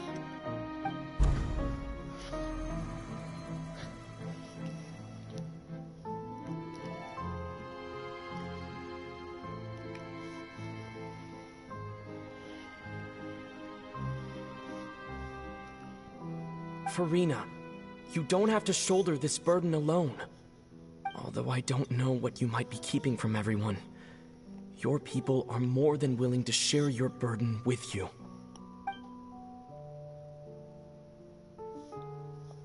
That's my voice. Is this the scene from when we were in the giant music box? Probably.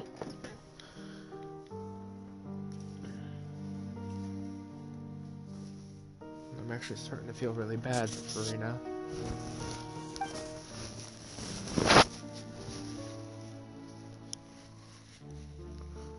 I didn't think this scene...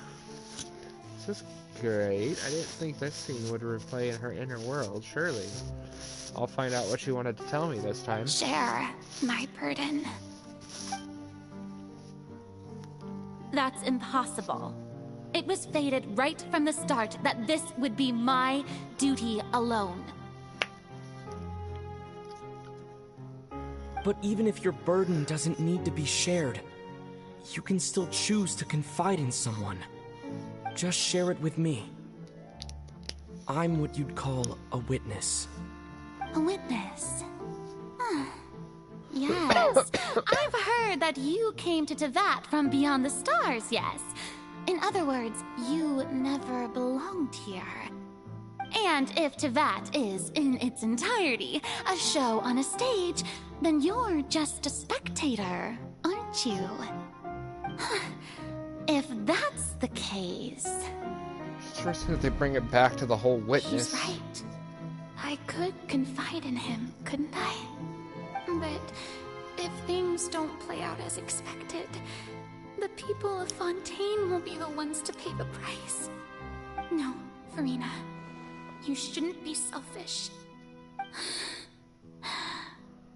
But what if it's really alright? Farina, you've worked so hard for so long. Surely it would be okay to put yourself first for once. Just this once. Is it such an outrageous thing to do anyway? To find someone in whom you can confide your frustrations and sorrows?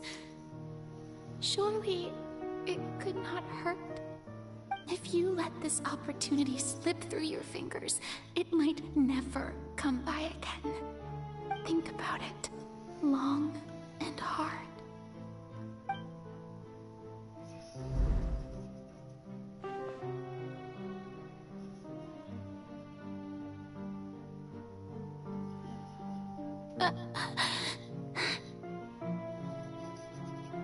No, I have nothing to say. I am Farina, the Archon of Fontaine. Everything will surely get better. All you need to do, dear spectator, is to witness my performance until the curtains fall.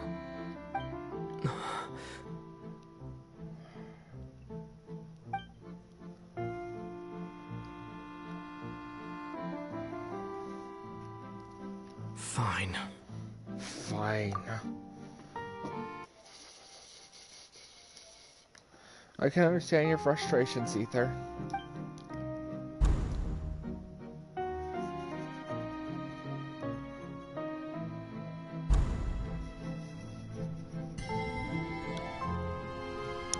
You're kind of confined, though. So even Farina doesn't know the truth? You've never once let her in on the full plan?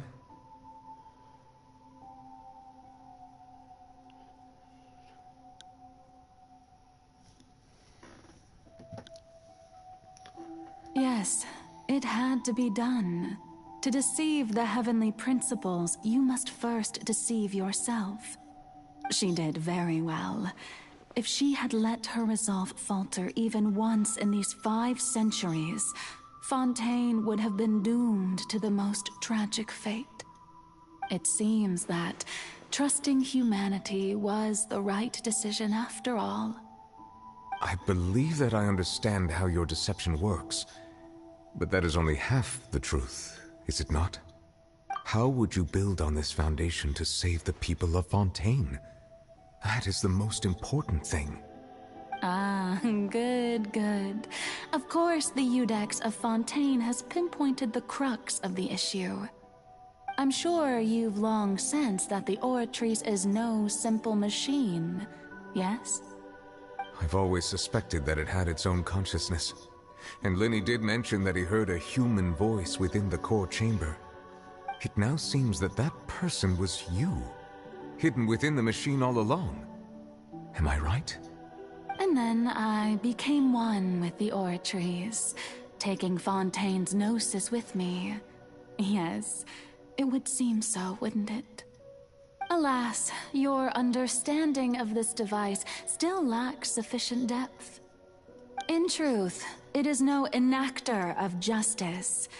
It is, in fact, a device created to kill the god of justice. I beg your pardon? Oh, you have it. And to be more precise, not only will the Oratrice take down the god of justice, it will also take down the divine throne upon which she has been placed. I mean, did you think I would be the sort to enjoy peaceful repose while Furina suffered? My work over these last 500 years has been to constantly accumulate indemnitium within the Oratrice. But really, some have already discovered that only a small fraction of the energy generated by the device was ever used to provide power to Fontaine. The vast majority has been, had to be, accumulated to enact this death sentence. It was all part of your plan, then? Both the trial and the sentence? Indeed. This power, accrued over 5 centuries, could have sustained Fontainians for millennia, had it only been used for that purpose. Almost all of it has now been stored within the Oratrice. But only power of this magnitude could hope to destroy the Hydro Archon's divine throne, shaking the rules established by Celestia, and breaking through the institution that is the Seven. So the Oratrice's call for death was for neither Furina nor Focalor, but for the Hydro Archon. The destruction of that divine throne. If I do not misunderstand your intent, you must be... Returning what's rightfully yours to you, of course. In other words, this was all done to return the authority of the Hydro Archon to the Hydro Dragon of this planet. But...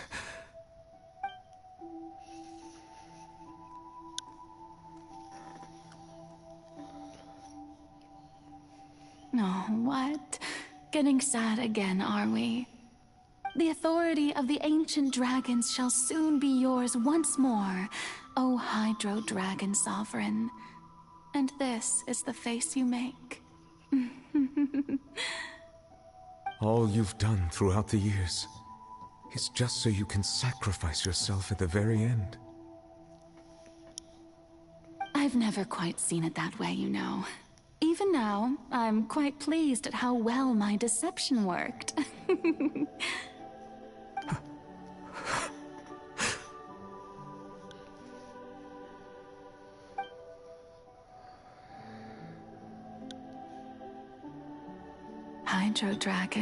Hydro Dragon, don't cry. I must say, had it been within my rights, I would have loved to judge the heavenly principles themselves. Were they not guilty of essentially the same crime? Egeria stole the power of the primordial sea, and the heavenly principles stole the power you ancient dragons possess. I, for my part, am the god of justice. And is it not just that your original powers should be returned to you? Speaking of justice, I have always believed that justice lies in the process of pursuing human existence itself. So, if the theft of the primordial sea's might was Fontaine's original sin, then, leaving matters of procedural right and wrong aside, the descent of the Fontainians as humans and their right to exist in this world would be Fontaine's original justice.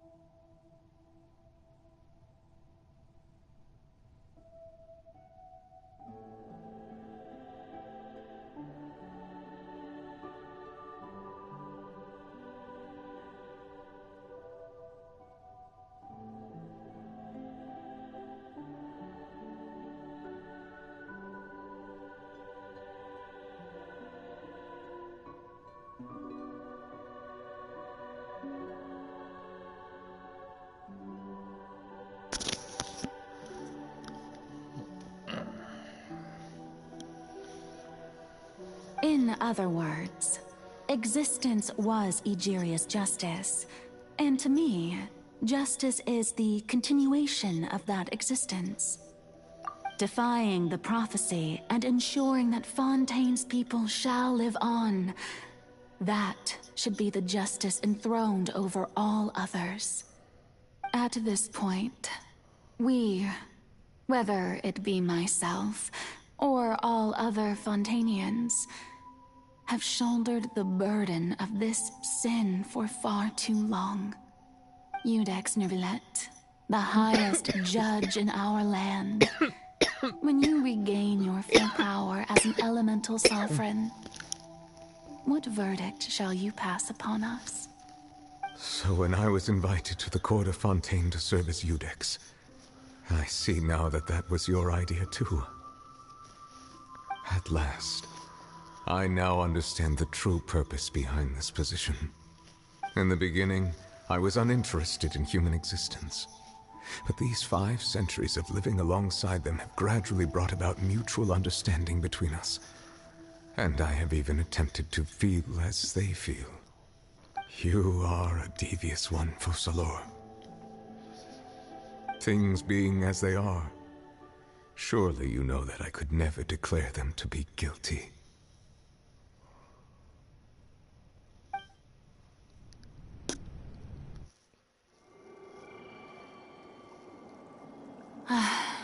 The hour of my execution is almost here. For the sinner, the curtain call has come.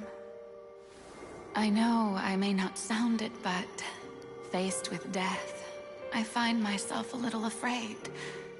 Perhaps this is one thing both gods and humans have in common.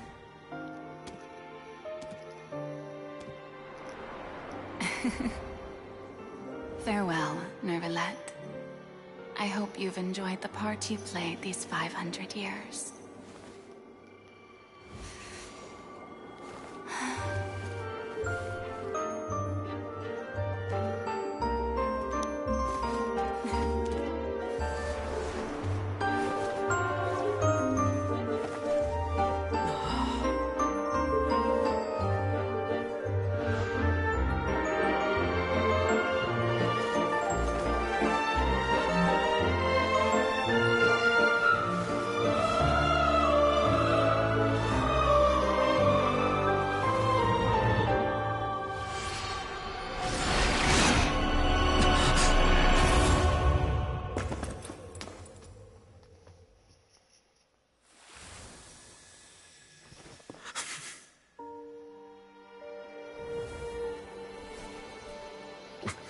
It does it different.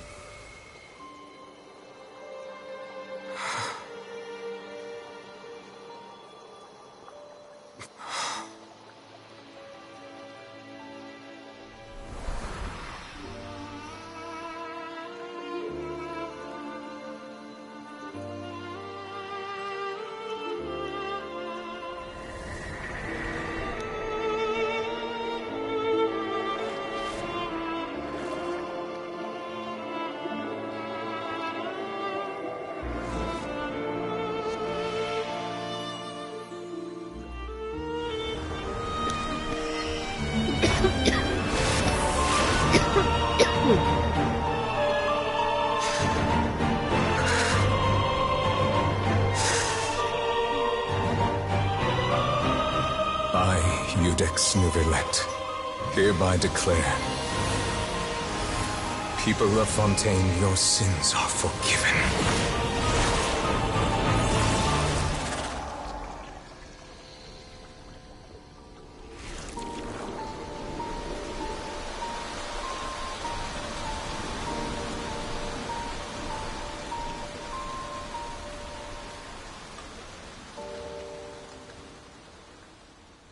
Such a shame, though.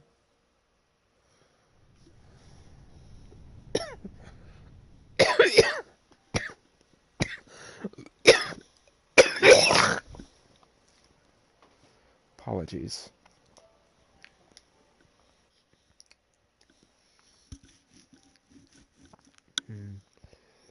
It's a shame that the stream will be ending soon, but thank you for joining me. Or whenever the quest actually concludes. I need to go to bed anyways. It's almost 3 o'clock in the morning for me.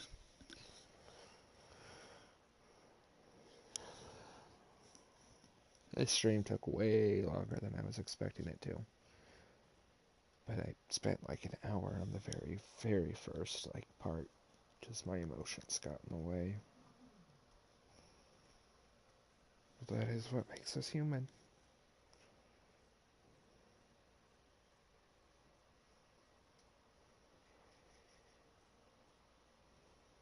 My apologies.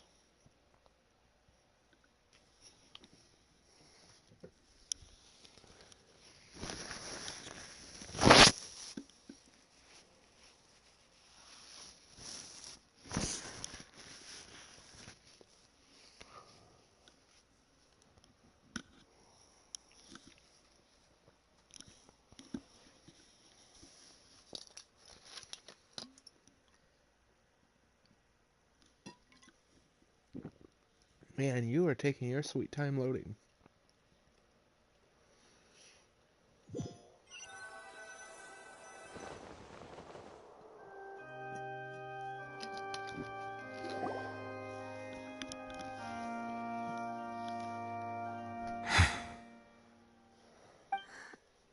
What just happened? Has the death sentence been carried out? Was that bright light some sort of misdirection? I have a feeling that something huge just happened. But since we're all still alive and haven't been dissolved, I assume whatever happened was good for us. It's time to end this. We must mete out punishment to that beast. Didn't you say just a moment ago that it can't be defeated? I have gained the strength sufficient to deal with it. Through certain means, I now have the ability to separate the power of the Primordial Sea from that creature. We should seize the opportunity to pursue our quarry. Obtained power. Sorry. You obtained power just now? Traveler, now that the oratories can no longer function, I require an executor to help me mete out justice. You mean me? The root of the calamities befalling Fontaine. The beast that enacts the prophecy. Its name is the all-devouring Narwhal. Come with me, traveler. The hour of execution has come. Alright. I've already fought this boss, and I still don't really understand its mechanics, but...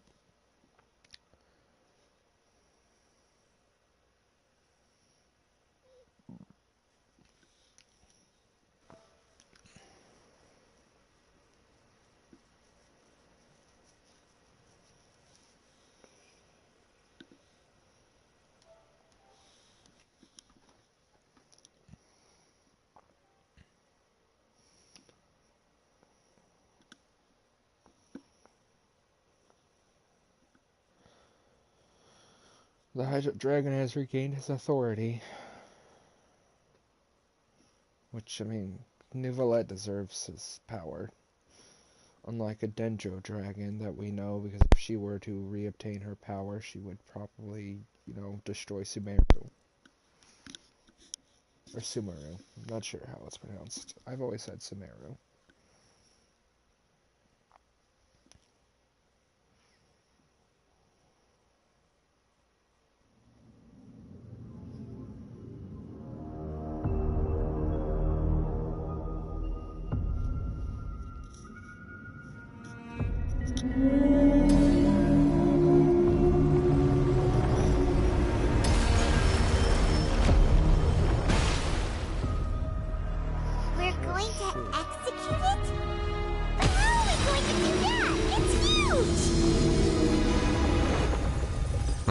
Done my best to separate the power of the Primordial Sea from the whale. But considering the size of the beast, I cannot reach the power source. Unless we can find a way to take it from its head. I shall share a part of the ancient dragon's power with you. We shall look for an opening together.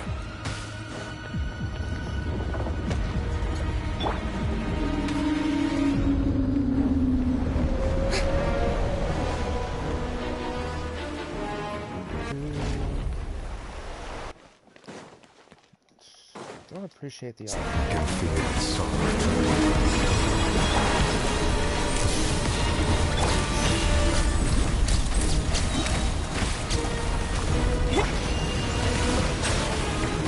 Settle down. Be sanctified. The all-devouring Narwhal cannot resist its instinct to devour. Continue to trigger its hostility. Present itself.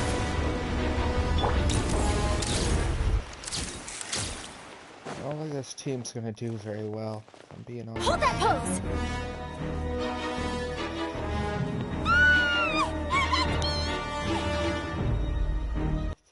Why is it lagging so much?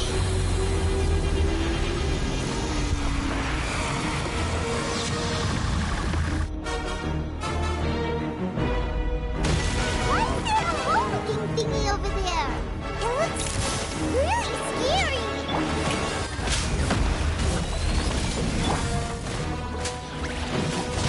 Bow your head.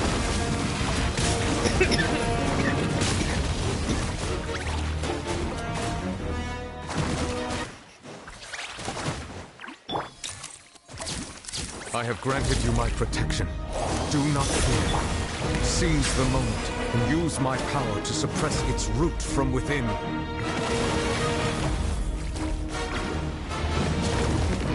The tides beckon.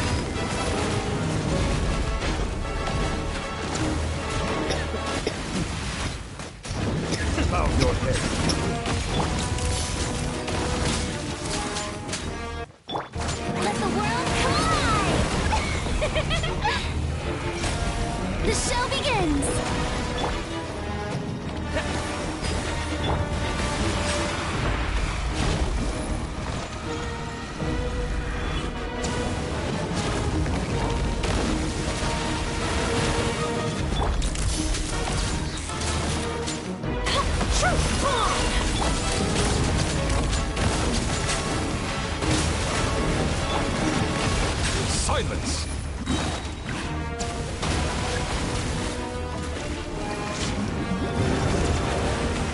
the mighty be humbled.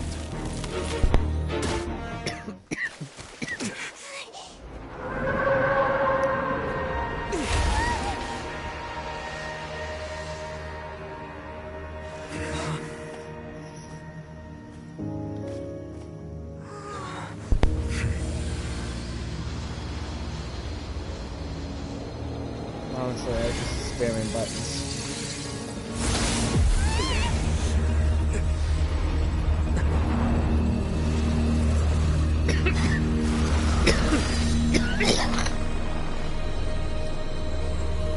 Skirk?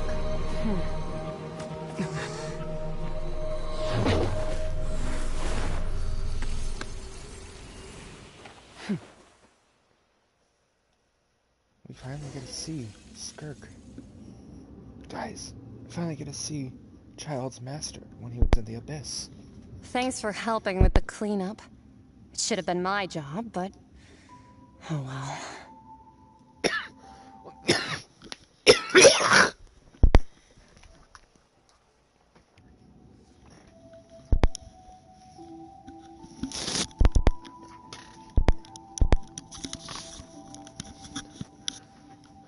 It was just supposed to be a short private training session for me. I didn't think that my disciple and my master's pet would start brawling in the meantime. Well, actually, I had a feeling that it would happen at some point, but they bumped into one another earlier than I thought.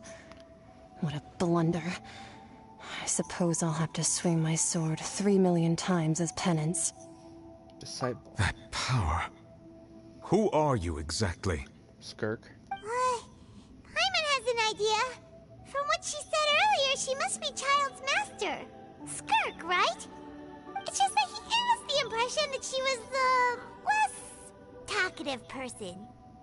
I simply did not have anything to say to the weak. But you, on the other hand, managed to defeat the all-devouring narwhal without using power from beyond this world. She's kind of hot. So you may speak to me as equals.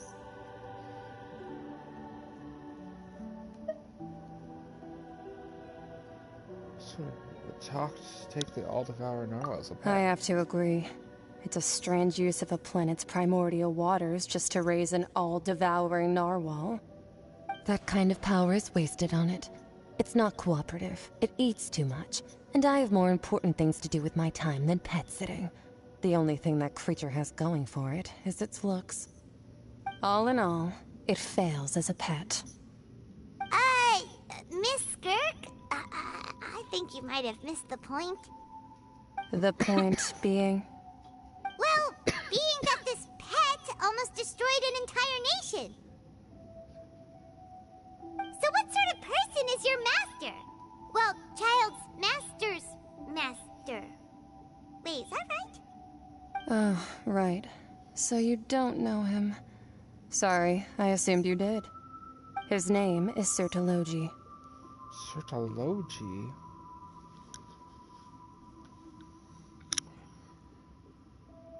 Her eyes are creepy.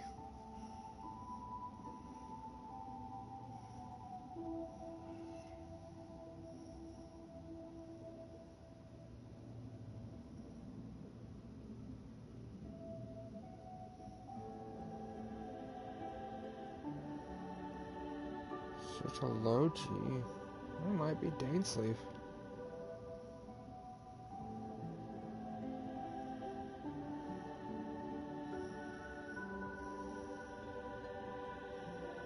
The fowl.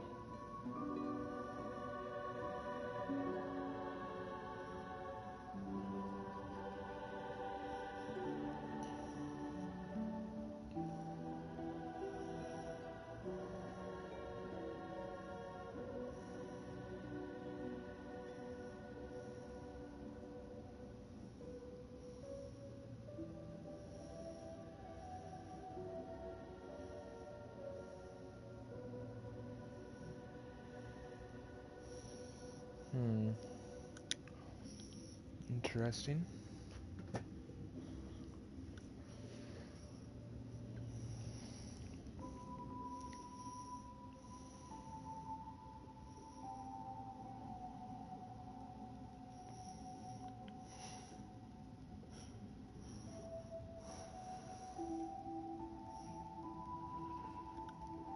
like she's staring into my soul.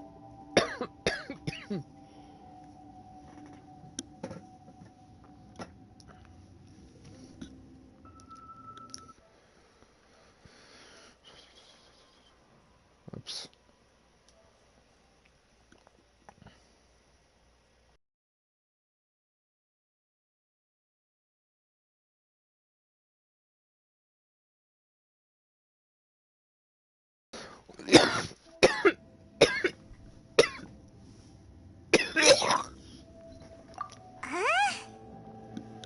I am unfamiliar with that name. Huh. So Master isn't sufficiently famous. How should I describe him then? Have you heard of the name The Fowl? The Fowl? Still nothing?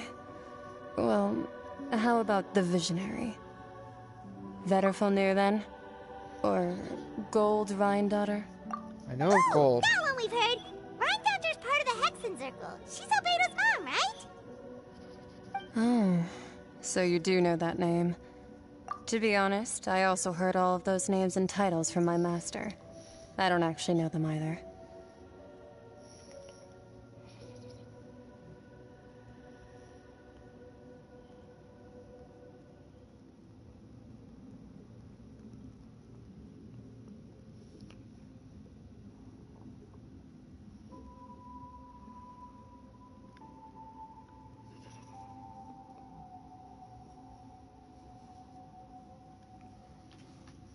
But I suppose you understand now, yes?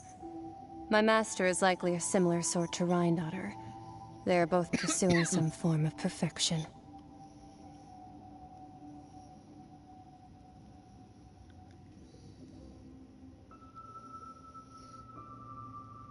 Finally, some lore on Albedo's mother.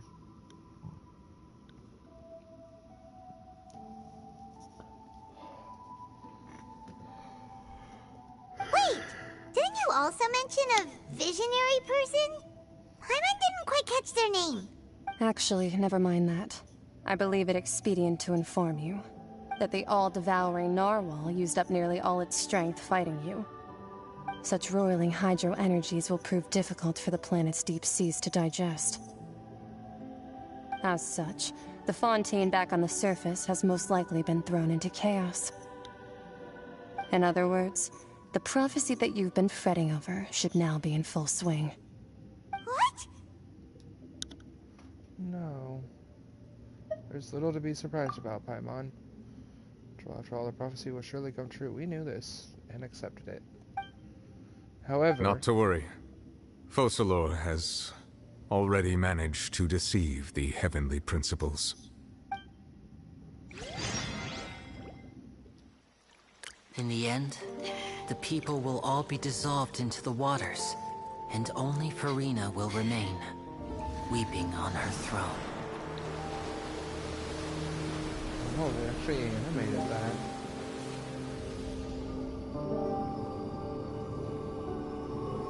Only then will the sins of the people of Fontaine be washed away. Well, that's a depressing note to end on.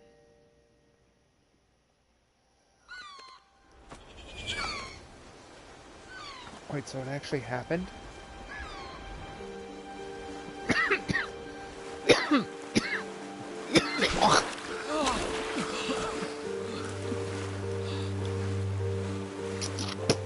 Hey! Help! Over here!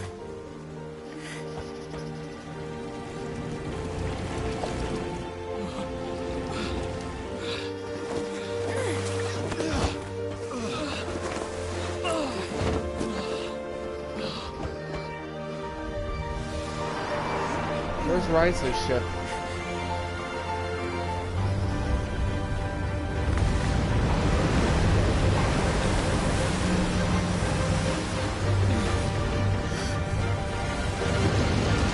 Oh, there it is. All hands, initiate emergency rescue!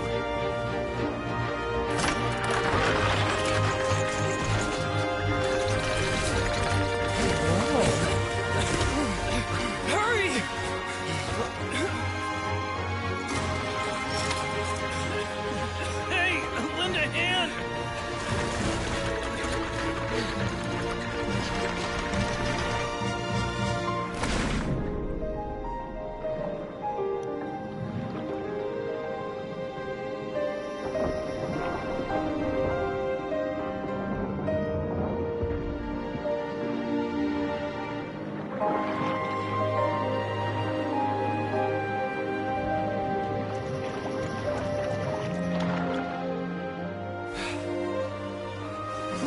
The water's receding!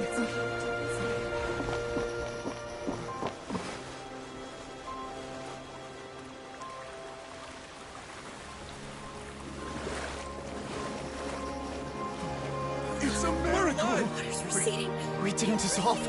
The prophecy was wrong. The prophecy was wrong. Fontaine's looking gorgeous.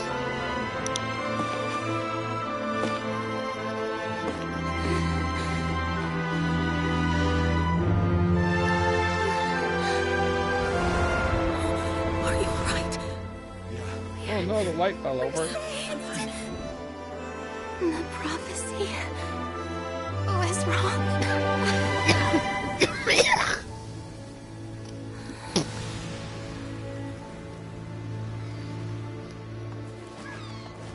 The damage has still been done, though. That's a gorgeous cutscene. Melusians are beautiful creatures.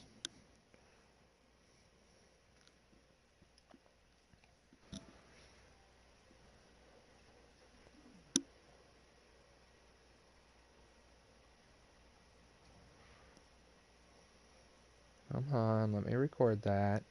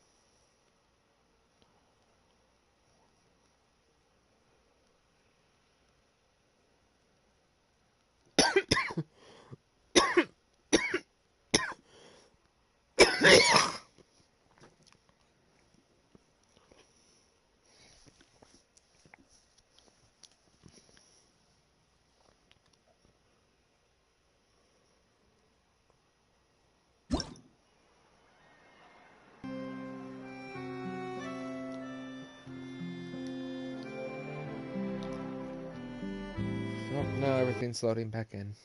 I could get my daily bonus.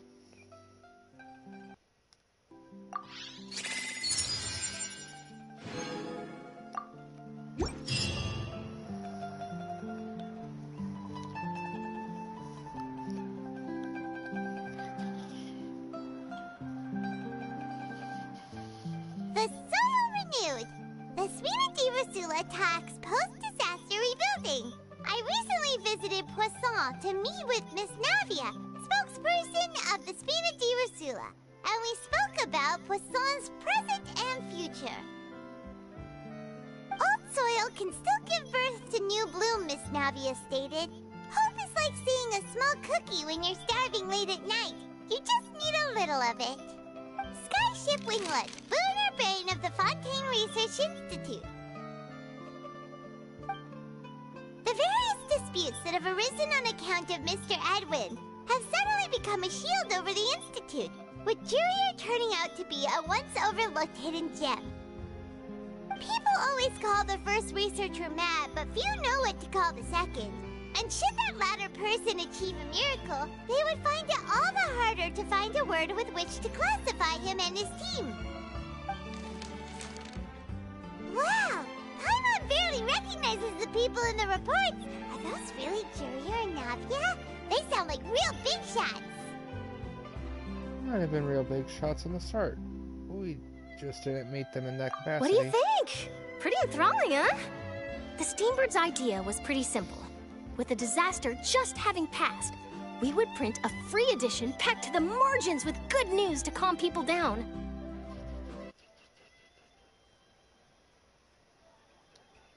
The value for these big scoops lies in their inevitable follow-ups. We'll publish further reports and go into the stories behind those people. Edwin's assistant, Jurier, created a true flying ship, while Navia is leading people in the reconstruction of their home. I'm sure that these stories could draw even your well-traveled eye. Articles do make me curious about how things will play out. I'm curious too! Wait a minute. Didn't we watch everything happen from start to finish? What's there to be curious about? And that's exactly why I'd like you to come conduct interviews with me. You're the best incubators of news, if you haven't noticed. And also, with you around, I'm sure I'll get to see that Duke. Are you sure? Hasn't he turned you down several times already? Oh, this time will be different. Come on, let's head to Poisson first, and then make a trip to the fortress. There are some things you'll only know when you get there.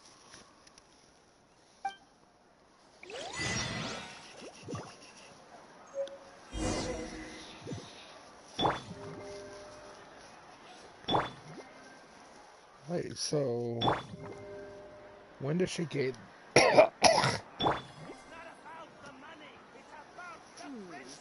we have anyone doing maintenance on this, statue?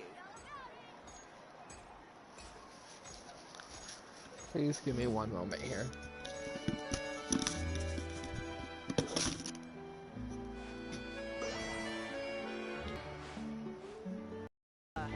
Statue.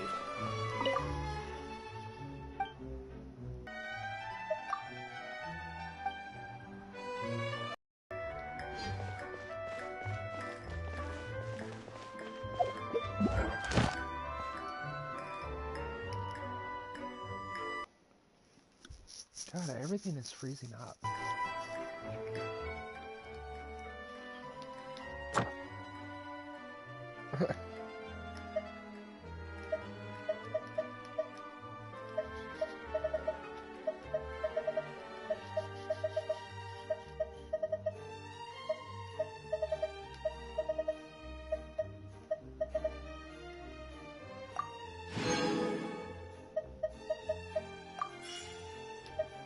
Sure, why not?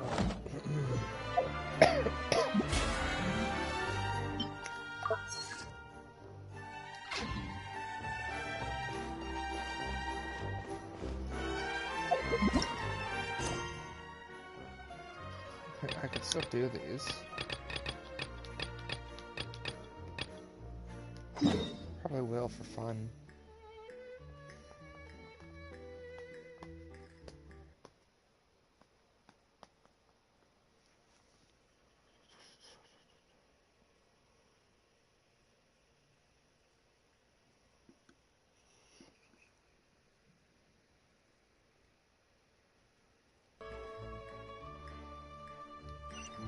Understand what's with all the lagging.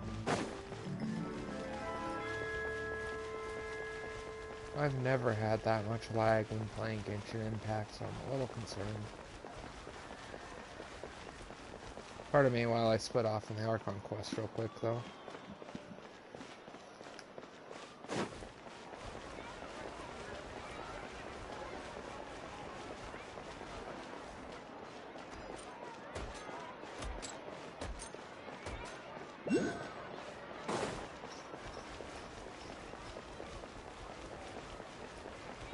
Certainly sounds lively in the city.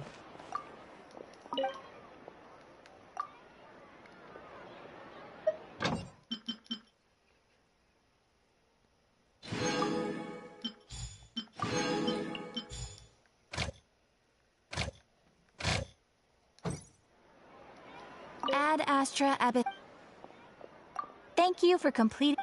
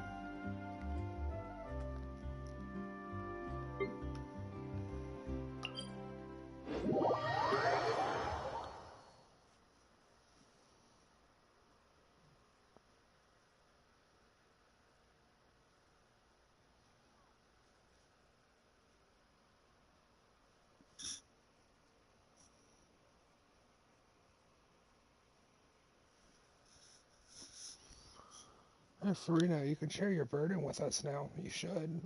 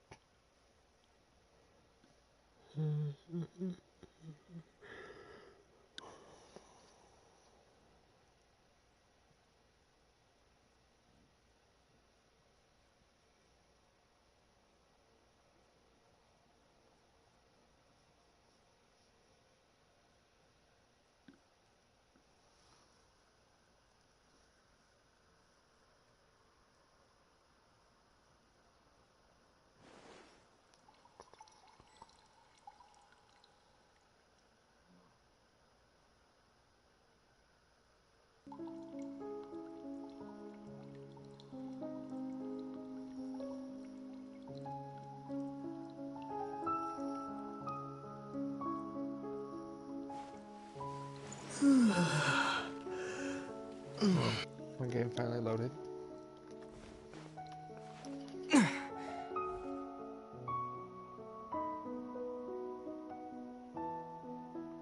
Kind of.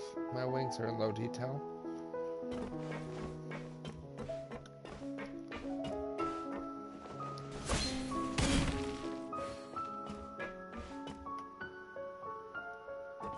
Fatui.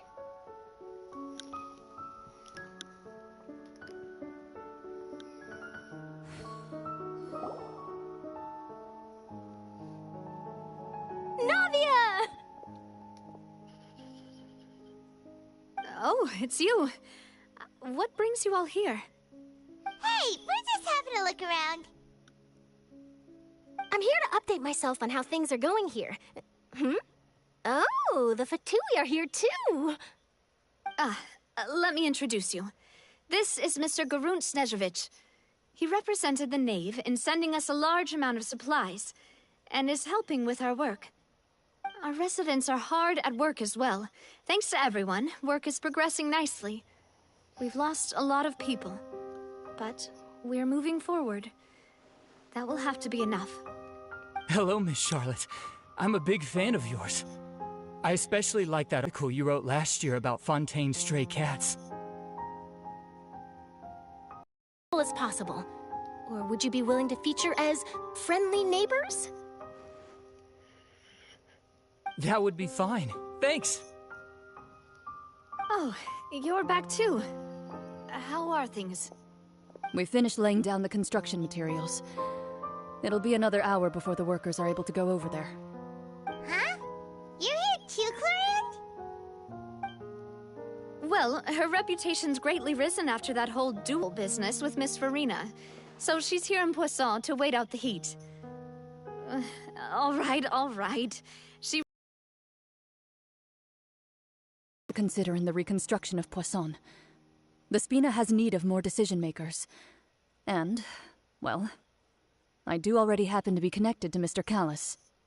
Oh, wait just a moment. Do you mind me asking a few questions? You know, about how you felt before the duel, about what it was like facing down a god.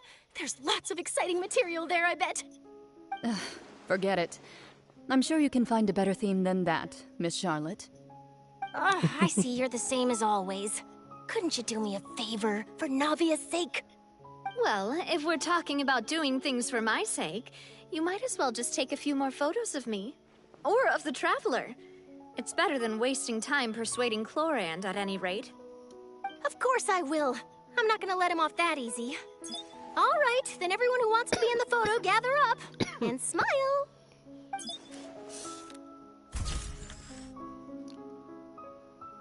How did it go? Was it a good shot? Did Paimon look cute in it? Not bad. Your addition really helped the composition of the picture. All right, hang on a moment. Let me snap a few more shots.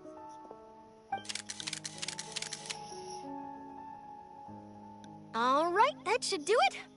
I'll be back here later anyway, so let's call it a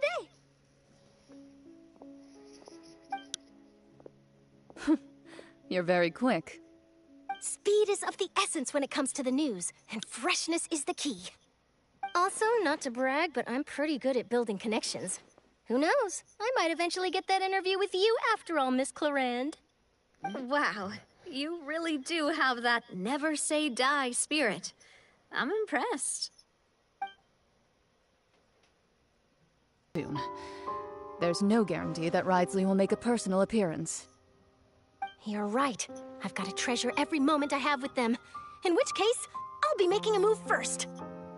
Stay safe now. And tell me if you hear anything interesting. I'll treat you to afternoon tea in exchange.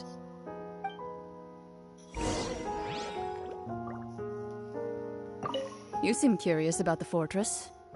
Of course. That Wriothesley. I still remember going down to the fortress to grill him for information on my father's case. Boy, did he take me for a ride. Without telling me anything, of course. But he did invite you to tea, didn't he? 2 large pots of it, in fact. It was good tea, though. I have to agree. The tea there is very good. Speaking of that, would you like to have some today? I mean, you've got time, right? Well, I'd be partial to some shortbread. Wow, it's like we've got a menu or something. Sure. Oh, that good. Did it appear? What flavor of biscuits would you like, Mr. Snezhevich? Me? I'm fine with anything. But I would prefer chocolate, should you have it. All right. Leave it to me. I'll go over the newly arrived supplies with you later, Mr. Snezhevich. We should be able to finish the preparatory work today. That works great for me. Is it just me, or did you get a new lipstick? I did. It was a gift from Sigewinne. Want to give it a try? I think the color would suit you, too.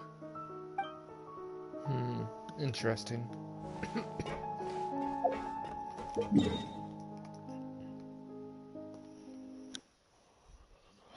It's frozen again.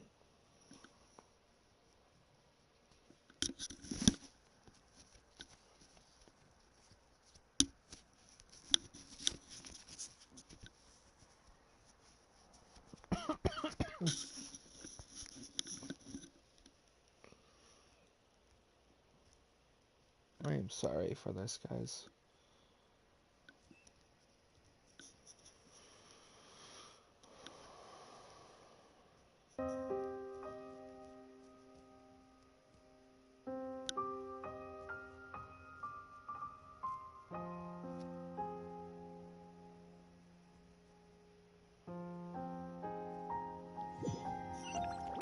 That's weird.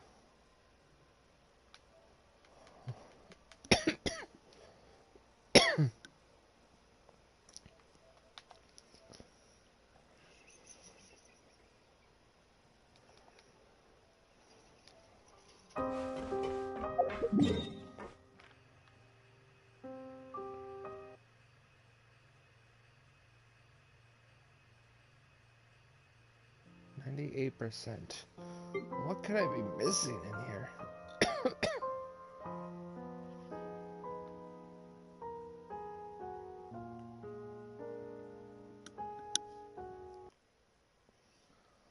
for Pete's sakes.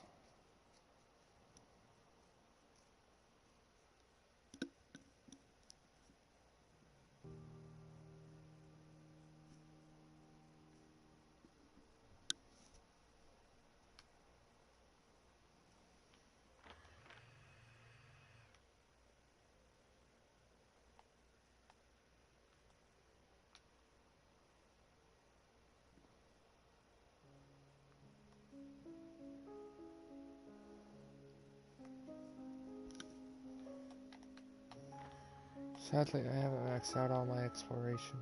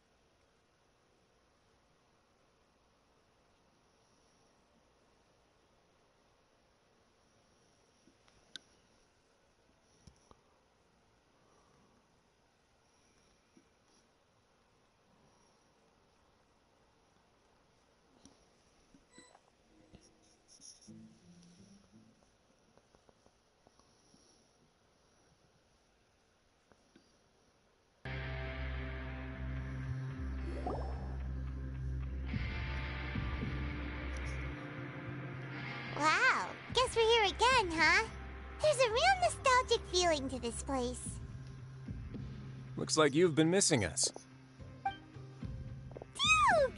Did you come all the way to the entrance to greet us? Of course. I'm here to welcome you and our dear Miss Charlotte, whom our good head nurse recommended to me. It's an honor to finally meet the much-rumored Duke. Thank you for consenting to my visit to the fortress, sir. No need to thank me. But that said, I shouldn't be the focus of your interview. I trust you recall our agreement? Of course, of course. All right then, this way.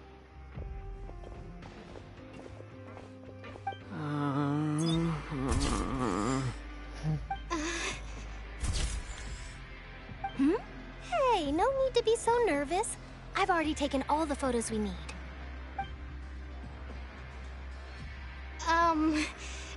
Miss Charlotte, do these pictures really need to be published on the cover of the Steambird? It would seem that Miss Lorvine doesn't want her face to appear beside that of Mr. Jurier, Sir, please don't say things like that. But it looks like dear Mr. Jurier denies it. Might this interview be very important to you, then? No, I just... This is my first time being interviewed, and I'm very thankful to the Steambird for... Now, I might not look it, but I actually did meet Mr. Edwin once. And I'll be honest, I enjoyed chatting with you more. You've definitely got more of that genius vibe going on. The boat that brought about a miracle, the ark that saved the people. Why, you recreated a myth back there, like an emissary of legend. If I might ask, where's that flying ship now? Huh! Looks like Charlotte's trying to get herself another exclusive scoop. I have to apologize, but that ship is presently in the bowels of our factory. I'm afraid it won't be easy for you to get a shot of it. Really? Well, then in that case, could I have an interview with you to make up for that loss? She really does know how to squeeze opportunities for all they're worth. You already know my answer, I'm afraid. Best you interview our head nurse instead. Or perhaps you'd like to take another photo of this couple of researchers? Did you really have to use the word couple? Well, then, 2 solo photos will do. Is my hair messed up? Please, someone help me have a look. Things sure are getting pretty lively here. We've seen this kind of thing before. Oh, seems like everyone's here. Would any of you like to try this new drink I came up with? Ah, Sijuin. Hey, Miss Charlotte. Why don't you, take some pretty photos of our head nurse? Sure. Come on, Miss Sijuin. Over this way. Let's find a brighter spot. Huh? Sure. Do I have to smile? So, how have things been at the fortress?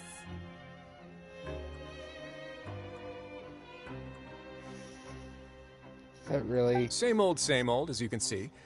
Fontaine's undergone some changes, but this place is still more or less the same. Other than that flying ship, it got a tad too much attention, I think. That's why I decided to let the interview go through. We should direct more public opinions toward the behind-the-scenes heroes. Am I right, Mr. Jurrier? Miss Lurvine? You're too kind, sir. I believe that you too should have your day in the sun. Not that you would want that, which is a pity. I'll just leave the spotlight to you two. Oh, come on, Risley. I see. Lots of things happened that day, huh? Anyway, regarding that Harbinger, I'm not sure you remember, but his 3 young followers are still waiting for his return. He sure did win them over, huh?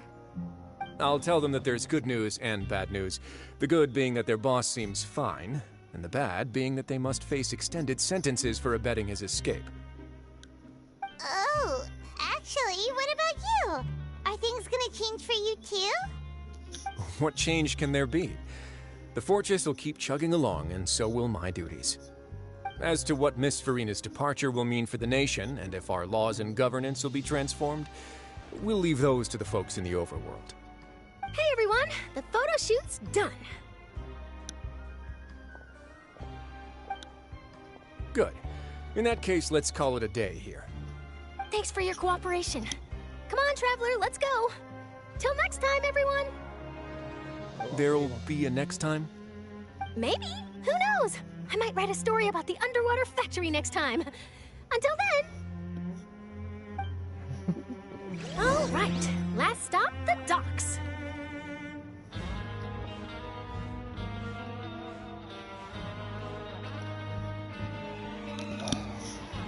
It's gonna freeze every time I go to the map.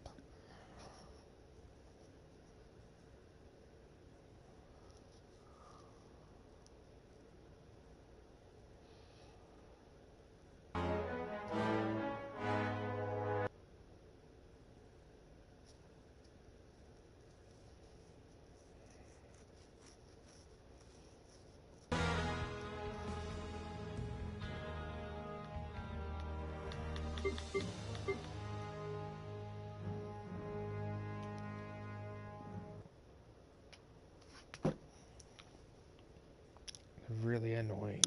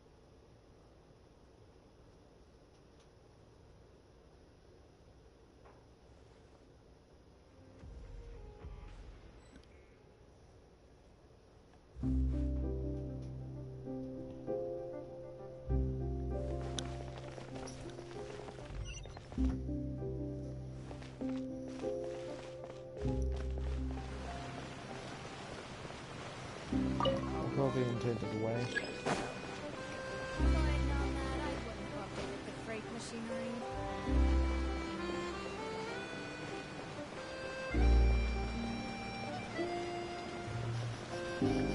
She seems polite.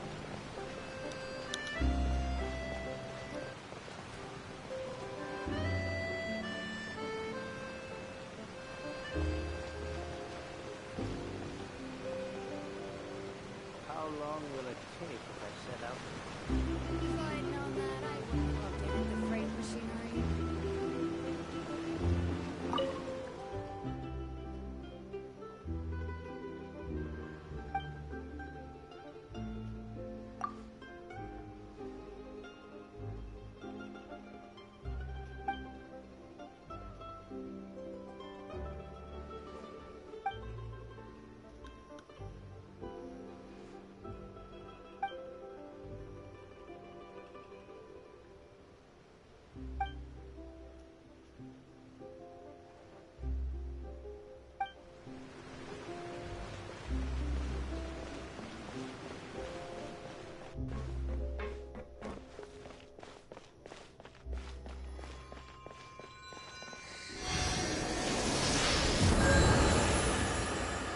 Oh, I guess that does kind of look like the crystals.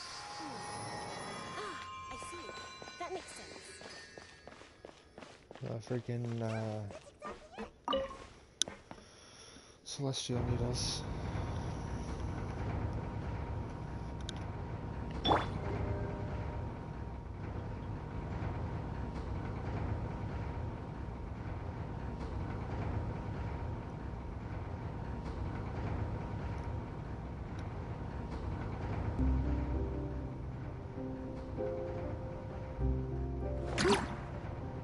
Oh my god.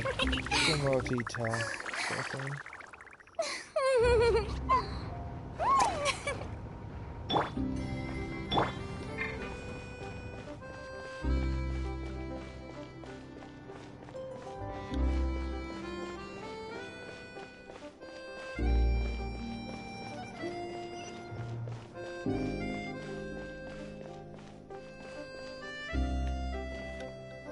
Lenny? Oh boy, Lenny, what are you doing out here?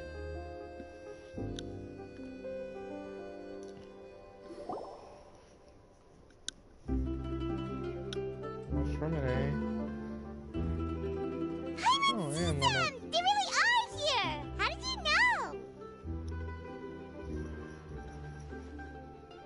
know? Navia mentioned that she stayed in touch with Linny and the others after working together. Apparently, they've been at the docks distributing these strange pockets the whole time since.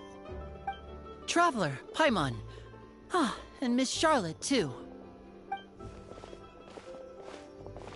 Would you like a magic pocket? What sort of gadget is it?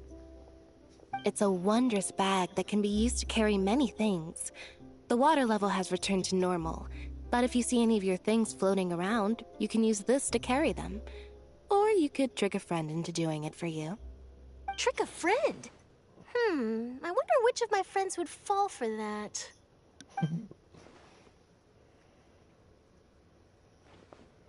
You could just make a friend like Fremine here. Isn't that right, Fremine? Is this what you meant by, I'll help you make some more friends? To be honest, that sounds pretty sweet. Could I have your contact, please? Sure. Please, write down my address.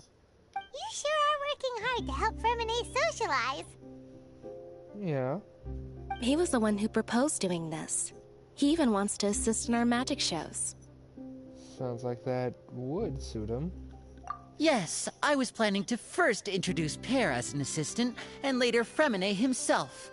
In the future, I think we can leave underwater escape magic to him too. That said, would anyone want to see a diver escape underwater?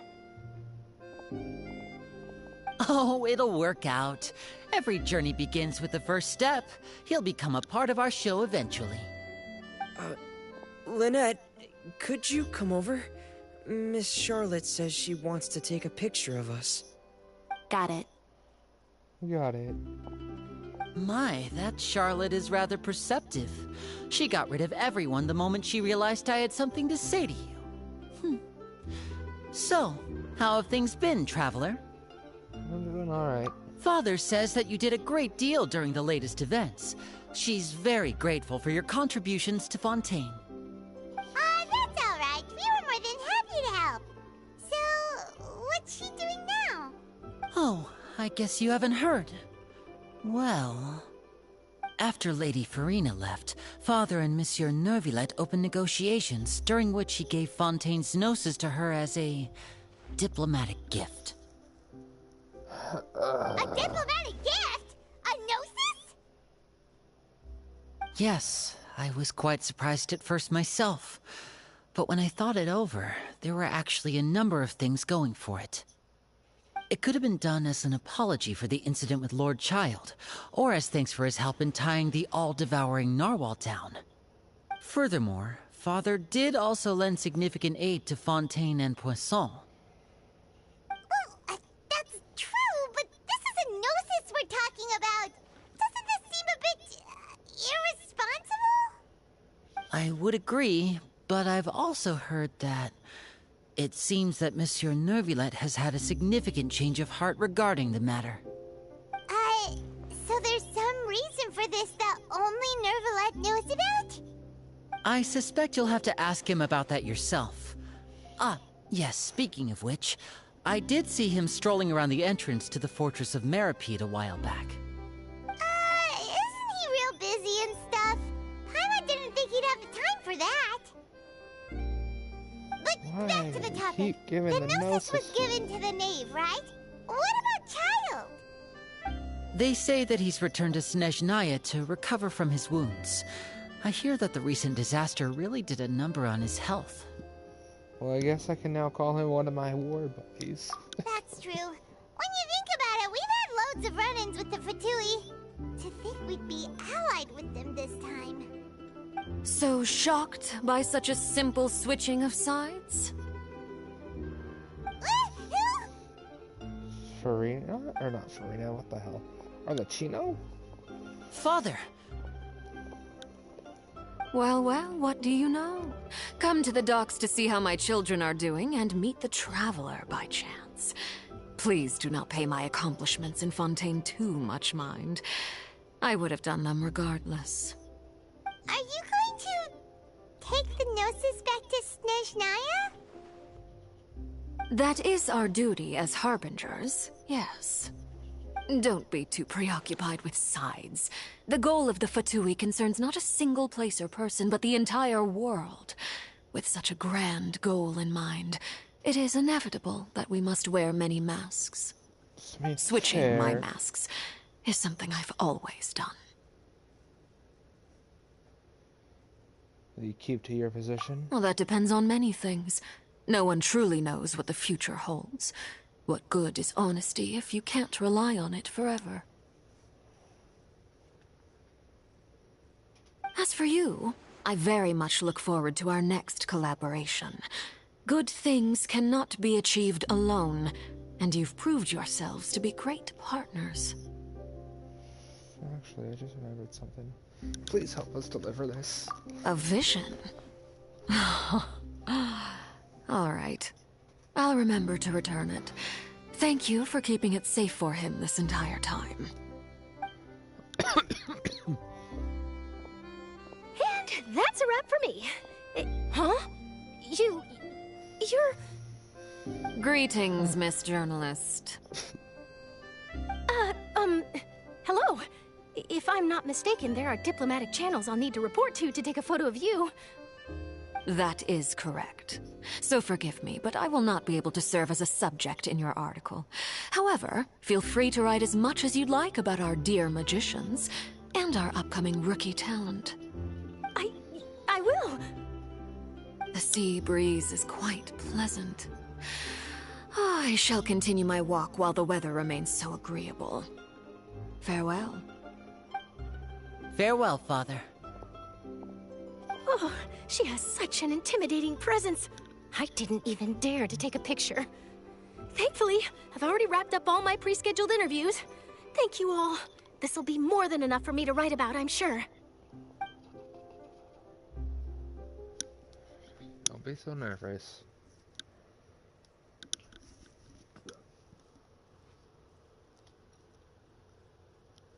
Don't be too nervous.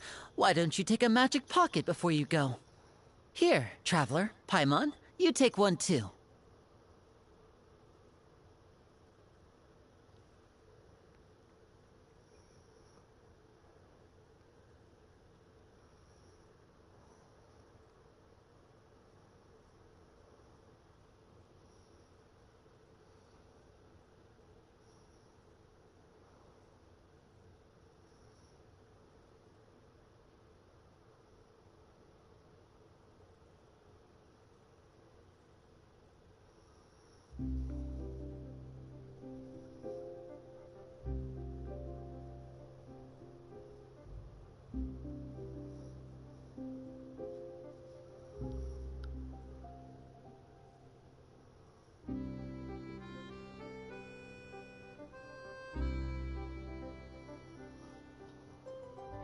It's almost 4 o'clock in the morning.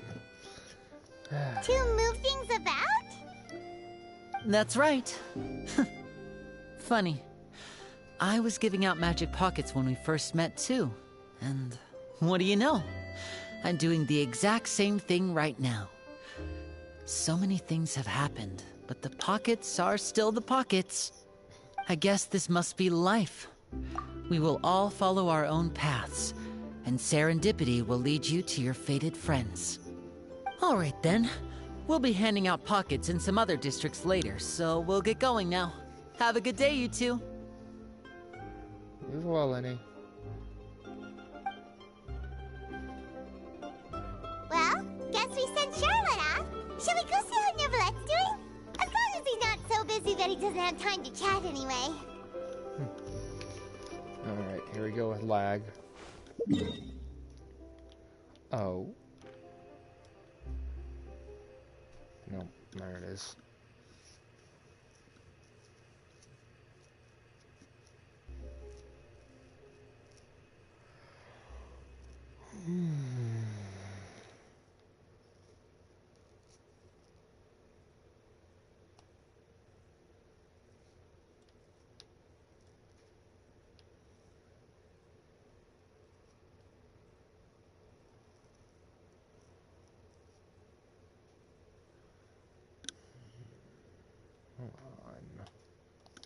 Almost done.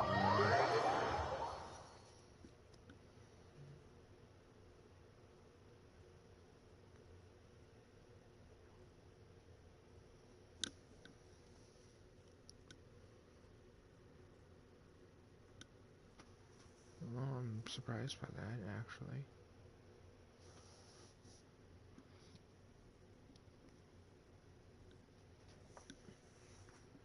Nine hours ago. What the fuck?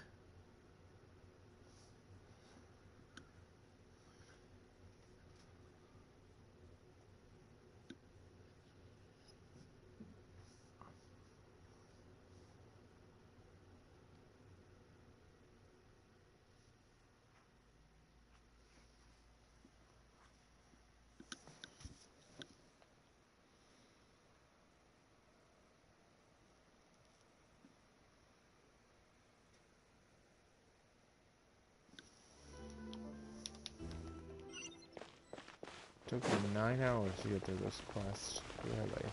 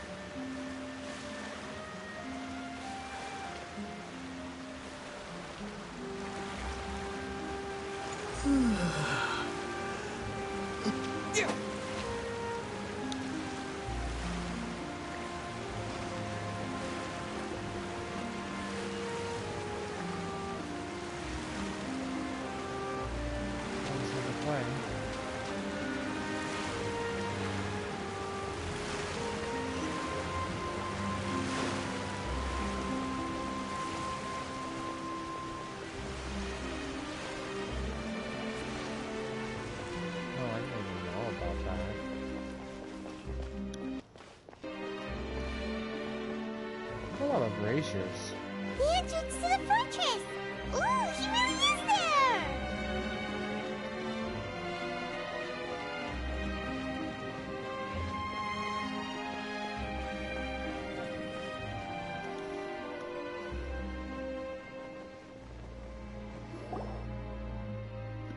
Ooh, that's my favorite male character. So, you really are here, Neuvillette! Paimon didn't think you were going to have free time this hour of the day. Really? Oh, I suppose you must have met Mr. Linney. He took the time to greet me earlier when he passed this way. In any case, you came at a good time. I was just considering reaching out to you to set up a meeting, so I may explain some things that I haven't had the time to before. Aw, Paimon's glad that you remembered. Thank you for keeping us on your mind, what with you being busy and all. Alright, let's have it then. How was Fontaine actually saved? The whole business is still quite the mystery to us. It is strange how words can often leave a bitter taste in the mouth when it finally comes time to say them out loud. Let's sigh softly before telling you the truth concerning what he saw that day. Folklore deceived the heavenly principles and used Farina's endless performance to save Fontaine. So that's what happened? I only saw Farina's part myself. Focalor destroyed the divine throne of the Hydro Archon and restored your power to you, transforming you into a fully fledged elemental dragon sovereign. But Paimon still doesn't quite get what you did to save the Fontainians from dissolving. For me, the authority of the ancient dragons refers to absolute control over the hydro element. Fontainians were incomplete humans born of Egeria's use of the power of the primordial sea, with constitutions similar to that of mimics. But so long as those primordial energies remain within them, I could use the ancient dragon's authority to grant them true blood, after the fashion in which life was first brought into being on this planet. In other words, when I gave my verdict, Fontainians became true humans, and thus would naturally no longer be dissolved by water from the primordial sea. Focalor must have counted on you to make that decision as well. Your verdict was the key to making the prophecy appear to have come true while saving everyone. Say that it was at that moment that the Fontainians were finally truly born. And in a manner of speaking, Focalor finally managed to fulfill the original Hydro Archon's wish to turn Oceanids into real people too! It seems from your expressions that you still have more things you wish to ask. Of course. Ask away. I will tell you the truth as I know it. About the initial verdict that was I have investigated his case along many avenues, and I have learned that he once fell into an unknown chasm when he was young. There, by chance, he awakened the all-devouring narwhal. But whether it be by sentiment or reason, that should not have been enough to consider him the root cause of the disaster. At most, he would have had tangential liability. As for the judgment passed by the Oratrice during the trial, whether it was due to that liability by association, or Focalor deliberately using him to buy time for us on the assumption that he would be able to hold the creature off, I cannot say. Guess Focalor had Fontainians in mind the whole time. In the end, it was thanks to her that they finally became real humans. Hang on a second. Paimon suddenly got another question. Back when Fontainians hadn't yet become real humans, were the children they had also transformed Oceanids? Life has always flowed like water. Do you recall how Fontainians would often come to the Fountain of Lucine to pray for children? Yeah, Lynette said the fountain is where all the waters in Fontaine converge. In truth, even those couples did not know that such prayers were no mere custom, but instead a form of ritual. Those Oceanids who were blessed within the spring water would later descend as new humans in the coming months. Paimon sorta gets it now. Either way, seems like this ritual won't be of any further use, but it'll probably live on as a local custom. Ask away. I will tell you the truth as I know it. Yeah, about that. Rosie said Farina has already left. What's that all about? Ah, Lady Farina. The people are only aware that her death sentence has not been carried out. She abdicated the post of Hydro Archon and left affairs related to that title to me, before leaving the Opera House. I related Focalor's words to her faithfully and completely. After hearing them, she seemed neither saddened nor comforted. She simply said that she was tired and needed to rest. Having said that, she then packed her things and moved out of the Opera House, not unlike how an ordinary person might. But she's still got a place to stay, right? You need not worry. I will make arrangements to ensure that she will not want for food, clothing, board, or travel. In truth, I am somewhat happy for her. The wear and tear on her spirit will, of course, take time to heal. But now that she no longer has to play the role of Focalor the Hydro Archon, she can finally lay down her burdens and lead a normal life. What about you, then? What are your plans now that you've regained your full powers as the Hydro Dragon? After Focalor passed on, the Oratrice also ceased to function. This matter will directly affect our trials. After much careful consideration, I've decided to take over its role in our courts. From now on, I shall hear cases and pass verdicts by myself. Looks like you're still considering stuff from the perspective of the Udex, huh? As an elemental dragon, there are indeed many things that I must do. But this power and this duty, in a manner of speaking, you could say that both were granted to me. As such, before I attend to my other responsibilities, I must first and foremost continue to serve Fontaine as its highest judge. The duty of the Hydro Sovereign and the duty of the Udex shall coexist within my person. Additionally, the Hydro Archon's departure has brought about another problem, which is that the Opera House shall no longer produce indemnitium. That's true. That power was derived from the people's faith in the Hydro Archon, wasn't it?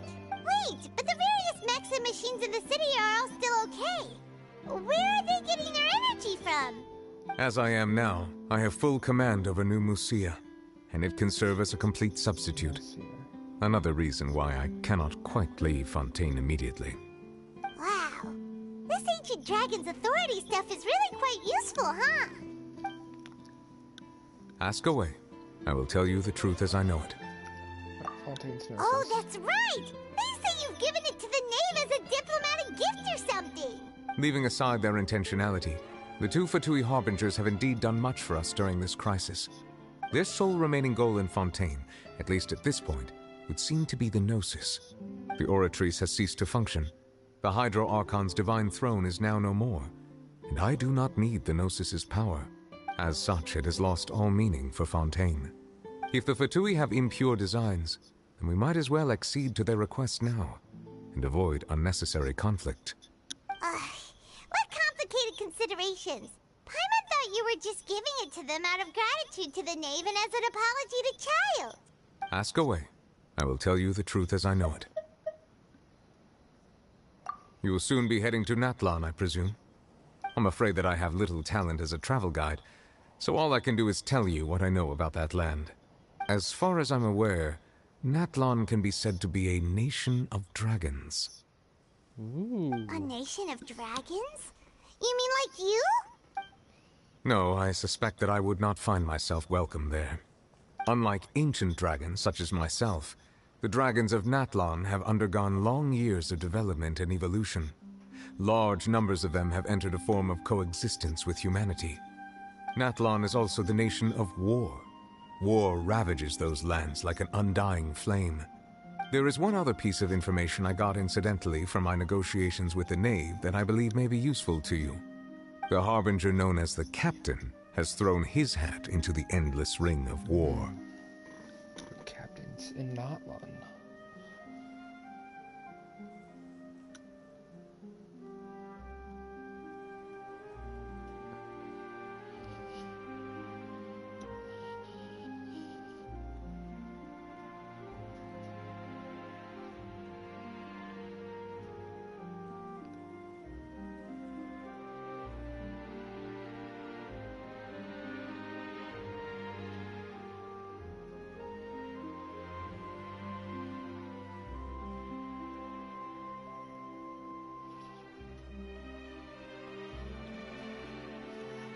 Captain. Sounds like a real tough customer. Seriously, everywhere you look, there's a Fatui Harbinger doing their thing.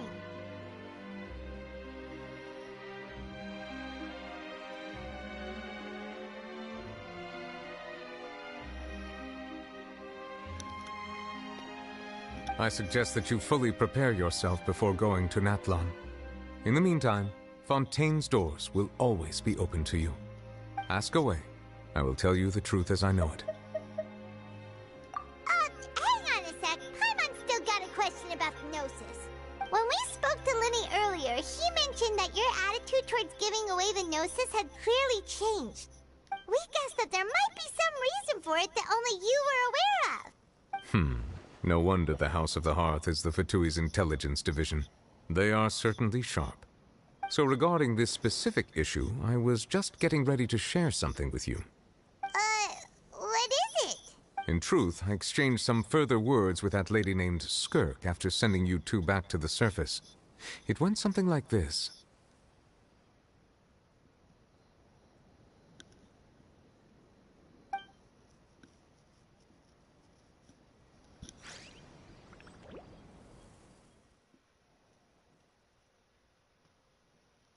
Interesting. I thought that was the end of the Archon quest, but you know, I don't mind. This stream has been too long though, and I need to go to bed. When I gotta finish this. 9 hours. 9 flipping hours. Longest stream yet, in all honesty.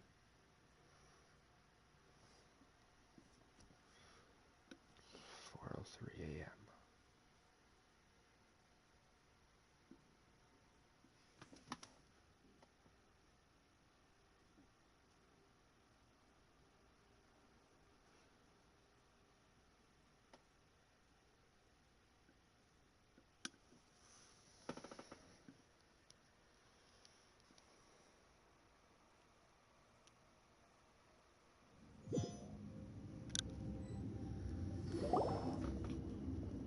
Well, we're going to head topside to see what's going on. You hurry over soon as well, all right, Nervalet?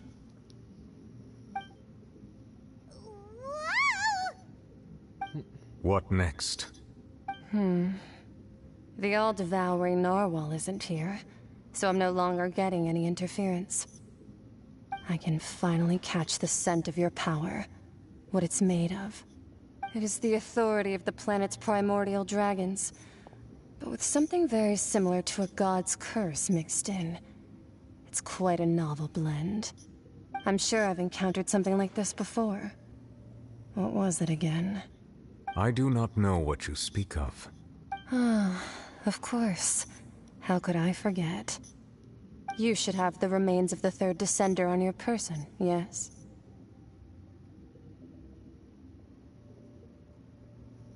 Remains? I've never heard of any such thing. According to your parlance, I believe it may be called a gnosis. Well, that much is true. After Focalor's divinity faded, she handed her gnosis to me. But I fear I have never heard of it described in the manner that you just did. I've been training with my master, the Foul, ever since I was young, and I have never returned to the surface since. So most of the information I possess, I got from him. It is only natural for those who are greater than humanity to possess a different sort of common sense, which is why there are so many problems in our attempts to communicate with humans. Regardless, you should probably get rid of objects of misfortune to prevent any disasters from befalling you. To live in itself is a blessing. But once a person dies, the bonds he once had with this world shall all turn to curses. What do you mean by that? No need to fret. These are just my personal thoughts, and my reason for no longer wishing to return to the surface. This third descender you refer to, who are they? And when did they die? Master never mentioned them to me. Perhaps it just wasn't that important for me to know. If you're interested, though, I could ask him. I'll be sure to pass the answer on to you next time. Next time? You believe we will meet again? I do. Wait. I have a disciple of my own, don't I? He can be the messenger then.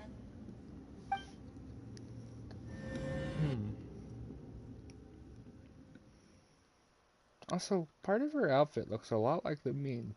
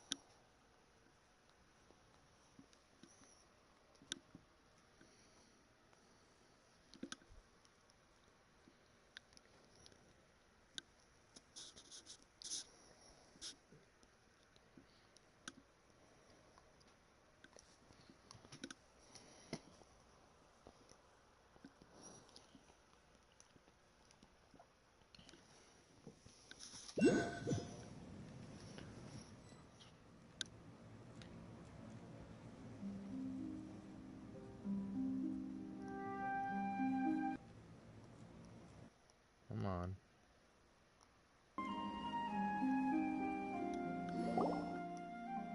That's what she told me.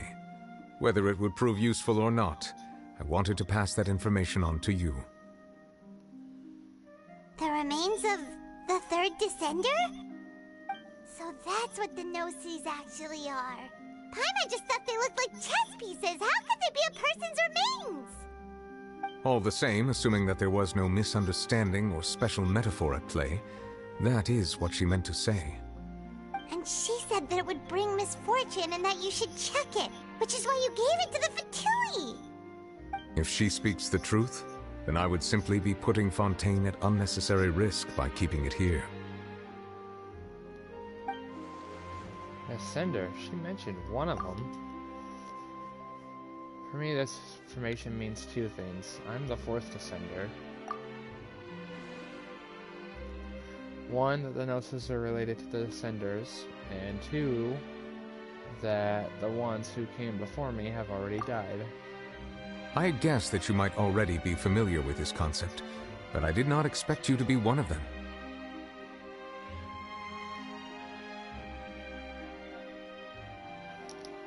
That means that the Gnosis, which are exceedingly element-compatible and can even enhance elemental abilities, do indeed come from the third Descender. But who is that? Is it Lamine? I wonder, does your body also possess similar properties? Like being able to use elemental powers without a vision. That does sort of count as special compatibility, right? No, let's not think about this stuff right now. It just feels creepy. Comparing the Traveler to the dead third Descender and all. Don't worry, I won't die so easily. That's what you say, but this topic still feels like bad luck.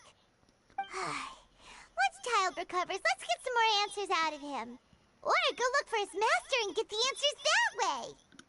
I too believe it unwise to make too many blind guesses when information is lacking. The same is true of being at court. All right. Whatever the case, it seems like the crisis here in Fontaine's over for now. Yes. All of Focalor's efforts were for this moment as well. But she sacrificed herself in the end as a god, and she suffered through all those years as a human. Was that really what she wanted? I suppose that would be the mystery of a god's will. Can you understand the will of the I gods? suspect not. But once in a while, I too would guess that if wishes were like the clouds in the sky, they will one day return to the earth as raindrops. Life flows like water, and rain is the final answer. The water levels may sometimes tilt one way or another, but the rain falls fairly upon all. And what, ultimately, is the difference between the rains that fall upon all of us?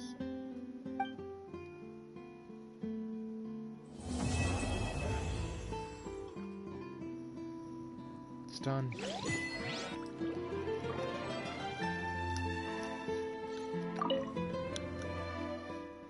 It seems from your expressions that you ask away. I will tell you the truth as I know it. I suggest that you fully prepare yourself before going. So you just say the same thing.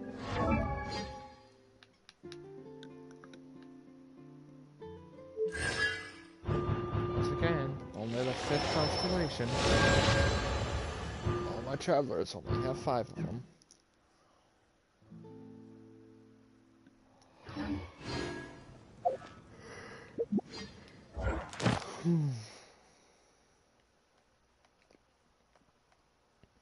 You know, since we've got the ability over all the different elements, I wish Traveler was stronger.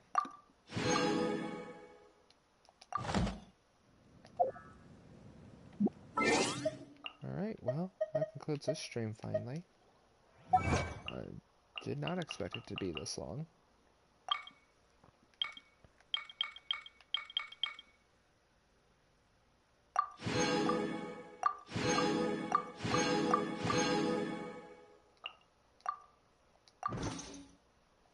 Alrighty, well, that's it. Have a good night. Or day, or evening, whatever. Bye-bye.